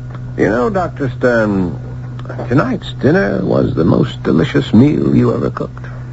You know something? I agree with you. Carolyn helped me with something I never heard of. It's marvelous. You could actually taste the difference in the soup. The soup?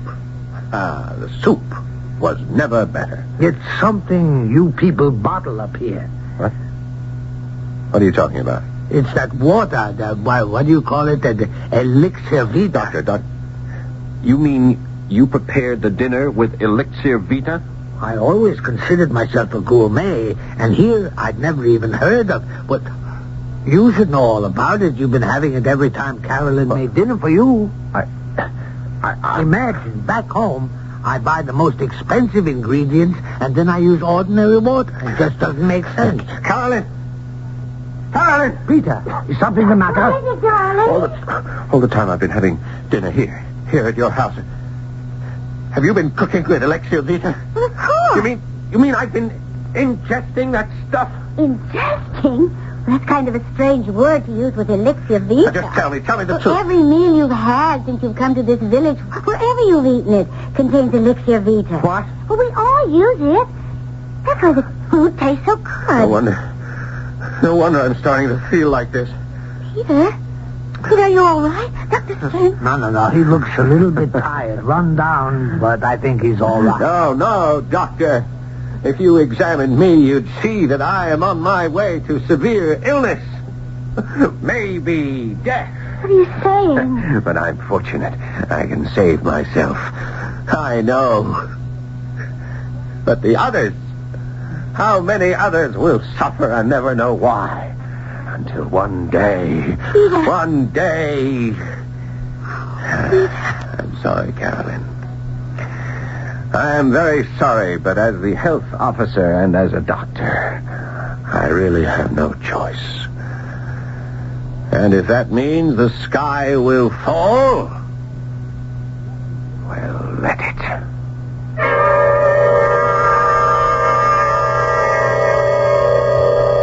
And when you look at a bottle of Elixir Vita, you might notice a warning sentence on the label. should not be consumed by persons with protein deficiency. And you know something? The sky didn't fall. Things went on as usual. Peter married Carolyn, and everybody's happy. This story was designed especially for those of you who complain we don't have enough happy endings. I'll have other happy tidings in just a few moments.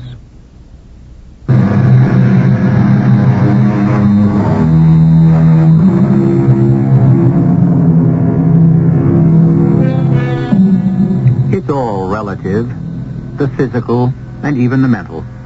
Something that can nourish me might destroy you. We're all so different, so contrary, so inexplicable, and so unpredictable. And this is certainly cause for joy and great celebration. For it is these human and not-so-human foibles that give us the material to enchant you here 7 times each week. Our cast included Paul Hecht, Evie Juster, and Robert Dryden. The entire production was under the direction of Hyman Brown. And now, a preview of our next tale. The Chamber of Commerce dinner was long and tedious. I was sent home early with the lieutenant governor's wife. But not before Lewis had informed me that John, contrary to his normal habits, had been drinking quite a bit. But he assured me that it would be all right and that he would make sure he got safely home. I was sitting at my dressing table taking off my makeup when suddenly, impossibly, Lewis was beside me, visibly shaken and frantic. Deborah. How the devil did you get in here? That doesn't matter for the moment. I'm here to tell you to lock your door when I leave. And whatever you do, don't let John come in. And remember the pistol I gave you. What are you talking about? He's found out about you and Nicholas. How? Never mind how. When I left him, he was loading his hunting rifle. For heaven's sake, when I leave, lock your door. Are you suggesting that I should be afraid of John, the most... Debbie, he is not himself. He's out of his mind. Good Lord, here he comes. Radio Mystery Theater was sponsored in part by True Value Hardware Stores. This is E.G. Marshall inviting you to return to our Mystery Theater for another adventure in the macabre. Until next time, pleasant dreams.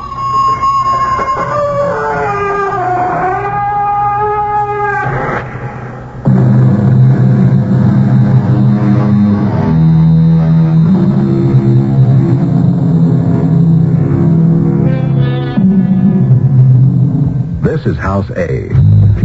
House A's owner pays an annual percentage rate up around 18% on his second trust deed loan, which is the typical cost at most companies. This is House B. House B's owner pays an annual percentage rate of only 13.68% on his second trust deed loan, which is the typical cost at Reliable Mortgage Corporation. That's because at Reliable, the interest rate is lower, the commission is lower, and you get more time to fully repay your loan, and there are no balloon payments. As you can see, there is a big difference in second trust deed loans. That's why the federal government has given you a foolproof way of comparing the overall cost of any loan, the annual percentage rate. The lower the rate, the lower the cost. 13.68% is lower than 18%. Call Reliable Mortgage Corporation, the brokers who know it's good business to give you the facts and more money for your money. First and second trust deed loans from $1,000 to $50,000. Find Reliable in your white or yellow pages. This is KNX Los Angeles. The time is 10 o'clock. Lux presents Hollywood.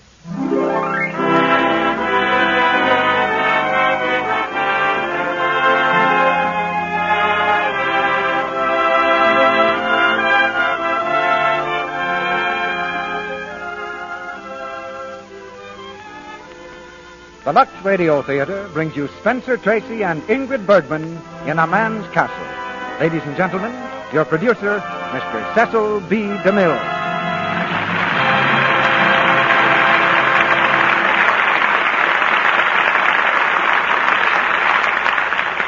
Greetings from Hollywood, ladies and gentlemen. It's a rare week when I'm not asked by some trusting soul to reveal the secret of stardom in a nutshell. I'm always very flattered because that's a question nobody's been able to answer yet. The best I can do is to say that every truly great star possesses at least one of 2 great qualities, power and authority. And then I tell them to go and watch Spencer Tracy because he possesses both. Of course, 2 other helpful star qualities are beauty and glamour. Unfortunately, I can't credit either of these to Spence. But whatever he lacks in this department is made up tonight by his co-star from the David O. Selznick studio, the greatly gifted actress Ingrid Bergman. Not long ago, I saw these two together on the screen, and the power of their scenes convinced me then and there that the next time Spencer Tracy was on this stage, Ingrid Bergman should be his leading lady. So here they are together again, in a play that gave Spence one of his best picture roles, A Man's Castle, adapted from the Columbia picture. This is a story of two young people whom the world passed by. It's a simple story. They're not great and famous people. They don't want to be. They're the kind of people who don't give up when the brakes go against them. And their love story is the kind that makes great emotional drama. It's a play that I'm sure will bring a thrill to every member of our audience, and a cast that's a reward we really owe to the millions of men and women for the support they've given our product, Lux Toilet Soap. I said men as well as women because we've been getting a number of letters which make the same point as this one from a lady in Louisiana. She writes, "Dear Mr. DeMille, you always speak of your product being used by the ladies. Well, don't forget men like it, too. Recently, my husband and I took a trip to the military maneuvers to see our son, who was a corporal in a medical regiment. The boys were stationed 20 miles out in the woods. When it came time for dinner, one of the boys got a basin and a pail of water so we could wash our hands. And to our surprise, this soldier also brought out a new cake of your Lux Toilet Soap. So you see, Uncle Sam's boys like Lux Soap, too. Thank you, madam. We do see, and we're very proud of that compliment. Our stars are at the microphone now. The cast is on stage, and the curtain goes up on the first act of A Man's Castle, starring Spencer Tracy as Bill and Ingrid Bergman as Trina, with Arthur Hole as Bragg and Edgar Barrier as Ira.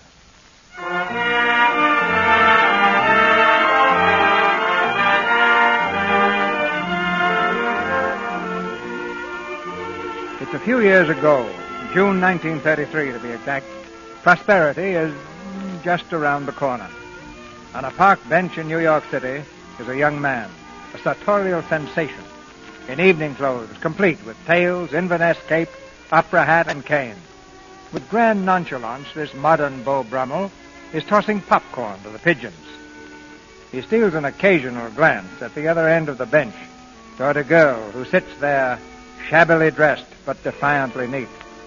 The girl is acting very strangely.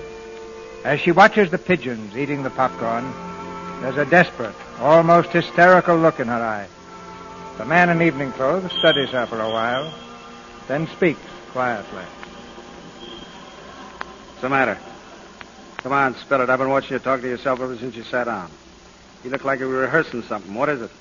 Please. I'm sorry. Come back here. What's the rush? Let me go. Let me go, or I'll do what? I'll get down on my hands and knees for some of that popcorn. Hey, what is this? I thought I was onto all the panhandling routines. Or are you the little girl reporter working on a sob story? Oh, please, let me go. Wait a minute. Are you really hungry? Come on, talk up. Are you hungry? I haven't eaten in 2 days. 2 days? Why not? I haven't any money. Neither have the pigeons, but they eat in regular. Yes. Must be wonderful to be a pigeon. There's always somebody throwing crumbs to them. If you had the brains of a pigeon, you wouldn't be hungry. Come on, let's go eat. Eat? You mean it? I said it, didn't I? Come on. Oh, but where are you taking me? Well, the Ritz roof is open. Oh, the Ritz roof? No, I didn't ask for anything like that. I can't go there in these clothes. Shut up. Clothes got nothing to do with eating. Come on, let's go.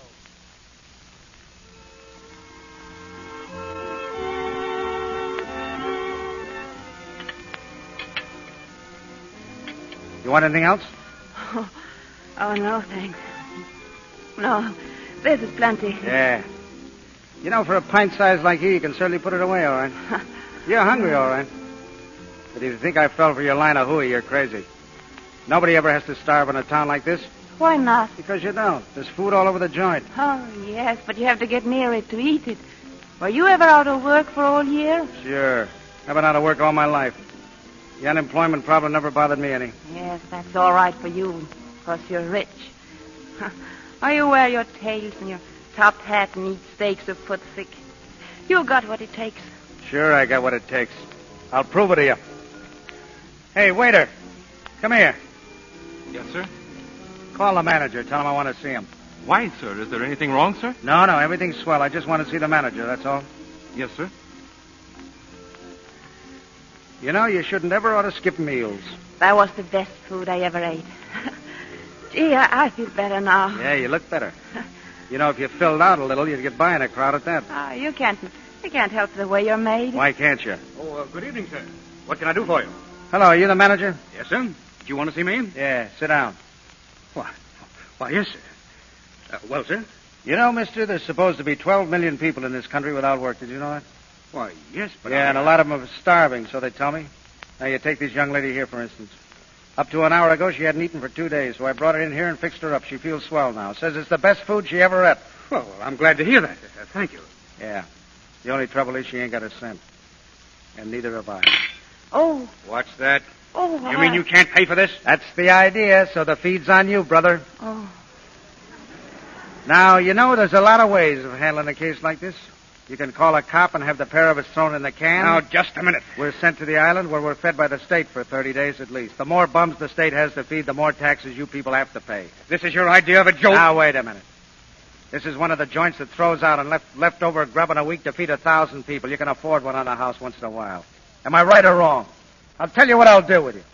I'll put it right up to your own customers here. I'll ask them whether it's right for you to let somebody die of hunger right outside your dump. If they say I'm wrong, I'll admit it.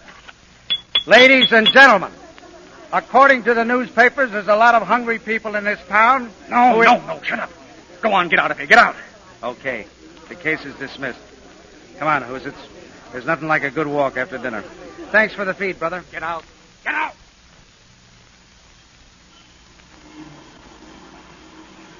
But you shouldn't have done that. We might have been arrested. Don't be a dope. Where do you live? I might as well take you home. Well, that would be all right if I had a home. What's the matter with you? Haven't you got anything? No. Where do you figure on spending the night? I don't know. Have you got a grip? No. Well, get one somewhere. Then go to a hotel and register. Stay there till they hand you a bill and then tell them you're broke. Well, then what happened? Then they throw you out and you go to another hotel. Oh, no. I couldn't do that. Why not? I'd be afraid. Do you live in hotels that way? No, I got no use for hotels. Tell me, what do you do for a living? I live. Yes, but I mean, you must do something, huh? Those clothes, evening clothes. Yeah, don't let them fool you.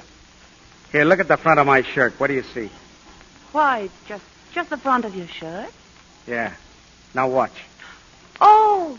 Now what do you see? Oh, it lights up. Your whole chest lights up. Sure. You see what it says, or can't you read either? Cavalier Barber Shop, 16 chairs, no waiting. Oh, why, you're an advertisement. Yeah, sure, that's it, a walking ad. $2 a night for this. All you got to do is stroll up and down and flash the light on and off. Oh. Is this your regular job? No, I don't believe in regular jobs. I'm only doing this for a friend of mine. I sub for him on his night off. Oh, I see. Well, I suppose I'll have to get you a place to sleep tonight. What's your name? Trina. Trina? That's awful. I think I'll just call you Hoosits. What's your name? Bill. Bill? Bill, that's nice.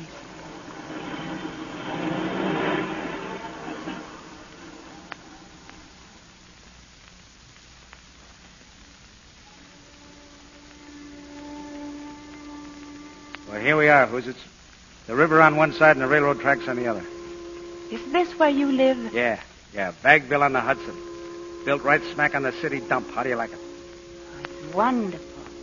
Say, I've been in New York all year, and I never knew there was such a place. Yeah, that's one of the best things about it, the privacy. Of course, it's just a lot of shacks, you know, but it's the only way to live. No rent, no taxes, running water, a whole river of it. And the whole dump is lousy with southern exposure. You hear that? That's what I like best, them train whistles, to remind you of other places. You hear them all night. Don't you love the sound of it? Well, it's a little scary, huh? Ah, gangway, get out of my way. Here I come, that's what it says, like a long-distance call. Come on. Which one of these shacks do you live in? I don't. Mostly I sleep in the open. When it rains, I take my choice. They're all my pals here. I can bunk with any one of them. They must be very nice people. The best. You know, it's funny. When people got nothing, they act like human beings. We get along fine here. It's just like one big happy family. Get away from me, I tell you. Don't bother me or I'll smack you in the teeth. What's that? That's a guy named Bragg. He don't get along so well with his girlfriend. Come back here. Let go, you. Oh, no, you don't. You're staying right where you are. Did you hear what I said? Let go or I'll brain you. You can't two-time me. I'll kill you first. Bragg! Hey, Bragg! What do you want? Why don't you let Flossie alone? Why don't you mind your own business? Let her alone or I'll come over there and help her clean up the place with you. Ah, shut up. What? Nothing. That's better.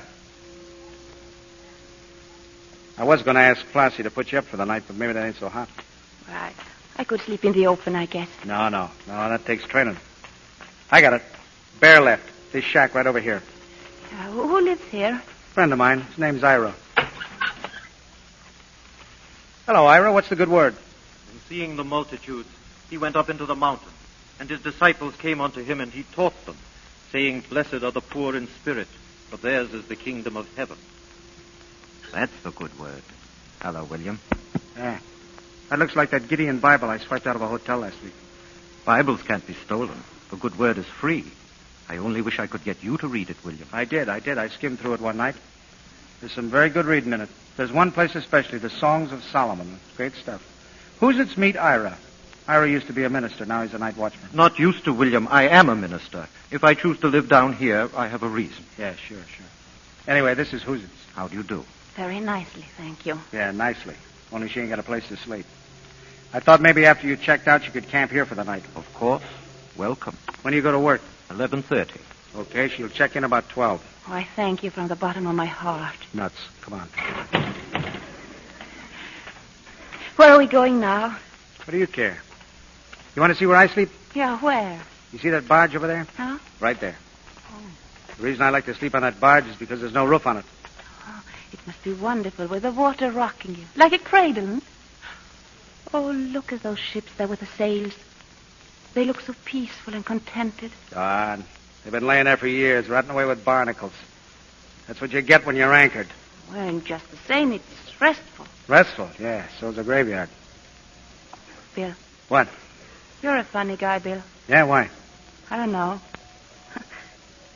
What do you do when you're not walking around with your chest lit up? Lots of things. Or maybe nothing at all. Sometimes I walk the stilts. Stilts? Yeah, up on Broadway. Oh, I know what you mean. Way up in the air. All those long wooden legs with a sign on your back. Yeah, that's it. Is it fun? I wouldn't do it if it wasn't. I like being up there looking over the heads of the crowds. Hey, you're a pretty nosy dame, ain't you? Oh, I don't mean to be. Forget it. Bill, I want to thank you. You've been so good to me. I got you a free feed, if that's what you mean. I guess you need somebody to look after you. Maybe. Maybe you need somebody to look after you, too, Bill. Me? Oh, I don't mean like that, but, well, who cooks for you? Huh? Washes your clothes and things like that? Nobody. I do it myself. But wouldn't it be better if you had somebody? Now, listen, Hoosers, don't go getting any funny ideas. Oh, no. I don't like being tied down, see? I live alone because that's the way I like to live. I sleep in the open because that's how I like to sleep. I say what I want and I do what I want, and that's the way I'm going to do things always, see? But I wouldn't tie you down, Bill. How could I? Sure. How could you? I'm like the wind. You can't grab air, can you? Or can you?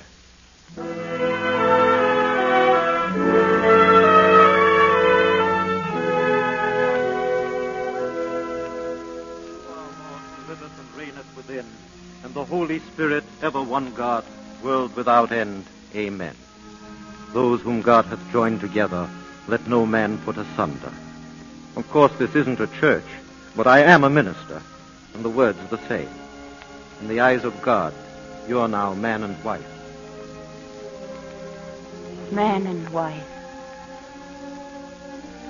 Bill, did you hear? Yeah, I heard. Those whom God hath joined. Handcuffed, you mean? Oh, Bill, you said you wanted to. Yeah, sure, I got weak. But I told you what it means, right next to nothing. Oh, I know, Bill. It's just the idea. I know.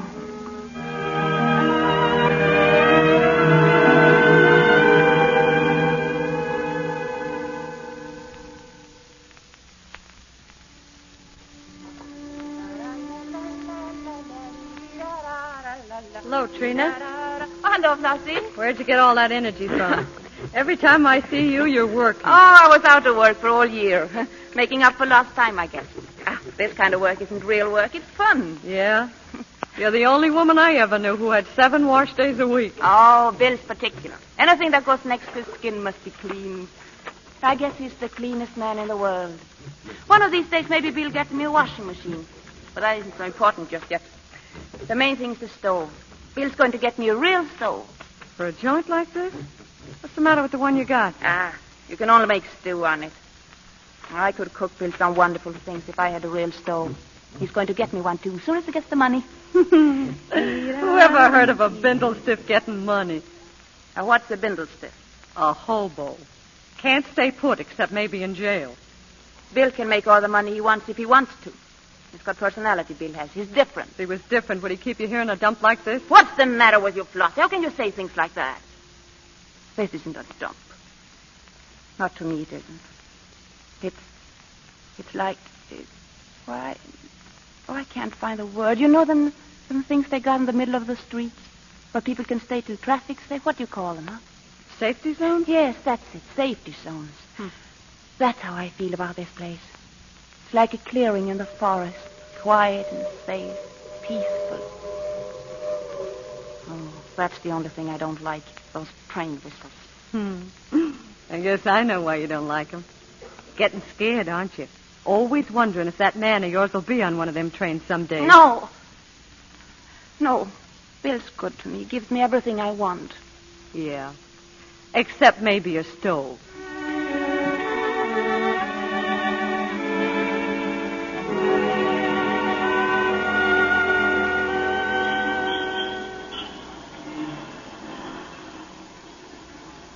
You see, Bill?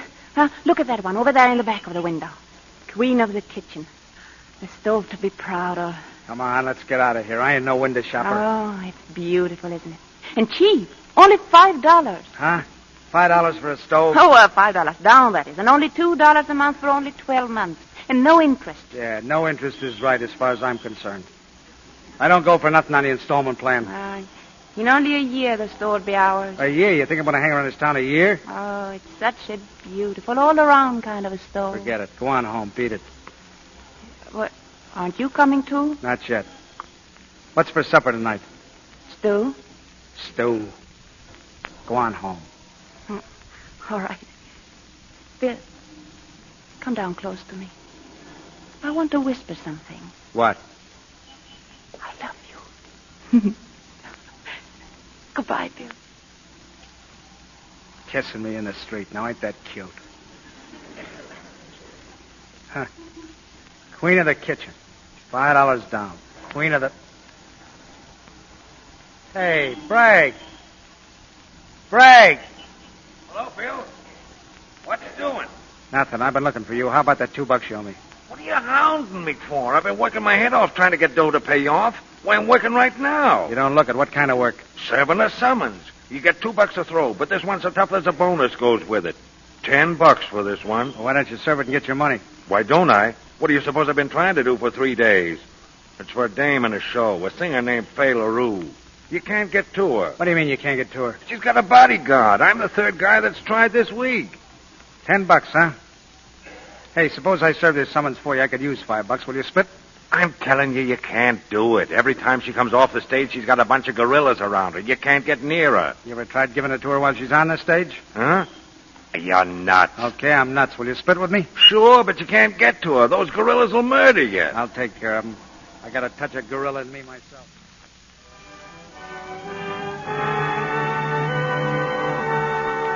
I've given all my love to you. I've given you my heart. But what have you got for me? I've offered all my worldly goods. I've really done my part.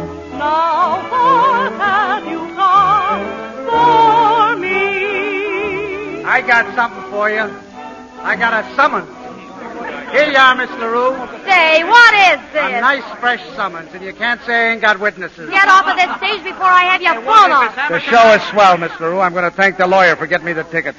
So long. Oh, no, you don't. Eddie, take care of this guy. Come on, Spud, we got trouble. Where is this guy? I'll braid him. Take it easy, boys. I'm just leaving. Yeah, where do you think you're going? I think I'm going to buy a stove. And I think you're going to need a stretcher. Lay off. I'm Get warning us on, you. Spud. Get a hold of him. Get a hold of him. Oh, why you... Music! Play something! Keep your seats, ladies. Music! What? Step up and come on and get it. Come on and get it.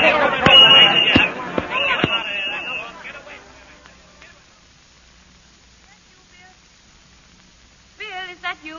Who else would it be? I'm fixing dinner. It'll be ready in a minute, I think. Yeah? What's his book here? That? Oh, that's the Bible. Ira gave it to me. He wants me to read it. Yeah. There's one thing in here you don't want to miss. Oh, I do wish I had some kind of a stove, Bill. Here it is, here, right here. Listen. The Song of Songs, which is Solomon's. Get this. Thy cheeks are comely with rows of jewels. Oh, it's hard to cook with this kind of a fire. Behold, thou art fair, my love. Thy lips are like a thread of scarlet. Ah, you can't get an even heat. Thy neck is a tower of ivory. How fair and how pleasant thou art, O love. Thy neck is a tower of ivory. You know, you're a heck of a looking woman for a guy like me. Huh?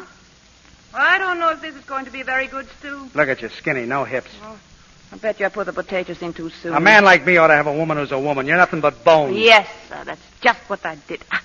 Put the potatoes in too soon. That's all you are, is bones. Do you know that? Well, I'm young, kind of. That don't make no difference. Maybe it does. Maybe I'll feel out after. No, you'll never look like a woman. It ain't in you ever to look like one. What difference does it make as long as you're good to me? I ain't good to you. Don't get that idea in your nut. That's the way to spoil them, being good to them. You got to step around if you want to stay with me or get your teeth knocked out. I think I ought to knock them out anyway. Come here. What's the matter? What have I done?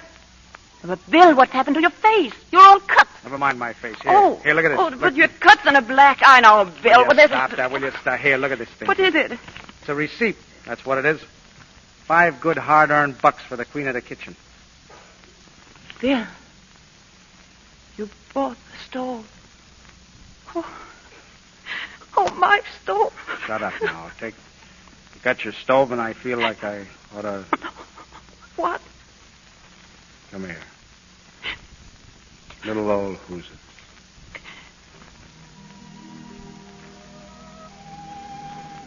Oh, but that's the first time you've ever kissed me like that.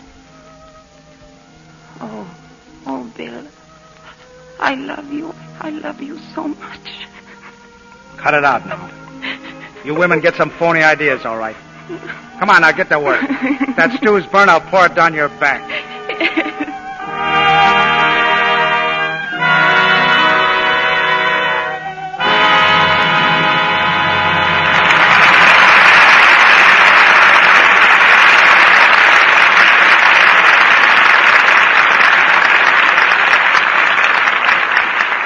After a brief intermission, Mr. DeMille presents Spencer Tracy and Ingrid Bergman in Act 2 of A Man's Castle. And now, here are 3 young matrons pausing for a chat outside their favorite market. Well, girls, I must rush. I'm on my way to Bridge Club. Nice to have seen you both. Drop in some afternoon when you have time. Some afternoon when you have time. If I had half the time Ruth Graham has to spend on herself, maybe I could look like $1 million, too. Oh, I don't know. It isn't the time you spend as much as what you do. Complexion care, for instance. You have to find the right care and stick to it. Take me. I wouldn't think of missing my Lux Soap Beauty Facial. Beauty facial? What do you mean, Sue? Just what I said, a beauty facial with Lux Soap. And it takes only about 3 minutes. But the trick is, do it regularly, every day. And it works, too. Jim's been paying me compliments lately. Well, your skin certainly looks lovely, Sue. Guess I'll have to try those Lux Soap facials. After all, nice, smooth skin's pretty important. Yes, busy women everywhere find that a few minutes a day devoted to gentle Lux soap care pay big dividends in loveliness. You see, Lux toilet soap has active lather that does a thorough job of removing dust, dirt, and stale cosmetics. This rich, creamy lather leaves your skin feeling soft and smooth and looking flower fresh. It's so easy to take a Lux Beauty Facial. You just pat the rich Lux soap lather lightly in. Rinse with warm water, then a dash of cool. Pat gently with a soft towel to dry. Now touch your skin. See how soft and smooth it feels? How beautifully fresh it looks? Lovely screen stars use this gentle care daily. They trust their priceless complexions to Lux toilet soap because it's as fine a soap as they can buy. It's pure, really mild. Why not get 3 cakes of smooth, white Lux toilet soap tomorrow? Try these active lather facials for 30 days. See if you're not delighted with the results. We pause now for station identification. This is the Columbia Broadcasting System.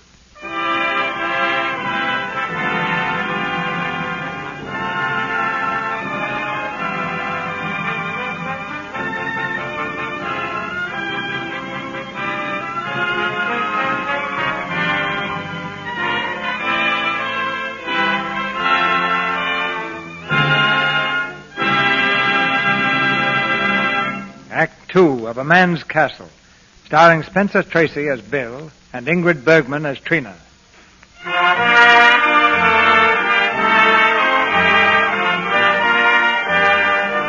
It's a warm summer afternoon a few weeks later. In the busy Times Square district, the passers-by gaze upward at a strange sight. A giant 15 feet tall who strolls above them. His long wooden legs swinging easily, his trouser cuffs flapping in the breeze. Bill on stilts chooses his steps carefully. Away from the admiring crowd, they take him down a side street to a row of tenements. There he pauses and leans comfortably on the windowsill of a room on the 2nd floor. Hey, Mug. Mug, where are you? Hello, Stilt. Gee, I'm glad to see you. Hi, kid. How's the bum leg? Oh, it's all right. I can get around a little. Throwing away that crutch yet? No, but I will soon.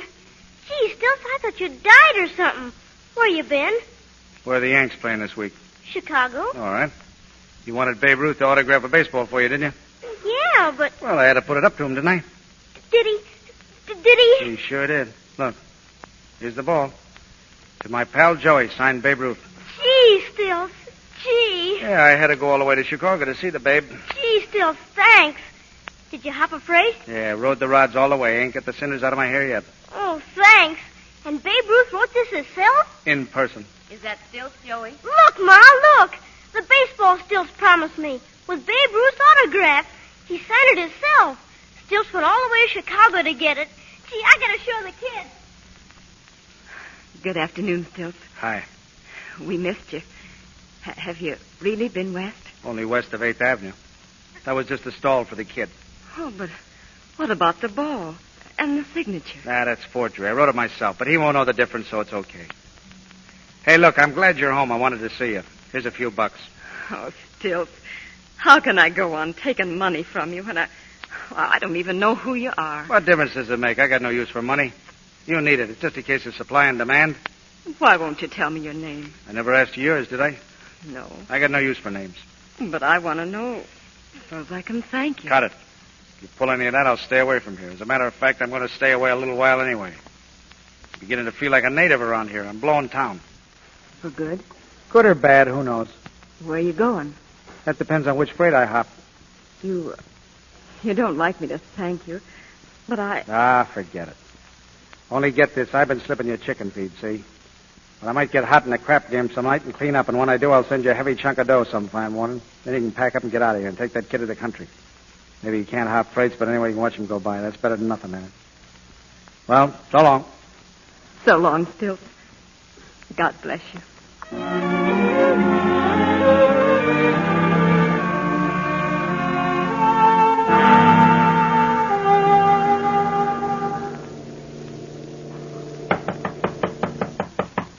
Come in. Hiya, Trina. Oh, hello, Bragg. Where's Bill? Out somewhere? Where? I don't know. Why? If I had a wife like you in my shack, I'd be home all the time. The trouble with Bill, he don't appreciate you. That's some man you got yourself, kid. He suits me. Yeah, but do you suit him?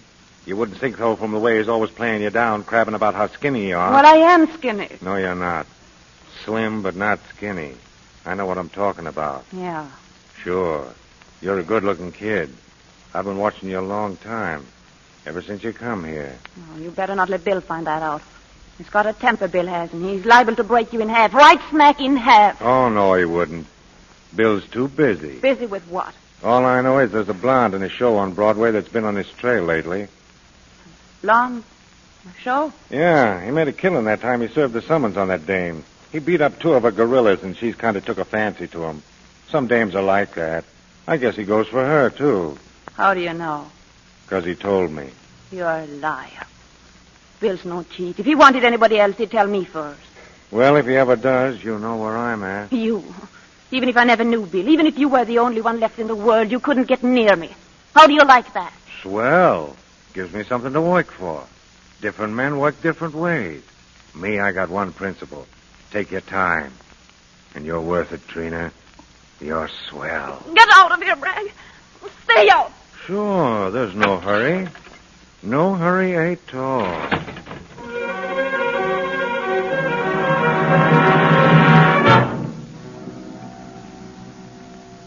Sit down, Bill. Make yourself comfortable. Thanks. What's on your mind, Miss LaRue? I've been trying for a month to get in touch with you. I asked at the lawyer's office, and they told me a guy named Bragg served that summons. When I spoke to him, he told me it was you. That's right.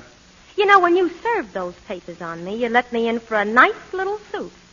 10,000 smackers for alienation of affection. Well, what do you want to go around alienating affections for? It's your own fault the way I see it. What is the party for, Miss LaRue? Just to get acquainted. You know, you certainly showed up those 2 mugs I kept with me. One of them's just recuperating. Midgets. Yeah, well, I gave him the air. Right now, I'm in the market for a new bodyguard. You don't need no bodyguard. You look like you can take care of yourself, all right. I always have. Yeah. Well, I gotta beat it. What for? Stick around. I need a couple of laughs. Anyway, it's raining, and there's no matinee today. You don't have to be afraid of me. Me? I ain't afraid of nobody. That's the brave little boy. Listen, I figure maybe I'm not going to be around when that suit against me comes up. I got a chance to go to South America. Yeah? South America, that's the place, boy. Rio de Janeiro. You ever been in Rio? No, have you? No, but I'm going someday. Oh, there's a place, Rio. All they do down there is dance and play guitars. I met a little dancer from there once. She was, oh, well. I suppose you know all about women. I know one thing about them, all of them. What? They're all female. Is that a compliment or a pan? It's a fact. Well, don't go. Say, how long does it take you to get acquainted anyway? Me? I'm easy to meet and hard to forget. What? What's the joke? Oh, nothing. You're all right. I like you better all the time. You grow on me. Yeah? Yeah. Sit down. You know, maybe you ought to see Rio. I bet you'd really like it. I bet I would, too. What are you laughing at? You women get some phony ideas, all right. Some phony ideas.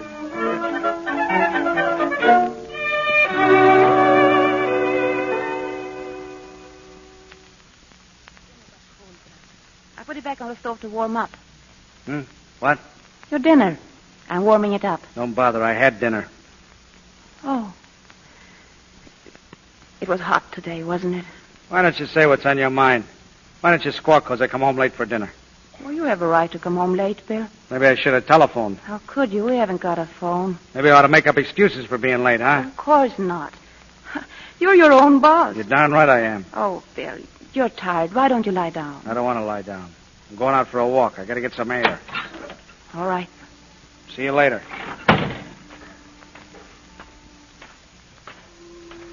Hi, Ira. Evening, William. What are you digging for? Just weeding out the garden. Weeds grow faster than you can pull them out. That's a dying-looking layout if I ever saw one. Oh, you've got to give them time to come up. There's no special hurry. What kind of a dingus you call that one there? That tired one over there. That one? Well, that's a zinnia. They're all zinnias. What do you take for that old sleepy one? Well, I'd rather not sell them. I'll give you a dime for it. Well, you must want that flower pretty bad. I tell you what I'll do. I'll pick a bunch for you and give them to you. What did I want with flowers? Let me know how much they are and I'll pay you tomorrow. When you get done picking them, just stick them in the window where Trina will see them, will you? All right, William. What's going on down at the dock? There's a crowd down there. Oh, not very important. Bragg's making a speech to some of the tenants. Beefing again, huh? Well, I got a beef for him, too. Why should certain guys have all the money and you and me have nothing? Why, they're on the inside, that's all. They tell you to go out and get a job. What job? There ain't no such animal. Look at me. I'm skilled labor, one of the best toy packers in the business. What's a toy packer? Shipping, Bill. Packing toys to ship. I'm one of the best men in the business. Used to work for Stark and Lee, where Ira works. And they let me out without any notice. Not a day. For getting drunk? Me? Say, I never got drunk on the job in my life. They claimed some stuff was missing. Just the same old alibi to let me out and save a couple of dollars expenses. Listen, Bragg, we know you. If they let you out, it was your own fault. All right, don't believe me. Walk out on me. You'll see someday. Looks like you lost your audience, Bragg. You should never spiel around supper time. Yeah, that's it. If they had brains instead of stomachs, they wouldn't be what they are. I'm sick of them. I'm going to blow this dump soon as I get some dough. That'll be never. Is that so? Listen, that toy factory I was talking about, they fired me, didn't they? They owe me something, and I'm going to collect. Get this, Bill. They got an old tin can they call a safe. Every Friday they get 10 grand for the payroll, and it stays in the safe till Saturday noon. It'd be a pushover, Bill, if you went in with me. 5 grand apiece, Bill. What do you say? In the first place, what do I want with 5 grand? Number 2, if I needed money to go out and make it. And number 3, Trina tells me you've been hanging around the shack while I'm away and she don't like it. I told her I'd speak to you about it. There's only one language you can understand, Bragg, and this is it. Good night, Bragg.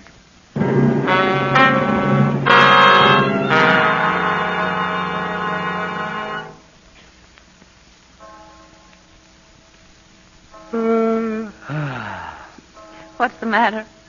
It's only 10 o'clock. Did I ask you? No. Well, then shut up or I'll let you have a couple in the ribs. Oh, Bill, stop. Did I hurt you? Oh, no. Not when I know you didn't mean it. Oh. Suppose I slugged you hard. You wouldn't. Don't be so sure. Bill. What? I got your flowers. They're beautiful. Those things, they didn't even get any smell. Ira told me you bought them to me. Gone. What kind are they, Bill? You mean you don't know? No. No kidding. Are you that dumb you don't know? They're what do you call it? There's eczemias. Are you sure? Certainly I'm sure. Well, I don't care what kind they are. They're lovely. Throw them away. They're all shot. No. Go on. They're no good. I'll get you some good ones. Big ones. No. I want these. Okay. Bill, do you like being with me? I ain't so nuts about it. You're pretty skinny. You're not tired of me yet, are you? I don't know. Maybe. Hey, listen, what's the idea of keeping that skylight closed? When I rented this dump, I put that in special. What do you keep it shut for? Well, I thought it might rain or something. Well, suppose it does. Rain's good for you. Makes you grow. There. That's the way to live. You can breathe now. Why do you always keep looking up at the sky? Because when you're dead, you get a hunk of earth. When you're alive, you want to hold on to your hunk of blue. That's all I got in the world. That's all anybody's got is that hunk of blue. Bill, I've been thinking. There couldn't be a heaven much better than this, could there? I mean, when it's quiet all around and we're close. Like now. You know, I never noticed it, kid, but your eyes are sky color, sort of. You got a hunk of blue in each glim. Yeah, but that don't stop me from clouting you on the chin any minute. Come here. You're all right. You're a swell kid. I like you plenty. Do you, Bill? Yeah, but don't get figuring on that too much. Because how much I like a woman ain't nothing to bet money on. Don't let yourself get in too deep, see? Oh, you mean you... No, not yet. Oh. But I'm apt to hand it to you any day. Who can tell? Suppose I wake up some morning with a taste in my mouth like wet hen feathers. I'm just as apt to take a stroll for myself as not. Maybe that won't be right away, huh? I mean, not tomorrow. Quite so soon. You can't tell. No one knows how a guy's have to feel some morning. Same. Listen, Bill. You like babies, don't you? What's the difference if I like them or not? It would make a difference. A big difference if you didn't. Why? Because you're going to have one. What? I've known it a long time. Several months. I thought I'd be afraid to tell you, but now I'm not afraid of anything. Say, listen. No, don't say anything, Bill, till I finish. I want you to know something. It's your baby and mine. But you'll have nothing to worry about. I didn't mean to tell you at all, but it's just too wonderful to keep to myself. Oh, You can't understand it, Bill. You're a man, but you... Listen. Oh, no. You needn't look at me like that. I'm not afraid of you, darling. I've changed a lot. Only a little while ago, I was all alone. Then you came along, and there were 2 of us, and soon there'll be 3 of us. You can never leave me now, Bill. Never. Never. Even if you go away, I've got you now. No matter what. No matter where you go. No matter what you do, I've got you. I've got you. Wait a minute. Yes, Bill. Is this on the level? Yes. Let me out of here. Are you leaving me, Bill? What if I was? You got no kick? No. No. I suppose I'd be lonely again. The way I was before I met you.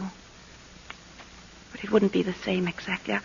I've got something to look forward to now. I'll say you have. I'll never be lonely when my son comes. How do you know it'll be a son?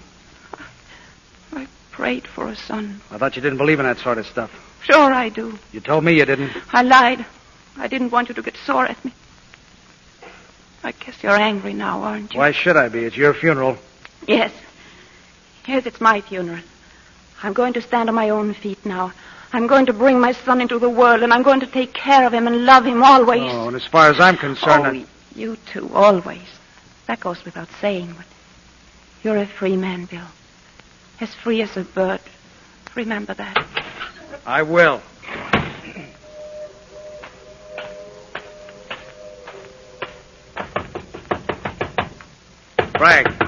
Bragg, come out. Open up. What do you want from me? I want to scram out of here right away tonight.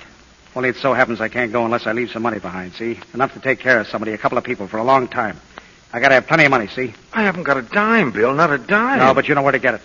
Oh, you mean the toy factory? Yeah, now spell it. It's a cinch, Bill, a cinch. How about Ira? He's the watchman down there. Ira, that's the easiest part of it. All the guy does down there is snooze. We could walk away with the building and he wouldn't know it.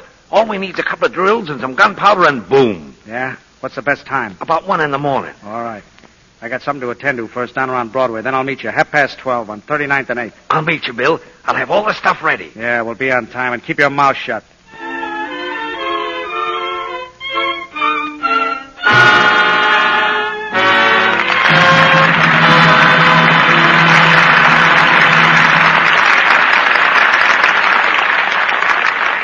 In just a moment, Mr. DeMille and our stars, Spencer Tracy and Ingrid Bergman, will bring us Act 3 of A Man's Castle.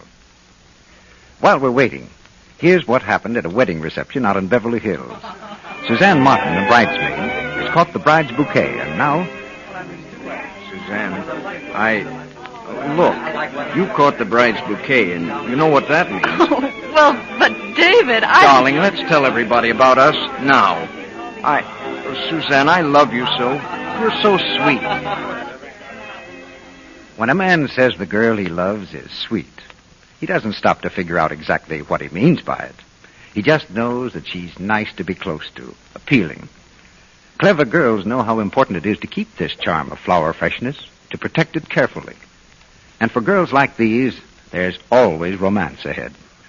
Screen stars tell you about a truly delightful way to protect this most important charm.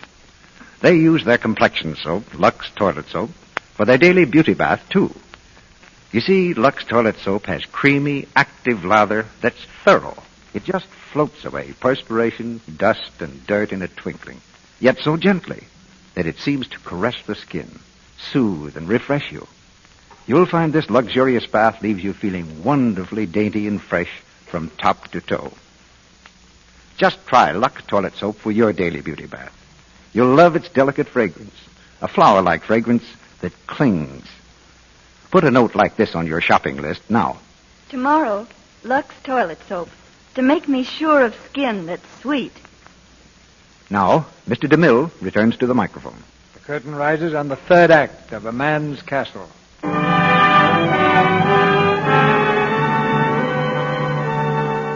I've offered all my world. It's a few hours before the robbery planned by Bill and Bragg. Over on Broadway, the last act of a musical comedy is in progress. And Bill is waiting in the wings to see Fay LaRue.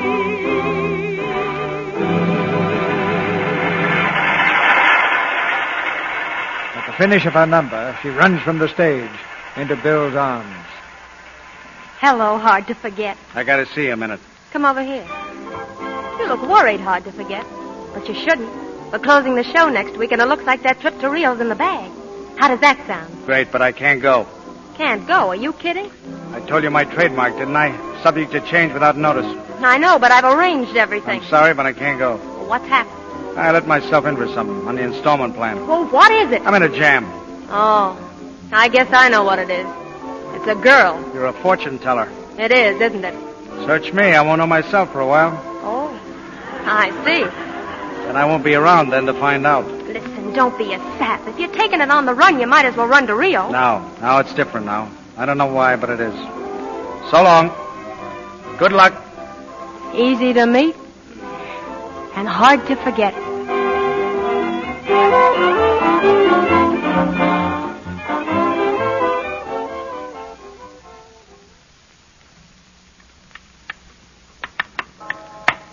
What'd I tell you, Bill? I could open the safe with a nail file. You ain't got it open yet. Shh, not so loud. Hey, look at this. What are you doing there? Look at this gadget. What is it? Ain't that a hot one? Wait till I wind it up and see what it does. Say, what are we here for? To kick in this safe or play with toys? Come on. Just a second. I want to see how it works. Cut that out. Give me that. Keep your hands off. What's the matter with you? You want to wake up Ira? If this wakes him up, what's going to happen when you blow that safe? I still think you ought to go back and tap him on the head like I told you. I'd feel a lot better if he was gagged and tied up. Ira wouldn't hurt a fly. Well, just the same, you better go over and open that window there. What for? We're up 3 stories. There's a fire escape.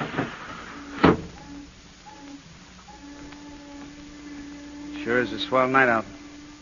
Look, you can see the old river from here. And the camp, too. The moon sure looks slick on that water.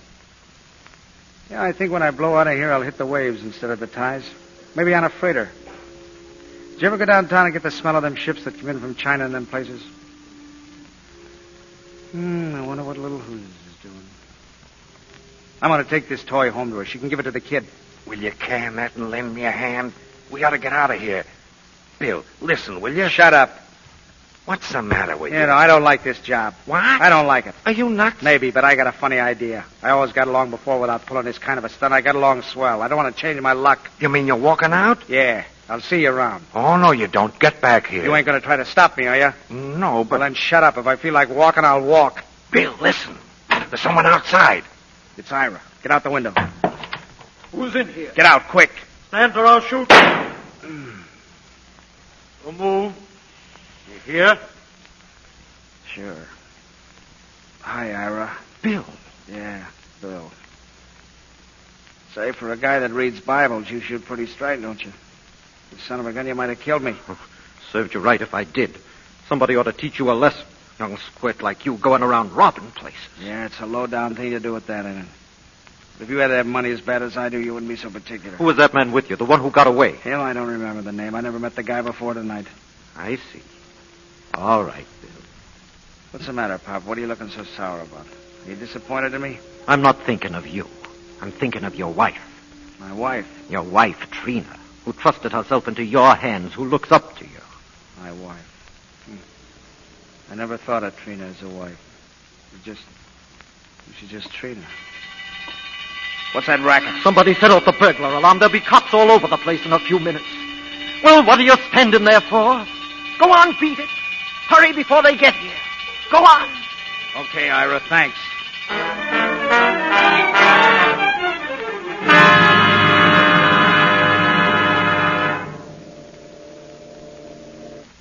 Did you call me, Brad? Yeah, come in quick. It's about that guy of yours. Bill? What? Yeah, he got nabbed robbing the safe at the toy factory. They caught him with the goods. No. Oh, no, you're lying, Bragg. Bill wouldn't do a thing like that. Bill isn't a thief. That's just it, stepping out of his class. That's why he got caught. And he was shot, too, trying to get away. Shot? Wait a minute, honey. Don't get upset. He may go up the river for a spell, but I'm still around. I'll always be around, baby, to take care of you. Let me out of here! There's no hurry. I'll be here. Only with Bill and the jug, you're going to need a man around.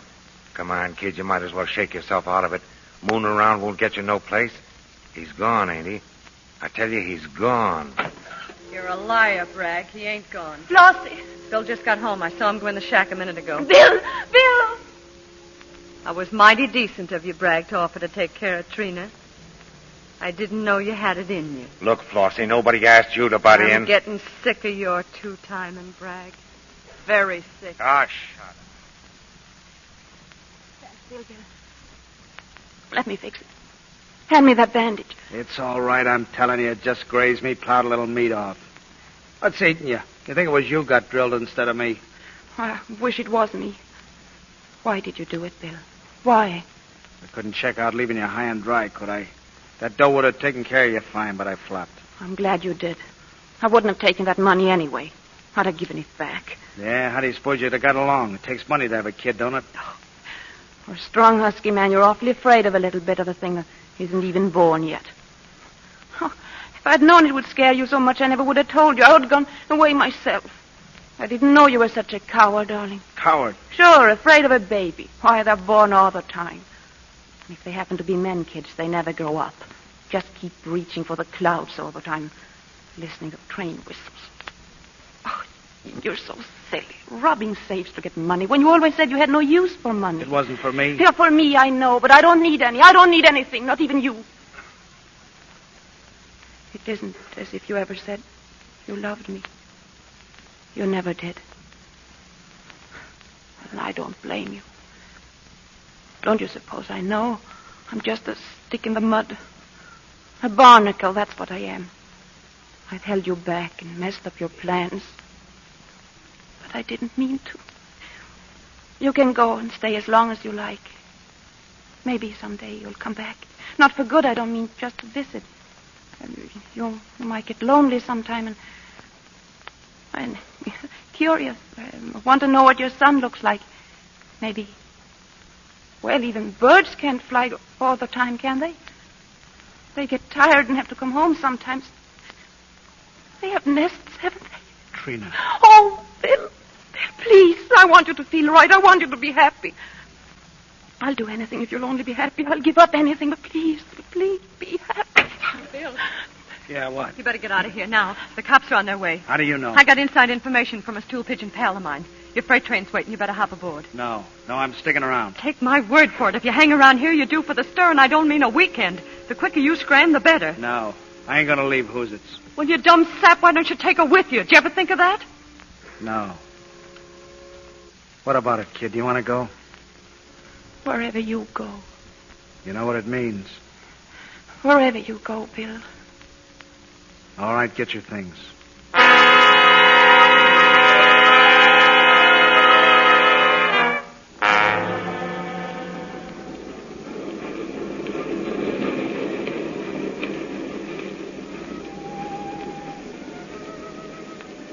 What are you thinking of? Oh, I'll certainly miss it. It was such a beautiful stove. You can always get another one on the installment plan. A better one, too. Oh, it'll never be really ours unless we stay in one place long enough to pay for it. And you wouldn't want that, Bill. You want to be free. Yeah. You know, I've been thinking a lot about that freedom business. I believe in it. It's great stuff. But, well, maybe it ain't always a question of keeping on the move, you know. There's another kind of freedom, too. Up here in your head and here in your chest where your heart is. Bill. Right now I got a funny feeling, Trina. You know, even birds got a homing instinct. And I got a feeling we're going home. Home?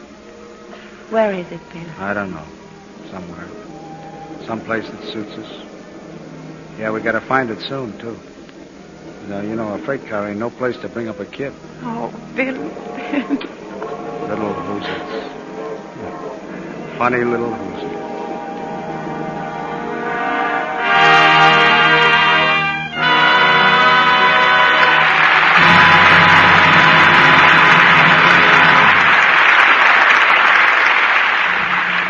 The curtain comes down on a man's castle as the night freight carries Bill and Trina to new hope and a new life.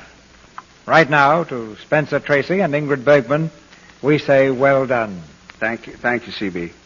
It's a pleasure to come back to the Lux Radio Theater, especially when such a really fine actress as Ingrid Bergman is here, too. That much of a compliment from Spencer Tracy is something to remember, Ingrid. Yes, I won't forget a word of it. But Spencer may be sorry he went overboard like that. Overboard, eh?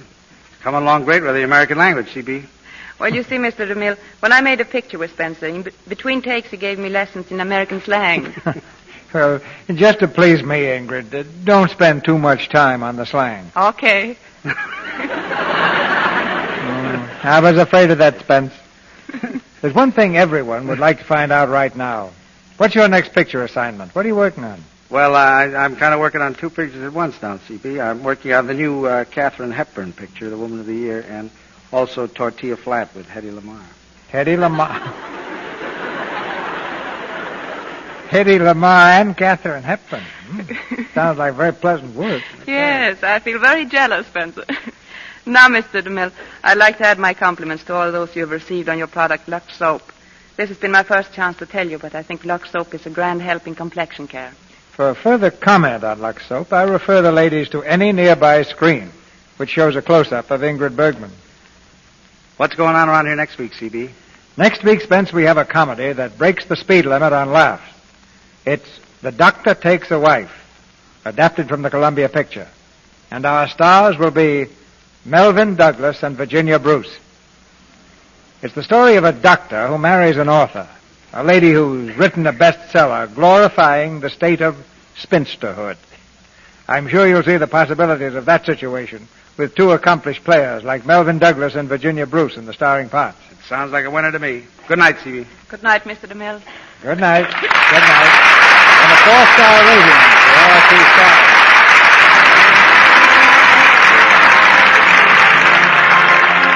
Our sponsors, the makers of Lux Toilet Soap, join me in inviting you to be with us again next Monday night when the Lux Radio Theater presents Melvin Douglas and Virginia Bruce in The Doctor Takes a Wife. This is Cecil B. DeMille saying good night to you from Hollywood. Ladies and gentlemen, every year at this time, Christmas seals begin to make their appearance on millions of letters and packages. In the past, this annual campaign has financed a nationwide battle against one of man's greatest enemies, tuberculosis. And during the next few days, your local chapter of the National Tuberculosis and Health Association will ask you to buy Christmas seals once again, or perhaps some have already been sent to you. Buy all you can. Remember that every penny goes to help stamp out tuberculosis. Spencer Tracy appeared tonight through the courtesy of Metro Goldwyn Mayer Studio. Tune in next Monday night to hear Melvin Douglas and Virginia Bruce in The Doctor Takes a Wife. Our music was directed by Louis Silvers, and your announcer has been Melville Ruick. This is the Columbia Broadcasting System.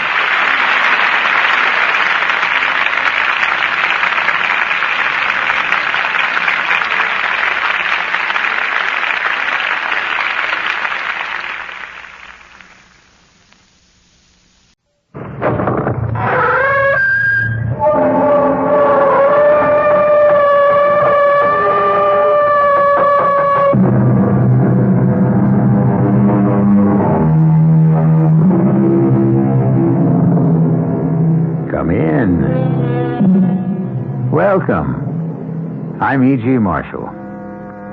Let's say it's a bright summer day with the sky high and blue, and you are half dozing in the shade of a tree out in the country or on your patio.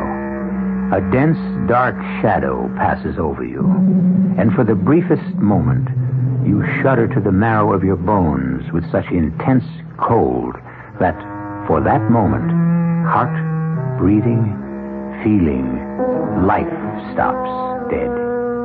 You open your eyes and look up, but there is nothing in the clear sky. Then you will know that over you has passed one of the ghost planes. Our mystery drama, The Ghost Plane, was written especially for the Mystery Theater by Ian Martin and stars Richard Crenna and Janet Waldo.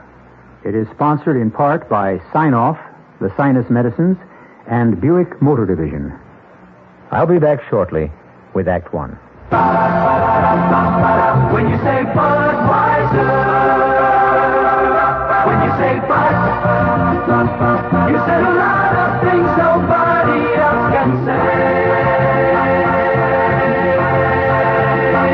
When you say Bud, you say you carry enough to only want the king of beers. When you say Budweiser,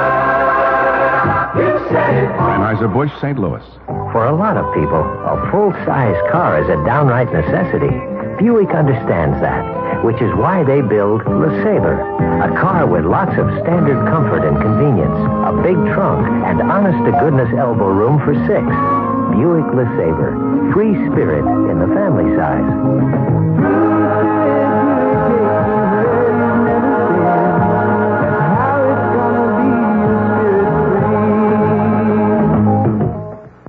And now, for a change, some good news for the working person. If you don't have a retirement plan where you work, the Emigrant Savings Bank has a nice little tax shelter you can take advantage of. It's their IRA Individual Retirement Account. It lets you deduct up to 15% of your annual earnings, or as much as $1,500 a year, and set it aside in a high-paying IRA plan. The entire amount is tax-free, including the interest it earns until after you retire. In fact, the more you save for retirement under this plan, the less taxes you'll pay each year. So when you finally retire, you'll have a lot more to fall back on than just your Social Security checks. Don't put off saving for your retirement. The longer you wait, the more taxes you'll pay. For information about Emigrant's individual retirement account, drop by any Emigrant office or call the Pension Department, 212-883-5800. They'll help set up your own little tax shelter because Emigrant wants to help. Emigrant Savings Bank, member FDIC. Here's Ralph Flinger, better known as Mr. I Know Where They Are. Ralph, whatever became of Edwin Lowdy, the inventor of the bridge lamp? Oh, yeah, so he's well up in his 90s now, but he still works every day taking chain-link fences apart. A listener would like to know whatever became of a young daredevil named Warner Bromley, who flew a Zeppelin upside down. Yes, he once tried to fly a Zeppelin upside down through the framework of the Eiffel Tower. What's he doing now? He inflates weather balloons for the government. All right, Mr. I Know Where They Are. How about Stuffy Hodgson, Calvin Hoogovan, Jimmy Schwab, Fred Falvey, and Mary Backstage? Oh, they're all to be found in the pages of the new Bob and Ray book, Right If You Get Work, along with Wally Ballou, Tippy the Wonder Dog, and many more fascinating characters. That's Right If You Get Work, the best of Bob and Ray, at your bookstore now. Incidentally, Edwin Lowdy claimed he invented the bridge lamp, but he didn't. Well, he's in his 90s now. I don't see any point in reopening that controversy. Right If You Get Work, the new book by Bob and Ray, is available now at book and department stores, published by Random House.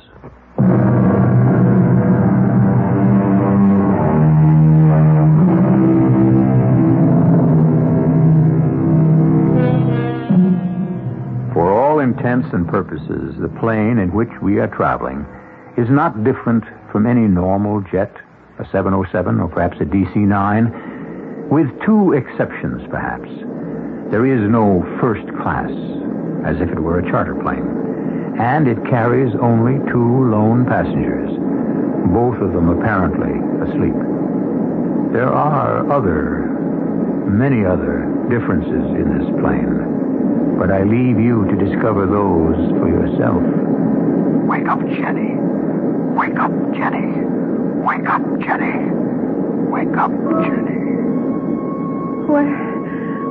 Where am I? A plane? I wasn't going on a plane, was I? Or was I? If I am, where to? What for? I can't be awake. It doesn't feel... And yet I'm not asleep, I know that. I can hear the engines, feel the vibration. Oh, there's a stewardess. Except she looks so old. I never saw an old stewardess on a plane before. But at least I can ask her. Oh, why did she have to stop by him? I hope they don't talk too long. Herb Moss, wake up. Herb Moss, wake up. Herb Moss, wake up. I must have fallen asleep. It's funny, I don't feel tired. I can't remember. Chicago? St. Louis? No, I didn't have an out-of-town trip this week. Did I? It wasn't up at the lake. Yes, well then, how... Oh, stewardess! Yes, sir. can I help you? The seatbelt light is out, so I guess it's safe to smoke. In the rear of the plane, it is permitted to smoke. Well, thanks. Yeah, how about rustling me up a double martini, real dry, to go with that? Oh, I'm sorry, Mr. Moss. There are no drinks served on this plane. Not even a little wine with dinner? No meals are served either. No. That's the way it is with charter flights, huh? You could call this a charter flight. Yes, sir. It's not a through flight, I guess. There'll be some set-downs. That's correct, sir. Well, I hope for your sake business wasn't all that bad. Just two of us. How many are you expecting at the next stop? I don't know that yet. Excuse me. I think I want it up front, Mr. Moss. May I be of assistance, Miss Wallace? I know you're going to think this is real dumb of me, but I fell asleep, and waking up, I'm so spaced out, I can't remember. I mean, where are we going? I'm sorry, dear. I'm not allowed to tell you that. You mean I'm some sort of prisoner? Oh, no, not at all. You can go anywhere in the plane you like, except the cockpit, of course. Now, if you'll excuse me, I think perhaps the captain wants to talk to me. Well, no, wait, please. Oh, just a minute. There's so many things I want to ask you. It really wouldn't do any good. I wouldn't be able to answer. Well, just one thing. Is this some sort of a hospital plane or something? I've told you all I can tell you. Oh, Lord, what is it? Some awful dream. I'm scared. Mom, Pop. Someone, please. I'm so scared. Oh, excuse me, miss. Oh. Hi. Hello. Well, there are only two of us on the whole plane, so, well, to tell you the truth, I could use some company. So could I. Wait a minute. I'll slide over so you can sit down. Oh, thank you. My name is, just a minute. I should have my business card. Herbert Moss. I'm with Troy, Train, and Kenwood. That's an advertising firm.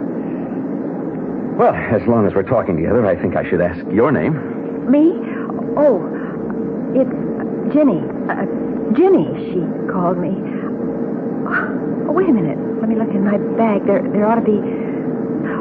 Yeah, here. My ident card. Jenny Wallace. That's me. Lousy picture, huh? No, not at all. Nobody your age takes a bad picture. You also didn't seem to be sure of your name, Jenny. Ginny, right? But don't look so scared, dear. You have company. Why do you think I went groping for my business card? I wasn't sure of mine either. No kidding. You weren't? Honest? Honest. I'll tell you more than that. I don't know how I got on this plane. Do you? No. I can bet you something else. You probably don't know where this plane is headed for, do you? No, I don't. And the stewardess wouldn't tell me. Or me. Another thing. I've looked through all my pockets and I can't find any carbon copy of my ticket, luggage checks, anything like that. What? I feel so scared. You don't think it's like one of those skyjack things and where the hostage is like, I mean, well, I could figure you, but why me? Skyjack? No, I don't know. It's possible, except... Except what? Well, why don't we know who we are? Remember where we're going. Let's try some questions. Do you have any brothers or sisters? Sure. Two sisters and a brother. How old are they? Younger than me. Mary's 14, Margaret's 11, and Tommy's only 7. And your mother and father? Pop died a while back. Mom's alive. You live with the family? No, I was going to say I didn't anymore, but... Well, it's going sort of blank again. All right, now let's not push it. Or you. Let's think about me. Well, we know you work at an advertising agency. What do you do there? I'm an account executive, vice president in charge of Magnum Brands. Well, I bet you live outside the city and travel in commuter trains with bar cars and all like that. And I bet you're married, right? With kids near my age? Yes. Brian's at college already, and Adrienne is... Yes, of course I'm married, and I live in Greenridge. Hey, wait a minute. There's a picture of the kids a couple of years ago, and it's my wife, Nina. Here's some other pictures of the kids. And that's the house. And this one, too. Oh, beautiful. Oh, whoops, how you dropped one. Who's this? Oh, that's my secretary, Barbara. Oh, good Lord. What is it, Mr. Moss? Well, nothing. No, it's nothing. I forgot to leave her some instructions about a meeting. What day is this? I don't know. I don't even know the date. I have a feeling it's terribly important for us to know just what this day means. To both of us. Oh. Jenny, what is it? Oh, just the way you said it. You gave me goosebumps all over. I know the feeling. I don't like anything about this. Look, on a plane like this, there should be more than one hostess. I'm going up front to get some information about where this plane is going. Why don't you go aft and see if there is another hostess in the galley? You mean like in the back? Yes, I'm going to check the pilot. Okay, Mr. Moss. Pilot? Pilot or somebody. I want to talk to you. I demand that you open this door. This is your captain. Will all passengers please notice that the no smoking lights are on and that seat belts be fastened. Please resume your seats immediately. We are preparing to land. Passengers will resume their seats immediately and buckle their seat belts. Please put out all cigarettes. We are preparing to land. Oh, we're falling, Mr. Moss. The plane is falling. No, it's all right, Jenny. We're just diving a bit deeply, that's all. I feel kind of sick to my stomach. Now, slide in and sit down. Sit down. That's the girl. Now, keep your mouth open and swallow. And fasten your seatbelt. Pull it up tight. Now, listen to me. I don't know what you plan to do, but when we land, whatever it is, I'm getting off this plane. I'd advise you to do the same. I don't know. I mean, I've only got a couple of dollars. Don't worry about that. I've got money and credit cards. You want to get off with me? Oh, yes. And the moment I tell you to, snap open your seatbelt and head with me for the exit. This is your captain. We are about to land. Remain in your seats, as this will be a short stop. Do not unfasten your seatbelts on landing. We shall be taking off immediately.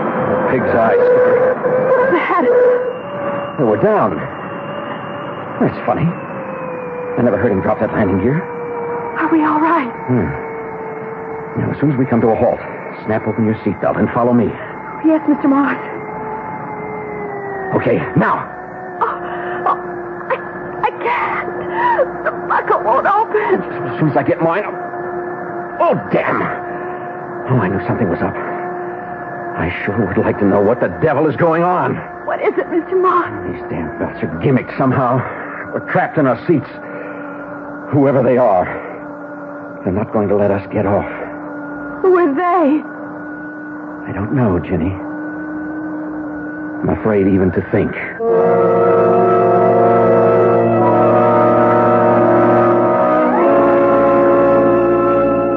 Still, it is a good question.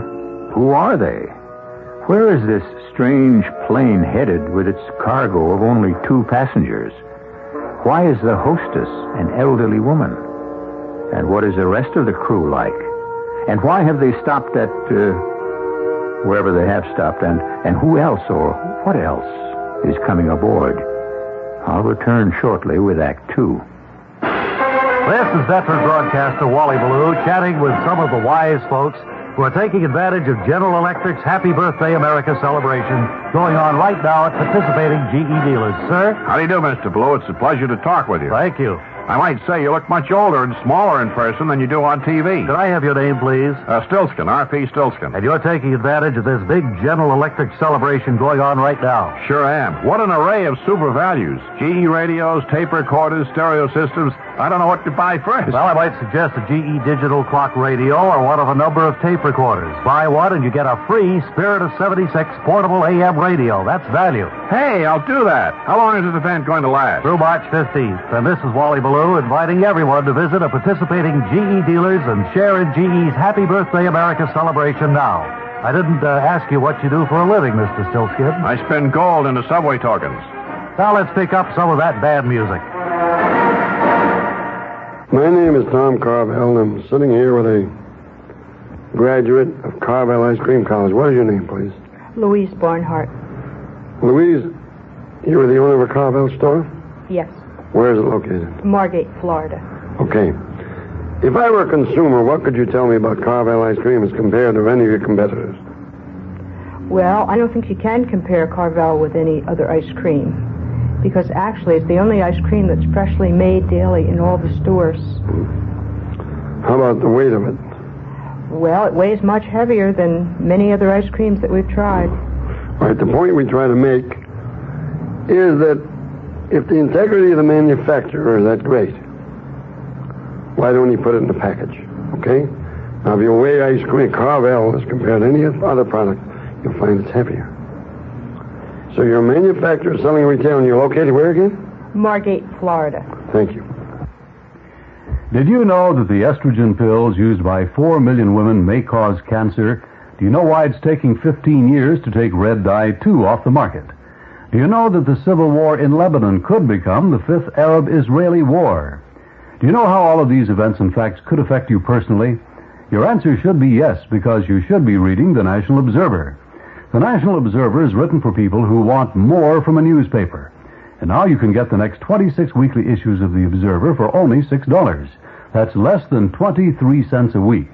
And the National Observer will send you free a 248-page book that will give you advice on coping with college costs, how to escape a fire in your home, how you can actually make money from your trash. It will show you how to stretch your dollars on all subjects, from staying healthy to taking better and less expensive care of your car. It's free if you subscribe to the National Observer now. Call 212-757-5150. That's 212-757-5150. Out of town, call collect.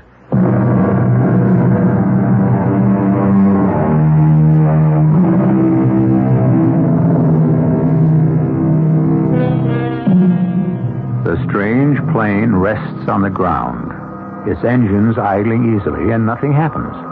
In their seats, Ginny Wallace and Herb Ross have given up struggling with the seat belts, which refuse to unclasp, pinning them helplessly in their seats. The cockpit door remains closed. The sense of unimaginable and pending action is so palpable that both have dropped their voices almost to a whisper. Can you see where we are out the window? Nothing. Now, rub the window off. I can't reach. I did, but it's just that white mist, sort of like a cloud. I mean, outside. No lights? No movement you can see? No. What's going to happen to us? I don't know. What's that? Bring them on board. Who is it? I can't see over the back of the seat. I don't know about the passengers, but it's the stewardess who was up front. How did she get to the rear of the plane? I don't know. That's it. Mr. Schaefer in K1. Strap him in and... Stewardess? In a moment, Mr. Morris. Miss Newman in S1 and Mr. Downing in S2. Make them secure. Stewardess, I demand to be released and let off at this stop. Thank you, boys. As soon as you're out, we'll button up and take off. Stewardess! Do you hear me? Didn't you hear? Why won't you listen? We are in the takeoff run. Please do not smoke and make sure that all safety belts are fastened. Not release until a light goes on. Not release. Who has a chance? Can't you stop it, Mr. Moss? Some way. Yes, I can't, Jenny. I think you must be beginning to realize that as well as I do. Wake up, Daddy Schaefer. Wake up, Daddy Schaefer. Wake up, Daddy Schaefer. Wake up. Where am I? What is this? A plane? Are you quite comfortable, Mr. Schaefer? Who the devil are you? The stewardess. You gotta be kidding, an old team like you? Hey, what kind of an airline is this, anyhow? At the proper time, you'll know. Excuse me, I have other passengers to attend to. Wake up, Carol Newman. Carol Newman. Carol Newman. Carol Newman. I don't want to wake up. I don't ever want to wake up. I took care about that. What am I doing on a plane? Who's this guy next to me? I don't fly tourist. Oh, wait a minute. Let me think. Wake up, Bruce Dowling. Wake up, Bruce Dowling. No. Oh, no, I couldn't. Not now. Not now. I made the big chance. I can't blow it. I can't. Only I have. I know it. Damn motor is still running. It's still... What? I'm not under the car. I'm on a plane. It's all right. It must be all right. Quite all right, Mr. Downing. Yeah? I say for the moment, it's quite all right. Where are we headed? On the passage you booked. Now, if you'll excuse me, I have to make quite a few preparations. Hey, wait a minute. Damn. What's the matter with this buckle? He's messing around with it. I tried. Some new safety gimmick, I suppose. Won't release till the seatbelt light goes off. Oh, well. What's the difference? You mind if I smoke? No. If you have a stick, I'll join you. Oh, no grass, ma'am. I mean, I'm strictly keep off the grass these days. Just straight old filter tip. Did I ask for anything more? You didn't have to. We're two of a kind, right? And what does that mean? We've been down a lot of the same roads. Yeah. I've been down the same roads, I guess. Just a few more of them than you, Sonny. You weather pretty well. And a couple of years doesn't give you any right to that Sonny. You can call me Bruce. Bruce will do. I'm Carol. I've got a case of the who the hell am I, how did I get here blues, too. I was hoping you could clue me in. About what, for example? This flight.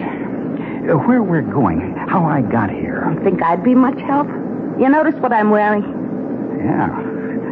It's nice. Sort of. Yeah, I see what you mean. No use asking you if you've got a ticket. Scarcely. In a negligee, you can pretty well tell everything I've got. I get a blanket from the hostess. Do you have a ticket? Not that I can find. And you have no idea how or why you're here? No. Well, kind of hazy.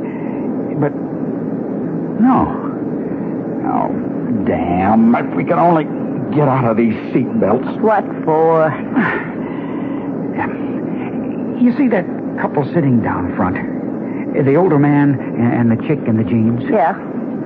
I've got a crazy notion they were already on the plane before it landed.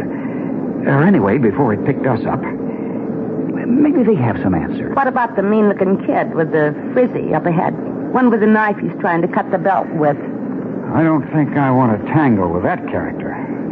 He's riding the edge of something. This is your captain. We have now reached our cruising altitude. And for a brief period, till our next stop, we suggest you loosen your seatbelts if you so desire, and stretch out a little. Smoking is permitted in the rear half of the plane. Mr. Moss? Yes, Jenny? What did you mean about me beginning to realize what's happening as well as you do? Aren't you beginning to remember things? I'm not sure. It's like a bad dream. Things that couldn't really happen have happened to me, only... And the worst of all is... I don't know how to say it. How to explain. You don't have to, Jenny. I know. I feel the same way. Sooner or later, we're going to have to face it. No. Ginny, my poor, dear little girl. Excuse me for breaking up the love scene, but I'm looking for a couple of answers, man. There's no smoking in this section of the plane. You gotta be putting me on, man. There's 5 of us here. That's all there are. Who cares? Them other 2 are lit up. In the proper section. And the lady beside me doesn't smoke. Oh, you mean love child here? Don't let her give you no runaround, Dad.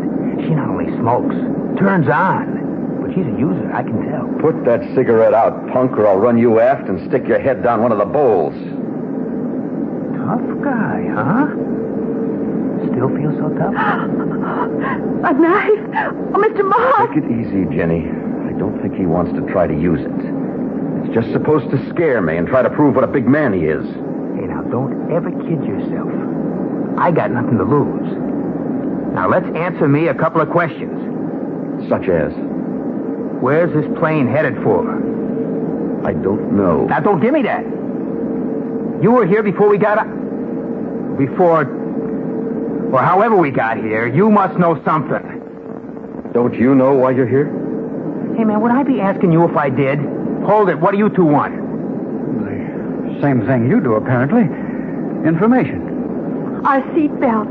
Mr. Moss, we can loosen them now. Yes, Jenny. I already have. Come on. Let's start cluing us in. What is this, a prison ship or something? And why would you think that? Will you lay out... Hey, what's the idea to get up you're wearing? I don't know. It's what I had on when I woke up here on the plane. You mean you 2 were shacking up and he brought you aboard in your fancy nightshirt? No, she doesn't mean that. The first time I met this lady was on this plane. I don't even know how I got here myself. And why don't you put that knife away? And why don't you cool it? I ain't letting this out of my hand till I get a slant on what this whole gig is, see? My name is Herbert Moss. This is Ginny Wallace. Who cares about names? We should get acquainted since we're all in the same fix. Well, all right. I'm Danny. I don't know. Somebody must have slipped me a Mickey or something before I got carted on here. I can't think. Jenny and I had trouble remembering who we were. How about you 2? A kind of a voice whispered my name to me. Yeah, me too. That's how I knew my name. Yeah, right on. Same with me. Like I was coming to. Wake up, Danny. Yeah, the old bag in the uniform. She said, Schaefer. That's it. Danny Schaefer. Downing. Bruce Downing. That's me. And the voice said Carol Newman. Newman! Oh, well, great. Now we're all buddies, okay? But look, I'm asking you, Dad, what's going on? What do you know? I told you nothing. Don't give me that. I heard you say something to the love chick here when I came up. Something about face it. Face what? Doesn't anybody know? Or guess? It's all just bits, pieces, things that won't go together. I can't remember it straight. Yeah, it's like that for me, too. Mr. Downing? Yeah. That's about the size of it. One thing I do... it doesn't tie in right away. How about you, Dad? Well, I'm beginning to remember a lot more than I want to. All right, now what does that mean? Well, answer me a question first. Do you remember anything? Yeah. I remember plenty. I've held up stores, run numbers, lifted, hoisted cars, you name it, ever since I was 14 years old. But only to put something in my stomach. The last thing I do remember is I finally went for the big one. Murder 1. I was robbing a store and a cop tried to jump me, and before I could think, I had the shiv in him and I knew he'd bought it. So that's to clear the air. I don't really care about none of the rest of you. All I want to know is what am I doing in this bleeping plane, and where are we headed, and how do we get off of here? And this time I expect an answer, Dad. Because I think you know. I don't know exactly. I'm only guessing. For 2 reasons. Spill them. First, you all heard Danny. He's done plenty to be ashamed of, even if he wouldn't admit it. I think the first part of that statement is what all of us have in common. We're all deeply ashamed of something or things we've done. That's number one. What would I be ashamed of? Or me? I didn't do anything wrong. Shut up! What's the other thing we got in common? Take a look at your windbreaker, Danny. Yeah, what about it? There's a hole in the front. So what? Unzip it. Look at your shirt underneath. Or pull up your shirt and look at your chest. Hey, come on, what are you trying to pull? I'm trying to answer your questions for you. And for all of us. Okay. Hey. Oh, blood. What happened? I'm guessing that police officer you knifed had a partner and that he shot you. Right through the heart. I got a hole in my chest. Big slug, at least a 38. A hit like that, I must be... Oh, no, I can't be. I'm afraid you are, Danny. I'm afraid all of us are. You mean we're dead? This is your captain. Will you please be sure that you are seated and have fastened your seatbelts? Please extinguish all cigarettes. We are coming in for a landing now. Thank you. Better fasten up, everyone. What for? Not me. I'm getting off this plane when it lands, understand? They won't allow you to. You might as well follow orders. If he increases the pitch anymore, you'll be rolling all over the floor. You could break your neck. What difference does it make if I'm dead? I don't know that for sure. I'm only guessing because I think I remember that I am dead.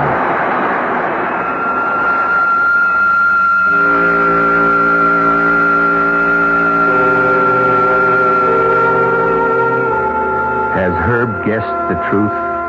And if he has, what are the passengers who ride this strange plane headed for at this next landing? That is, supposing the pilot can pull the plane out of the screaming dive that has sent Dan scrambling for a seat and, for the moment, the welcome restraint of the seatbelt. I'll be back in a moment with Act 3. When you say but, you've said a lot of things nobody else can say. A lot of things, like a taste, smoothness, and a drinkability you'll find in no other beer at any price. A taste, a smoothness, and a drinkability that say, this beer, Budweiser, is the king of beers. When you say Budweiser, you've said it all. Anheuser-Busch, St. Louis. You've worked hard to get where you are, and now would be a very good time to give yourself a little pat on the back in the form of Buick Electra, a car filled with room, luxury, comfort, the perfect place for you and your free spirit to get together. Buick Electra. Think of it as recognition for a job well done.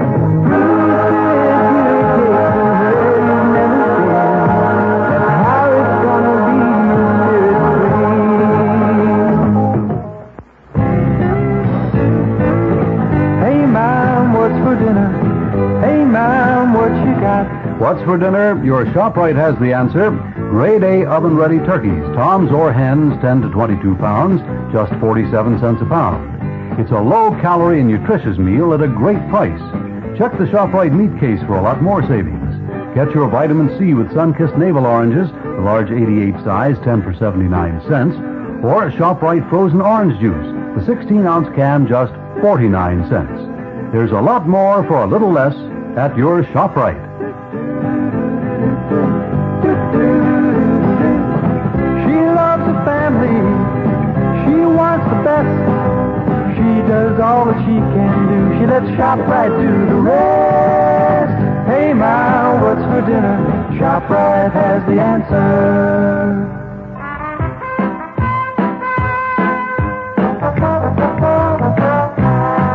New York in the 1890s. Mr. Louis Sherry's New York, a city of elegance.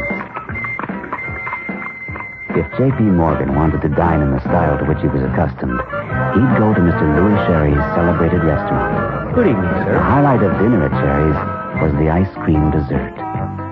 Louis Sherry's ice cream still has that old-fashioned flavor, yet none of today's additives. It's made only from real cream, milk, pure cane sugar, egg yolks, Natural flavor. No artificial anything. You'll see that we haven't lost our taste for old-fashioned elegance. Mr. Louis Sherry's ice cream. The natural flavor of the 1890s in the 1970s.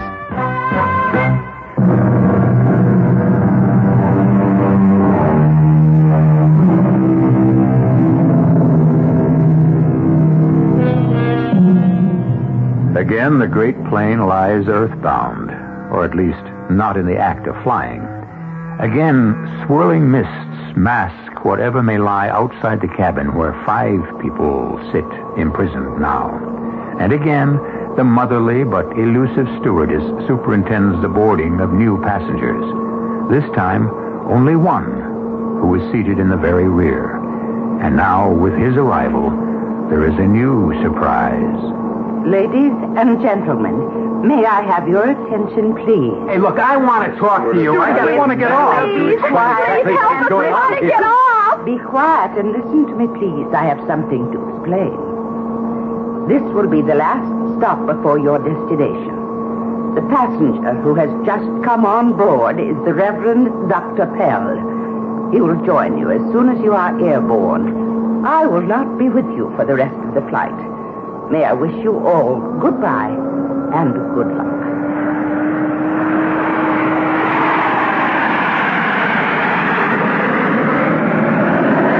Wake up, Morgan Bell. Wake up, Morgan Bell. Wake up, Morgan Bell.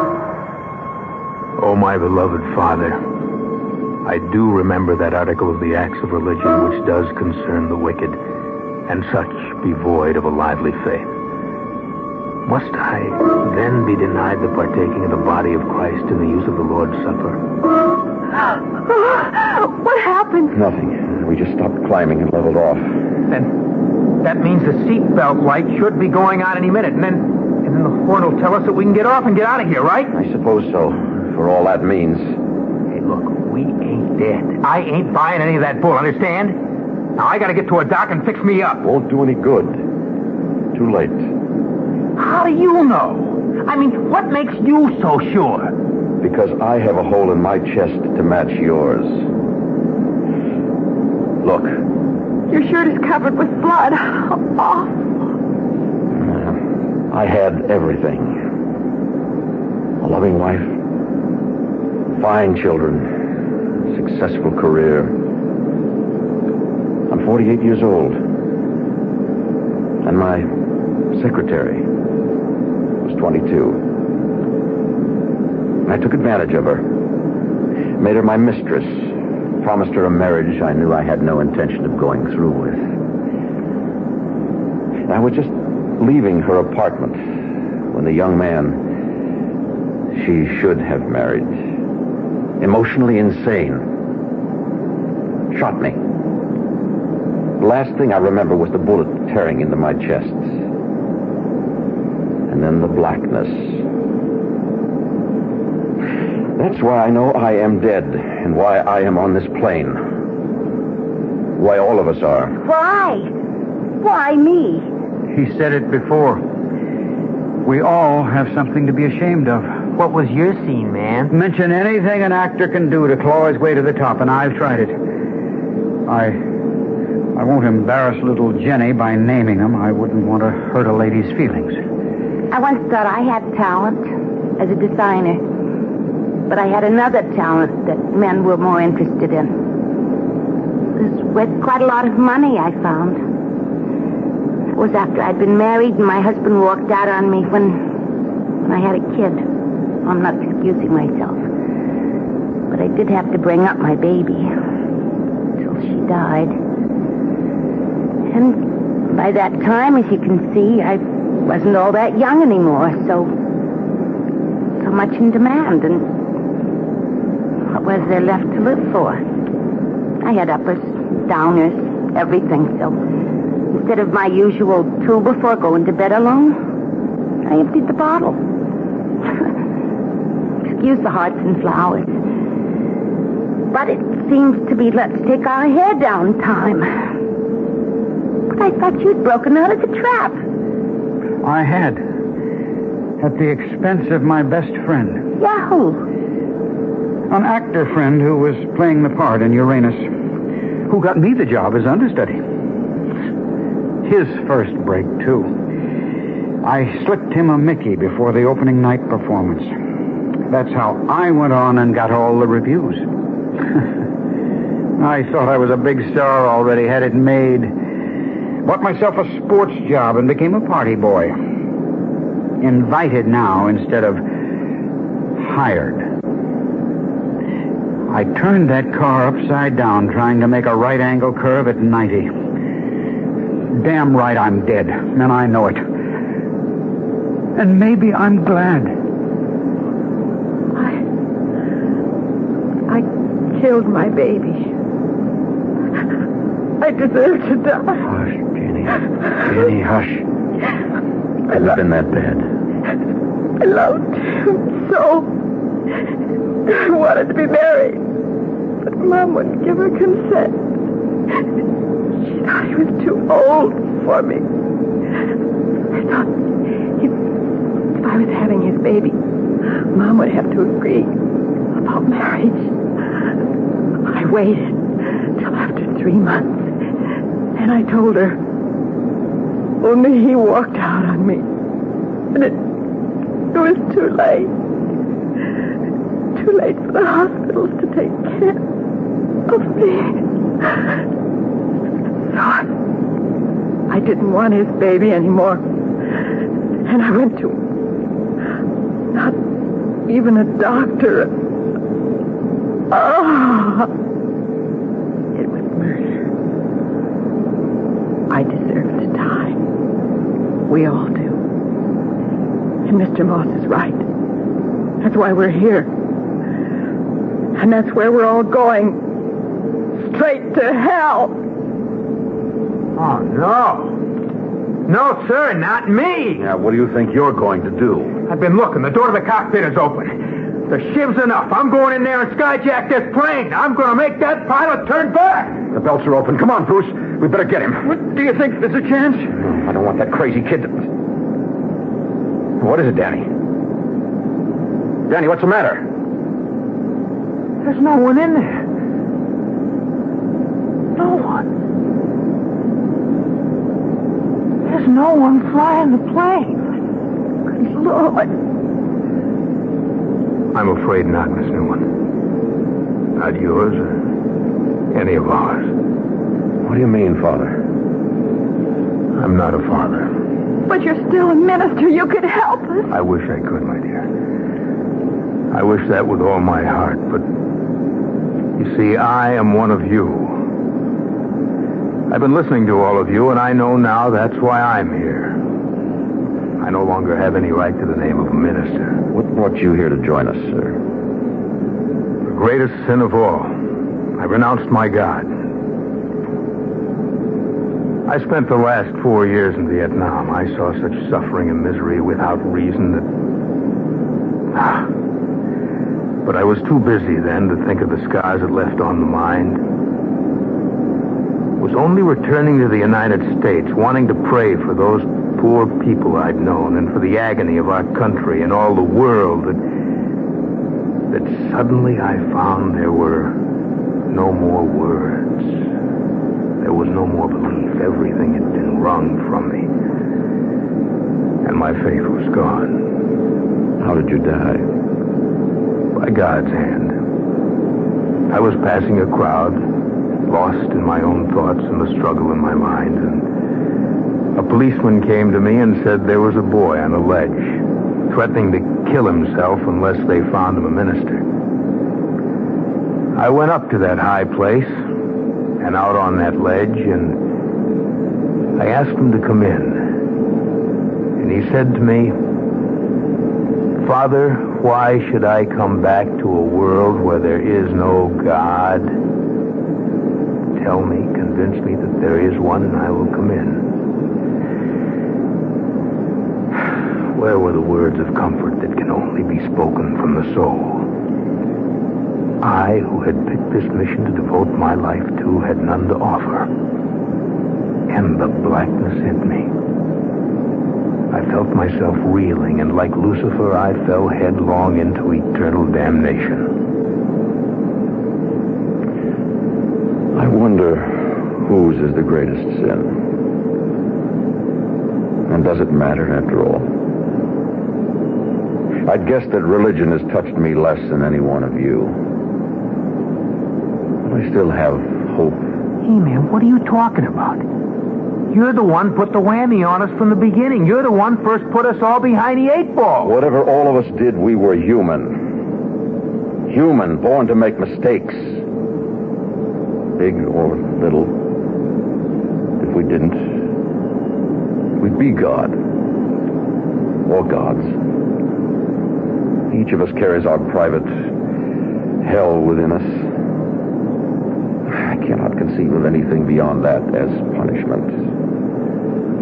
The whole idea of God surely means compassion. What's that? We're landing. Without any approach? In midair? What does it mean? Hey, help me. Hey, knock it off, Danny. Hey, ain't you scared? Sure. But not so much after what Mr. Moss said. Plane's coming to a halt. Bruce, you said we were two of a kind. Yeah? Then can I hang on to you? I'm terrified. Sit down, everyone. Let's not waste time. Who are you? Traffic control, of course. Are we in hell? Not yet. May I ask where we are? This is sort of a halfway station. We have your dossiers. You have all made mistakes of greater or lesser value. That's neither here nor there. You have reached what is usually called the point of no return. That is, the point on a journey where you are exactly halfway. And so you have a choice. Do you wish to continue, or would you like to go back to where you were before the moment of finite death? You mean we are not condemned everlastingly? No one has judged you as yet but yourselves. None of you returns to face an easy life, but if you want to, you may. You mean there is a God who offers us a second chance?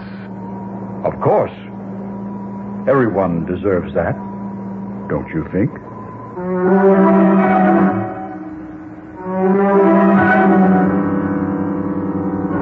I wonder if the memory of this tale will haunt you. And if, perhaps, as it does, that mistake, that hurtful or even vicious action you may have taken may give you a moment's pause to reconsider and perhaps to try to repair the damage. For all of us, there is a second chance. At least once. I'll be back shortly. I want that sinus medicine. Headache tablet? No, the sinus medicine that relieves headache and congestion, internal sinus pressure, and postnasal drip. You mean sign-off? Exactly. Compare sign-off tablets with anything you've ever taken for sinus. No sinus tablet you can buy relieves more symptoms. Sign-off gives you a full dose of pure aspirin plus a powerful sinus drainer. Sign-off works fast to help sinus pain while you drain. S-I-N-E-O-F-F. Sign-off, the sinus medicines in the bright red box. Take when needed, only as directed. Do you know about the new ways to relieve tension, sinus problems, aging symptoms? Do you know about the surgeon who uses vitamin E to help people with circulation problems? If you don't know, you probably don't know Prevention, America's largest health magazine. All this vital information has appeared recently in Prevention, and each month, over 1.5 million subscribers depend on Prevention for the same kind of helpful information about living healthier, happier, longer lives.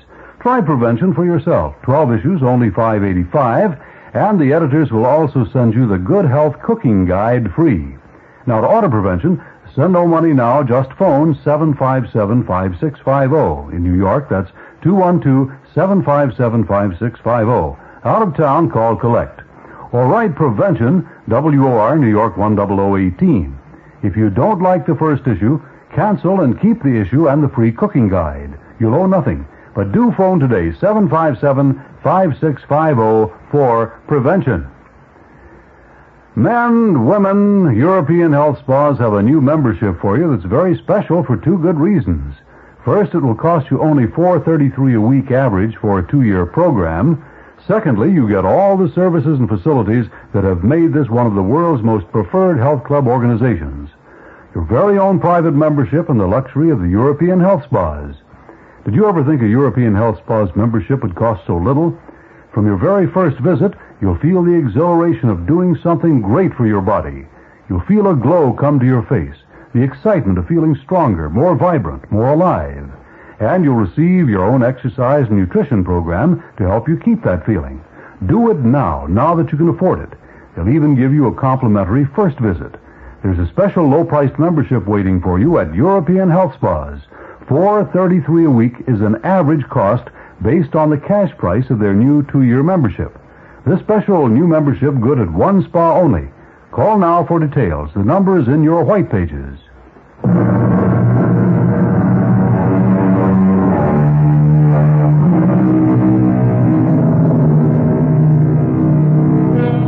Our cast included Richard Crenna, Janet Waldo, Casey Kasem, Virginia Gregg, and Sam Edwards.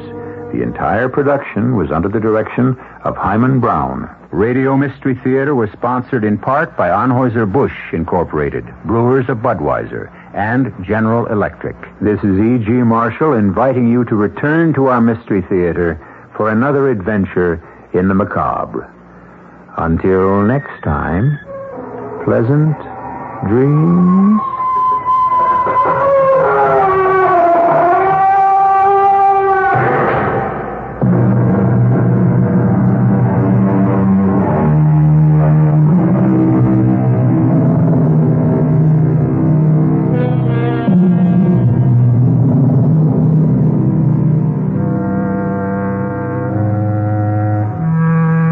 Mystery Theater has been brought to you in part by ShopRite Supermarkets, where you get a lot more for a little less.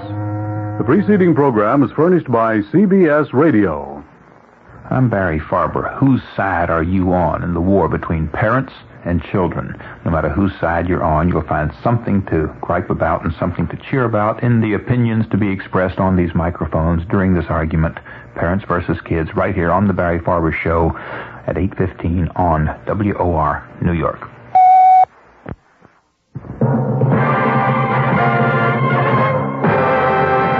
I'm Fulton Lewis in the Mutual Broadcasting System studios in Washington, D.C. My commentary after this. Even these days, there are ways to save money. Interested? Well, one way is to keep your car well-tuned with AC fire-ring spark plugs, because AC spark plugs not only help improve your car's performance, they could also help save gasoline. So see your AC Delco serviceman. Get a tune-up with AC spark plugs today. Ask for Paul or Ray at Thunderbird Auto, 7301 51st Avenue in Woodside. They're body and mechanical work experts. We're all a little leery of the dark. That's why some lonely night, you'll be glad you bought a Delco battery. A Delco quality battery with instant starting power. Delco batteries. Some lonely night, you'll be glad you bought one. See Don or Mal at Thyssen Motor Parts, 409 36th Street, Union City, New Jersey. There's easy access, free parking, so drive over to Thyssen Motor Parts.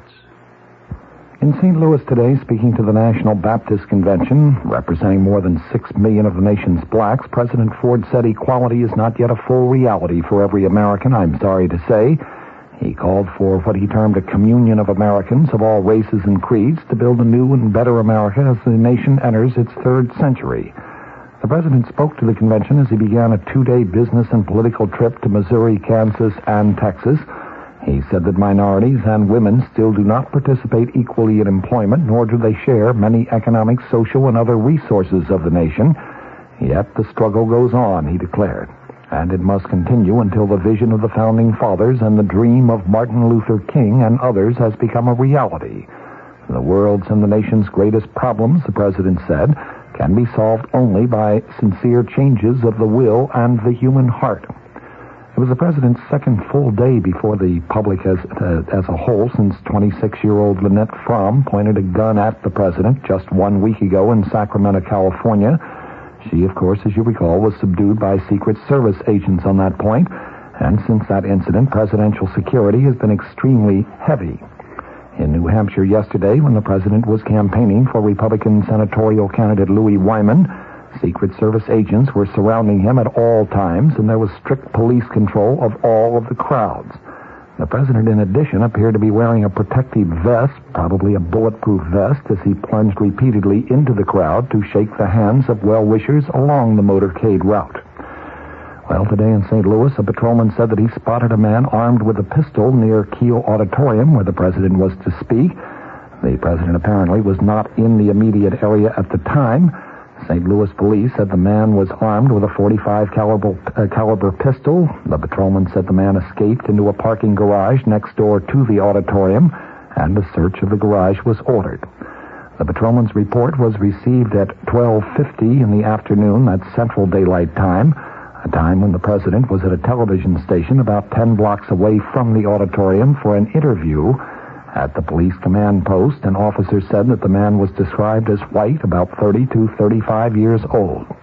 The officer said that about 50 reserve officers were promptly set into the area to augment about 150 officers that were already there on duty. Here in Washington, the Secret Service did receive the report about an hour after the incident occurred. A spokesman here for the Secret Service said, "We got a preliminary report that a St. Louis police officer spotted somebody with something that appeared to be a weapon." In the meantime, St. Louis police also reported that 2 bomb threats were telephoned to the auditorium switchboard where the president was to speak. A spokesman said the calls apparently were from 2 different women. Well, a member of Congress, and while vice president, and even while president, President Ford has spoken out repeatedly against the concept of forcible busing to achieve a racial balance in the schools. But today, in his address before the Black Baptists in St. Louis, he did not mention anything about busing, the president saying only that he stands for, quote, quality education for every American. He said that that can be achieved, quote, with reason, calm, and sincerity, and some prayers from all of us.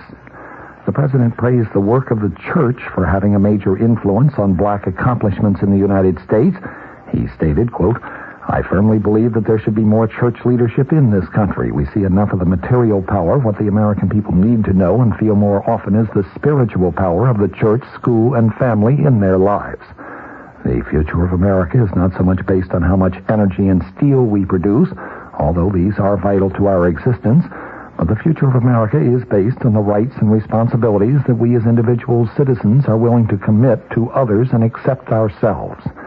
The president offered what he called a great and noble goal, the communion of Americans coming together to face a common destiny as one people, one nation, dedicated not only to the preservation but to the extension of that unity.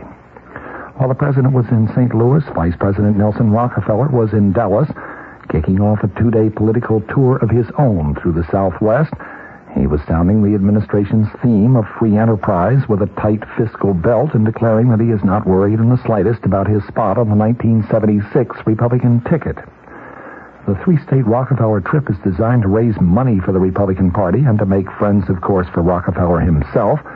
The vice president was telling newsmen in Dallas today that he's not concerned about the Lou Harris poll released yesterday, indicating that he is third choice of Republicans and independents for the 1976 Republican vice presidential nomination. He is trailing, according to pollster Lou Harris, trailing former California Governor Ronald Reagan and even Senator Barry Goldwater. Rockefeller asked, when confronted with the news about the poll, what's new?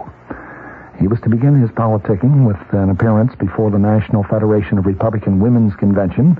President Ford, off today on a similar jaunt, talks to the group tomorrow. Reagan, who is considered a possible Republican presidential challenger to Ford, speaks to the group tonight. In prepared remarks for the convention, the vice president said that the administration wants to solve the unemployment crisis and provide financial security, but he added more government spending could crush free society.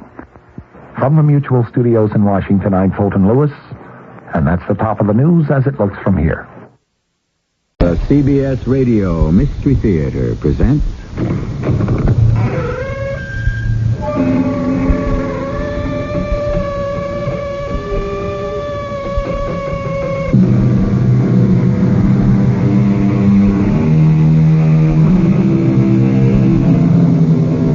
Come in. Welcome I'm E.G. Marshall. Tell me the truth. Are you sensitive, impressionable, tender-hearted? Squeamish, maybe? Are your sensibilities easily offended? Are you fussy or persnickety? If you are all or any of these things, perhaps you had better not listen to what follows, for the tale we are going to tell you is aptly called a horror story. Take them back. Take back these slippers. You don't like them? They are bewitched. But they're so beautiful. They are cursed. They are the spawn of Satan. Take them back.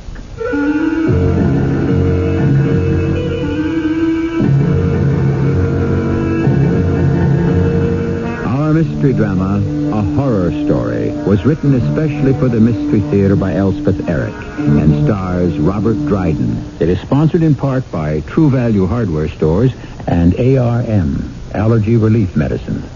I'll be back shortly with Act One.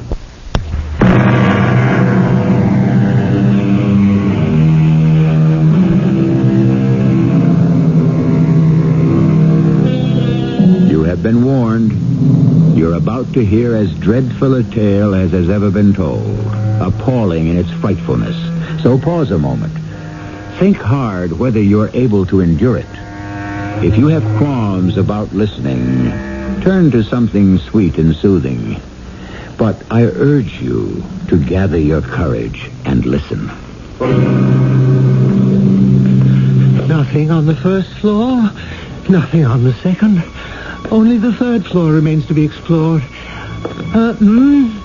Why do I bother? Why do I persist? Well, if anyone cares, this place fascinates me. Has for 20 years. Ever since I first came to New Orleans in 1829 and saw a crowd of frightened people gathered outside this building on Common Street. By eavesdropping among them, I learned that they thought the place haunted by a collection of gruesome ghosts. Now, let's see what's in here. Oh, I declare, if the third floor yields no more than the other two, I say, what an exquisite fireplace. So delicate, pure Adam. As a world traveler, I've become something of a connoisseur. Still, what's this? Looks like a loose brick in the chimney breast. Oh, really, the town should take better care of... Let's see if I can pry it loose. Oh, yes, I can. Oh, why are people so neglectful? Still, no one comes here anymore. They're too frightened, I suppose. Imagine being afraid of ghosts. Got it. Good. Now, what may I find here? What could there be in the space behind the... Oh, yes, there's something. Yes. There's a little book. A little book bound in red Morocco leather. And then... Wait, what have we here? Oh, good gracious. A pair of shoes. Oh, how sweet, how dainty. Now back to the little book. Oh, my word. It's a diary. And the name embossed on the cover is plain as day. Gaston Donnet. Gaston Donnet. Monsieur Sauvinet? Come here immediately. Something wrong, Monsieur Sauvinet? An emergency. The Count is coming for dinner. It's his first visit to the Palais Sauvinet, and what do you think has happened? The head chef has had an accident, and he's in the hospital. Oh, what a pity. Well, you know who the Count is, don't you? Oh, I know. What's to be done? There's nothing to be done but turn the whole thing over to you, Gaston. What? But I've been engaged as assistant chef. I don't have the capacity, the experience. My friend, there is no help for it. I'll tell you what. I'll give you Pierre all to yourself. Pierre? The scullery boy? Well, he's been with me for 2 whole years. Pierre, come here. You'll see Pierre is very knowledgeable. Yes, Monsieur Sauvinet. Pierre, my boy, who do you think will dine with us tonight? The Count himself, friend to the king. But the head chef, he's in the hospital. Unhappily, but we must not let that affect us in the least. Monsieur Gaston Donnet here will be in charge. Oh. And you, Pierre, you are to leave everything else to others and devote yourself to him. Do you understand? I understand. Now, what shall we prepare for the Count, huh? Perhaps a leg of lamb, Eslington, with the proper vegetables? A Normandy sole before that. Oh, and for his particular pleasure, truffles served in the silver cocotte and wrapped in our finest linen napkin. Oh, the poor Gaston Donnet, poor chap.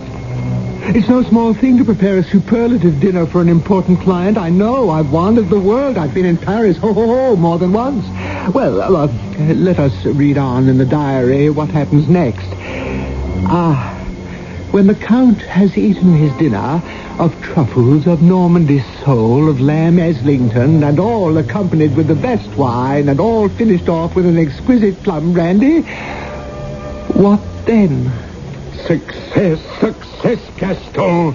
Oh, what a great success. I'm so happy, Monsieur Sauvinet. He raved about the souffle. He was ecstatic over the leg of lamb. He all but kissed the vegetables. Oh, let the head chef stay in the hospital. You, Gaston Donnet, you are the best chef in all of Paris. Oh, Monsieur Sauvinet, surely not. Now listen, dear chap. The Count intimated to me just before he departed. He plans to come back soon. It's too much. Dry your eyes and get on home, because that's where I'm going. Pierre? Monsieur? You'll close the place, won't you, so that our heroic friend here can go home? Yes, Monsieur Sauvinet. Then good night, my valiant Gaston. Good night until tomorrow. Good night. Oh, what a glorious night it has been. Aren't you going home, Monsieur Donnet? What? Home? To tell your wife about your success. I have no wife. Oh, there must be someone you can boast to. Monsieur Sauvinet said the Count adored the souffle and the lamb. All but kissed the vegetables, he said. But he said nothing about the truffles. No, he didn't. The beautiful truffles in the silver cocotte. Pierre, did the Count enjoy the truffles, do you think? Well... If so, why didn't Monsieur Sauvinet mention it? Well, they were a little overcooked. Overcooked? You said overcooked? I heard the Count remark to his lady friend that they were slightly overdone. After all, they require only 7 to 8 minutes in the oven, and yours were in there for 10. That's not so. That's not so. Oh, yes, I noticed. At least 10 minutes. Why, you dirty little beggar. Why, keep away from me. Keep away from me. That knife. No, the knife. Put down the knife. Please. You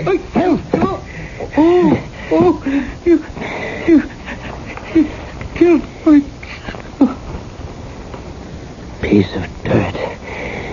Nothing but a piece of dirt. Absolutely incredible. Fantastic. Oh, my, I'm not at all sure I should let you hear this part. It's well, we've read this far together, and I know you're perishing to find out what comes next, so... All right. Gaston Donnet, as you've heard, stuck a kitchen knife right through Pierre's heart, and Pierre fell down dead. Then Gaston, appalled at what he'd done, dragged the boy's body into the little cuisine, and there he... Oh, there I tell you. There, he removed Pierre's clothes and burned them in the small fireplace ordinarily used to incinerate discarded skin and feathers and other rubbish. Then he... Oh, this is fantastic. He dissected and dismembered the body and removed every last bit of flesh. And then... really, this part is superb. He prepared the flesh in any number of ways. Marinated, stuffed, gratinade, minced, pickled, smoked, Oh, you do have to admire the man's ingenuity. Oh, say you do. Then the following day, there was such an outcry in the kitchen. Where is he? Where is that boy? Where is that good-for-nothing boy? Gaston, heaven's name, what's the matter? Stupid upstart. Pierre never showed up, Monsieur Sauvinet. I've waited all morning. I've searched the place. No sign of him. No word from him. Nothing. Gaston, calm yourself. What am I to do without a scullery boy? I shall find you a scullery boy. Within the hour, you shall have a scullery boy, and a good one, too. Because you know what? The Count is repeating his visit. The Count? Yes. He's enamored of your cooking. Who knows? One day he might invite the king to be his guest. Would he come? Who knows? Now, what shall we serve the Count tonight, huh?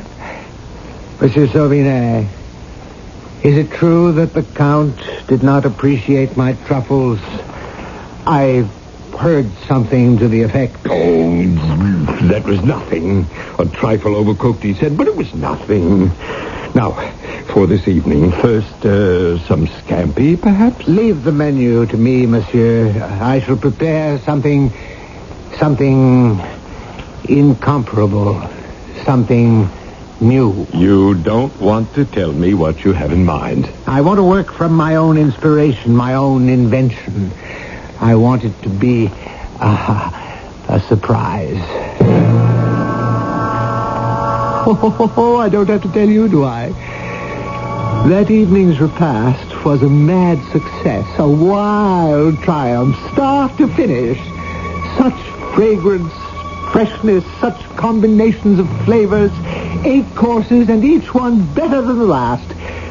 The Count and his dinner guests agreed to a man that never in their gastronomic lives had they enjoyed such a repast, and they sent a great storm of compliments to the genius chef.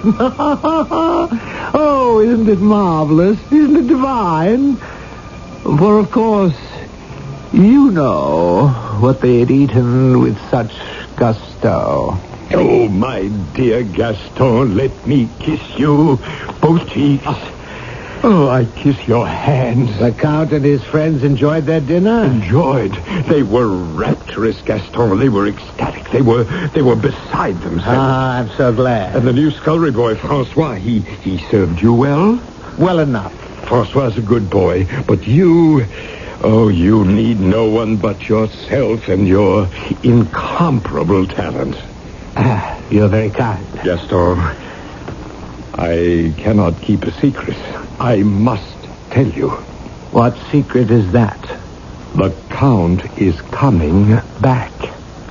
Oh? And this time, tomorrow or the night after, but certainly within a week, he hopes to bring a guest, a solitary guest.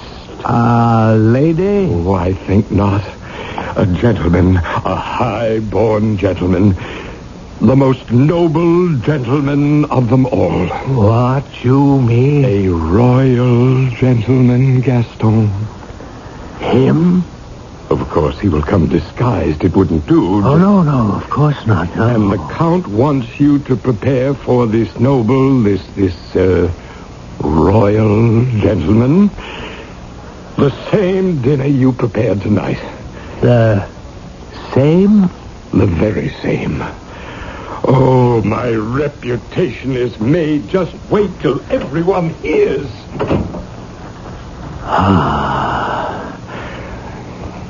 Francois, come here, my boy. Oh, and bring the large mallet with you. The one we used to hammer out the scallops. Oh, yes, that's the one. Hand it over. Thank you, Francois. Now, turn around. And now face the other way. Yes. That's it. Now stand very still. I'm sorry, Francois. But what else could I do? It doesn't say in the diary if the Count's guest was actually the king himself, although it does say that both gentlemen enjoyed their dinner immensely and sent the most effusive compliments to the chef. However, according to what it says here, Shortly thereafter, great outcries were raised by the mothers of the two vanished boys, and Gaston Donnet suddenly left Paris, never to return. Which is quite understandable, wouldn't you say?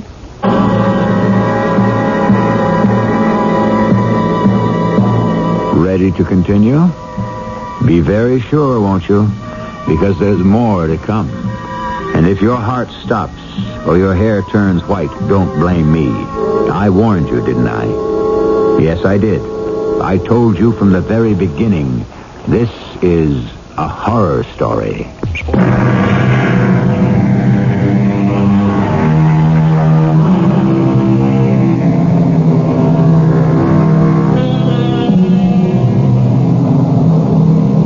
Shall we proceed, sweet ladies, kind gentlemen?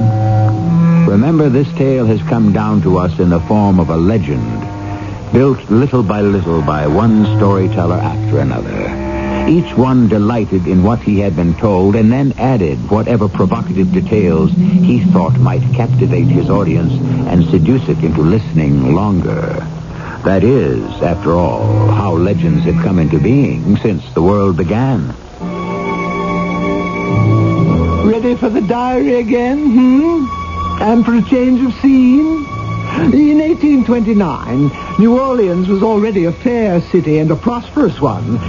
A proud and stylish and extremely forceful man, Mr. Postage, was the leading citizen of New Orleans.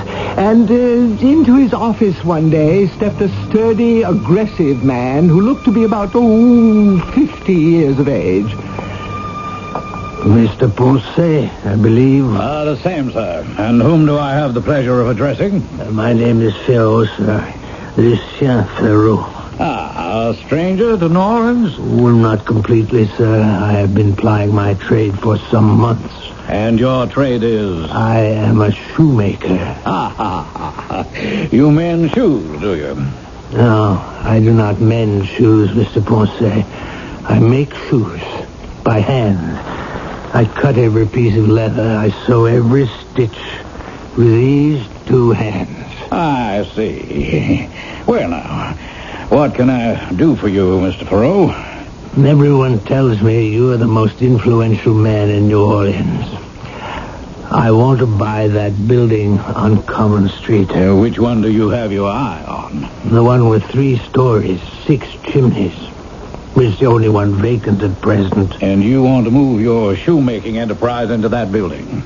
I do, sir. Isn't it a bit large? 3 floors? 1 floor. The first one will suffice for my workroom.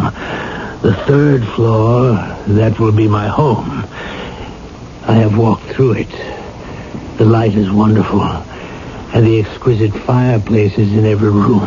But do you need so many rooms, a man living alone? But I shall not be living alone. I got married yesterday. Did you now? Well, that's splendid. Congratulations. As soon as Camille said yes, I made up my mind that the building on Common Street must be mine. You're married? Alas, I am a widower. But my beloved wife blessed me with a daughter, my angelic Monique, who is more precious to me than all the world's treasure. Of course. How old is Monique? 17 in a few months. Soon she will make her debut. Oh, how splendid. It will be splendid, I promise you that, sir. I'm willing to spend half of all I've got to see that she's introduced to society in the grand style. Perhaps when she has chosen her gown and had it made, perhaps you would come to me for the shoes. Perhaps I shall. By the way, Ferraud, what do you propose to do with the 2nd floor? You'll have your little shop on the 1st, you'll have your living quarters on the 3rd, but what about the 2nd? What'll you do with that? I'll find a use for it. Things are settling down. Quite a prosaic little diary, after all. There are lots of mundane details I won't bother to pass on to you, all about Ferrot fixing up the top floor, this very floor which I stand on now, and moving in with his rather colorless wife, Camille. Grandiose claims of how his shoemaking industry flourished, a lot of petty boasting that you wouldn't be interested in. But now... yes, here it starts to get interesting again. You like this part, I think. Good morning. I was looking for Mr. Lucien Ferrot. Is he here? He's gone out on an errand. But he will be back. He didn't say when. Oh. I wanted to ask him to make something for me, something very special for my daughter, Monique Foncé. You work here for Mr. Ferrot? I'm his wife. Oh, I'm sorry. I didn't realize. I haven't had the pleasure. Tell me, Mrs. Ferrot, are you enjoying your new home? It's very nice. Your husband's fame is spreading, all over New Orleans. So he tells me. Everyone says his slippers are the softest, the most pliable, so flexible. The ladies who worn them say they can dance all night and on into the morning. So I've heard. I'll tell you why I'm here, Mrs. Ferrot. I wanted to order a pair of his wonderful slippers for my daughter, Monique. Look here, I brought a swatch of the material her dress is to be made from. My daughter has dark hair and dark eyes. Well, you can see. This is the material.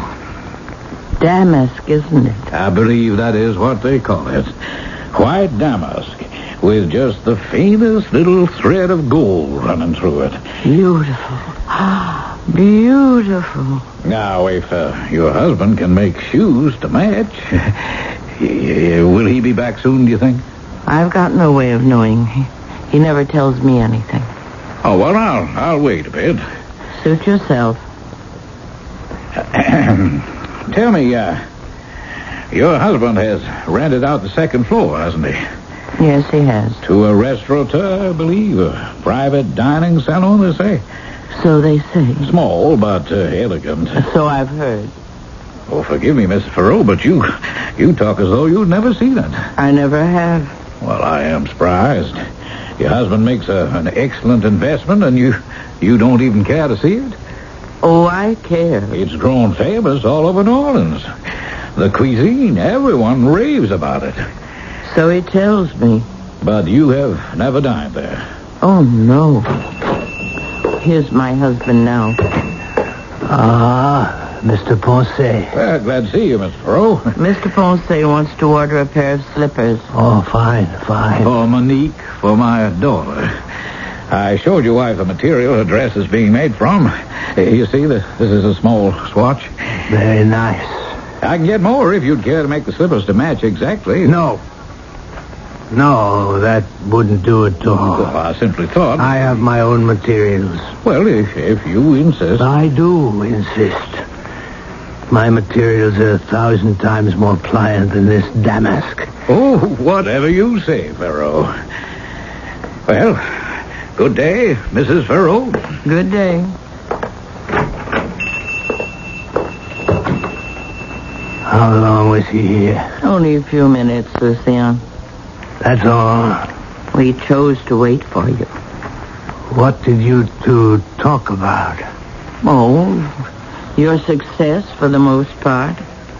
He mentioned the restaurant on the second floor. He asked if I'd ever dined there. He asked you that? Of course I said I hadn't. I said I'd never even set foot in the place. Why can't I see it, Lucien? Because I say you can't. But why can't I? I'd like to so much, Lucien. I've already told you why you can't. Because you say I can't. Precisely. I see. But I'd certainly like to. I hesitate to tell you what the next few pages of the diary hold. Oh, I don't think I can read on. Yet I must, if we're ever to finish this macabre tale. So I'll just tell you straight out. The secret material Ferrot used for his extraordinary slippers was human skin. There, I've said it. And the source of his supply was the slave market. Oh, my word, what a really terrible fellow he was. Yet you do have to admire his enterprise and his courage in setting it all down here. You do have to respect that, don't you?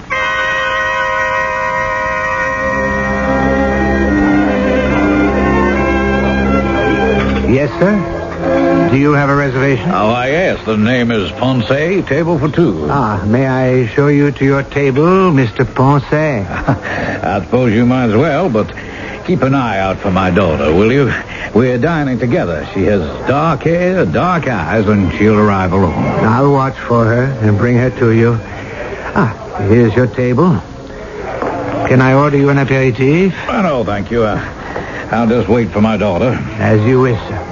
My appetite has been whetted by what I've heard of your cuisine. I'm looking forward to... I beg your pardon. I think I see a lady alone. It could be your daughter. Monique. Her name is Monique.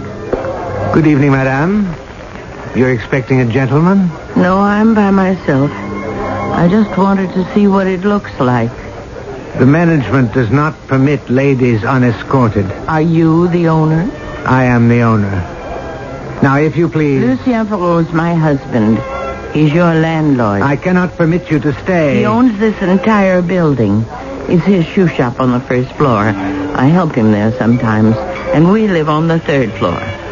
But I've never set foot on this floor, and I thought... Absolutely impossible. If I could just look in this once. On the other hand, come with me. I'll show you the whole place. Oh, it's lovely. I'll show you everything. You're very kind. Through this door here, if you please. Is there another room? Yes. Through here. Oh, but... Gone. But I don't... but this is the kitchen. It is the kitchen, and that is the back door. But I don't want... And you're leaving by the back door. No, I don't... You're leaving now. I don't want to leave. Now, Camille, this instant. You called me Camille. Oh, Lord. How do you know my name? Shut up, woman, shut up. Why, Lucien, it's you. What on earth have you done to yourself? Shut your mouth. But you look so young. You sound so young. You're quite different. You be quiet and get out, Camille, or you'll ruin me. What's the point of this masquerade? Why are you pretending to be two people? You're a fine shoemaker. Why do you have to be a chef as well? Why should I be one man when I can be two? But which is my husband? What is my name? You can't go on with this deception. You must stop. Never. We shall be so rich, Camille. No. I won't go on this way. I can't. I don't know who I am, who you are. I'll tell everyone. You'll tell no one.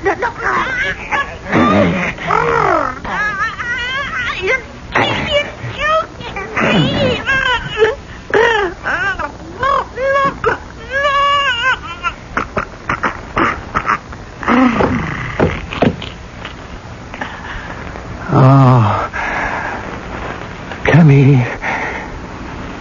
Poor Camille. Why did you do it?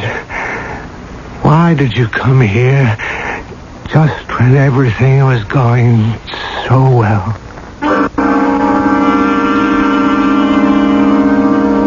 Poor Camille, indeed.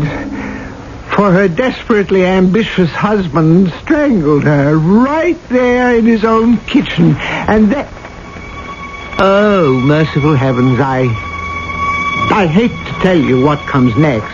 What it says here. As he looked around him, and the pots and the pans and all the accoutrements of his profession, the thought crossed his mind that... Oh, how can I say it? He thought to himself, what a fantastic dish I shall serve my customers tomorrow night. And for my own part, I am perfectly content that such should be the case. I'll be back shortly with Act 3.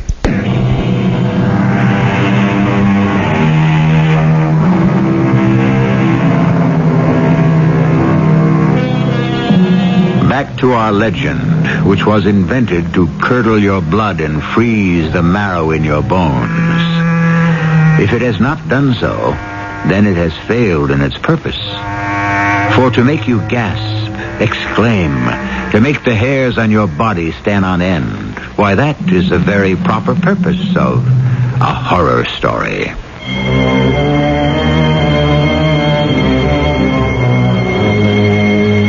I'm feeling better now, able to read on, I think.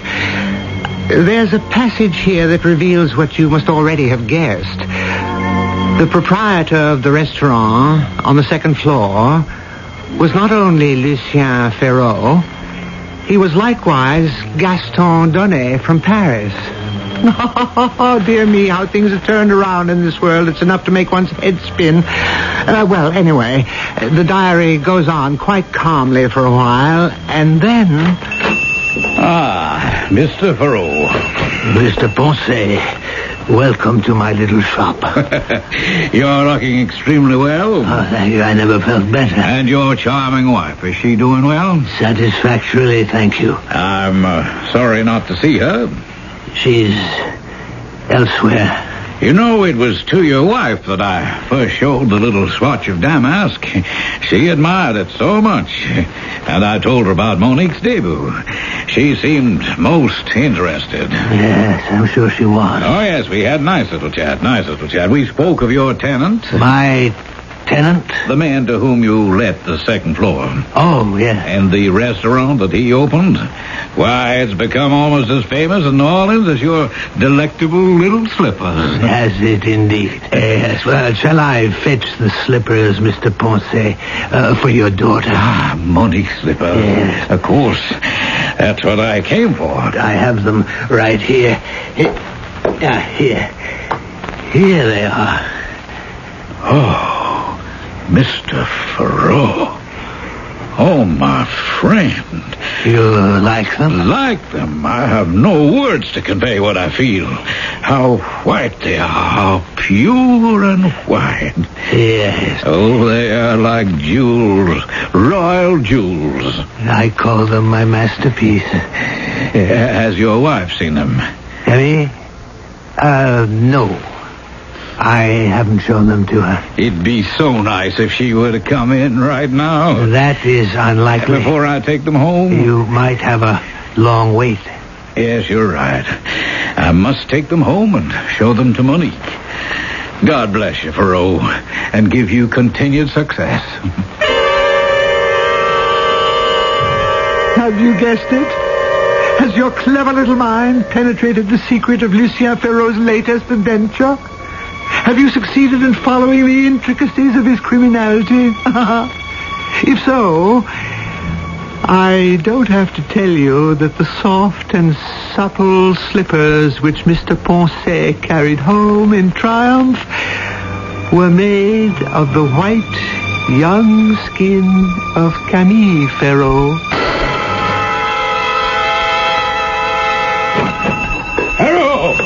Ferraud! Are you here? Where are you, you rogue? Come out here. Mrs. Ferraud, are you here? I must see your husband at once. It is imperative. Well, I must see someone. I must see someone now. You were looking for me? You villain, you monster. Something is wrong, sir? Fiend, a devil. I, Mr. Ponce, well, what... Or are you a sorcerer, a wizard? Mr. Ponce... Or do you have the evil eye? Confess, you barbarian. But what is it? What must I confess to? Oh, you know very well. No, I don't. Mr. Ponce, you left here an hour ago with the slippers. You seem to have... The slippers, yes, the slippers. You don't like the Those slippers? cursed slippers, the abominable Your slippers. Your daughter does not like the slippers. There are your slippers. Take them. You're bringing them back? You take them and never let me see them again. You don't want them? You unwrap them and you'll see. Unwrap them and see what you have created. Unwrap them and behold your masterpiece. I shall. Not in my presence, you won't. Wait till I'm out the door and never come near me again. What in the world? What went wrong? What? What's that? What's that sound? Can it be? Is it in here? My slippers! My beautiful white slippers! What's got into them? What are you saying? Are you mad? Wait, no, come back!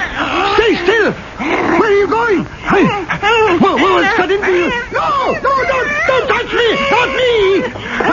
Not me! Stay away from me! I'll go upstairs. What? They're following me. You believe me? If I can get to my own floor, my own place. There's one more floor. To the top. I'll hide. Yes. I'll hide. I'll hide here. Quiet! They're here! They got in! They're coming at me! They're on me! They're crawling up my back! My hair! On my face! No! They're sliding down my back! Good Lord! No! Heavenly Father, they're on my diary! No one must ever see my diary! No one would never know what I have done! If anyone is to know... No! Heaven forbid! Where can I hide it so that... Yes. I'll hide it here behind this brick in the chimney. Yes, here. Behind this brick. No one will ever find it. Now. I did put back the brick. Oh, Lord! The slippers have skidded into the chimney. They're sitting on top of the diary. At any rate, they're not chasing me. Put back the brick now.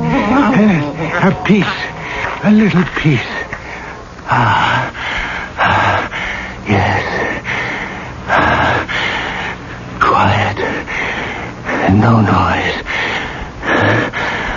All quiet now. It's all very quiet. Camille, where are you? Where have you gone, Camille? And Francois and Pierre. Oh, the police. They're here to get me. They're going to arrest me. But what have I done? I haven't done anything. Just tried to make a living. Had a little success. And I'm innocent. I'm innocent.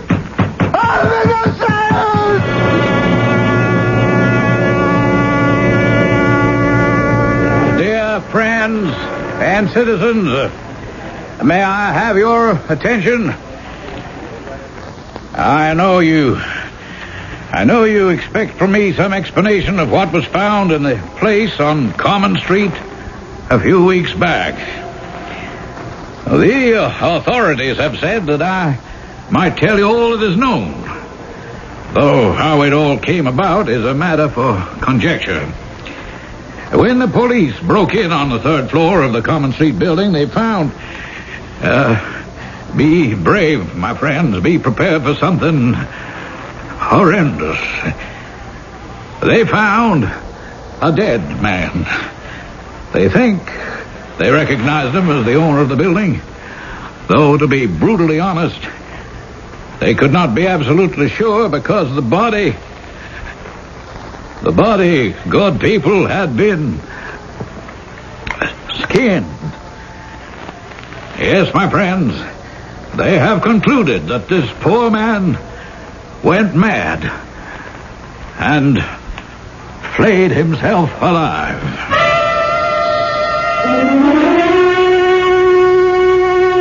I know what you're saying to yourself. Yes, I do.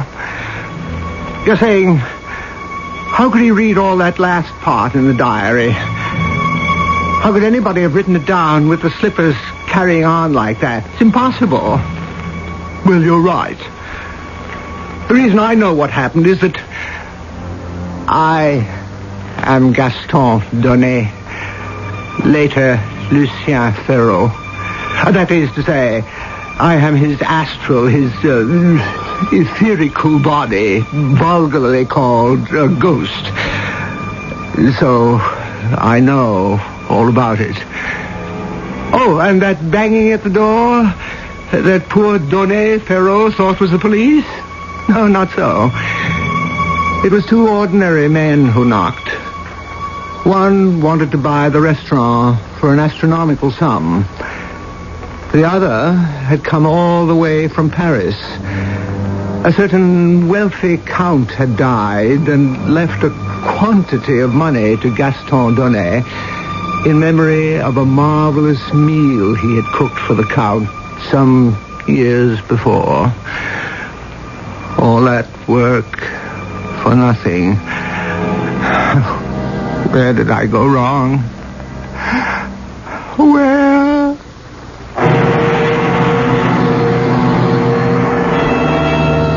It seems clear that there was a place on Common Street in New Orleans 150 years ago, and a man certainly did rent it, and opened a shoe shop on the first floor, and rented out the second floor for a restaurant, and lived with his wife on the third floor, and later died. And no doubt there was something strange about the man, but those are all the verifiable facts we have.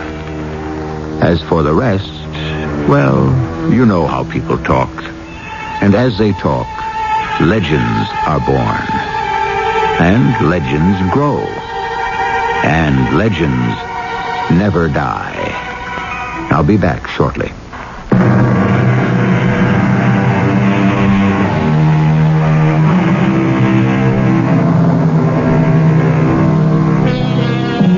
The horror story in modern literature started with The Castle of Otranto, written by Horace Walpole, quickly followed by The Mysteries of Udolpho by Anne Radcliffe. Honoré Balzac took up the form and improved on it in France. Bulwer Lytton rivaled him in England. And in America, it was brought to a peak by our own Edgar Allan Poe. Let's face it, the horror story is here to stay. Our cast included Robert Dryden, Mary Jane Higby, Ian Martin, and Arnold Moss. The entire production was under the direction of Hyman Brown. Radio Mystery Theater was sponsored in part by ARM, Allergy Relief Medicine, and True Value Hardware Stores. This is E.G. Marshall inviting you to return to our Mystery Theater for another adventure in the macabre. Until next time, pleasant dreams.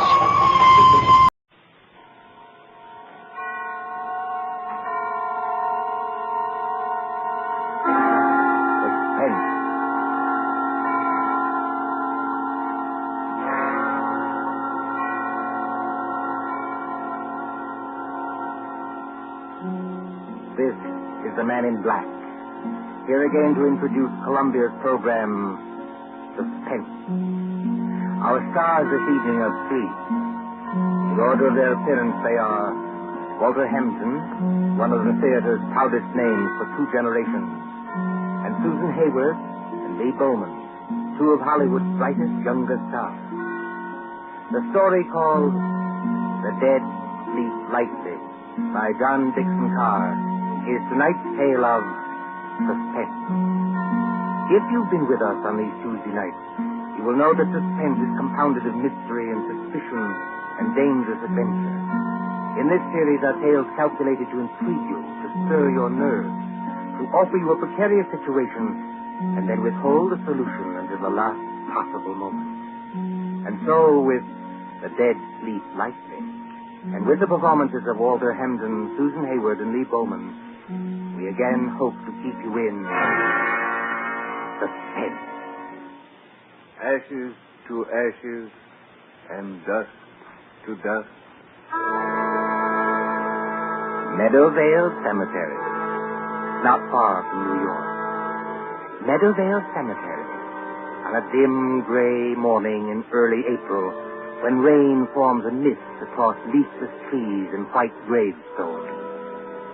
You see, over there, the group of silk-hatted gentlemen, each with his protecting umbrella, gathered around an open grave. You see the clay soil freshly dug. You can hear perhaps the creaking of support as the coffin is lowered into its everlasting house. And the droning voice of the clergyman. I am the resurrection and the life, saith the Lord. He that believeth on me, though he were dead, yet shall he live.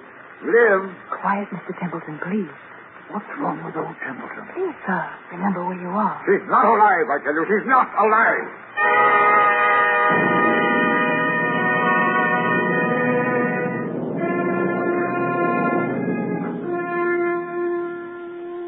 It might seem a long distance, that, from the Cosmopolite Club in Gramercy Park on the following evening, when that same well-fed man, as hard and unemotional as the diamond pin in his tie, hurries up the steps into the club and... What? Yes, Mr. Templeton? Tell me, Mr. Wilmot in the club, do you know? Yes, sir. Don't you see him? See him? Where? In the lounge over there, sir. Sitting by the fire. Yes, of course, sir. I'm a little upset. You're a good fellow, Henry. I won't forget you. Thank you, sir. Excuse me, sir, but aren't you going to take off your hat and overcoat? Never mind my hat and coat. Just tell me one other thing. When I came into the club, was there anybody following me? Following you, Miss Templeton? Yes, a woman. A woman with a long skirt and a heavy black veil. There aren't many women who wear that kind of dress nowadays, sir. Look out into the street. You see anybody? No, sir. There's just... What's that? Oh, that's only the old street musician, sir. He doesn't mean any harm. I won't have that tune played, you hear? I'm used to getting my orders obeyed, and I'm going to have this one obeyed. Here's the money. Go out and tell him to go away. Yes, sir, if you insist, but... Do as you're told and don't ask questions. If anybody wants me, I shall be with Mr. Wilmot. Very good, sir.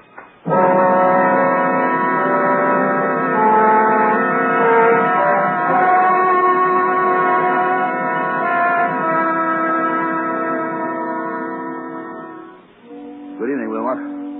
Mind if I sit down for a minute? Why, not at all. Pull up a chair. Have some coffee? No, thanks. I'll get down to brass tacks right away. Yes, you always do. I've noticed that. Well, I'm a pretty self-sufficient kind of a fellow, Wilmot. I've made a name for myself, even if I do say it myself. But, well, the fact is, I need advice. A successful publisher asking advice from one of his own authors. That's something new, isn't it? Now, look here, Wilmot, I'm serious. All right. I take it back. What's on your mind? You've studied what we'll call the supernatural, haven't you? I've lectured and written books about it, yes. And did you ever meet a ghost? No, I can't say I ever did. Have you? It might only be my own imagination. Yes, that's what scares me. You get on in years, and your arteries harden, and you don't take enough exercise, and you think something ought to be done about your waistline, but you never bother. You see, Wilmot, I went to a funeral yesterday. You did? Whose funeral was it? The person who died has nothing to do with this. It was old Simpson of Harley and Sons. We thought it was only decent to make up a party and go to the funeral. I took my secretary along, a girl named Molly Carroll. I'm leaving for Washington tomorrow. Besides, I'm moving house. So there was a lot of work to do. What I couldn't stand was that infernal cemetery in the rain. We must have gone in by the wrong gate, because we were in a neglected, desolate part of the cemetery where the rank grass grew over the grave.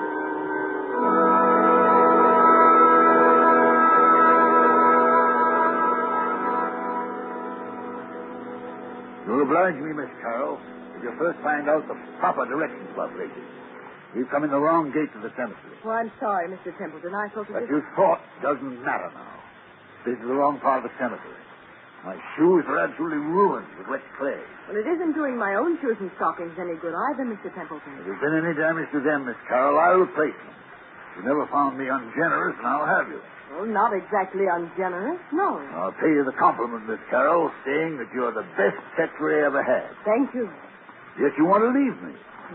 Yes, I want to get married. That's what Mr. Barnes is telling me. And who is this paragon of yours? What does he do? Does he make any money? Well, Frank's a radio technician. He's not very wealthy, I'll admit. Wealthy? A radio technician? I bet he doesn't make as much as I pay you. Yes, you want to get married. Well, is there anything very strange about that? Yes, if it interferes with your career, if it... Good Lord. Look at that. Look at what, Mr. Templeton? Over there, where I'm pointing. You mean that? It's only an old gravestone covered with weeds and brambles. I haven't seen that grave in years. It looks rather neglected. It is neglected, isn't it? Will you go closer, please, and read the inscription? Mr. Templeton, Do as I tell you, please. let's see if I can get some of these weeds aside. It says, sacred to the memory of Mary Ellen Cleaver, born September 5th, 1892, departed this life March 25th, 1919. Thou shouldst still be adored as this moment thou art. Let thy loveliness fade as it will. If you lower that umbrella, Mr. Templeton, you'll get soaking wet. Sentimental trash. But she always liked it. She always liked it. Mary Ellen Cleaver. Did you know her? Very well indeed. She was my wife. Your wife? But I never knew you were married. Neither does anybody else. Where's my flask of brandy? What have I done with it? It's in your hip pocket, Mr. Templeton, but do you think that's very wise? You've already had more than enough. Whatever I do is wise, Miss Carroll. Well, we were married very young. She was a nice little thing. I was fond of her, yes. But she couldn't have helped me. I'm not a snob, but she wasn't in my class. No style, you know, no manners, no education. Indeed. Could I have introduced her to the friends I was making? No. Wouldn't have been kind to her. She didn't even want to go to the places where I was invited. She'd sit at home and say, what was it like? Did you have a nice time? What was Mrs. So-and-so wearing? And she loved me. I'll put that to her credit. But... You left her? I thought it was the kindest thing to do, yes. She went away. Then I heard she'd had... Had what? Nothing, doesn't matter. Well, there was a war on, and I attended the peace conference in Europe. Never even knew she was dead until I heard some friends had buried her. I always promised to call her up. She said she'd come back to me if I did. You couldn't call her up now, Mr. Templeton, even if you wanted to. No, I suppose not. But I was fond of her. I wish there was something I could do. Well, you could have her grave cared for. Have some flowers put on it. That's it. That's an idea. She'd have liked that. Can you take care of that for me? I'll look after it tomorrow morning, Mr. Templeton. But how will they ever be able to locate the grave? There must be thousands in this cemetery. Well, each grave has a number, you know, cut into the stone so you can identify it. This is number 1212. 1212. It sounds like a telephone number, doesn't it? Yes, doesn't it? Meadowvale 1212. Poor girl. I was fond of her. Please, Mr. Templeton, come along and please, no more brandy. You've got a funeral to attend.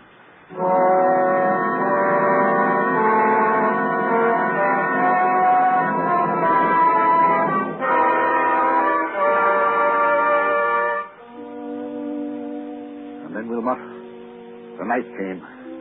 And the horror. What horror? Take it easy, man.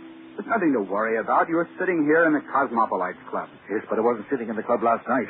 I was on my way home. And why should that scare you? I don't know, but it did. I'd been jumpy all day. That infernal number kept running through my head. Meadowvale 1212. Have you ever seen my house? Yes, it's that big sham Gothic place on Riverside Drive, isn't it? Yes, big and dark and drafty like a mausoleum.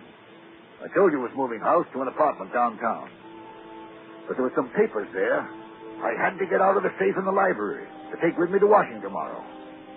I knew the servants would be gone, of course. But I hoped Mrs. Bloom, that's my housekeeper, would still be there. Then I went up the park about 6:30. Meadowvale 1212. Meadowvale 1212. Meadowvale 1212. Meadowvale 1212.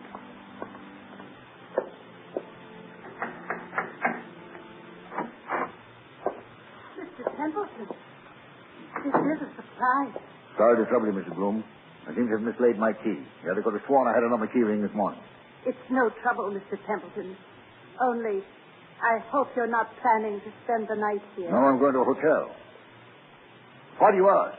Because they've disconnected everything except the electricity and taken away most of the furniture. Haven't touched anything in the library? No, sir. I told them you said to leave that. But it does seem a pity in a way. What seems a pity? To break up a lovely home like this after all these years. Home? This big, ugly picture gallery? It's been a home to me, sir. I've treated you generously, haven't I? Yes, sir. I'm sorry. I've got several hours' work to do, Mrs. Bloom. A whole safe full of papers to sort over. I'm going to the library and... What's that you're hiding behind your back? I'm not hiding anything, sir. All the same, what is it? It's only a music box, sir. I found it in the attic when the moving men were here. If I hadn't known there were, well, no ladies in your life, I'd have said it belonged to one of them. I love to hear them, sir. May I? Mrs. Bloom. Yes, sir. If you don't want me to smash that music box, turn it off. Yes, sir, I'm sure I'd never... I'm going to the library. If you can find any sandwiches and coffee, bring them. Yes, sir. Excuse me.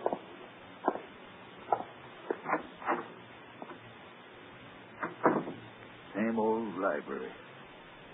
Same old Crawford desk. There's the Venetian mirror she bought for you. Look at yourself in the mirror, Templeton. Admit you can't face it. Admit you can't work here tonight. Admit you've got to have lights and music and... That's it. Go out for dinner. Telephone Wilmot.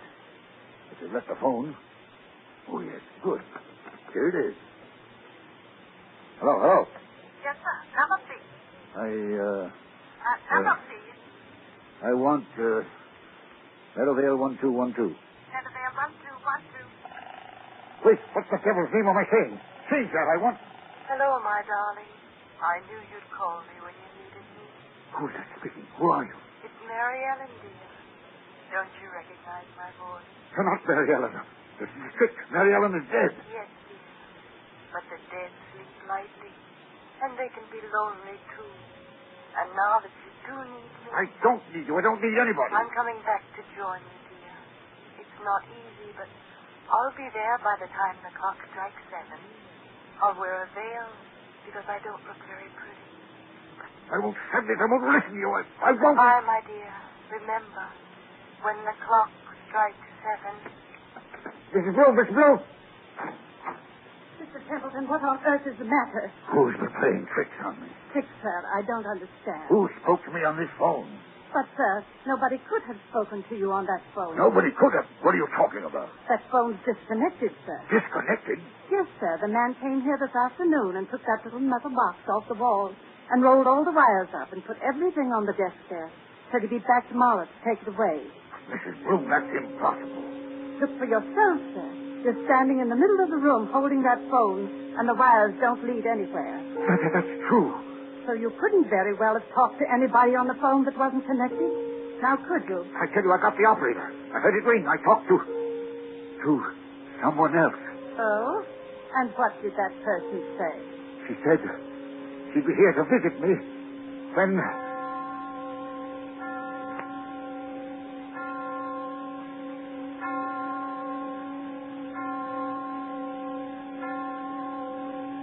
Mr. Templeton, what's the matter?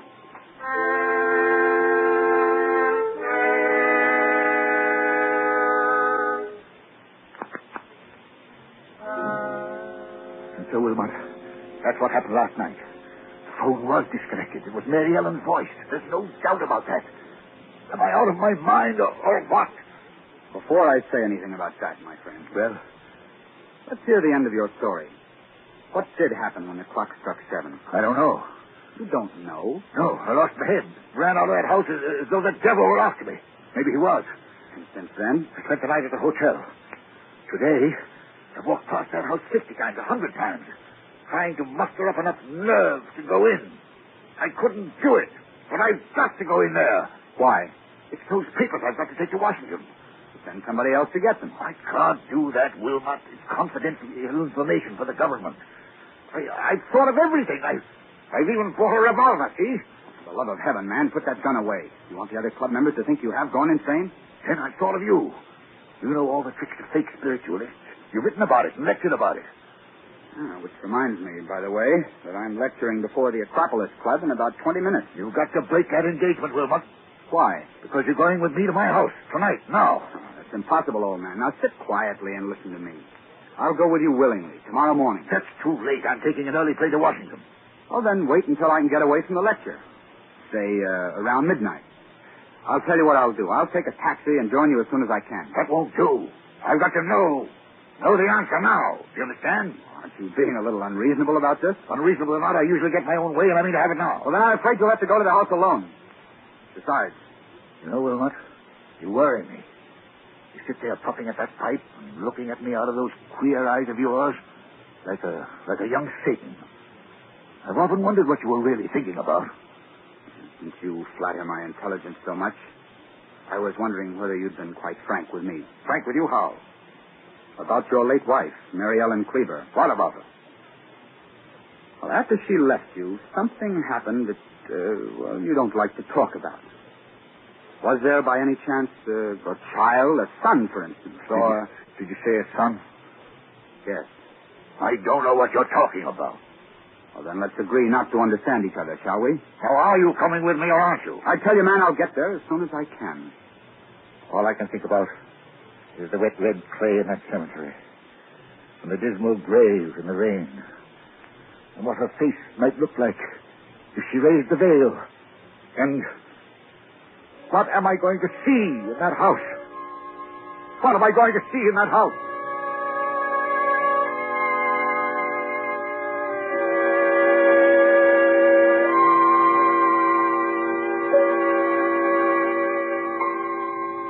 So the clock chimes, the hours dwindle, and the traffic roar of the city sinks to a low growl behind twinkling lights.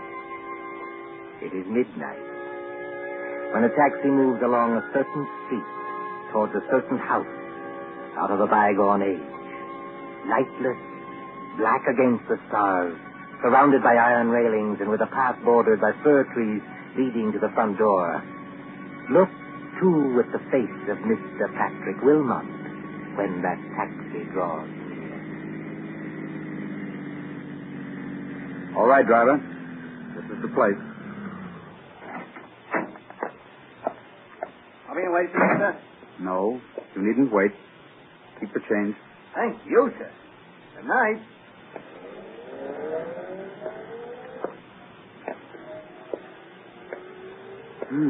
So the front gate is open. And he did go in. And... I beg your pardon. I didn't mean to bump into you. Mr. Wilmot. You know who I am. Oh, yes. I've seen you several times at our office. I'm Molly Carroll, Mr. Templeton's secretary. What are you doing here? Well, it's Mr. Templeton. What about him? Well, that's what I want to know. I was out with Frank, that's my fiancé, and when I got home, the girl I room with said that Mr. Templeton had been phoning all evening. She said he sounded drunk or something. He wanted somebody to go with him to this house. Evidently, I wasn't the only person he applied to. Shall we go in? But yes, but the whole house is dark. Suppose he isn't there. He's there, all right.